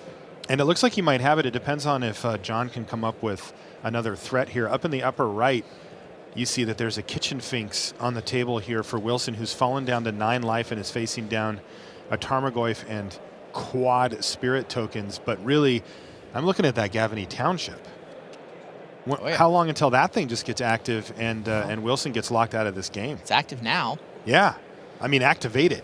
Right. I mean, Wilson is obliged to, jump the Tarmogoyf with Noble Hierarch, or he might still have a third path in his hand. It could be. I mean, he's slated to take 8 in the air if Ephro activates it. With no interaction from Wilson, he would have to chump. If he has a path, he can take out a Spirit token? Like, this just does not seem like a winning proposition here. Eric leaves the Tarmogoyf on defense. And he's got the finger. There it goes. All right, he's going to activate Township. Look at the 2 mana he's got left over, by the way. There's Zealous Persecution. Wow. Wow. But what are we going to see here from Eric Froelich? What's the best card Eric could have in his hand Zealous right now? Persecution. In response to your Zealous Persecution. That is the best. The timing and I'm really matters huge surprised. here. I mean, Jacob Wilson could have fired that off on his own turn. I've got my own. Oh, my goodness. What an incredible series of blowouts there. Gavany Township could have just activation. cast that on his own turn. Instead, he's like, no, I want to get Eric to tap out. To waste his mana. Yeah, to waste his mana on the Gavany Township. Eric was tapped out on Jacob's He figures turn. I'm behind. I really need to squeak out every little advantage I can. But by letting Eric Froelich untap, he now has access to his own Zealous Persecution. So those are going to completely cancel out each other by the time... But it means the Gavany Township resolves. Then the Gavany and most Township importantly, resolves. it means the 4 spirits are still alive. Right. They're in play as 2/2 flyers, dealing 8 damage. Wow, what a sequence of events. Yeah, that was crazy. Crunching Wilson down to 8 here, although Wilson's in the tank now. Yeah, I'm not sure what he's still thinking about. Well, I guess he's got a path in his hierarchy and a hand. path, so... I don't know if it matters whether he does it now or in a minute here, but... Wow. What a sequence. Meanwhile, in the bottom left-hand match, Sam Black and John Finkel, it looked to me like John played 2 Glistener Elves and actually just played a Distortion Strike on one of the Summoning Sick Glistener Elves. So Hilarious. that's clearly setting up for next turn. Oh, that's awesome play. He's basically saying, I know you have no way to interact with me. Next turn, I will have an I'm unblockable putting my guy. hand face up on the table here, metaphorically Check. speaking. Yeah, check, exactly.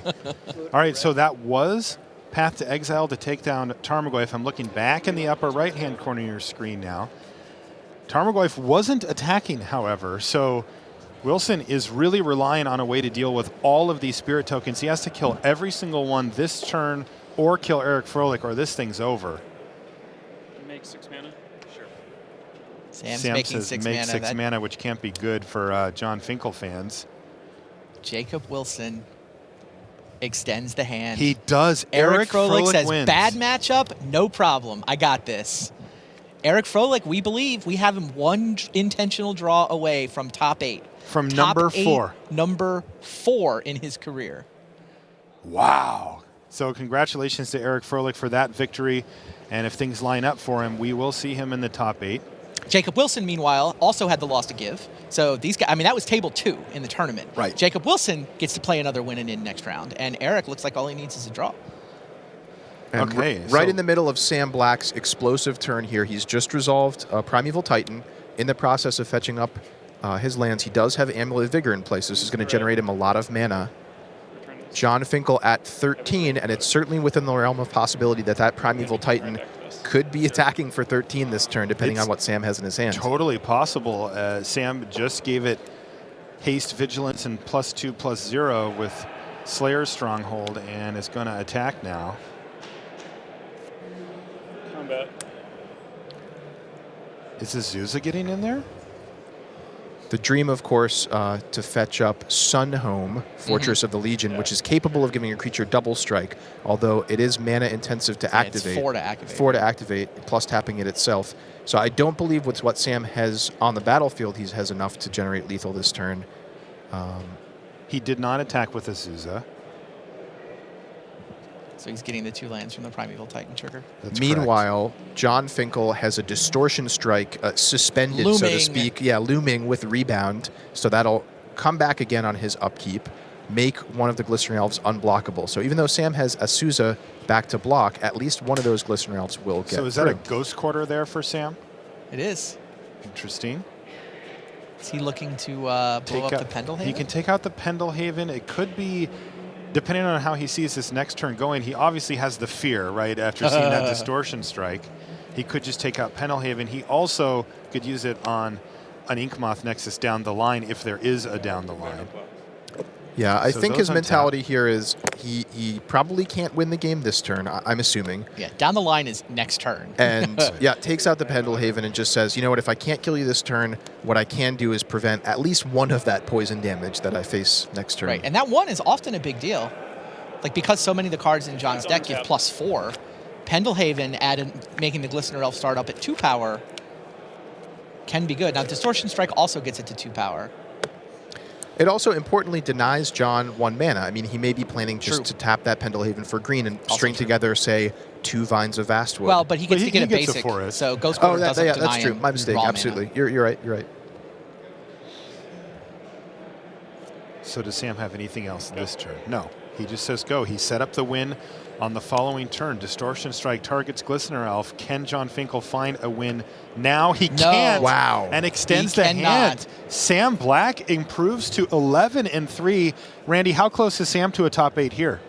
He needs a win. So he's 1 win away, and he's got 1 shot at it. We're going to have a bunch of 11-3 players next round who are playing, hoping that if they win round 15, they'll get the draw round 16. Wow.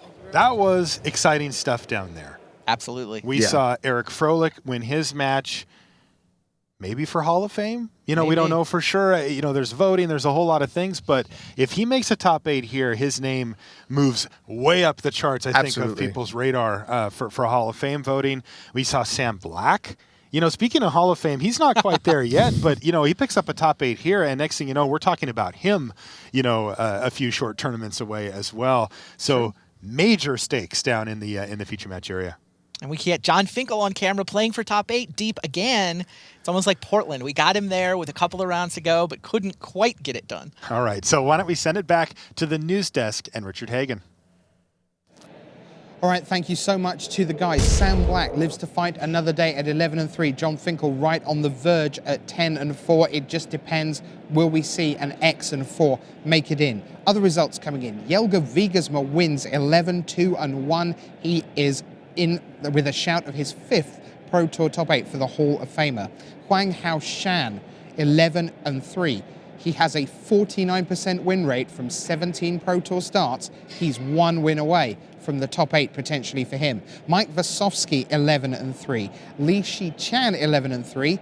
He's potentially going to be in a 3rd modern Pro Tour top 8. 2012 return to Ravnica, 2014 in Valencia, and now 1 win away for Li Shi-chan.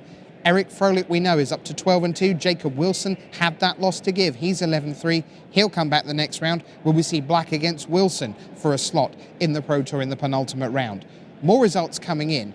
But right now, we've got a fantastic feature for you. Very special thing we've not really done before here at the Pro Tour. A few weeks ago, we sent out emails to a group of players who were testing for this Pro Tour, and we said, will you keep a deck diary for us? Will you say, every couple of days, what would you play if the Pro Tour was right now? And 5 or 6 players responded, thankfully, and we're very grateful to them. You'll be able to see all their deck diaries as we head towards the Grand Prix in Vancouver in a couple of weeks' time. But right now, from very first thoughts to final deck list, let's go inside the deck diary with Brian David Marshall. Here comes Ari Lax.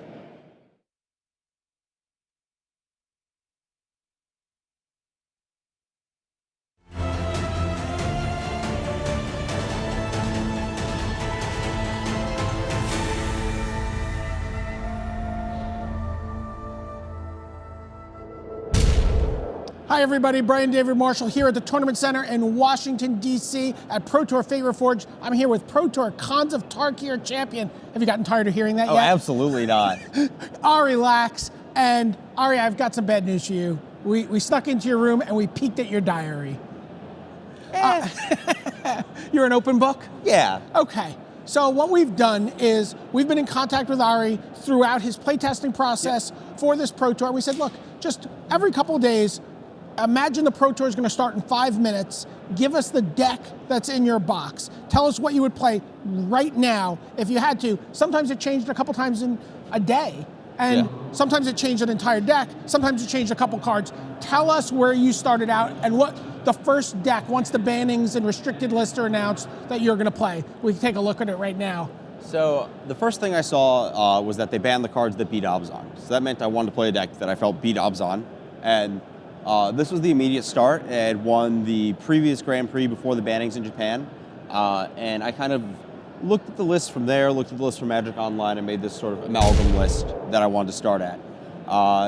You can see the main sort of flex slots. You've got some Searing Bloods in the main, Lightning Helix, Grim Lavamancer, the ley lines in the sideboard from the Grand Prix winning list. Okay, let's take a look. There's a notable admission from the main build. You said Searing Blaze was a card that you saw in a lot of the decks previous, but you actually didn't want to start it. I felt uncomfortable with the thought of top decking Searing Blaze towards the end game, where Searing Blood, if it takes out the guy, it's always going to deal 3. This card, I felt like the positioning of the landfall was a little awkward, and like having to think about that over the course of your games, and like potentially cut yourself off of different outs in order to make sure that this card remains a 3 damage live draw. I was not a huge fan of that. And the burn decks tend to run a little land light also, I guess. Is that a factor there? Yeah, 20. I think some of my teammates tested down to 19 even, so. Okay, but this is where you start. You start playtesting, and where do we go from here? A couple days later, about 3 days later, well, now suddenly you're thinking about a loam deck. Yeah, this deck was sent to me by Manuel Sudor, and he said this deck is very good. It's going to beat Abzan. I said, you know what, I'm willing to give it a try because that's what you have to do for mine. You have to literally try everything that you see, and if it turns out bad, learn every lesson you can from it. Well, let's take a look at the engine of a Life from the Loam deck in Modern. There you see Life from the Loam, of course, Seismic Assault, Raven's Crime, Flame Jab. Explain a little bit about what a deck like this is doing and maybe why you sort of stepped away from this. So the goal of this deck is to reach a game state where you're effectively drawing 3 cards a turn by casting Life from the Loam. You get back 3 lands, and you turn those lands into shocks via Seismic Assault, discard via Raven's Crime, or worst case scenario, just 1 damage apiece via Flame Jab. But you're creating this repeatable effect over and over, and hopefully that wins you the game. The problem is that in Legacy, you see these decks, and they have cycling lands, so lands that you can discard to draw a card. And you end up effectively each turn putting 3 cards back into your hand that each draw a card. So each turn you're drawing 3 cards a turn. Whereas with this deck, you're not actually drawing actual Magic cards, you're drawing shocks, discard spells, 1 damage. And you have this problem where if they land a Tarmogoyf, your Loam engine's not going to get you out of that. there's nothing you can do in the format. If there was a land that actually could get back that was worth a spell, like a Maze of Ith style effect, but they just haven't really printed those in a while for some crazy reason. Also worth noting, those cycling lands will just turn into a Life from Below when you cycle it. You get to replace that draw step with the dredge. There's some points with the legacy style loam decks where you hit 5 lands and play, you're just drawing 5 or 6 cards a turn, and there's no way to come back. And who doesn't like doing that? Oh yeah. But you don't get to do that in Modern. Right. So you go from this deck back to the burn deck. Talk about what's happening here a little bit and what you're thinking about. So as you see, the main deck has remained exactly the same. I was really happy. The Abzan matchup looked close but ahead, which is good enough for me if my deck's going to beat the rest of the decks, because Eidolon the Great River was real silly against everything else. But I took the sideboard and I decided I did not want to play Leyline of Sanctity. I didn't want it against Abzan. There wasn't really a combo deck I wanted it against. It puts me down a card. These are all things I don't want with Burn. I want all my cards to actually interact with the game state. So I cut them and started tinkering around with some other sideboard slots. You'll see like Slagstorm to beat Zoo. You'll see the Searing Blazes in the board. Those are specifically so you can board in additional removal against Wild Nacatl, because the 3 instead of 2 with Searing Blood matters there. Sure. Flames the Bloodhound has more ways to prevent life gain. Just a bunch of different things. And at this point, you're thinking about problem cards that maybe the other decks are going to have against you. And these are some of the notable cards that you said were on your mind at this point. Core Firewalker, Spellskite, Leyline of Sanctity. Yeah, so if you're playing a very linear strategy like this, there are probably going to be hate cards that beat you. And a lot of the sideboarding with these decks is finding the best ways to beat your opponent's hate cards. Like, sometimes it's them not drawing them, but with these cards you actually have answers. So Core Firewalker, protection from red is a big problem because you can't attack into it. And the life gain is obviously a huge problem because every spell you cast is down a life. And often they have red spells to gain them back life too. Dragon's Claw is a similar effect, but a little more beatable because you can actually keep attacking your creatures into it. Spellskite has just historically been an issue for burn decks. Redirecting your lightning bolts to Spellskite is very bad for you because it has 4 toughness and lives. So you often have to put 2 lightning bolts at it just to get rid of it and deal damage to your opponent. So that's 6 life. But it also has this weird positioning thing where you have to play them both on the same turn to kill the Spellskite.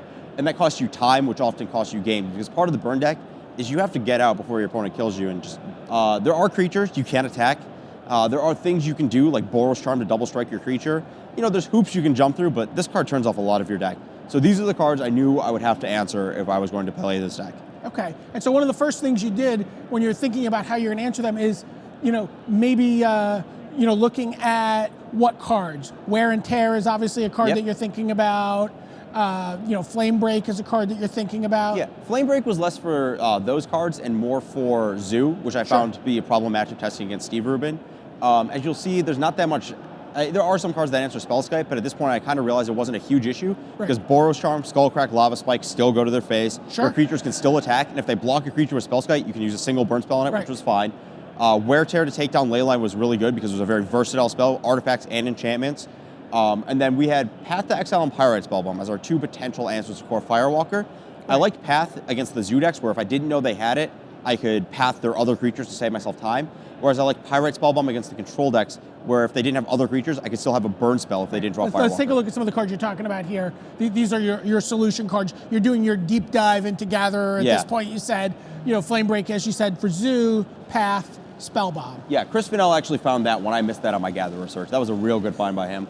And this is really just there to deal with that Core Firewalker? Yeah. It actually, I found more. It kills Etch Champion and Affinity, which is huge because one of your plays there is to kill everything, and it kills Master of Waves, which I found out last round. Oh, that's really nice. Yeah. Okay. So, but really, it's a colorless form of removal.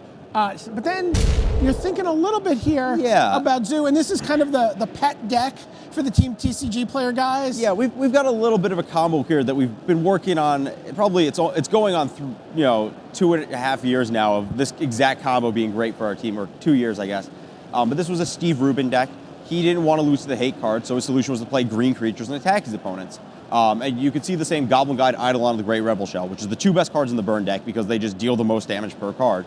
So here you have the same concept, except for Wild Nacatl is your additional lightning bolts because it attacks. You also get Geist of St. Traft in here, but the combo that you've been talking about. You guys just always want to pull this off. Let's take a look. Gore Clan Rampager, Boros Charm, Become Immense. Explain. So you give your creature additional power, and then you give it double strike, and you effectively double up. If Gore Clan Rampager is +4/+4, that's a 4-point burn spell. Well, if you Boros Charm your guy, that's +4 damage from the pump, plus whatever its power. So, just a Wild Nacatl in those two spells, 14. Become Immense and Boros Charm is basically lethal regardless. We had ID'd Become Immense as a delve spell that had not been banned that was very powerful. It's worth about 2 cards worth of damage. And we tried the Infect decks and didn't find it satisfactory, but we liked it in the Zoo Shell. And this is the kind of combo we figured out to give the Zoo deck that explosive punch that it really needed. Right. But as we're going to see as a recurring theme here, Zoo doesn't. Why don't you end up on Zoo instead? Making the return to the burn deck. So when you play creatures instead of burn spells, you give your opponents targets for their removal spells and things they can block, and you let your opponent interact with their normal cards instead of their hate cards. I'd rather just force them to have the specific answers than actually just play normal cards and beat me with them. So you're saying if you switch decks, is that the fear like Zvi used to refer to? Yeah, you're just like I don't want to have the fear and just make a jump to another deck because I'm worried about some scenario where my opponent has the perfect card against me. Exactly. Okay, so let's take a look at where we go from the Zoo. So from the Zoo, wait, I thought we were going back to Burn. Liliana of the Veil, Dark Confidant. What is this? This is the Crisis of Faith. I've been testing and tuning Abzan against everything because my role was to test everything versus this deck and see if it beat it. And this was just beating a lot of things.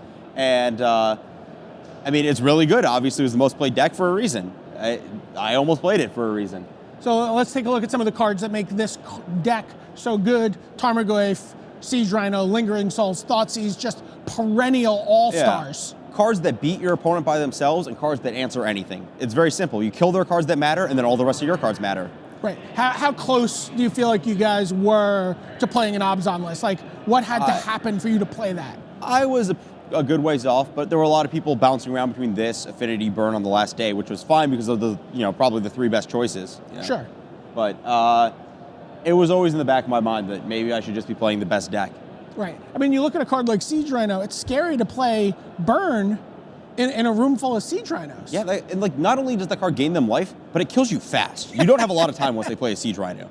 Right. And it's almost like it duresses a burn spell you've already played. Yeah, it's real scary. Okay, but let's take a look. You decided you could beat him. You're back on the red deck. The burn deck. You've stayed pretty close, and now it's all sideboard cards, right? You guys said this is where you were really just kind of moving things around. Yep. Tell us what's happening here. Okay, Flames is your additional prevent life gain spell against Abzan if the boarding and timely reinforcements or Obstinate Baloth. You have Molten Rain on the play against a ton of decks that want to hit 4 mana. You just board and Molten Rain them on turn 3. Path and Pyrite, I've upped the counts to beat Core Firewalker because I feel they're good enough on their own just to play. Searing Blaze against all the creature decks. You just want as many of that card as you can if you can have it. Smash to Smithereens and Wear Tear as your anti-artifact. You still have Wear Tear as your hedge against Leyline. Smash is specifically like Affinity. Sure. So, and then from here, you're starting to hone in. You talked about the Searing Blaze. You talked about Lightning Helix. You're really starting to dial those fine numbers in. Yeah, these are the kind of cards I just went around because I kept seeing the Zoo matchup. I kept seeing that I can't Searing Blood their creature, but I can Searing Blaze it always. And even if they mutagenic growth their creature, which was something I was worried about, I'd still get the 3 damage off the Blaze. And the Helix was, if they're going to race me, I'll play the card that races them right back. Okay, and then from here, there's another, this is later that day. Yeah. Glare of Heresy becomes one of your go-to sideboard cards. Right. And again, I think we're going to see a little bit of condensation down here where you have 5 cards in that bottom slot, but talk about Glare of Heresy here. So when we take a look at that card can kill Leyline of Sanctity and Core Firewalker, and I wanted to be able to merge the slots so that I could save sideboard space. Okay, so let's move on. We'll keep going. There you see the Glare of Heresy. You're also at 59 cards at this point. Yeah. There's like one card maybe in the 75 that you're not sure about. So I had the Lightning Helix slot. I didn't really like the fact that I'd have to get white mana in more games, so I tried to Flames of the Bloodhaven. It was bad because it cost 3 mana in game 1, so I cut that completely from the list. I just couldn't figure out what the burn spell was, so I was waffling a lot on that last slot. Okay, so let's keep going here, and we're going to be onto your deck. This is the actual deck now. It's Day of the Pro Tour, and Goblin Guide, Monastery Swiftspear, Eidolon of the Great Revel, Grim Lavamancer. Yep. What is the appeal of playing a deck that's going to start with these 4 creatures? The first 4 are repeatable damage sources. They're basically assured to deal, 2 to 3 damage against your opponent, which is great, and they can easily deal up to 6, which is absurd. And then Lavamancer, it was a card that I wasn't sure about at first, but it's really important in that it beats some decks on its own very easily, and it also gets through blockers. There's a lot of scenarios where you want a card, Lavamancer can shoot them 3 times through blockers, easily deal 6 damage, whereas like a Goblin Guide might get stopped by a Tarmogoyf. Sure. Okay, let's take a look. The big part of the burn deck is Burn, Bolt, Spike, Rift Bolt, Skullcrack. Can't cut any of those first 3, and 4 Skullcrack was guaranteed from the day we realized Siege Rhino would be in the format. Okay, and then what do you add to that? More Burn, 1 Lightning Helix, 2 Searing Blaze, 4 Boros Charm, and 3 Shard Volley. You guys really just went as far as you could with the burn spells. I wish I could play a 4th Shard Volley because 1 mana, 1 damage burn spells is great, but multiple Shard Volleys sometimes messes up your sequencing because you lose the lands that you need to untap with. Searing Blaze over Searing Blood because I started realizing that not only was killing Wild Nacatl important, but just being able to deal 3 damage to Abzan when I had a Tarmogoyf to target was really important. Okay, and the Helix was cheapest thing. Let's take a look quickly at the lands. 4 Arid Mesas, a Bloodstained Mire, 4 Scalding Tarn, 4 Sacred Foundry, 7 Mountains, only 11 mana producing lands in the deck. That might even be too many. You might need 1 more fetch land. Which fetch lands they are doesn't really matter, just whichever ones. Okay. And then finally, let's take a look at your sideboard. And I thought there was something interesting here at 4 Wear Tears before there were 5 cards that were sort of filling this role. Yeah, we realized we could condense slots by making the Artifact Hate into a Wear Tear, and that opened up sideboard space to fit the Lightning Helixes for the Mirror and Zoo. I wanted Dragon's Claw for a bit, but figured Lightning Helix against a lot of random things. I've been boarding it in against junk just to buy myself time. It's just a card that is good that can make my deck switch around if I need to. And cutting the affinity didn't really matter because I can actually kill a creature with Helix anyways. All right. Ari Lax, thank you so much for walking us through your playtesting process, letting us take a look at your deck diary. We're going to let you get back out on the floor as you hunt down some pro points. The Player of the Year title is in your grasp here. Boy. So for Brian David Marshall, this is Ari Lax signing off from the Tournament Center.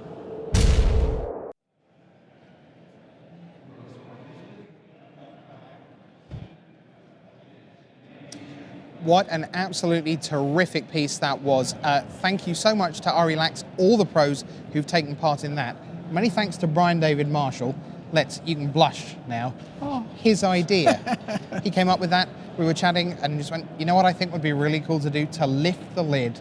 And that really did lift the lid. And we're going to follow up with a text piece. We have a couple of other players who've been keeping in touch with us about their process, and we're gonna sort of walk you through on a feature, I guess, on the website. That's right. In the week leading up to Grand Prix Vancouver, which is only 2 weeks away in this format. 2 weeks away. I gotta start writing. Got to start testing. Never mind writing. Okay. While you were doing that. Fabulous and interesting though it was, for a moment, I lost focus on what you were doing. Yes. And that's because I got the pairings for round 15 and the news that we have 2 of the top 8 locked in. Wow. Almost certainly, barring extraordinary wins. Because on 36 points, Antonio Del Moral Leon of Spain and Eric Froelich of the United States have intentionally drawn round 15. Are there Hall of Fame implications here? Yes. In 9 years' time, when Antonio Del Moral Leon has 4 more Pro Tour top 8s, he may well be in the Hall of Fame. But that's the 4th for Eric Froelich. 4th for Eric Froelich, and that's really been the bar when you look at voters over the last couple of years, is that 4th top 8. 4-5 is sort of the straddle where people look. And Eric Froelich has been a dominant player. He's just coming off a Grand Prix win last week, coming off now going into his 4th top 8. Fascinating. So it looks like both of them are in on 37 points. Here's the rest of the way it pans out. Table 3 has Jelga Wiegersma on 34 points against Michael Wasowski of Canada on 33. Now, a lot of people will be hoping that Jelga can win this match because that will take him to 37, anchor another player on 33, and possibly open up the 8th slot for 36. So if you've got friends on 33, you're Dutch this round rather than Canadian. Put on your Von Dutch hat. Sure. Also, tied on 33 points, we have a straight Li Shichan of Hong Kong against Nathan Smith of the United States. The winner there goes to 36, and probably then we think can advance and do the ID handshake just as Froelich and Del Moral Leon have done. Then we get to the craziest match. This is going to be in the feature match area. So do you remember in Chiba at Worlds 2010, 2 roommates, both called Guillaume, both from France, had a little friendly roommate matchup that happened to be the final of the World Championship that year. Well, now we've got a roommate matchup once again, And a mirror matchup once again. It is Sam Black with Amulet Bloom against a roommate who gave him the deck, Justin Cohen, Amulet Bloom. Justin's been playing this deck at Grand Prix, and basically any event he can get an opportunity to play the deck for a while now. And finally, Huang Hao Shan is on 33. He's been paired down against Austin Bursovic. Bursovic, though, is still alive. Why don't we get down to the feature match area? It's the penultimate round. It's my favorite round of every Pro Tour. So much on the line. Here it comes, round 15.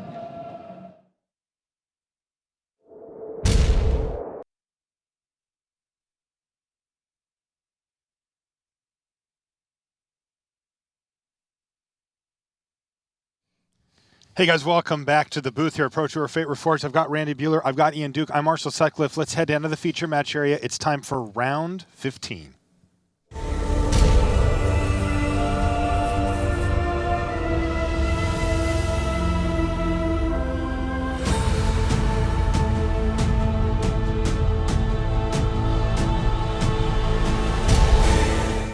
Hello and welcome to coverage of Pro Tour Fate Reforged. We're in Washington, D.C. I'm Marshall Sutcliffe in the booth. I've got Randy Buehler.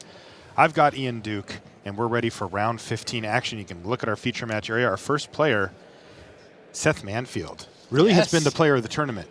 Absolutely. He was 12-0, and you asked me what needs to go wrong for him to miss top 8. And I said there were kind of 6 things have to go wrong. He has to lose, he has to lose, he has to pair down and lose, and then he has to get paired down and lose yet again.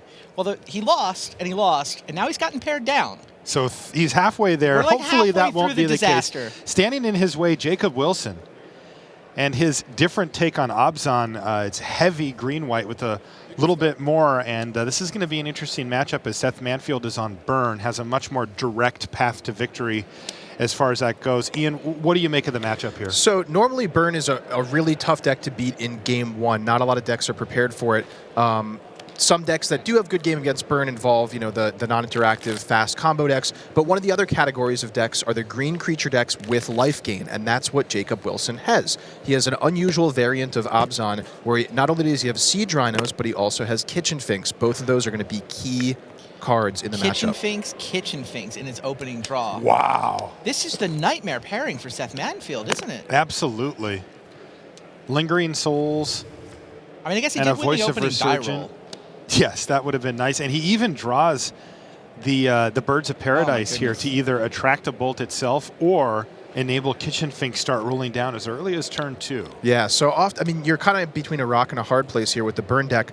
On the one hand, you don't want to be spending your burn spells aiming them at creatures, but on the other hand, if you just let Jacob Wilson develop his fast mana, he's going to start playing Kitchen Finks, he's going to start playing Siege Rhinos, he's going to start activating Gavany Township, and so you have to make a hard decision early in the game with not much information. Do I bolt the bird? What do you think, Randy? You kill the bird. I've been trained over the last 20 years. You just kill the bird. That's definitely the conventional wisdom. Now, if Seth can find a card like Searing Blaze, that'll let him do both at the same time. Oh, that would be ideal. No blocks. The bird does not block. And the bird gets bolted. And in fact, it is an actual lightning bolt on an actual Birds of Paradise. So there you go. So we get to see that happen on camera here. In the meantime, Wilson's going to take 4 damage. 22 years at this point? Yeah, but usually it's like an elf and a shock. No, it's actual lightning bolt, actual Bird of Paradise. Yeah. 22 years and counting. Well, a big part of what makes that decision less close than it would be otherwise is that Seth has started with a very creature-oriented beginning here. He's got a Goblin Guide and a Monastery Swiftspear, so even just holding off that Kitchen Finks by 1 turn, it sort of refunds the damage that he got from the lightning bolt there. He gets to get in for at least another 3 damage, if not more, with the Swiftspear. Good. So back on Jacob Wilson here, who was hoping to start catching Kitchen Finks right now. I think he's going to have to settle for a Voice of Resurgence. He drew a Thoughtseize. Not a card he should be too happy to see in this matchup, I'd imagine. It's not, sometimes you take a lightning bolt and save yourself 1 damage, or a Boros Charm and save yourself 2, but especially at this stage of the game when the early creatures have already come down, I wouldn't be surprised if we just don't even see him cast Thoughtseize at all this game. I agree. Now, Jacob Wilson thinks if he wins this match, he's into the top 8 with a draw. Seth Manfield thinks, man, all I need is a draw. So we could see both of these guys in the top 8 still. But Seth hasn't got the draw yet, so he's got to try to get a win. All right, here's Lava Spike to take Jacob Wilson down to 10. Lifts the Monastery Swift Spear out of range of the Voice of Resurgence. Depending on how this match goes, it is still possible to get a 12-4 into the top 8. It is also possible, if everything breaks exactly perfectly, for someone to miss on 12-3-1. We could get. Wow, that's a big it range. is possible to get 9 players to 12-3-1 or better if you pick every matchup exactly correct. Seth's trying to decide if he's going to attack with one creature or both. You have to figure that Jacob would take the trade for the Goblin Guide if offered. Definitely would, and does. Snaps it up. So that's going to prevent 2 damage, kill a threat, and leave a creature behind. I'm curious to see if Seth Manfield, what his follow-up play is here. Now, he may just be fetch a thinking, land. if I don't attack with the Goblin Guide, it's never really going to have another opportunity to attack anyway, and Jacob might just chump block with the Voice of Resurgence on the Monastery Swift Spear twice in a row. So by attacking with the Goblin's Guide, he sort of forces Jacob's hand into blocking the Goblin Guide and letting the Swift Spear through for at least 1 turn. So 2 damage as a result there, and you can see Jacob's down to 8. Update on the back table, by the way, Jelger Vigersma has taken game 1 from Michael Vezovsky. All right, look what Seth Manfield led up with there. Eidolon of the Great Revel. Yeah, really strong card against Jacob's deck in general. Looks like it's come down early enough to definitely matter in this game. Almost all of Jacob's cards cost 3 mana or less. So just leaving out of the battlefield is going to be a consistent source of damage for Seth Manfield. Unfortunately, Seth seems to be very low on gas here. Having to bolt that bird and spend a Lava Spike to trigger prowess on the Swift Spear early hasn't left him with a lot. But Jacob Wilson already down to 7 life, so... Yeah, he made a run at winning the game before Kitchen Finks could come into play. So Kitchen Finks... Finks... Jacob will go to 5, but So then, Kitchen Finks breaks even here with the Eidolon. back up.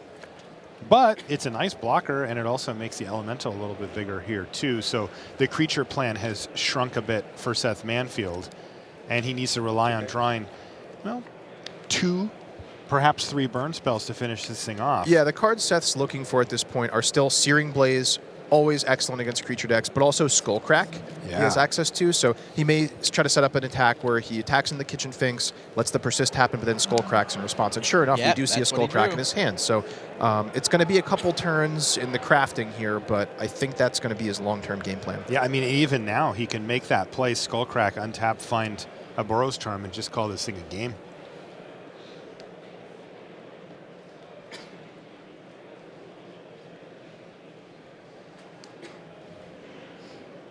Jacob has 2 more Kitchen Finkses? Jeez. So fortunately, the Eidolon of the Great Revel sort of holding his life total steady, taking away... Yeah, but you respond to the trigger with the Skullcrack, right? Yeah. So now Eidolon actually turned a profit on this Kitchen Finks. Absolutely. That was a total of 5 damage here. And the Skullcrack is 3 more. Yeah, down to 2. Down to 2 is Jacob Wilson. Seth Manfield is going to knock the top of his deck. If he can draw a burn spell. Wow. And he's going to have multiple turns to find it, Yeah, he's got Jacob locked, right? Yeah. Jacob can't cast a spell from here. Wow, Well, he this can is cast a huge. Siege Rhino. That's true. That's one of the few He's going cards to he win can cast. through double Kitchen Finks? Triple? Well, the third one can't come down. No. Wow, that Skullcrack, just a huge draw. Let's see if Seth Manfield can find those last 2 damage points here. Virtually any non-creature card in his deck gets it done. He'll have multiple draw steps at it as well. He's at 11. He drew Monastery Swift Spear. That is not what he was hoping for. As he passes a turn back to Wilson. This is really tense. I mean, Yes. Seth has the 2 creatures in play that threaten to attack Jacob Wilson. Jacob has to leave back some defense. Right. At the same time, Jacob really wants to close out the game before Seth can find another burn spell. So he's willing to commit exactly 1 Kitchen Finks to combat here. He's going to pass the turn back, and let's see if Seth Manfield finds the burn spell he's looking for. And even here, Seth has 1 Monastery Swift Spear. He could attack with all 3 creatures and deal 1 more point of damage to Jacob Wilson, but 1 is not 2. God, he bricked again. He found another land. Seth Manfield down to 8. Jacob Wilson can actually start forcing chump blocks next turn. And is that a Gavany Township in play? I believe it is. So if Jacob Wilson has an additional land, Well, I believe he's got 2 windswept heats on the battlefield right now. Oh, does he? Okay. Yeah. Of which he could crack 1 and still be alive. That would means he open can't take a himself Swift Spear up, hit, but he though. can't take a Swift Spear hit if he does. Wow, this is just about as close as they get. Because remember, if Seth gets down to 2, then he can't cast cast spells. any of his spells. He doesn't have anything over 3. Well, you know what he can do is attack in with the Eidolon of the Great Revel. Jacob Wilson will be Obliged forced to to block block. and kill it. All of his creatures have at least 2 power, so the Eidolon will die in combat. Even if he blocks with a Kitchen Finks, he can still respond to the life gain trigger. Okay, but in the meantime, Kitchen Finks is- Jacob Wilson's getting aggressive, and that's going to prompt a chump block Seth here. not interested in going Seth, to 2. Seth's going to fall to 5. And what does Wilson have, though? One more top deck. He What passed is the it? turn back. What is the draw step here? Oh, he's reaching for lands. This could be Boros Charm. It is Boros Charm. He falls to 3 off of this, Oh, but Wilson my goodness. is going to die. Yeah, I can't see what he could do here. He can't cast any spell that costs converted mana cost 3 or less. And that's all he's got in his hand. Yeah, he's looking at that path. Oh, wow. You know, Oh, he dodged. wow. He dodged 2 draw steps in a row, but the third one got him. And Seth Manfield takes down the first game. He wants to lock up his top 8 seat. He's felt like he was for 2 rounds now, and he's like, "I've had enough of this. I want to breathe a sigh of relief." We'll be back after these messages. You've watched the Pro Tour. How about playing on the Pro Tour? Qualifiers for Pro Tour Dragons of Tarkir are going on until February 22nd, with winners earning an invitation and airfare to Brussels in April. Visit magic.wizards.com/PTQ for more information. Standard is the name of the game at Fate Reforged Game Day. Join the battle on February 14th and 15th at your local game store. Visit wizards.com/magicgameday for more information. All right, back in our feature match area, let's take a look at a really interesting match over on the left there. Justin Cohen versus Sam Black. Interesting thing here, they're housemates. They live together. Yes, they do. And Justin Cohen is the one who not only convinced Sam to play this deck, he also taught him how. And they're running a 75-card mirror match here potentially for top 8 here. Yeah, the winner just needs a draw in the last round. I mean, these guys played in the Team GP together last week. Like, this is the friend that you traveled with to the Pro Tour. Yeah, we got a game. Playing for top 8. And I see a lot of the same cards, except for one little discrepancy. It looks like Justin's the one with the Primeval Titan, where everything else looks about the same on the other side. Yep, and noteworthy, just as we tuned in, we saw Cohen transmute Teleria West for Slaughter Pact. So he's already preemptively got an answer for Sam Black's Primeval Titan of his own. Wow. So from the look of things, Cohen, ahead on the battlefield, but of course it's Sam Black's turn, and these decks are explosive, both players with an amulet in play. Can the student snatch the pebble from the master? In this case, it's Sam Black who's the student. I was going to say, which one's the student, which one's the master? Yeah. Here? Sam's the Platinum Pro, number 12 ranked in the world. Been putting up results steadily for the last couple of years. But we're drilled down into a smaller subset of our beloved game. We are in the Amulet Mirror Match section of Magic the Gathering, and Justin taught Sam what he knows. I wonder if he held anything back. Got a little trick up his sleeve. Hold back the Mirror Match tech, right? Absolutely. And I think we see a Primeval Titan and a Summer Bloom in Sam's hand. He's also got Hive Mind as well. 2 of them, yeah. Yeah, so this could be a very explosive turn. Mana floating? So he's made 6 mana now by playing and bouncing a Simic Growth Chamber. Now, I haven't done the math just yet, but Summer Bloom is going to let him generate a lot of mana. Provided he has enough mana, he can go Primeval Titan, fetch a bounce land plus a Teleria West, return the Teleria West to his hand with the bounce land, transmute it for a Pact, cast Hive Mind, cast a Pact. Now, however, Cohen has plenty of mana of his own. So I don't think can Sam he's going to probably cast need a multiple. pact that Justin can't pay for? Not a single one, but multiples. But maybe multiples, yeah. It does seem hard to hive Man. mind kill your opponent when they can pay for all the packs. Yeah, when sure they have does. a lot of mana too. But just to demonstrate the crazy things this deck can pull off. So Sam has 10 mana floating now. And I love playing Magic. Would not want to be in Sam Black's seat trying to figure this turn out right now. This just looks difficult. Yeah. So, I mean, other potential things that could happen here. Primeval Titan could fetch up a Slayer's Stronghold, could gain +2/+0 and double strike. Okay, but yeah, it looks I'm going like to interrupt myself here. It looks like Sam Black's going for a hive mind-oriented game plan here. So let's see how this plays out. he's going to play I already packed it, copy. a second one, and he's going to actually counter it, hold priority, get 2 copies. Now, what is Justin Cohen thinking here? He's trying to figure out. So if he can remember, respond. there's now another copy of Pact on the stack that Justin Cohen gets to target at something. This way, he can't fizzle it, right? Like, Justin can't find a way here to have this actually fizzle because his copy is going to go on now. It's Right. going to resolve on either the other Pact. Wow, and that was it. Can't pay for both packs. Sam Black. Wow, takes down the first game against Justin Cohen, his roommate.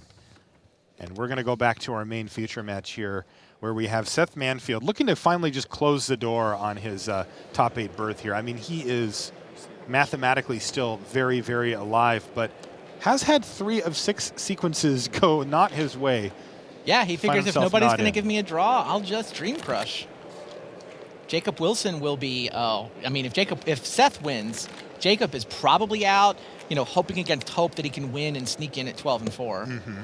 Jacob wins, then he just needs a draw, which is where Seth has been for the last several hours.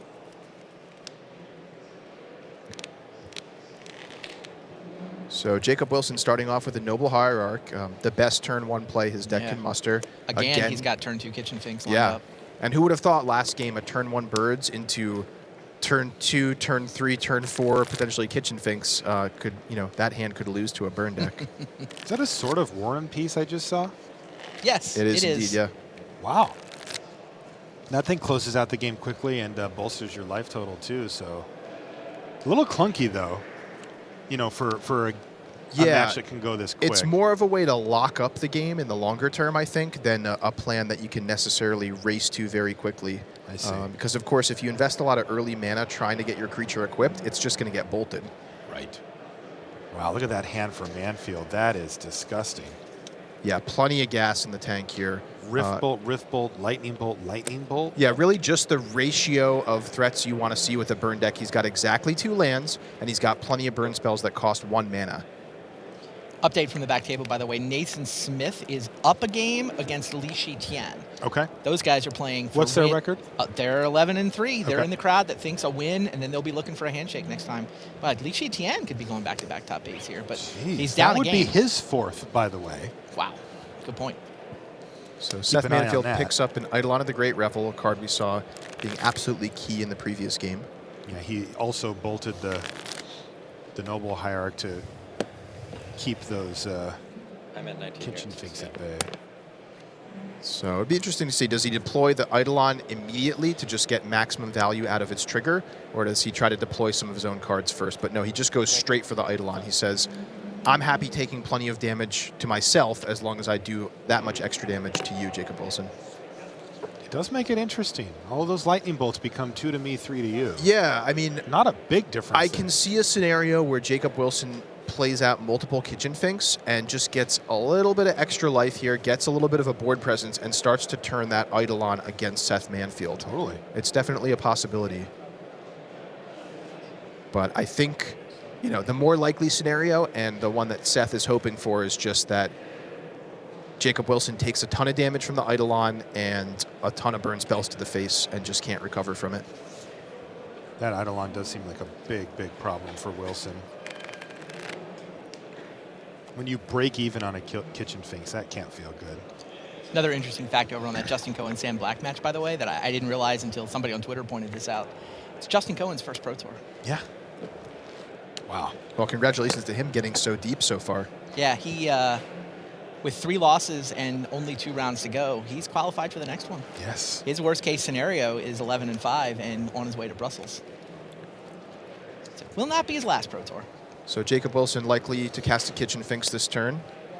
We talked a little bit about him trying to maneuver to turn the Eidolon against Seth Manfield. Of course, Seth always has sort of the backdoor out of blocking with the Eidolon because Jacob Wilson's not going to be able to defeat Seth without attacking. So, big update from the back table. Congratulations, Jelger Wiegersma. Top 8, number 5 for the Pro Tour Hall of Famer. He wins, gets to 37 points, already has the draw, does not need anything next round. He defeats Michael Vasovsky. Vasovsky falls to 4 losses, so probably out of it, hoping that, win in a tiebreaker miracle. Go Jelger. Indeed.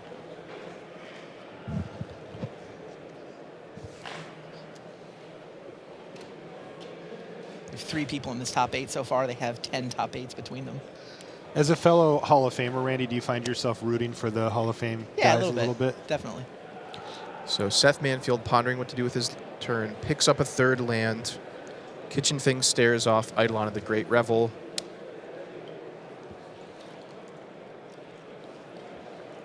And the damage is going to start flowing in both directions pretty quickly here. Yeah. So there's a Monastery Swift Spear that's going to trigger the Eidolon and drop Seth down to 14. So this is a major turning point in the match. I mean, Seth needs to decide, do I want to pursue a creature-based route of dealing damage, in which case I have to deal with the Kitchen Finks, or do I just want to go all my burn to the face, ignore the fact that you have a Kitchen Finks, maybe on the final turn chump block with the Eidolon of the Great Revel. But no, it looks like the Eidolon has been offered up for trades here, and Wilson has obliged him immediately. Bolt you now. Yep, of course, to pump the Swift Spear, saying, it does. I'm doing you 1 extra damage, I'm taking 2 damage, but that's worth it to me. Bolt puts me to 14. Yeah, and then I take 2 to 12 and gain 2. But now he actually gets to gain life from Kitchen Finks, and he's got a backup Finks in his hand. Actually, we're showing a pair of backup Kitchen Finks. He's just drawn infinite Kitchen Finks throughout this game.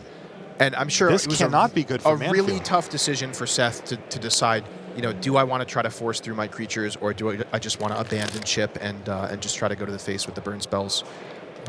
Yeah, because he can't have felt too happy about trading his Eidolon, a really powerful play, for half of a Kitchen Finks. Right. And getting the 2 life back immediately. And he's going to feel even worse about it when his 2nd Kitchen Finks comes down next turn. Wait for the 3rd one, and we'll get back to you. You'd think, it's with Jacob drawing 6 Kitchen Finkses, that he could win one of these 2 games. Yes. And this is a good start. So 16 for Wilson, attack for 2. And Seth's down to 9. It's and I like 16 to 9. I like this fairly aggressive play from Jacob Wilson. I mean, he's ahead on life totals. He just wants to close out the game before Seth has the time and the card draw to finish him off. That's right. All right, so here's Riftbolt coming off to suspend. 10 points of burn? It just feels Suspended Riftbolt in hand, Boros Charm. It does not seem like enough. No, and if he starts aiming the burn spells at Jacob's creatures, it feels like it's just going downhill for Manfield there. Yeah, he has to just go to the face and then hope that he can outrace the Kitchen Finkses with a couple of top decks. Suspend a Riftbolt, but that means no attack from Swift Spear of any kind, and he's just going to pass a turn back. Is there a path to exile as well for Jacob Wilson? Yeah, aggressively getting that Swift Spear out of the way to clear the path for potentially 5 damage here. Yeah, I don't think Swift Spear was blocking, but Swift Spear was attacking the next turn. Also, did you see that Seth didn't even search? I think it's his. He's got both of the mountains apparently. No planes in his deck, just jamming it. So really only 2 basic mountains. It's funny. Didn't even flinch. Leyline of Sanctity. Oh, you see the look on Seth Manfield's face when that came down? He's like, well. How do I win if I can't target you? Wow. Doesn't even let that Riftbolt come off of suspend. Now, I have another question. Ian, you're taking a look at Seth's deck list here. Is there wear and tear in there anywhere? That might be coming in here. Yeah, the ley lines. Jacob can just cast that ley line. It's not like he has to get ley line at the beginning of the game to drop it into play, as we just saw right there. His deck's got plenty of white mana. You can just cast it.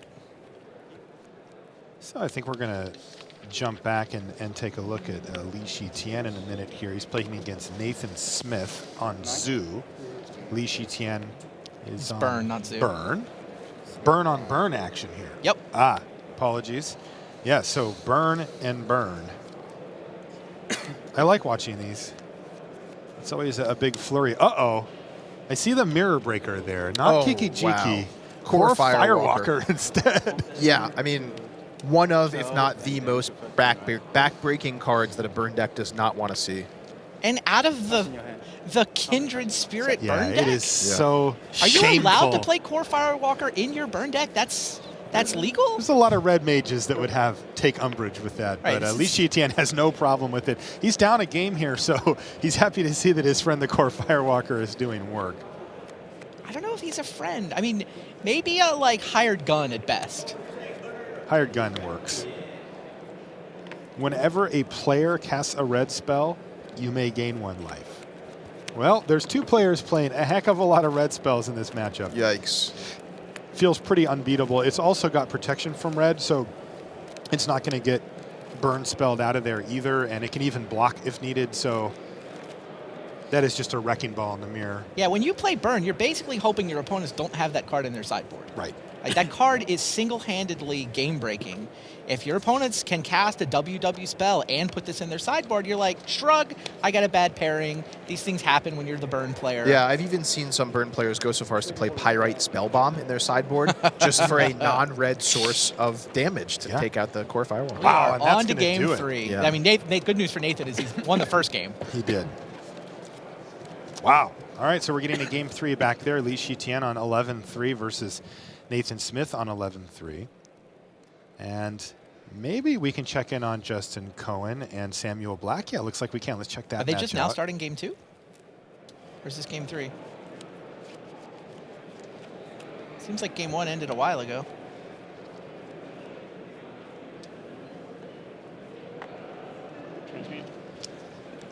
So relatively non-explosive Yeah, draws still from both players. Still game 2. They spent a lot of time sideboarding. Could have been some mulliganing here, too.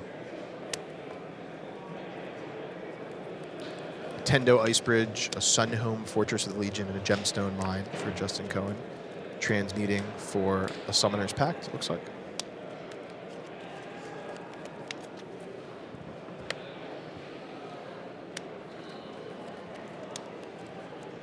A lot of unusual lands in these decks. And probably not the lands that these players want to start with in their opening hand.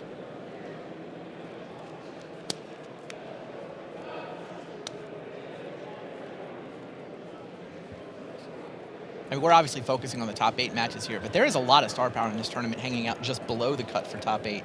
John Finkel defeated Paul Rietzel this round to get Johnny Magic to 11-4.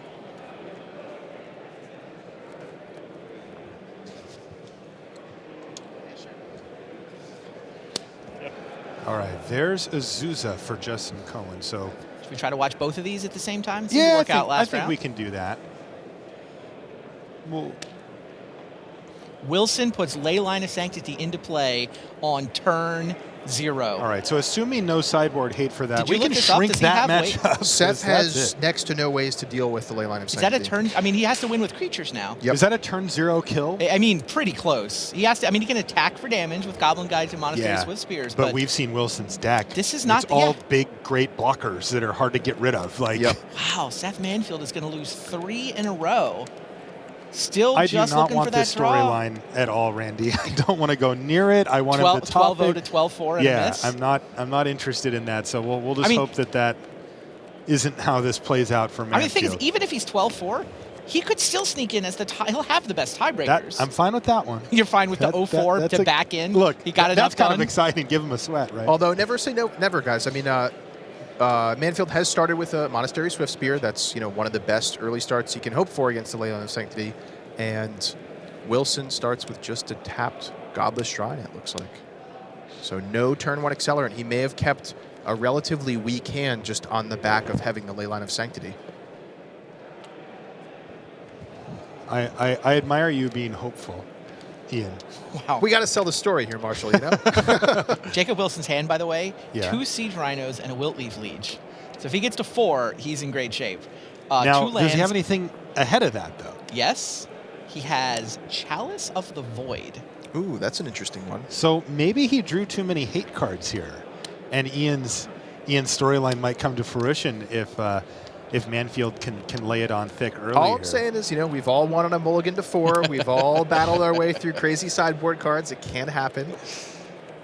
It's the penultimate round of a Pro Tour. We know these players are going to just fight tooth and nail. Does Seth have Destructive Revelry? Oh, that's right. He does have Destructive Revelry.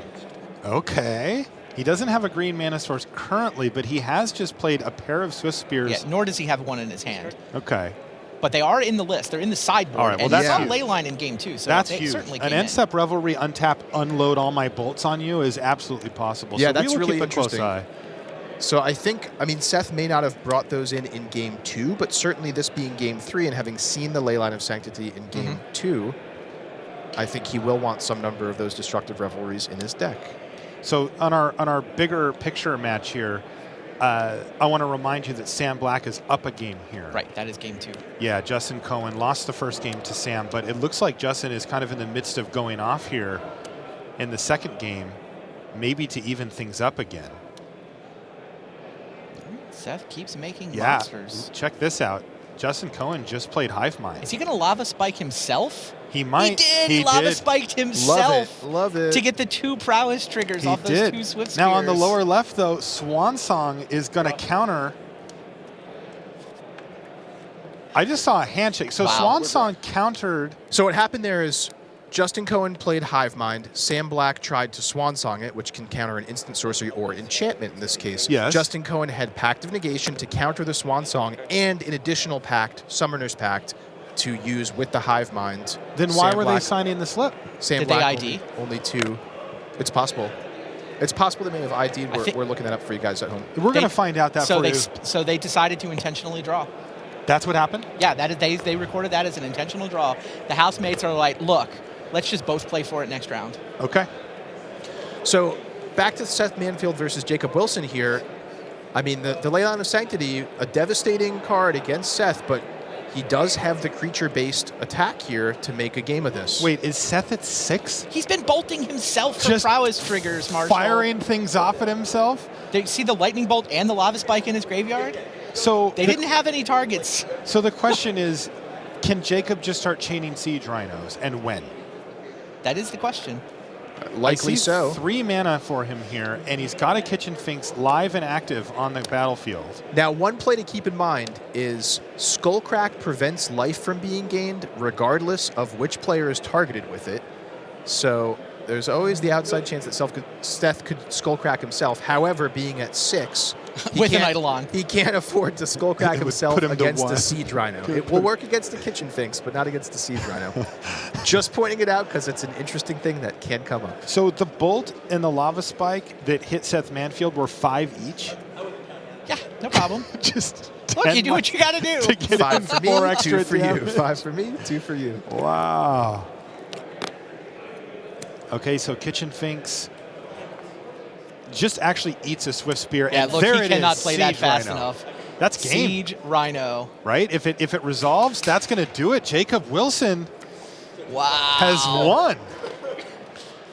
3 rounds ago, Seth Manfield thought he had it clinched. Yeah, so how do you feel right now? All he needs is a point. How do you feel as Seth Manfield right now? I want to throw up.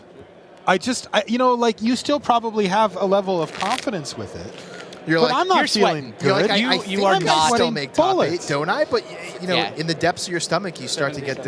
No, exactly. What You're if? like, this can't possibly happen to What me, if? right?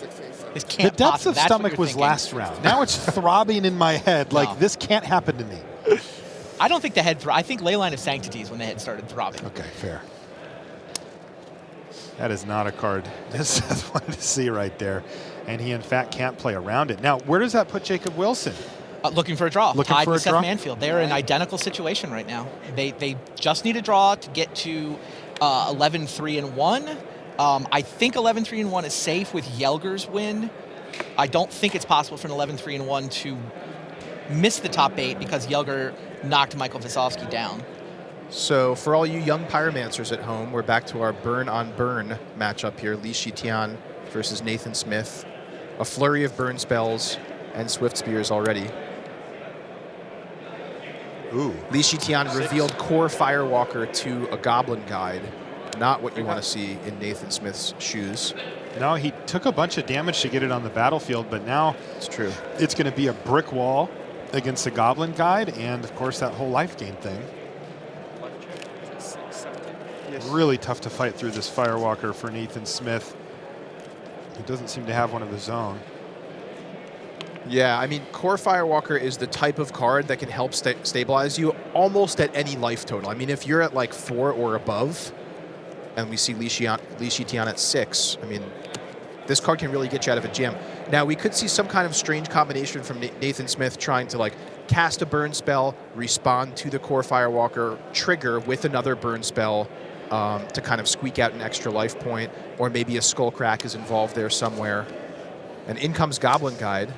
Oh, geez. Now, what we might see here is... Now, Marshall, can you check for me? Skullcrack says damage can't be prevented, right? Yeah, it says damage can't be prevented this turn. It also says players can't gain life this turn. Right, but what I'm thinking about here is Core Firewalker has protection from red, and built into protection from red is prevention of damage. So if Li Shitian does block with the Core Firewalker, we might see a Skullcrack. And we did, yeah. That's exactly what happened. Wow. He does get to gain the 1 life from it, but that Core Firewalker has now been mitigated. Skullcrack. What an all-star. Yeah. Just a really versatile card. We've seen it used in a lot of different ways so far this tournament. We also heard Ari talk about it in his deck series that we saw right before this round. He said 4 of them. By the way, I may have to take something back I just said. I do think a 11-3-1 can still miss because of the Sam Black draw. Because Sam and his roommate took the ID to play for it. Wow. Guess who has the worst tiebreakers amongst the 34s? Who? Sam Black. That draw could cost him. If somebody misses, it would probably be him. So he could win and miss potentially. Yeah, I think the 34s have to play, so I don't think that's actually going to come up, but it is now mathematically possible for someone to miss. I don't think it's likely because of the pairings, but some of it will depend on the pairings. Li Shitian clawing his way back into the game here, adds a Goblin Guide to the battlefield on his turn. He's shaking and then his follows head. it up with a Lightning Helix while Nathan Smith is tapped out, just taking the opportunity to make sure he gains that 3 life, make sure that resolves before giving Nathan Smith priority back. Now the question here is, can Li Shitian turn this race back on its head?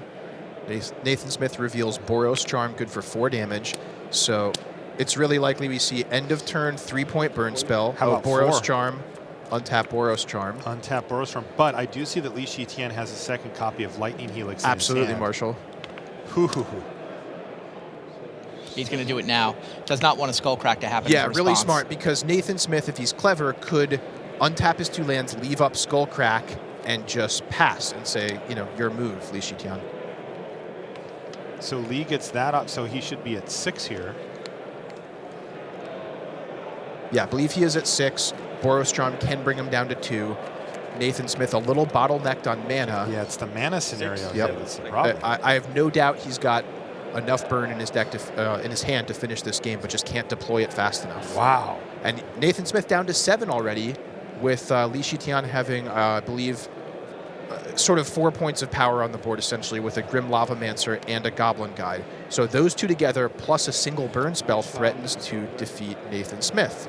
So this is going to be a little bit of a dance back and forth with players trying to leave up mana, maybe bluff Lightning Helix, maybe bluff Skullcrack. Doesn't Li Shitian just have it? He does, but if his opponent has a Lightning Helix, it can... But he doesn't. He doesn't know Yeah, that. he doesn't. He has the Skullcrack. And he's not going to win the game without tapping mana anyway. So he plays a defensive Monastery Swift Spear here, It's going to block. It has to. But yes, Li Shitian does just have it, assuming that he can get in with the Goblin Guide. And this has got to be so frustrating for Smith. He's got Shard Volley, he's got Boros Charm, Skullcrack, 10 points of burn in his hand, plus being able to negate life gain. Wow. And he just can't deploy it fast enough. And he's... Look at Li Shitian. Yeah, he wants a land. Look how he squeezes If he this draws a out. land, then he can Searing Blaze to remove the blocker and deal the damage and have Boros Charm. Yep, I think he just Did played he a draw land. the I land? can't see. Yes, he did. He found the land. He drew a Scalding Tarn. He's going to Searing Blaze, get it out of here. Li Shitian, ladies and that's gentlemen. going to do it. Remove your blocker, deal some damage. Wow. Nathan Smith's like, he was even attacking me with Goblin Guide. I still couldn't find a land. drop you down to 4, attack you with Guide, activate Grim Lavamancer. He's actually just got Boros it right Charm. here with Boros Charm. To the face. And another big fist pump. In fact, 2 of them from Li Shitian. Absolutely. You know, I'm getting used to seeing that I now. know. This is back-to-back top 8s for him. Wow. He joins the scrum at 36 points, who only need a draw to make top 8. My goodness. Wow. Is and this, just like, did he just qualify? Look at the mic drop. He just walks away, leaves all the cards on the table and walks away. Love it. Super happy for him. That's awesome. Game 1 maybe I played wrong. But he's still a Magic player. Still Randy. got to do the decompress. You got to do game 1. Maybe I should have tapped this or sent that. Wow. That's back-to-back top 8s for him. Yeah. Back-to-back in Modern, back-to-back. He was in the Honolulu top 8 with the Jeskai Ascendancy deck. 4 career top 8s. In a relatively short period of time. 3 of them are in the last 12 months. Yes. It's his 3rd one in the last 12 months. I mean, Valencia was what? Was February, right? Li Shitian. Wow. Incredible tear. At the Pro Tour He level. has been playing some great Magic. Wow. Yeah, I'm just kind of in that's shock great. that just happened. Now, there's a whole lot breaking down here. Oh, yeah, definitely. As well, as far as the standings. I saw, Randy, that you were over there. I keep kind scribbling. Of scribbling and, yeah, and the trying 34s. to get us an idea here. I've got it at 337s. We've talked about Eric, Antony, and Yelger, we think are just safely through.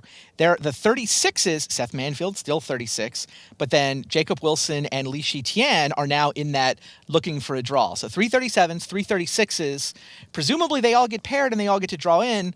Then you've got 34s who have to play for it. Justin Cohen and Sam Black, who just drew to put themselves in this situation.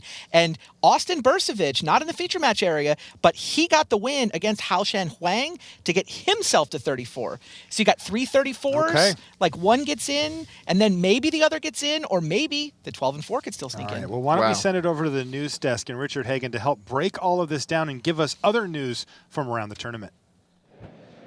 Fantastic job by the guys in the booth there. They will be back very, very soon with all the action from the final round. But right now, we have a unique deck tech for you. We have not 75 cards, but 150 cards. And we have not 1 player, but 2. And they're both live for the top 8. So good luck, Brian David Marshall, as you find out the ins and outs of the Amulet combo with Sam Black and Justin Cohen.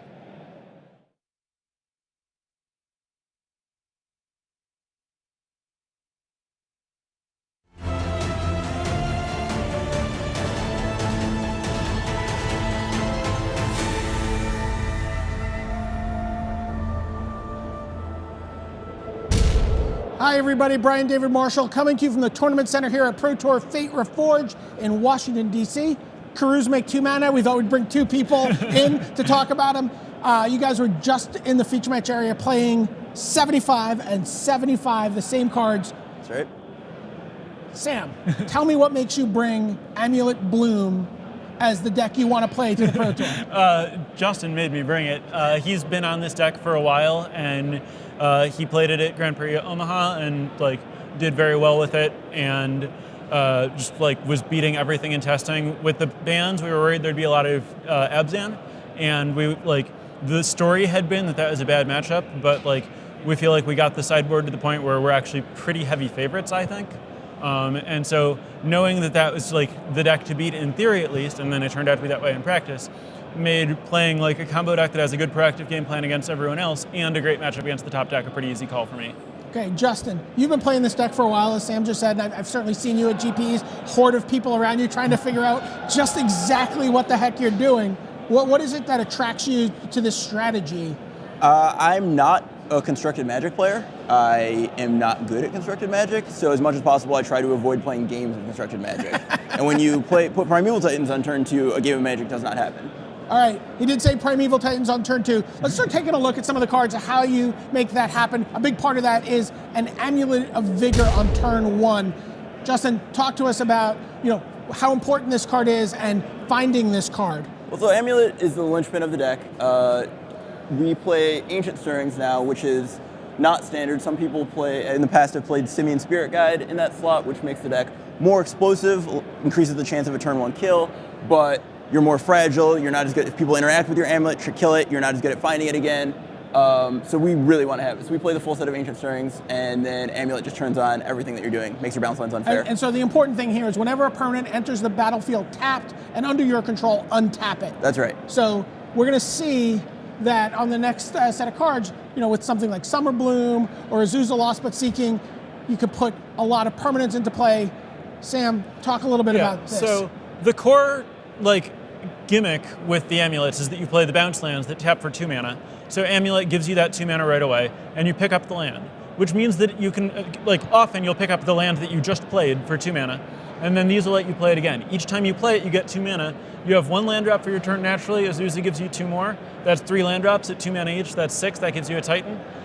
Summer Bloom by itself on turn 2, you go turn 1 amulet, turn 2 cast Summer Bloom, 3 extra land plays 6 mana, play a Titan. So these cards are really important as a backup plan. When you don't have amulet, you can just put a bunch of bounce lands into play and just cast your Titan naturally the next turn.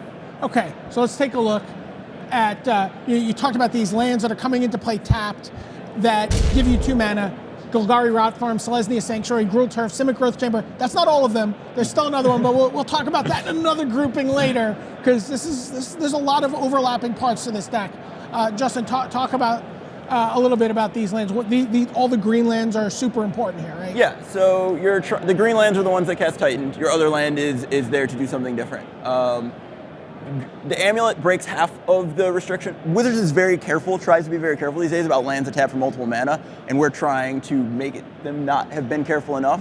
Amulet breaks half of the fairness of the reigns on these cards, and Summer Bloom breaks the other half. Amulet means you get the mana right away. Summer Bloom means the land coming back to your hand is actually an advantage. And it means you only need 1 bounce land to cast a Titan. Summer Bloom feels like one of those cards that, is from a bygone era of Magic. 8th edition is a crazy set. Nothing in 8th edition makes, if it's in Modern because it's in 8th, it doesn't make any sense.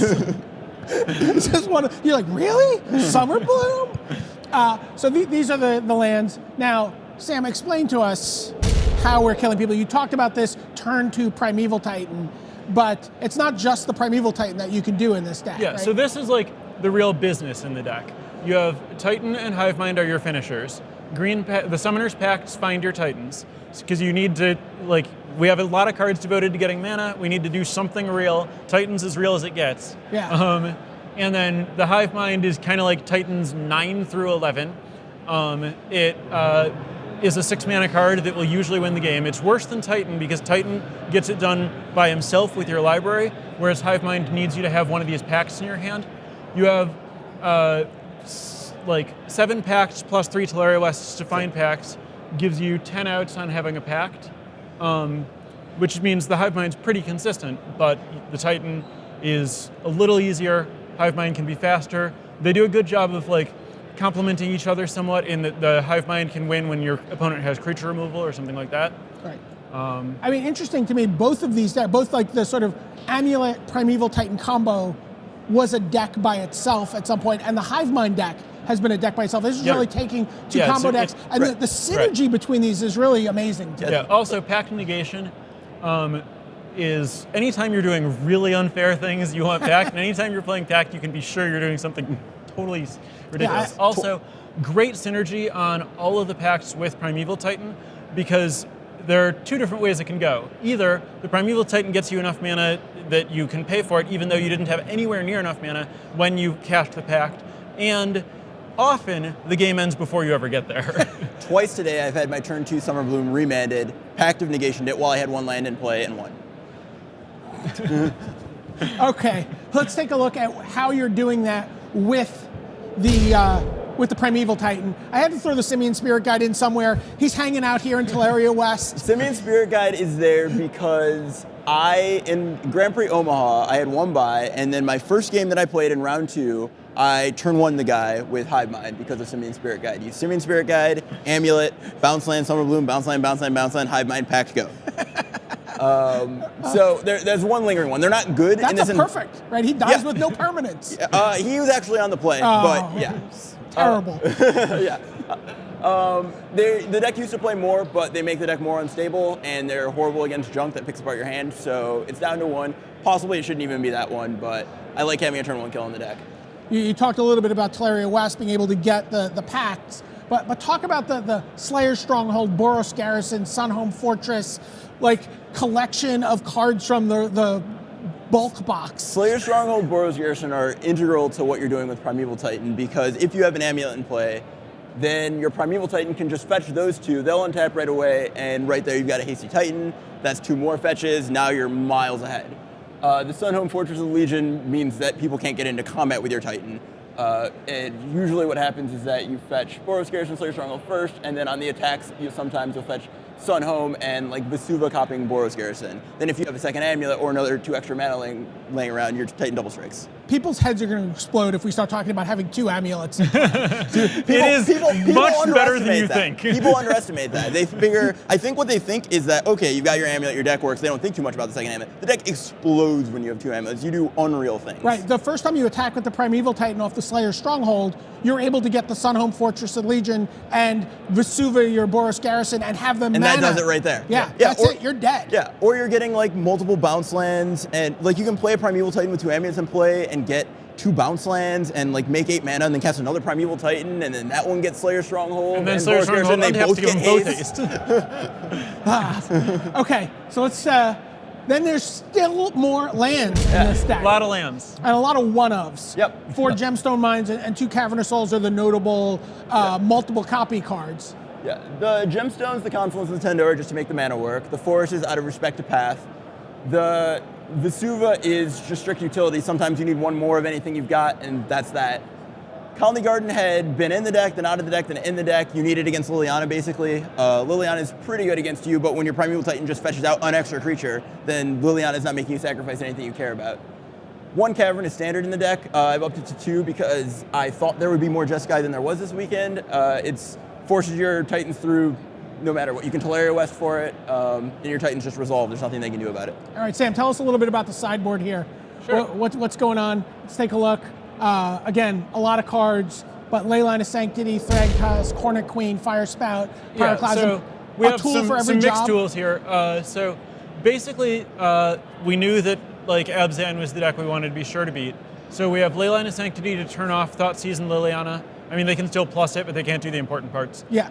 And then the idea is that like Abzan is good against like a lot of combo decks. It like stops you from just like going off real quick by playing a Thoughtseize, but it's not good against Tron. It's not good against big mana decks that just get a bunch of lands into play, and then you're playing off the top because they have all these 1-for-1s, and the top of your deck is more powerful than the top of theirs. That's what happens against Tron. That's what we're doing. We bring in a bunch of extra threats. We bring in Thragtusk, we bring in Hornet Queen, we bring in Wormcoil Engine, we bring in Sigarda, and they empty our hand, but we get a bunch of lands into play, and we're just going to draw something that puts them away. Right, we can look at the next set of cards and see some of the cards you just mentioned. Yeah. There's the Sigarda Host of Herons, there's the Wormcoil Engine, and then some more things to just sort of mop up. We saw That's Swan a smattering of things to respect Blood Moon. Blood Moon is the bane of the deck, and there's 2 ways to go. You can ignore it and have no answers to it and have a better sideboard and lose anytime someone casts it, or you can have token answers to it and hope to get lucky.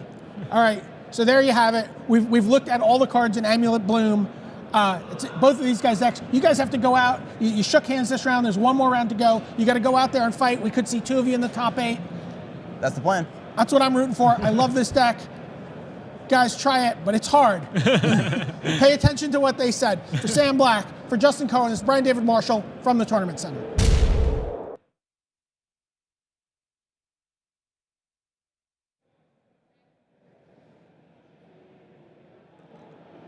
Thanks to Justin, thanks to Sam, thanks to BDM, and thanks to this man, Eric Froelich, who's got a lot on his mind right now. In particular, what are the standings like? But I know what one of the things the standing says is that you are on 37 points. How does that feel? Feels good. Right. Feels good. So this is Pro Tour number 4, top 8 for you. We go back to San Diego, 2002, when you were a very, very young man. How old were you in 2002? 17. 17, your first Pro Tour top 8. Yeah. Then we fast forward to the first time that I really got to know you. Yeah. And took a little break in the middle there. Sure. And we had a conversation in Chiba in 2010, and I was like, Eric, this is fantastic, great job, top 8 of the World Championship, you finished 5th. And you were so sad. You were one of the saddest players I think I've ever sort of had an off-air chat with. And you said, I was 1 win away from being a Platinum Pro, and that was magic then forever. But now that I'm not, now I'm back 1 rung below. Now I have to decide whether I can rededicate myself to the game. Yeah, I honestly had forgotten about that, but you're right. 2011, I actually didn't play that much Magic. I went to a few tournaments, and honestly, like, kind of fluctuated between whether I was qualified or not. I ended up getting, doing a lot of things where I got like 26th in the Pro Tour, third in a GP that they ended up only giving away 2 slots for, and then got second in a Magic Online PTQ at 700 people, which is when they start having sponsors or special invites. And so, I ended up getting a special invite to Gatecrash, and that one went well too. That one went very well. And you also have a 9th and 10th, but here at 37 points, you've done the math, in the top 8 for sure. You told me I was, so I'm taking your word. No, for it. Yeah, no. yeah. I mean, there's no way you can get that many people at more than 37. I like my chances. I'm going to call this one. Right, okay. So that's a fantastic job. Now you have this wonderful decision to make, as people do as they head into the last round, whether to play or to draw with someone, or even to concede to someone. So have you got any thoughts on that at this stage? Honestly, no. I've had a couple people ask me, and I hadn't even really thought about it yet, which is why I just need to check the standings, make sure everything is as it should be. I don't know. I don't know what this round's going to bring. Okay. You can be honest now. I know you're great friends with Paul Chion and Luis Scott Vargas, and I know that I last tolerate week, them, and I know that last week was a tolerable experience, winning the Grand Prix and your first ever I trophy. allowed it, yeah. But is this feeling of coming back tomorrow for your 4th Pro Tour top 8 and the possibility of a historic run towards maybe the Hall of Fame, which I know is something that would mean a huge amount to you, is that even better than winning with those 2 reprobates? Yes and no. I mean, yes, because it's amazing, and this is why we play Magic. I mean, team tournaments to me, I love them. Like team tournaments, I can't get enough of them. One of the frustrating things yesterday, which I was on top of the world going 7-1, that's such a good record. It's been a while since I put up a good day 1 finish, is that my wins weren't actually able to help out my friends, which last week that wasn't the case. I was able to do very well, and Paul and Luis would get wins here and there. We worked very well as a team, spread things out nicely, and so it was fantastic. And so it was tough when we all started off 3-0 and Paul at 4-0 for, Paul and Luis kind of sputtered off towards the end. We were playing the exact same deck. I just happened to be the one running really good. And so that part's tough, but PT top 8, I mean. Yeah. All right. Listen, I'm going to stop us there because far more important than talking to us is to go and look at those standings. The standings do exist. I'm going to send you away. Eric Froelich, many congratulations. We will see you again. So away you go, Eric. You're clear. Have a look at the standings with us here. Eric Froelich there at 12-2-1. That's 37 points. Also on 37 points, Antonio del Moral Leon of Spain, and then Jelge Wiegersma, 12-2-1 from the Netherlands. I'm being joined by Brian David Marshall here. Keep a look at that scoreboard while we work our way through it for you, because the pairings are critical here in this final round. So it looks like this. Eric Froelich is paired against Jelge Wiegersma. So they are both on 37 points. So obviously they can shake hands, BDM, go to 38, absolutely secure, fantastic. So 1 and 2. We know it's going to happen. And they can also choose to play for seeding, right? Mm-hmm. And still both be safe. Right. Now, Antonio del Moral Leon, who is your third 37-pointer, obviously is paired down to someone on 36 right now. Who is he paired against? Well, he is paired against Jacob Wilson of Canada. So that means that if Antonio del Moral Leon is so minded, he can ID offer the draw to Jacob Wilson, that would put Jacob Wilson into the top 8, we believe, potentially, see what happens with that, but those are paired. Then you have 36 points each, Seth Manfield, currently in 4th, up against Li Shichan in 6th. Well, if they go to 37 points with an ID, yep, that's certainly a possibility. But at that point, you'd have Froelich, Leon, Wiegersma, Manfield, Wilson, and Tian on 37 points. That's 6. Now look at those 11-3-1s. Burcevic, Cohen, Black. Let's see how they're paired. Well, Justin Cohen is up against Austin Burcevic. So your overnight leader, Austin Burcevic, 8-0, now 11-3-1, but maybe the most important number on there is the 1, because if he wins and defeats Justin Cohen, he will go to 37 points. Cohen will remain on 34. And then Sam Black, who is currently in ninth place on his 11-3-1 record, is up against Jesse Hampton. Jesse Hampton against Sam Black. Now, Hampton is very highly positioned within the 33s. He is the highest tiebreakers of anybody in the 33s. I mean, it is not by much. A couple of percent, right? Yeah. I mean, a couple of percent. So, a hair. Right. So at that point, Jesse Hampton really has to try and beat Sam Black, get past him, and hope for maybe someone to play, one of the big players to go through. And Jesse Hampton is really on a win and a prayer. So that's his best guess. So we would believe that Eric Froelich, Jelger Wiegersma, Seth Manfield, Li Shi-Chan, Antonio Del Moral Leon, and Jacob Wilson may well ID. That would take you up to 6 players in. Then you've got the winner of Cohen against Cohen's match against Burcevic to 37, and possibly Sam Black to 37, or Jesse Hampton to 36. Now, as Randy Buehler says, as he's gearing up both his mental muscles and also his typing fingers on Skype for us, he says, who knows? You can play for number 1 seed if you're Eric Froelich and Jelger. And, of course, what that means is that because they've played all these people in the last few rounds, the winner and loser there, that will affect the opponent match win percentage of all these other players in the mix. So, Froelich, Wiegersma, Manfield, Chan, Burcevic, Cohen, Black, Hampton, Del Moral Leon, Jacob Wilson. We're going to guess that those are the last 10 players on Earth who can lift this Pro Tour title tomorrow. It's getting quite exciting, isn't it, really? And of that 10, it should be pointed out 7 of them, I believe, have previous Pro Tour top 8 experience. Right, Eric Froelich, this will be his 4th. Wilson, 5th for Wiegersma.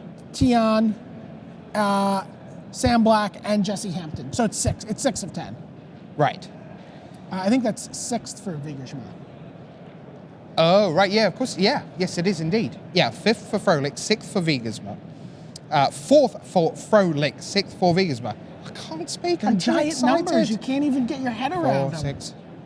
Now I can tell you, things are coming into, yes, table 1, that is Eric Froelich and Jelger Wiegersma, they have drawn 38 points each. They are in, for certain. I can tell you table 3, that Seth Manfield and Li Shi-Chan have drawn to go to 37 points. And they believe, obviously, that that will get them in. We'll see if they're right in a little while. Table 13, which is Antonio Del Moral Leon and Jacob Wilson, have drawn. So Antonio Del Moral Leon goes to 38 points. So he will be one of the top 3 seeds, most likely. And Jacob Wilson goes to 37. He believes that he is in on 37. Possibly returning to his 2nd Modern Pro Tour top 8 in the last 2 tries. By the way, Li Shi-Tian, you just mentioned, this would be his 3rd Modern Pro Tour top 8 in 3 Modern Pro Tours. That's Return to Ravnica 2012 in Seattle. And Blue Moon in Valencia. In Valencia 2014. And now it would be number 3. That's quite crazy. And the 4th of his career, which... Right. From 18 starts. Yes. Incredible return. So, really, the big one is Justin Cohen against Austin Burcevic. Your overnight leader, Burcevic, with his Infect deck, up against the Amulet combo of Justin Cohen. Cohen and Black bought themselves a chance in the last round by shaking hands at 1-1 in the last round. So Black knows that he's in with great chance if he can only beat Seattle's finest, Jesse Hampton. As Marshall Sutcliffe says, 6 PTQs a year. You go, one of them's going to Hampton. We'll divvy up the rest between us. Because Jesse Hampton's a fantastic player. His Pro Tour top 8, of course, was in the first ever Modern Pro Tour in Philadelphia in 2011, won by Samuele Estrati of Italy. Sam Black also in that top 8. Right. So, So our best guess with Sam Black, numbers being crunched all the way behind us, is that if Sam Black wins at table 5, well, he will get in as the 8th player. because obviously Jesse Hampton is then out at 33. But if Sam Black loses from 34 points, we could see one of the 36s make it in. And Jesse Hampton is in prime position for that as the top of the 36s. Just give us the next 3 or 4 behind Jesse Hampton amongst the 33s. So right behind him in tiebreakers is Marco Lombardi. So that's the Italian who started off 6-0. He's playing Merfolk, right? He's the Merfolk. Yes, guy. he is. Michael Vasovsky. Of Canada, right? Yeah, right He's behind been him. there right all the way through. Then Park Young-sun. From South Korea. And then some guy, John Finkel. John Finkel. Yes. I've heard of him. Now, don't get too excited. Yeah, his tiebreakers are pretty far off from, he's 4 percentage points off from Jesse Hampton. So our best guess is that therefore Sam Black against Jesse Hampton is a win and in for the top 8, which would be fantastic. Burcevic Cohen, a win and in for the top 8, and then 6, feeling that they're safe, Froelich, Wiegersma, Manfield, Li Shichan, then 37 points is clearly safe. Jacob Wilson and Antonio Del Moral Leon. Yeah, you'd take that as a top 8, wouldn't you? Absolutely. Just crazy. Yelga, talking to in the previous round, I said, things going very nicely. He said, yeah, I don't think much of my deck. I don't think it's very good. I mean, he meant it. Yeah. He wasn't being coy. He was just like, yeah, I'm playing this blue-red thing. I don't think it's up to much, but hey, seem to be winning. Right, playing Splinter Twin from a couple of years ago, right? No Grixis Twin, no Tarmo Twin. Yeah. He's just playing Splinter Twin. And what's interesting there is that there are a number of times when we listen to the updates coming from the floor on his matches, it goes from no information at all to, oh yeah, Yelga Vigas has won the game. And he is playing, like you say, that old school version. It's like, oh, have you just tapped out? Is it your end step? It is. Look at that. There's a Deceiver Exarch in play, which wasn't there before. Now I've untapped, and now we will play another game. You take too much pleasure in people making infinite Deceiver Exarchs. Really? Yes. Okay. I imagine you playing out the actual mechanics of 100,000 activations in your head. Okay.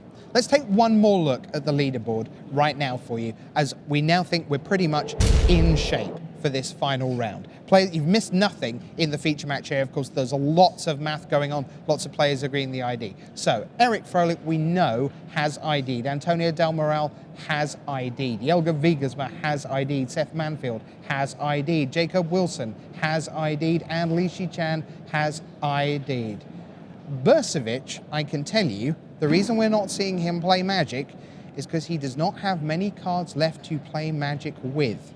In game 1 of the Burcevic must-win against Justin Cohen, Burcevic has mulliganed to 6. Burcevic has mulliganed to 5. Burcevic has mulliganed to 4. And that's where we are right now. So Justin Cohen, you could say, bit of an edge for game 1. And then Sam Black against Jesse Hampton, we think mulligan to 3. Mulligan to 3 for Austin Burcevic. Oh my gosh. So Burcevic is on Infect. So, Forest, Glistener Elf, Vines of Vastwood, something like that. Well, then you need Kick another us off. land to, Yeah, then you draw your 4th card of your opening hand, which is maybe another Forest. You get a little bit of time from Cohen, who, let's be honest, Justin Cohen's not going to do anything explosive early, is he, with Amulet? Certainly not going to make a hasty Primeval Titan on turn 2 of the game. Right, well, that seems perfectly reasonable. The players are ready. Praise the Lord, past the ammunition. It's time for the final round of Pro Tour Fate Reforged.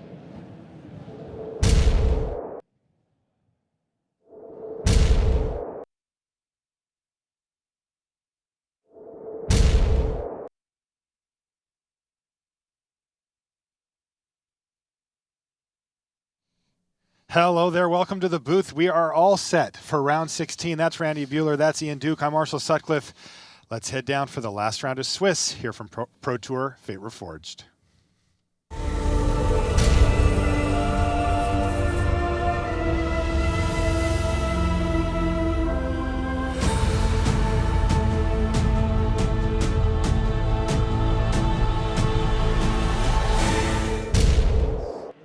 Hello and welcome to coverage of Pro Tour Fate Reforged. We're in Washington, D.C. I'm Marshall Sutcliffe. I'm in the booth with Randy Buehler and Ian Duke, and we are ready for round 16. This is the last round of Swiss.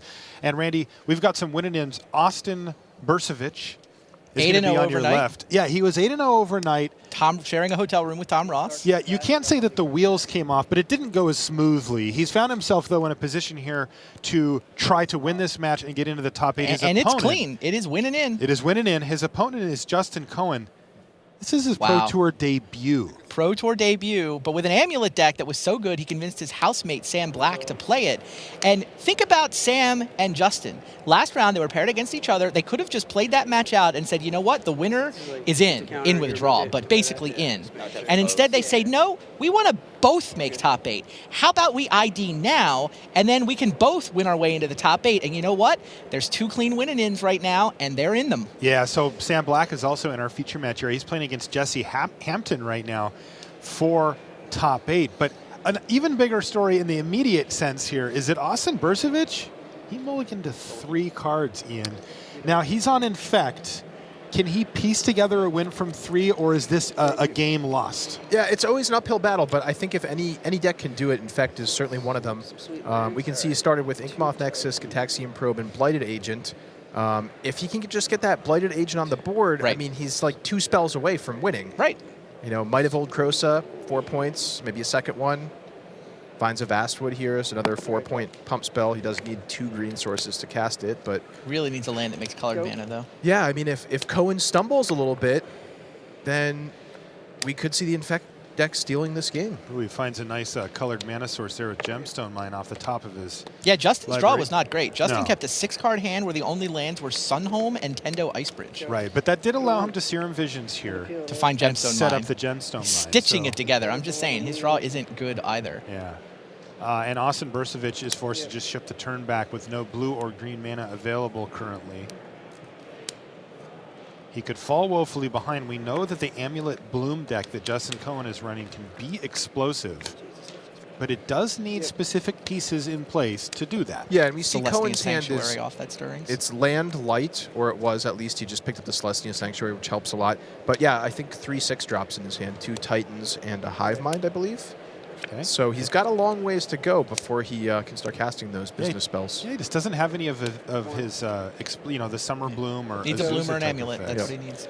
And that's exactly the kind of draw that could give Austin Haven. Burcevic time to assemble what he needs. Now, he Chip it has away. found colored mana. Not blue mana, That though. is going to let him activate his Nexus, but he cannot cast his Blighted Agent here. It's a Pendelhaven, too, so the next land, it can start making the Nexus even bigger. It's true. Oh, and it's Summer Bloom Wow, here. what a huge That draw was a from nice Cohen. For Justin Cohen. All right, He is off to gonna- the races. So now everything's different. All that stuff we said goes away. Yes. Thank And, you, 8th edition. And he's going to get a chance now. Adds 2 more lands to the battlefield. 3 more Make it lands to the 3. battlefield. 3, 4.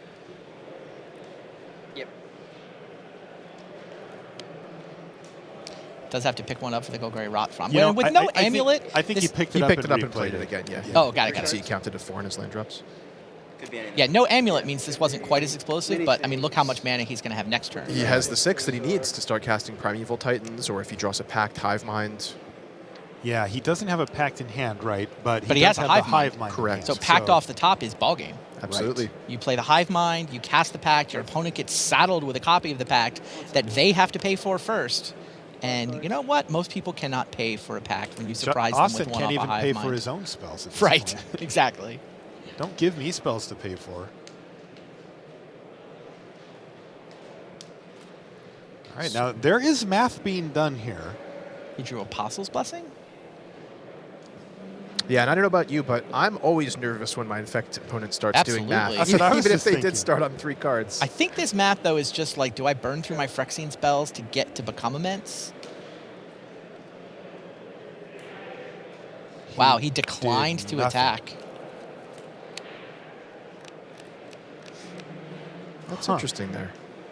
I mean, the fact that the Primeval Titan has Trample makes that Nexus not all that awesome on defense. Plus, you got to figure if he has to block with that even once, Right. game's over. Although block become immense, does he have enough I don't know that he can get enough cards in the graveyard for Yeah, that. I mean, he may be doing what we saw John Finkel do in a previous game, leaving up Vines of Vastwood to potentially use on the Primeval Titan to prevent an explosive Slayer Stronghold turn. Sure. Which, you know, effectively buys him another turn.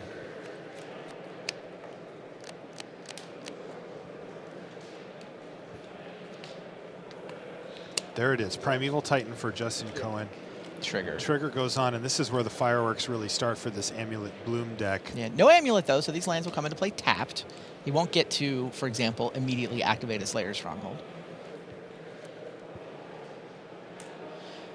That said, his opponent mulled to 3, has 2 lands and a couple of instants in his hand. And I definitely got a peek there at Burcevic rereading his Vines of Vastwood, presumably to confirm that it can target an opponent's creature and prevent your opponent from targeting their own creature with their own spells. Now, with the Bloom player, though, not having Amulet, what are the chances that a sequence like that happens? Yeah, it's not possible this turn. So it's possible that we're misunderstanding here something, but I mean, that's the only reason I can think of for him not attacking with the Ink Seems Moth like Nexus Burcevic probably should have attacked. Yeah, he's got a Mutagenic Growth to get in a couple of extra and get a card in his yard. But give him benefit of the doubt that he's playing around something here, right? Sure. Yeah, I mean, this Amulet Bloom deck is not a popular deck by numbers. It was, what, a couple % of the field here? 2%, I believe. Yeah. I think Sam and Justin are half the Amulet players. I think there were only 4 or 5 of them. Okay, he's activated. Looks like we might get to see the plan here. Apostle's Blessing this, take 2. Apostle's Blessing. Okay. He's cycling cards to build up to become immense. I see. That makes sense now. So the whole reason he didn't attack there was just so he'd have the opportunity to activate the Ink Moth Nexus and just cast the Apostle's Blessing on it for no effect other than to get that card into his graveyard. Because, of course, we do know he has... So if he can find Gitaxian Probes and cycle through a couple of those. We do know he has Become Immense in his hand, so his Probe and a just- fetch land. Yeah. He just said it. He just said it out. I've got 1% to win. I need a probe and a fetch land. So the players being totally open and honest with each other about what they're hoping, or what Burcevic is hoping will unfold here. Yeah, it's funny. You see most players in intense situations go one way or the other. They either become best friends and start just chatting it all through, or they completely stone up and they don't talk to each other at all. Yeah, he says he thinks he's 1 mana short. So he did have a fetch land. Yeah, he can't activate. Did he draw? So he has the fetch land, so he can activate the Nexus and have a green for Become Immense. Can he get 5 cards into the graveyard? He gets the fetch land, he gets the Mutagenic Growth. I think he's 1 short. Yep, I think what he needed to happen He needed there, Gitaxian Probe into that the fetch land. Yeah, And that's what he said. Does he die next turn? I mean, he's at 16. He is facing down the Titan. Did Justin get Sun home? And it's just sitting there waiting to kill him. Yeah, I mean, he's not dead on board per se, but I think Austin knows what the deck is capable of. And well, what about that Vines play you were talking about? Yeah, that's an option. It may not be enough to prevent the win here. Why not? I think it might actually be. It might be. If Sunhome is in play, he has to wait for the Sunhome activation, Vines the Titan as a response, and then I don't see how he'd take 16. And by the way, that Vines goes to his graveyard, which gives him the one more delve he needs for Become Immense. So the issue is if he's able to attack with the Primeval Titan, he can get a bounce land plus a Teleria West. Cycle the transmute the Teleria West into a Slaughter Pact or a Pact of Negation. And so, while he won't actually win the game that turn, the window then closes, right? Okay, so he's got the backup plan. Right. So we believe Austin can, if he plays the Vines, he can not lose the game. But yeah, here's Teleria West. Yeah, in general, just a lot of complicated interactions, but once Cohen is able to attack with that Primeval Titan, he just has so many options that I'm sure he can craft a way to win the game. And, transmuting into a pact is one of those possibilities. Yeah, here's Summoner's Pact. Burcevic knows that, and there's Hive Mind. Can he just, by the way, Hive Mind kill him? Absolutely. I don't think Justin can both go for the double strike and the Hive Mind. Probably has to choose.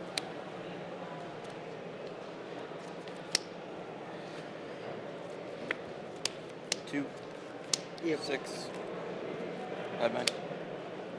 creature. Yep, Hive Mind Pact. Yep. Yeah, he sees the Vines of Vastwood threat, so he goes for that one.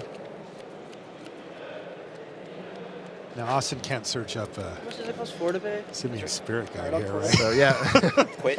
No, That's yeah. this game. No Yeah, it's Elvish 4 to pay Spirit for Guide Summoner's in Pack, modern. right? Yeah, he had 3. Yeah, he including could almost 2 pay. Gs. He asked, how much is it to pay? Yeah, but he didn't have it, of course. So that's going to do it. Justin Cohen is going to take down game 1 of this match, and we'll be back with more action after these messages. Ultra Pro is the place to go for all your Magic accessories. With card sleeves, deck boxes, playmats, and portfolios showing off the best Magic art, Ultra Pro is the standard in safe storage. Visit ultrapro.com for more information. Friday Night Magic has expanded to include all formats. Get ready for Commander, Legacy, or even Conspiracy drafts. Check out your local store for details and share your FNM stories by using the hashtag MTGFNM on Twitter. Visit magic.wizards.com/FNM for more information. Okay, back in the feature match area, let's check in on Sam Black versus Jesse Hampton. They're in the midst of their game 1 still. And this, as you said earlier, Randy, this is a clean win in it. Yeah, Sam has it on points, and Jesse has a 2 percentage point lead on opponent's match win percentage, which is the first tiebreaker. So you don't lose 2 points in the last round of a 16-round tournament. Looks like Jesse's got active Liliana, and he just made Sam sacrifice, well, a plant token from Colony Garden. Yeah, I really like the inclusion of Colony Garden in the Amulet deck. Yeah. I'm sure Liliana is a very specific reason it's in there, in addition to just utility as a chump blocker. Yeah, I've seen it used both ways down in the feature match when I was down there earlier today. It was really good. I also saw a Colony Garden get picked up a couple of times and make a total of 3 plants, which Awesome were all when that used happens. for blocks. Yeah. So Gets in the way of a Tarmogoyf nicely. Jesse on a pretty typical Lingering Souls Obzon build. All right, so here's Azusa Lost But Seeking for Sam Black. 15. Red. Okay. And what does he have in Copy hand this. here? Sure. Pick this up. Okay, he's going to copy Gruul Turf 14. with Wait. Vesuva. Slayer Stronghold Azusa. Kill Liliana. Slayer Stronghold Azusa to kill Liliana. Love it. Not words I thought I would hear at the Pro Tour playing for top 8, but here we are. Yeah, it's like out of some bizarre commander deck or something, right? No kidding. If I told you were going to hear those words, though, you might be watching Sam Black. It's true. Like, he might be the guy most likely to say those words before the event started. Now, it doesn't look like Jesse has any momentum on his side here. He's got no creatures going. He's got a card in hand, but at the same time, if that's Sam Black's entire turn to take out Liliana, that means that he's not playing Primeval Titans. So did Jesse Hampton just untap and ship the turn right back? Yeah, I drew a card and said go. Okay, so could be sitting on some reactive cards, Path to Exile, something along those lines. What is in these guys' graveyard? How do they get here from? No It kidding. looks like a very interactive game somehow. Yeah, I see a Maelstrom pulse up in the yard there for Jesse. And a Siege Yeah, Rhino? Siege Rhino in Jesse's graveyard. How did that get How there? did that happen? This game must have been crazy. And somehow we've come in right after the dust is settled, and they're kind of top decking here, trying to figure out who can piece together a win from the remains of this game. So My just as money's I on the said, guy with the nobody's Primeval casting Titan. Primeval Titans. Well, Sam Black decided to show me exactly a Primeval Titan. So here's 2 Simic Growth Chambers, and now things just start getting out of hand for Sam Black if that Titan lives.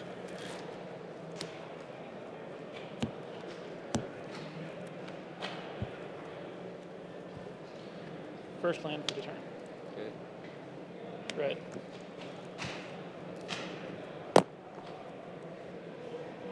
Second land for the turn. Beautiful. Copy Growth Chamber. Pick up mana cards. Okay. Third land for the turn. Make white. 11. Wow. Activate Plus Slayer 2/0. Stronghold. And haste. Yep. Combat. Crazy. Attack with these. And Jesse has nothing. Vigilance too? Yeah. Yeah, sure. The Zeus is getting in there too. He's got Summoner's Pact in hand to Sam Black. Wow, so Jesse Hampton without an answer to the Primeval Titan does not bode well for him. This is over half of his life total right here. Yep. He's taking 9. How awesome is the Sam Black draw with his housemate? Apologies. I mean, it's greedy, right? It's greedy, but they're It's both going to be up super again. greedy. Yeah. we'll risk either one of us making top eight to try to get both of us in by winning both of the round 16 win-ins. And they might pull it off. We have 2 amulet decks tomorrow with these housemates pulling off this gambit. Apton has absolutely nothing. Yeah. Just Sam's has to up a throw a game. couple of lands, and Sam Black finds himself up a game, and Justin Cohen is also up a game. So this might actually work out for them. You can take a look at our feature match area. Some lines I've never taken before, Nick. All right, why don't we jump back to our main match right as it gets underway with Gitaxian Probe to get a look at Justin Cohen's hand. What do you make of his hand here, Ian? It looks very good. So he's got, plenty of lands to start out. I think I see a Summer Bloom there, which will help him explode a little bit. An amulet? And that is an Summer Bloom amulet Azusa. also. So that's the exact explosive mana hand that you want to begin with. I think that's a Primeval Titan at the bottom. If too. it is, then that's just, he just has a, the nut, a right? golden hand. Yeah, absolutely. I mean, Austin Bursavich looks like he found an And apple. a big grin on his face. I mean, I think both players know that's a good opening hand to reveal the Gitaxian Probe. 1 second. Let me read some of these. I say, hats off to Austin Bursavich, by the way. That is Primeval Titan. He's reading the amulet. Austin made a game of that game 1. He was mulligan to 3. Yes. And he almost pulled that off. And he was saying, I'm 1 mana short. Yeah, 1 mana short, or 1 card in the graveyard short, whichever way you want to look at it. Yeah, so there's a look at Cohen's hand there. This opener is absolutely absurd for Justin Cohen, though. Now, Austin Bursavich knows that he needs to go absolutely as quick as possible. He will not be interrupted, but which deck is faster? That's the question. Yeah. Did he mulligan again? Does he really only have 4 cards in his? Oh, no, there they are. I certainly count more. Yeah, just getting it updated there. 1 land. And he has nothing on turn 1. Well, he's got Up Dispel. He, in fact, chose to leave Up Dispel instead of playing Noble Hierarch. Is that what he did? Yeah. Leave up Spell Pierce. He Is can it Spell he can Pierce? Spell Pierce. Okay, He's got Spell Pierce I was matters like, here. what does Dispel do? It doesn't. Oh, Spell Pierce. That does it. That matters a lot. Go. And Justin Cohen's, I think, having none of it. Interesting. Not going to play the amulet on turn 1. Which land at Slayer Stronghold? And he's just not casting his Nah, amulet. just not going to run it into a Spell Pierce here. Wow. So of note, looks like Cohen decided to keep the Teleria West in his hand rather than playing it, even though he knew he wasn't going to play spell on turn 1. I think he just thinks that the Teleria West is more valuable in his hand, perhaps? You mean Austin? Justin Cohen. Justin Cohen, yeah. It's interesting. Yeah, it is interesting. Unless he played the Slayer Stronghold and then thought better of it. But no, I think he had planned out his turn. He said, "You've seen my hand. You didn't play a 1-drop. I know you're up to something. I'm not going to expose the amulet to this just yet." That's right. And he's even more confident in his read after seeing turn 2 Noble Hierarch with the same land sitting untapped. Now, who does this favor? Threatening. If both players are kind of setting themselves back a mana or 2 here. Well, I think Austin definitely likes to see Cohen kind of putting the brakes on and playing cautiously here. He was certainly scared of that opening hand, and he certainly had to leave mana up to prevent Cohen from having a really explosive draw. But I think overall Austin is pretty happy with this early turn exchange, especially given that he has the Hierarch to follow up. So he can leave the 1 mana open for Spell Pierce each turn, but you know what still Austin be able to doesn't play have? his threats. A creature with Infect. Just doesn't have it? Got nothing. No Nexus, no Glistener Elf, no Blighted Agent, no creatures to pile all those Giant Growths on top of. Yeah, in that case, he's even more happy to play a slow and cautious game. Right? Yeah, I was going to say that I really like the way Austin, if Austin can slow Justin down, that's great. I think the Spell Pierce play, I mean, Justin's playing correct to play around it, but that, I think, advantages Austin. He gets to pick the time to just go for it. But what he's really doing is he's successfully stalling so that he can hopefully draw an Infect creature. Yeah, this is like almost one of the situations where you just like put the Spell Pierce face up on the table and be like, I have it, now go ahead and play around it, just to buy you time. I mean, of course, he's not actually going to do that. That's hyperbole, but, he's not really hiding the fact that he's got some counter spells or some tricks up his sleeve. This game has been played as if it were face up. Justin Cohen making no moves here. Yeah, accurately read him. But Austin wanted to be read, so. Teleria West did come into play tapped on turn 2, but it's a second Teleria West, so that all makes sense. But it's only a matter of time before Cohen takes action. I mean, on the following turn, Or once he gets the Simic Growth Chamber into play and untapped, he will have enough mana to play around Spell Pierce, and I think that's when we'll see him make his move.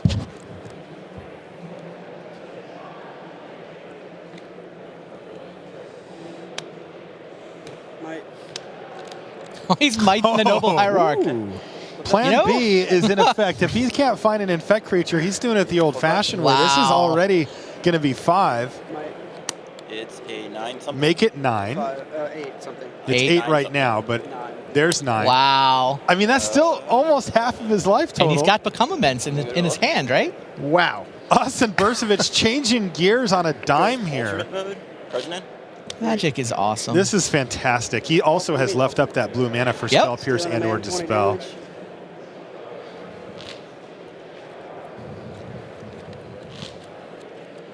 Is that a third Might still in his hand? Yeah, I'm almost wondering, like, we're up to date on the Right. hands here? That's a third Might and a Become Immense? That represents lethal there.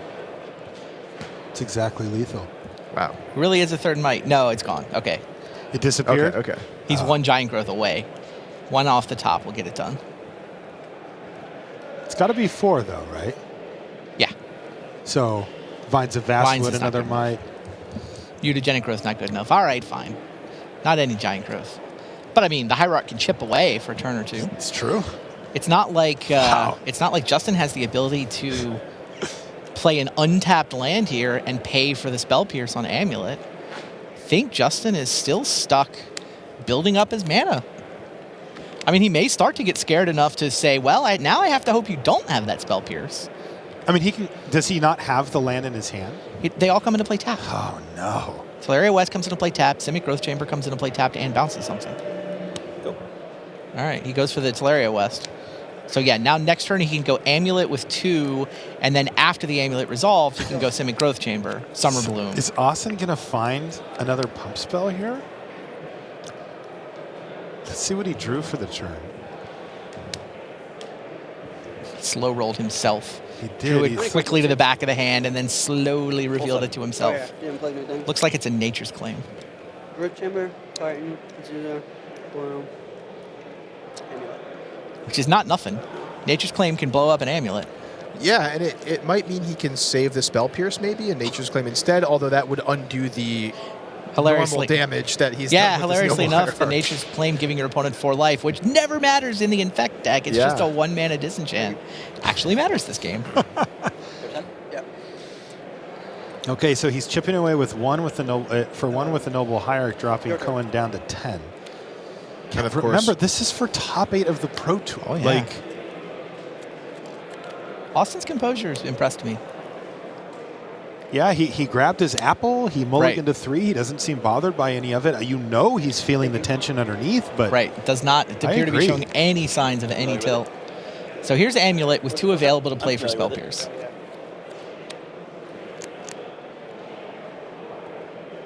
Looks like Austin is still thinking. I don't think it's resolved yet.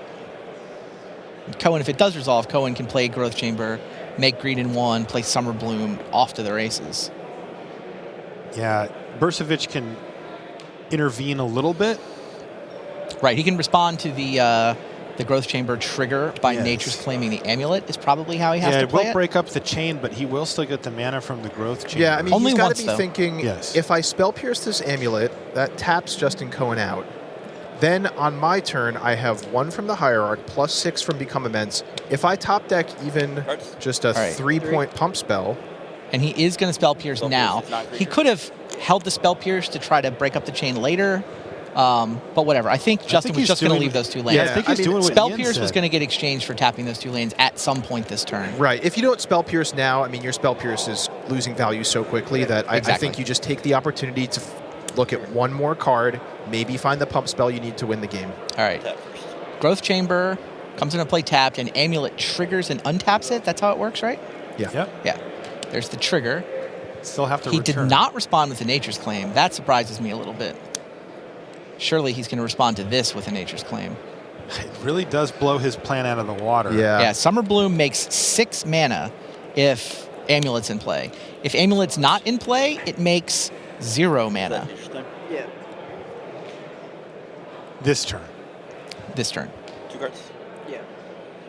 So Burcevic got to be a little bit frustrated there. He He took a really interesting line of play, trying to get through with normal damage to win the game. Now that's sort of all unwound with the Nature's Claim. This Nature's Claim is great, though. Cohen, that's not like he can take advantage of the ability to play extra lands here. All he has is the Growth Chamber. Yeah, and I mean, Burcevic is just one picks infect up, creature out of away from getting right back into the game. Or 2 Giant Growths. Of note, though, the Summer Bloom did resolve, so... It did. Cohen still gets to replay the Simic Growth Chamber and whichever land he returns to his hand. Right. Did not have anything capable of casting an Ancient Stirrings, interestingly.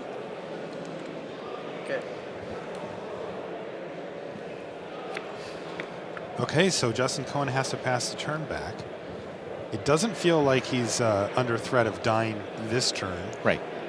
But Burcevic really looking for a creature with Infect. Let's see if he drew one this turn.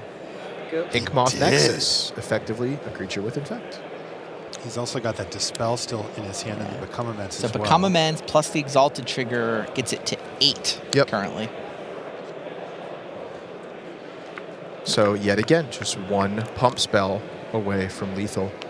Now, what can Justin do? So he has 5 mana. Looks like he did not draw another land. So he really wants to play 5 Primeval is not Titan 6. or Hive Mind this turn, but he cannot do so. So he's going to try to dig with Serum Visions to try to find some lands to play. Or an Amulet. Found an Amulet. Speaking of Amulet, he pulled that right off the top. Yeah, now any Karoo, any of the double lands, is gold. Right, because he can play the Amulet, Ancient Stirrings, find a green producing. Well, it doesn't even have to be green producing. Find a Karoo, use that to cast a Souza, and then make a couple more land drops, each of which is generating him mana with the Amulet. Looking at Spirit Guide, and I didn't see what the second card is, but he went top. Top bottom, I think. Did he? Yeah.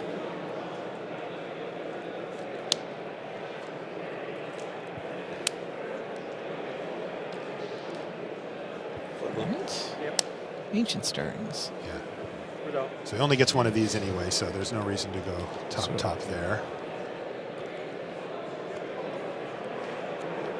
Yeah, I was confused by the top. That's how I thought I saw it. I see a gemstone. I do not see. Did he not pick up a double the bounce land here? land. Yeah, I there's a think forest. even if he hits a bounce land there, I think he can only get up to 5 mana this turn if he plays Amulet, Azusa, and then plays 2 bounce lands. So I don't think we're going to see him playing one of his haymakers this turn in the form of Primeval Titan or Hive Mind. So does that mean that the door's open for Burcevic Yeah. to draw? I think it does. Giant Growth off the top wins the game. Any of them. Any Giant Growth off the top, I believe, wins the game for Austin Burcevic.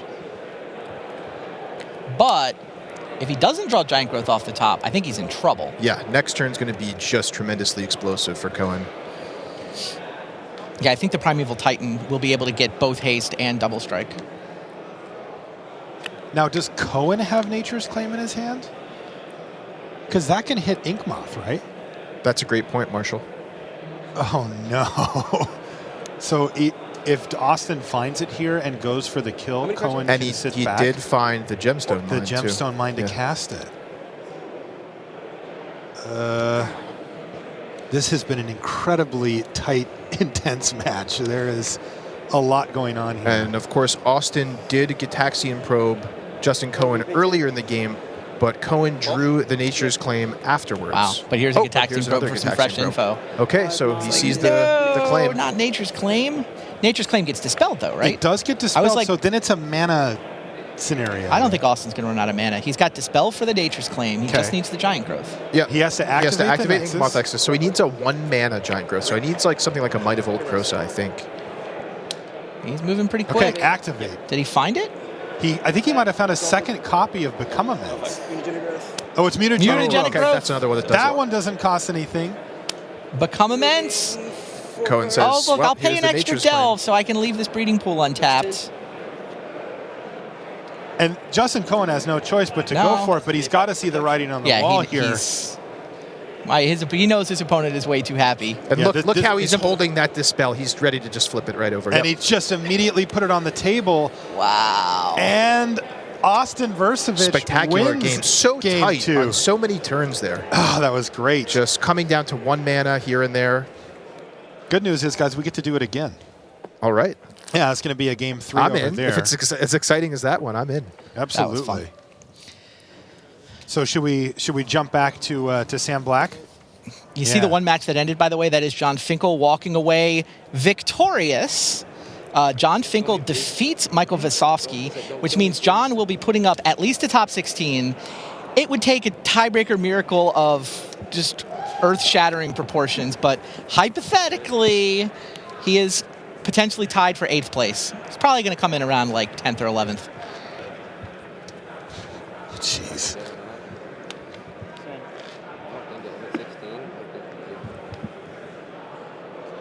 All right, so how does this look from what I see? That there's a ley line of sanctity on the battlefield for Sam Black. Yep, a card we've seen be hugely important in against Thoughtseize decks. Though I will say, along the lines of the huge theme, Jesse Hampton's creatures are massive. 4/5, 4/5, and probably a 5/6. Maybe a 4/5 there as well, but they're huge. Yep. And just taking a second to process where we are in the game state, it looks like Sam Black is in the middle of resolving his Primeval Titan trigger. Exactly. But looks unlikely that he'll be able to attack with it this well, although he does have an Amulet of Vigor. I just noticed that now. So we'll see what he does here. I think he might be able to string something together with a Bounce Land and Slayer's Stronghold, potentially attack with the Primeval Titan, but he's low on life. Here's the County Garden that we've seen be instrumental so far. Yeah, that can get right in the way of the Tarmogoyf or the Tasigur. Yep. And definitely gums up Jesse Hampton's game plan, which is clearly try to thump Samuel Black before he can get this combo going.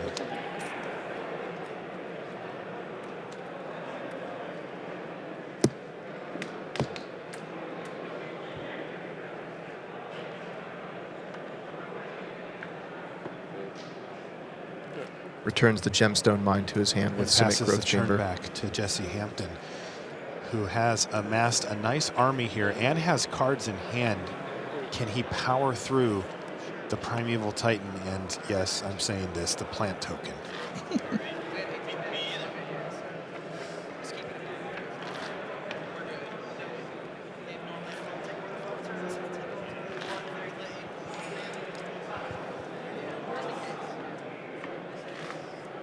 Jesse's mapping out his turn after taking his draw step here. Yeah, trying to get a calculation on the Tarmogoyf size. It looks like it might be a 2/3 or a 3/4 to me. Path to Exile takes out Primeval Titan.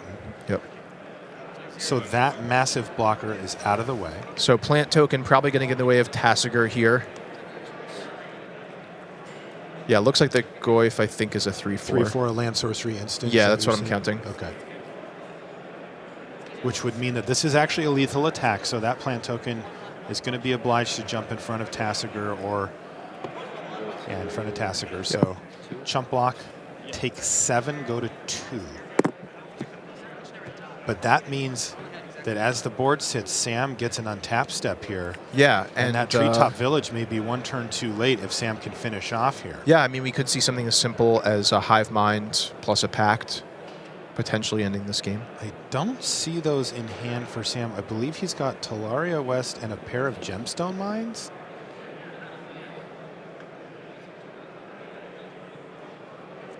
Does that get the job done here? He's counting it up. He can Talaria West for a pact to find another Titan. Removal spell doesn't seem to get the job done here. Does he have enough mana? I count 8 mana plus a 9th in hand. So that is enough to transmute for a Summoner's Pact for Primeval Titan. But what does that do? That doesn't do enough. That's not good enough. Sam Black scoops him up. Yeah. Jesse Hampton takes game 2. So now we get to see a game 3. Again, another winning in for top 8 as well. You know, just to set the stage here, Justin Cohen and Sam Black took a bit of a gambit in the last round. They decided to take the draw so that they could both put themselves in a position to play for top 8. That happened. Now they're both in game 3 and probably looking over at the other table like, how's it going over there? I hope one of us gets in. So we're underway here. And finally for Austin Bursovich, a good start. He just started off Glistener Elf. with the Glistener Elf, which has to be the best turn one play, Hierarch, especially against Hierarch. Justin Cohen, who just doesn't interact with creatures well at all. That's No right. giant growths, but 2 Hierarchs. Glistener Elf, vulnerable against decks with removal, especially red decks, but Is he on one Cohen's land? deck doesn't have really ways to interact with creatures. One land would be not great news for him. He would Yeah, he still wants be to go able to Hierarch, get in. Hierarch. It doesn't Yes. get to. Has to go single Hierarch. Wow, an untapped green source off the top there would have been massive pressure on Cohen, but it looks like Cohen's going to get a reprieve here and only take 2 poison this turn.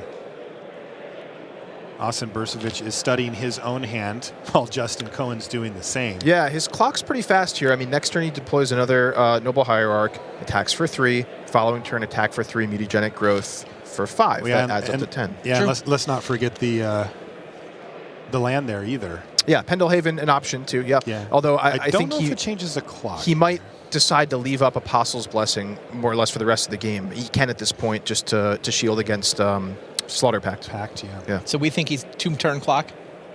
2 more turns. He needs clock? 2 turns. Yes. He needs 2 more 2 attacks. But there's the amulet. So amulet comes down while Austin's tapped out, and this could set up Justin Wow. Cohen very well. And Cohen has Hive Mind and Summoner's Pact and a Spirit Guide. So we just next need to turn, get to 6. Yeah. Next turn he can Growth Chamber. That's up to 4. Spirit Guide is 5. And then land on the next turn after that. Yeah. Well, the next turn after that, He might be He dead. would be dead, yeah. Wow. Play or draw coming into huge focus here. So, I mean, a Summer Bloom off the top is game. Spirit Guide. Unless a second Spirit Guide.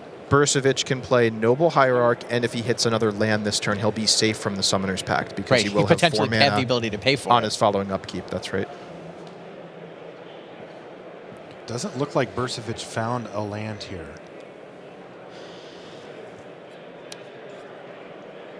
This is getting tapped for mana.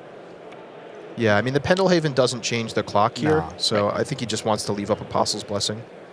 Yeah, the second Noble Hierarch will do the same thing that the Pendelhaven will in this situation anyway.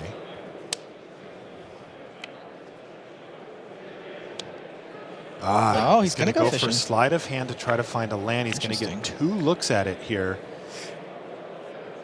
1 in the hand, 1 on the bottom. Really wants to hit a land here, though he has a reasonable backup plan. If he doesn't, he can just play the other Hierarch. That does leave his elf open to removal. I don't know how much he's willing to play around that. And I mean, Burcevic doesn't know that Cohen has Hive Mind plus exactly Summoner's Pact costing 4 It mana. is the pact that he has the most of. Like the majority of his packs That's are true. Summoner's Pact. Yeah, I mean, he could be thinking specifically of that card and saying, hey, I need really a land want to make 4 sure I mana. have 4 mana sources on my next turn. But he looks in like which that's case, not an huge option. credit to thinking that through. Yeah, I don't know if he's digging for something to kill. He may this just turn? be looking for Spell Pierce to prevent a Summer Bloom on the following turn. So here's a second Noble Hierarch. Spell Pierce, though, he would have tapped. No? Yeah. And he goes for 3. So that's halfway there for Austin Burcevic Yeah, trying that's to make top 8. Exactly. He's got him at 5. Can Poison. Justin Cohen put this together now? He's got the amulet. He's facing at least 3 poison next turn. Yeah. I think Up to he 4. strongly suspects he's dead. Yeah, Yes. so That's 1, 2, 3, 4 mana, right? 5, I think. Is that a Gruul Turf? 6. Oh, that was a Gruul Oh, that is Turf. 6. Okay, yeah, That no, is 6. I miscounted last turn because he has the Gruul Turf. Yeah, 6 is Hive And Mind. that's it. Summoner's Justin Pact. Cohen is in. So stage 1 of the Sam Black Justin Cohen pact there has resolved. And Justin Cohen in his first Pro Tour. This is his first time playing at the PT. Amazing. Has made the top 8. Congratulations to Justin Cohen. Austin Burcevic with a great run here this weekend. Yes. He's got to be proud of himself for that. Tough Yeah, he to should be. lose, probably 1 turn away there, but incredible stuff. All right, we're going to head over to Sam Black and Jesse Hampton here and see what's going on in Game 3 there.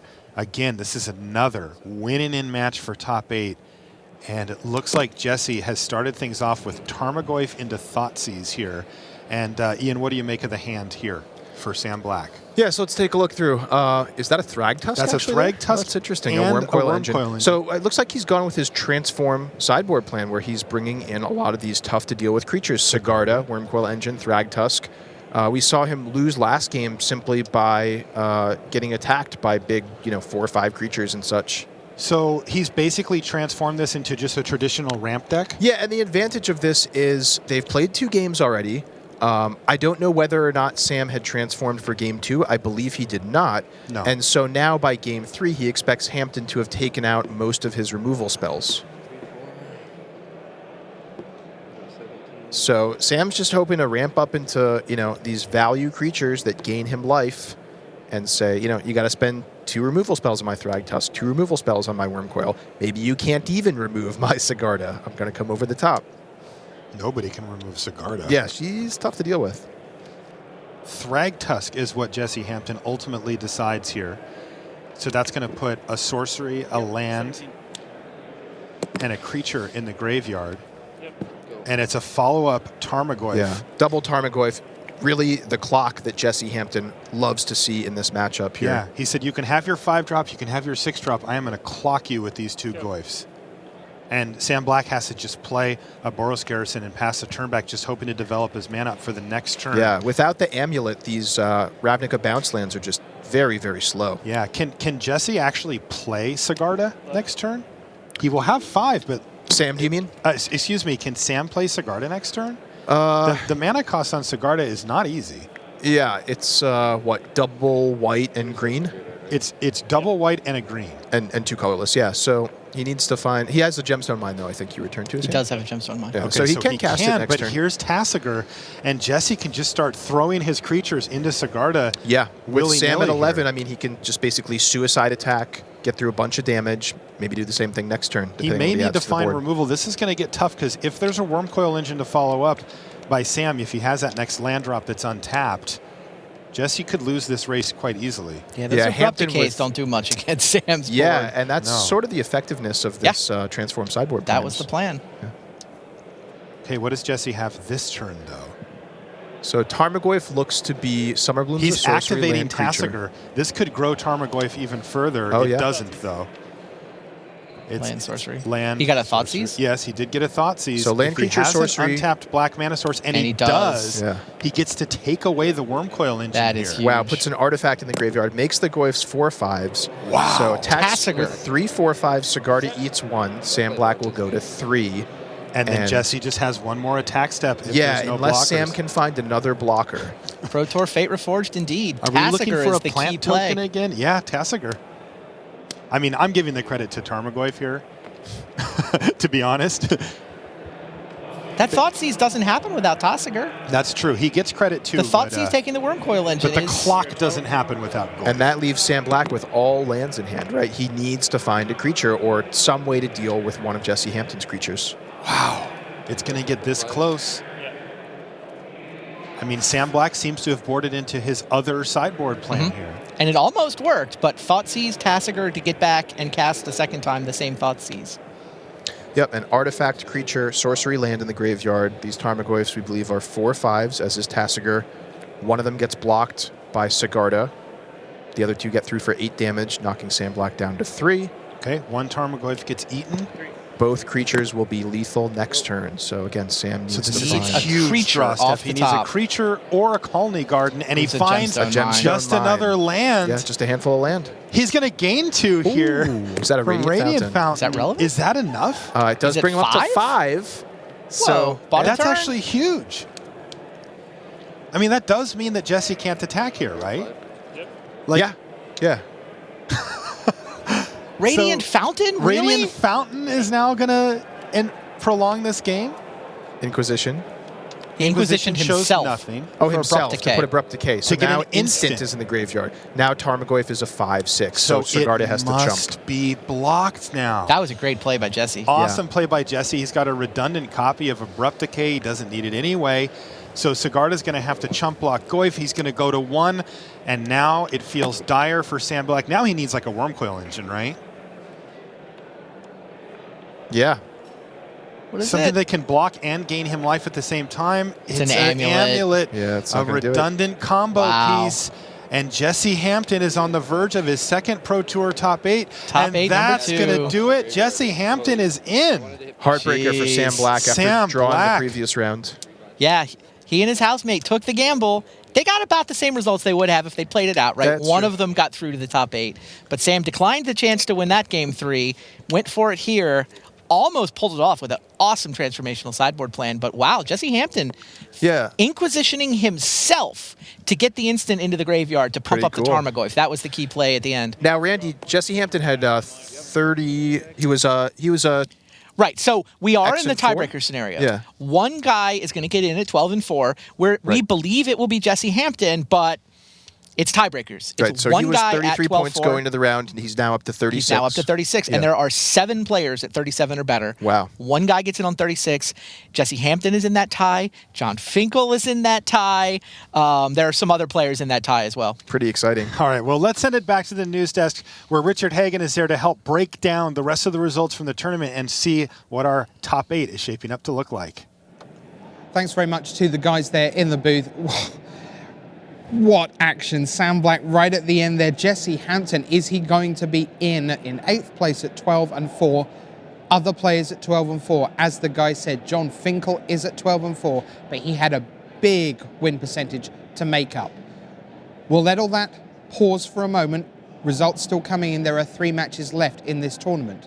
We have some top 8 players waiting to talk to us. So without further ado, let's get across the studio. Here's Brian David Marshall and the astonishing Li Shiqian. Thanks a lot, Rich. I'm here with Li Shiqian. Shiqian, this is your 4th Pro Tour top 8, and that's kind of a remarkable number, but it's also your 3rd modern Pro Tour in a row. So we have, what was your first deck? In Kanto here, you played Valakut, right? Scape Shift? Yeah, Scape Shift. Okay, and then you played Blue Moon, yeah. and now you're playing Burn. Yes. 3 very different decks, but you said they all have kind of a common theme when it comes to the modern Pro Tours. Yeah, I think that's the meta game deck. In RTR, it's Scape Shift. The environment is about Deathwise Shaman and Bubble Elf. So playing Scape Shift is kind of a combo deck without any creature for the junk. And the Blue Moon is for the Birthing Pot and the Zoo meta game. And now Burn is for Arbiter meta game. Yeah, so all are for the meta game choice. So you feel like you're making the right call. I mean, certainly can't argue with the results. I mean, you are the modern master at this point. Now, Team MTG Mint Card, you came here with a lot of players from all different parts of the Asian Pacific region. Yes. And you're really putting up some great results. I saw something that you guys have one of the top team win percentages in the room. I think so. I think 3 of us X4 and me being in top 8, but our team is like 9 people, 8 out of 9 making day 2. So. And do you feel like having this team and having some continuity on the team has helped you and helped other players to sort of it's really great. Get some momentum going? Yeah, before I gathering the Asian players, we kind of don't have a really core member of the team. We change half team every Pro Tour. But now, after this, we got multiple players who qualify for next 3 Pro Tours. Hitting Silver and qualify, and X4 qualify them for the next Pro Tour. So we have a more consistent team right now. All right, well, good luck the rest of the year. Good luck tomorrow. Li Shiqian, sending it back to Rich at the news desk. All right, thanks so much to Brian David Marshall and Li Shiqian. Congratulations to him. More top 8 interviews on the way. But the players on 12-4 are the ones who are nervous right now. We know Jesse Hampton is 12-4, and we know that John Finkel is 12-4. Well, I count at least 4 other players in that tie. Tyler Hill is at 12-4. Huang Haoshan from Chinese Taipei is 12-4. Roberto Esposito of Italy, 12-4, and the New Zealander Jason Chung is 12-4. We believe one of those 6, maybe there'll be a 7th, one of those 6 makes it in 8th. Someone, though, who we do know is once again sitting over with Brian David Marshall. He is a Hall of Famer from the Netherlands. Let's get over to hear how he feels. Here comes Jelge Wiegersma. Thanks, Rich. Brian David Marshall sitting here with Jelger Wiegersma. Jelger, this is your 5th Pro Tour top 8. Yes, you had it is. 3 Pro Tour top 8s at the time of your Hall of Fame induction. What were your expectations once you got into the Hall of Fame about what your career was going to be like and your relationship to Magic? Well, at the time I had a full-time job. I still do, so I didn't think I would play very much anymore. And with playing less, I didn't think I would do very well anymore. But still getting some results. So Yeah, this is your 2nd top 8 since you've been inducted. Your 2nd top 8 since you joined up with the Pantheon. yeah, it is. Yeah. And that's it's nice to have a team of Absolutely, similarly aged, experienced players. Yeah, I mean they're all so great. They're like the best like deck builders and players like in the history of the game, pretty much. So it's good to have a team like that. But you're going a little bit off the script. There's definitely a Pantheon deck for this tournament, and you're not playing it. What happened that led you to play Splinter Twin as opposed to the Infect deck? Yeah, so I usually really like just playing the team deck because I know these guys like play a lot more than me, and they know what they're doing. They know what how to make a good deck choice. But for this tournament, I couldn't really prepare with the team. I only showed up on Monday night, so I didn't really have time to test. And the Infect deck that the rest of the team played, it's really not my style of deck. Plus, it seems pretty hard to play to me. So yeah, I figured I'd play something easy like Splinter Twin, which is just. You love an island. I do love an island. Yeah, yeah. You've lived on one. Exactly, I still do. Okay, so Jelger, I'm going to let you get back out, celebrate with your friends, Sounds do a little good. play testing tonight. I hear you've got some good people lined up to help you figure out your think so, matchups. yeah. So for Jelger Wiegersma, this is Brian David Marshall sending it back to the news desk. Thanks so much, BDM. Thanks to Jelger. Congratulations to him. We are waiting for the top 8 announcement. I said that there were 6 players on 12 and 4. By my reckoning, there are 8. We have 2 more players who are in that 36-point mix. From Hong Kong, Yam Wing Chun. Great job by him. He's been under the radar. Now, if he's under the radar, that probably means his tie breaks are not that great. Because if he's at the top of the standings, you think the opponent match win percentages are going to be higher. So he's probably not in the mix, though he is on 12 and 4. Congratulations to him. And then from South Korea, Park Jong-sun is on 36 points. So there are 8 players on 36. We believe that there are 7 in. Let's get you over for one more interview. Brian David Marshall is ready to talk with Jacob Wilson. Hi, everybody. Brian David Marshall here with Jacob Wilson. Jacob, you got there. I did. You got back to the top 8. I did an interview with Rich Hagon last week, and he said fairy tales don't come true. You don't strike me as someone who believes in a lot of fairy tales. How are you feeling right now, and what's your expectations for tomorrow? I feel very fortunate to have made the top 8. A lot of breaks just went my way, and I'm glad to be in the top 8, and I'm very excited to play. I know a lot of people in the top 8, so it's definitely going to be difficult. Okay, now, you have a dark soul. I'm just gonna tell people this. I said, came up to you, I said, you're top 8. Where does that leave you for the season on pro points? Please tell people what you said to me. Well, I said I have 23 points now, so that puts me to 41. And if I get 0 pro points for the rest of the season, I'll be 1 point short of platinum, with the 3 points from each pro tour. That's immediately where your brain goes. I think things are going a little better for you this weekend than that. I'm looking forward to seeing you play tomorrow. How do you like your matchups against the decks you're seeing filter into the top 8? I think my matchups are all great. My deck is just so well positioned in Modern, and I feel very happy to have trusted Sam Purdy and Brian Kibler and Josh McLean. They did a great job designing the deck. All right. I know you have a big dinner lined up. 20 people from the Channel Fireball face-to-face games conglomerate. I'm going to let you get there, and I'm going to send it back to Rich at the news desk. Thanks very much to Brian David Marshall and to Jacob Wilson there. Platinum Pro, trying to get the job done again. And it looks like he is in the top 8, and we are waiting for that 8th and final slot. That is what's going to be critical.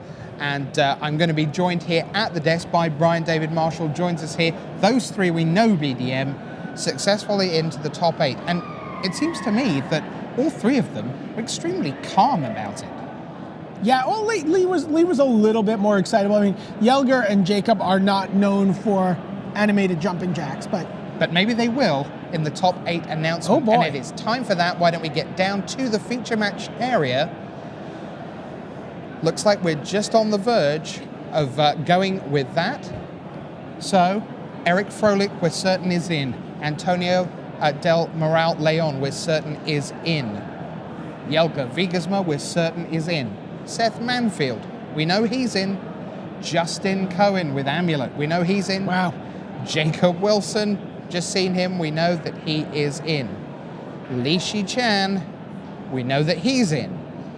Then you have 8 players sitting on 12 and 4.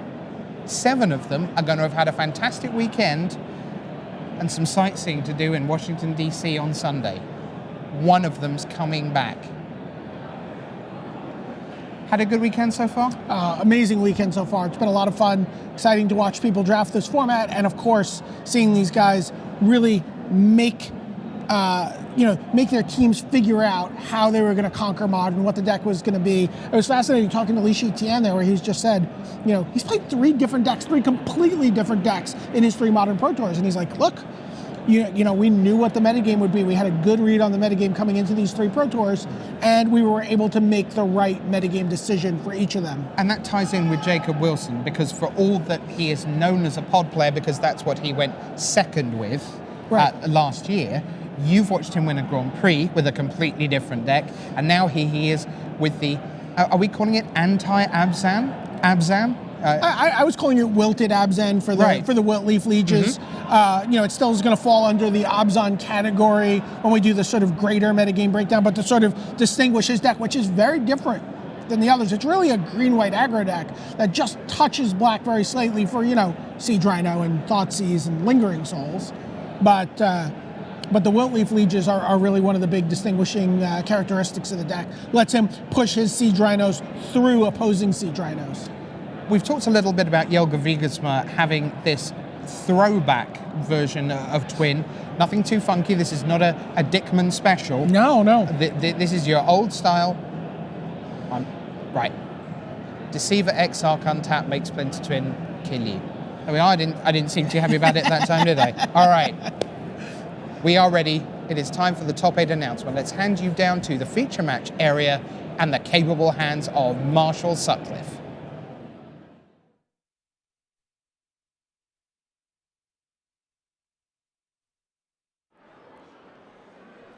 Pro Tour competitors, it is time for our top 8 announcement. In first place, with 38 match points from the United States, Eric Froelich.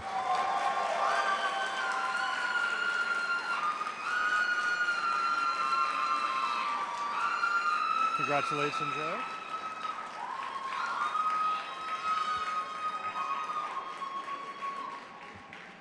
In second place, with 38 match points from Spain, Anthony Del Moral Leon.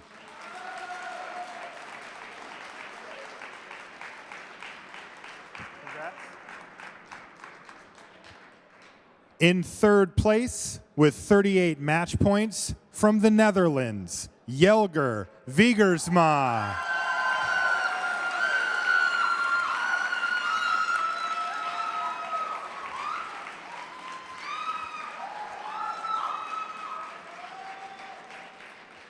In fourth place, with 37 match points from the United States, Seth Manfield.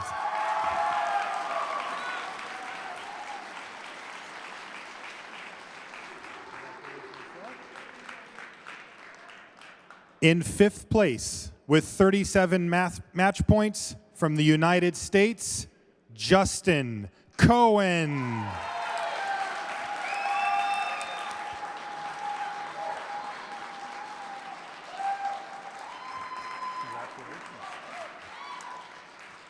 In sixth place, with 37 match points from Canada, Jacob Wilson.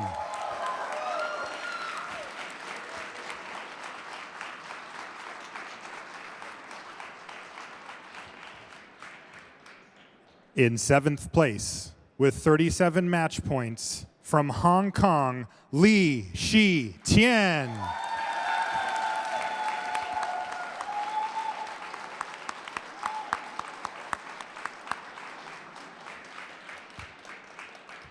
And in 8th place, with 36 match points from the United States, Jesse Hampton.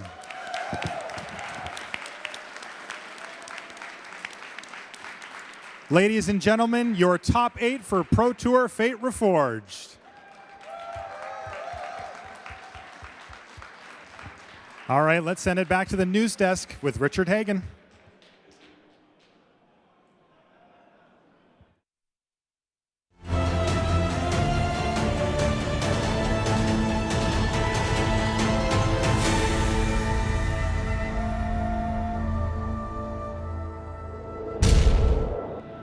Hello everyone and welcome to the end of day wrap for day 2 of Pro Tour Fate Reforged. Rich Hagan alongside the Pro Tour historian, emphasis deliberate, Brian David Marshall.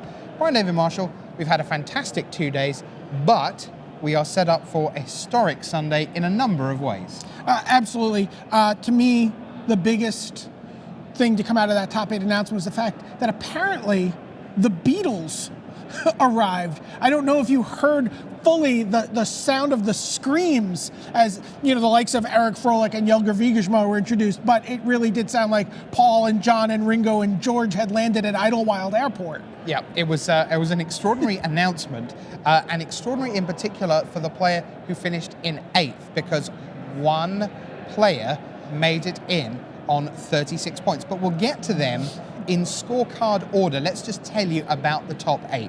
And it turns out, BDM, that our number 1 is from the United States and someone who is maybe on the verge of something historic. Yeah, absolutely. Eric Froelich is coming off of a Grand Prix win at San Jose just last weekend. Right, it was this amazing run that carried Paul Cheon to silver. It was a team Grand Prix, got Paul Cheon enough pro points that he was able to qualify and play here this weekend. And it was the first trophy that Eric Froelich had won in his Grand Prix and Pro Tour playing career. A long career that goes back to the mid-90s. Now, last year, when the voting came around for the Hall of Fame, he went on record very publicly and said, I love that some of you are thinking of voting for me. By my calculation, you should not, because there are these players who I think are more deserving than me on their resume, on their careers, and their contribution to the game. You should not vote for me. I'm going to try and make it harder for you not to vote for me in the future. Yeah, there's certainly players who've gotten in with fewer than 4 Pro Tour top 8s. Jelger Wiegersma, when he was inducted, had 3, but Eric Froelich gets his 4th this weekend. That really puts him into the same tier that Paul Rietzel reached, and that we've seen other players reach and find themselves get inducted following that 4th Pro Tour top 8. So we begin with the United States. We move to Europe for the 2nd place finisher on 38 points. This is Antonio del Moral Leon of Spain.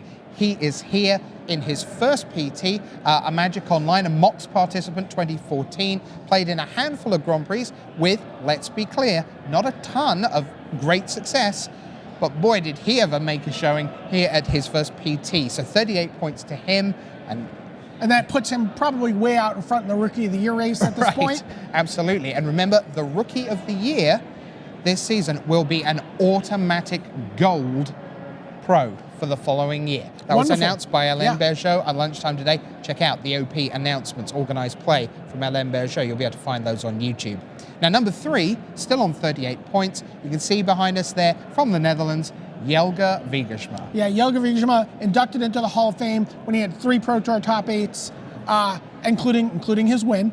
But he comes back. He's been playing with Team Pantheon. He got a top 8 in Hawaii, and now has his 5th top 8 of his career.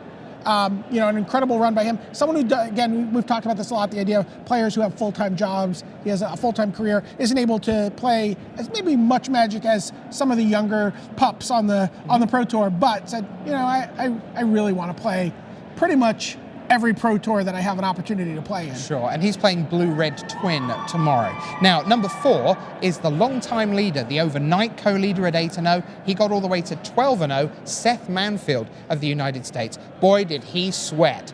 12-1, 12-2.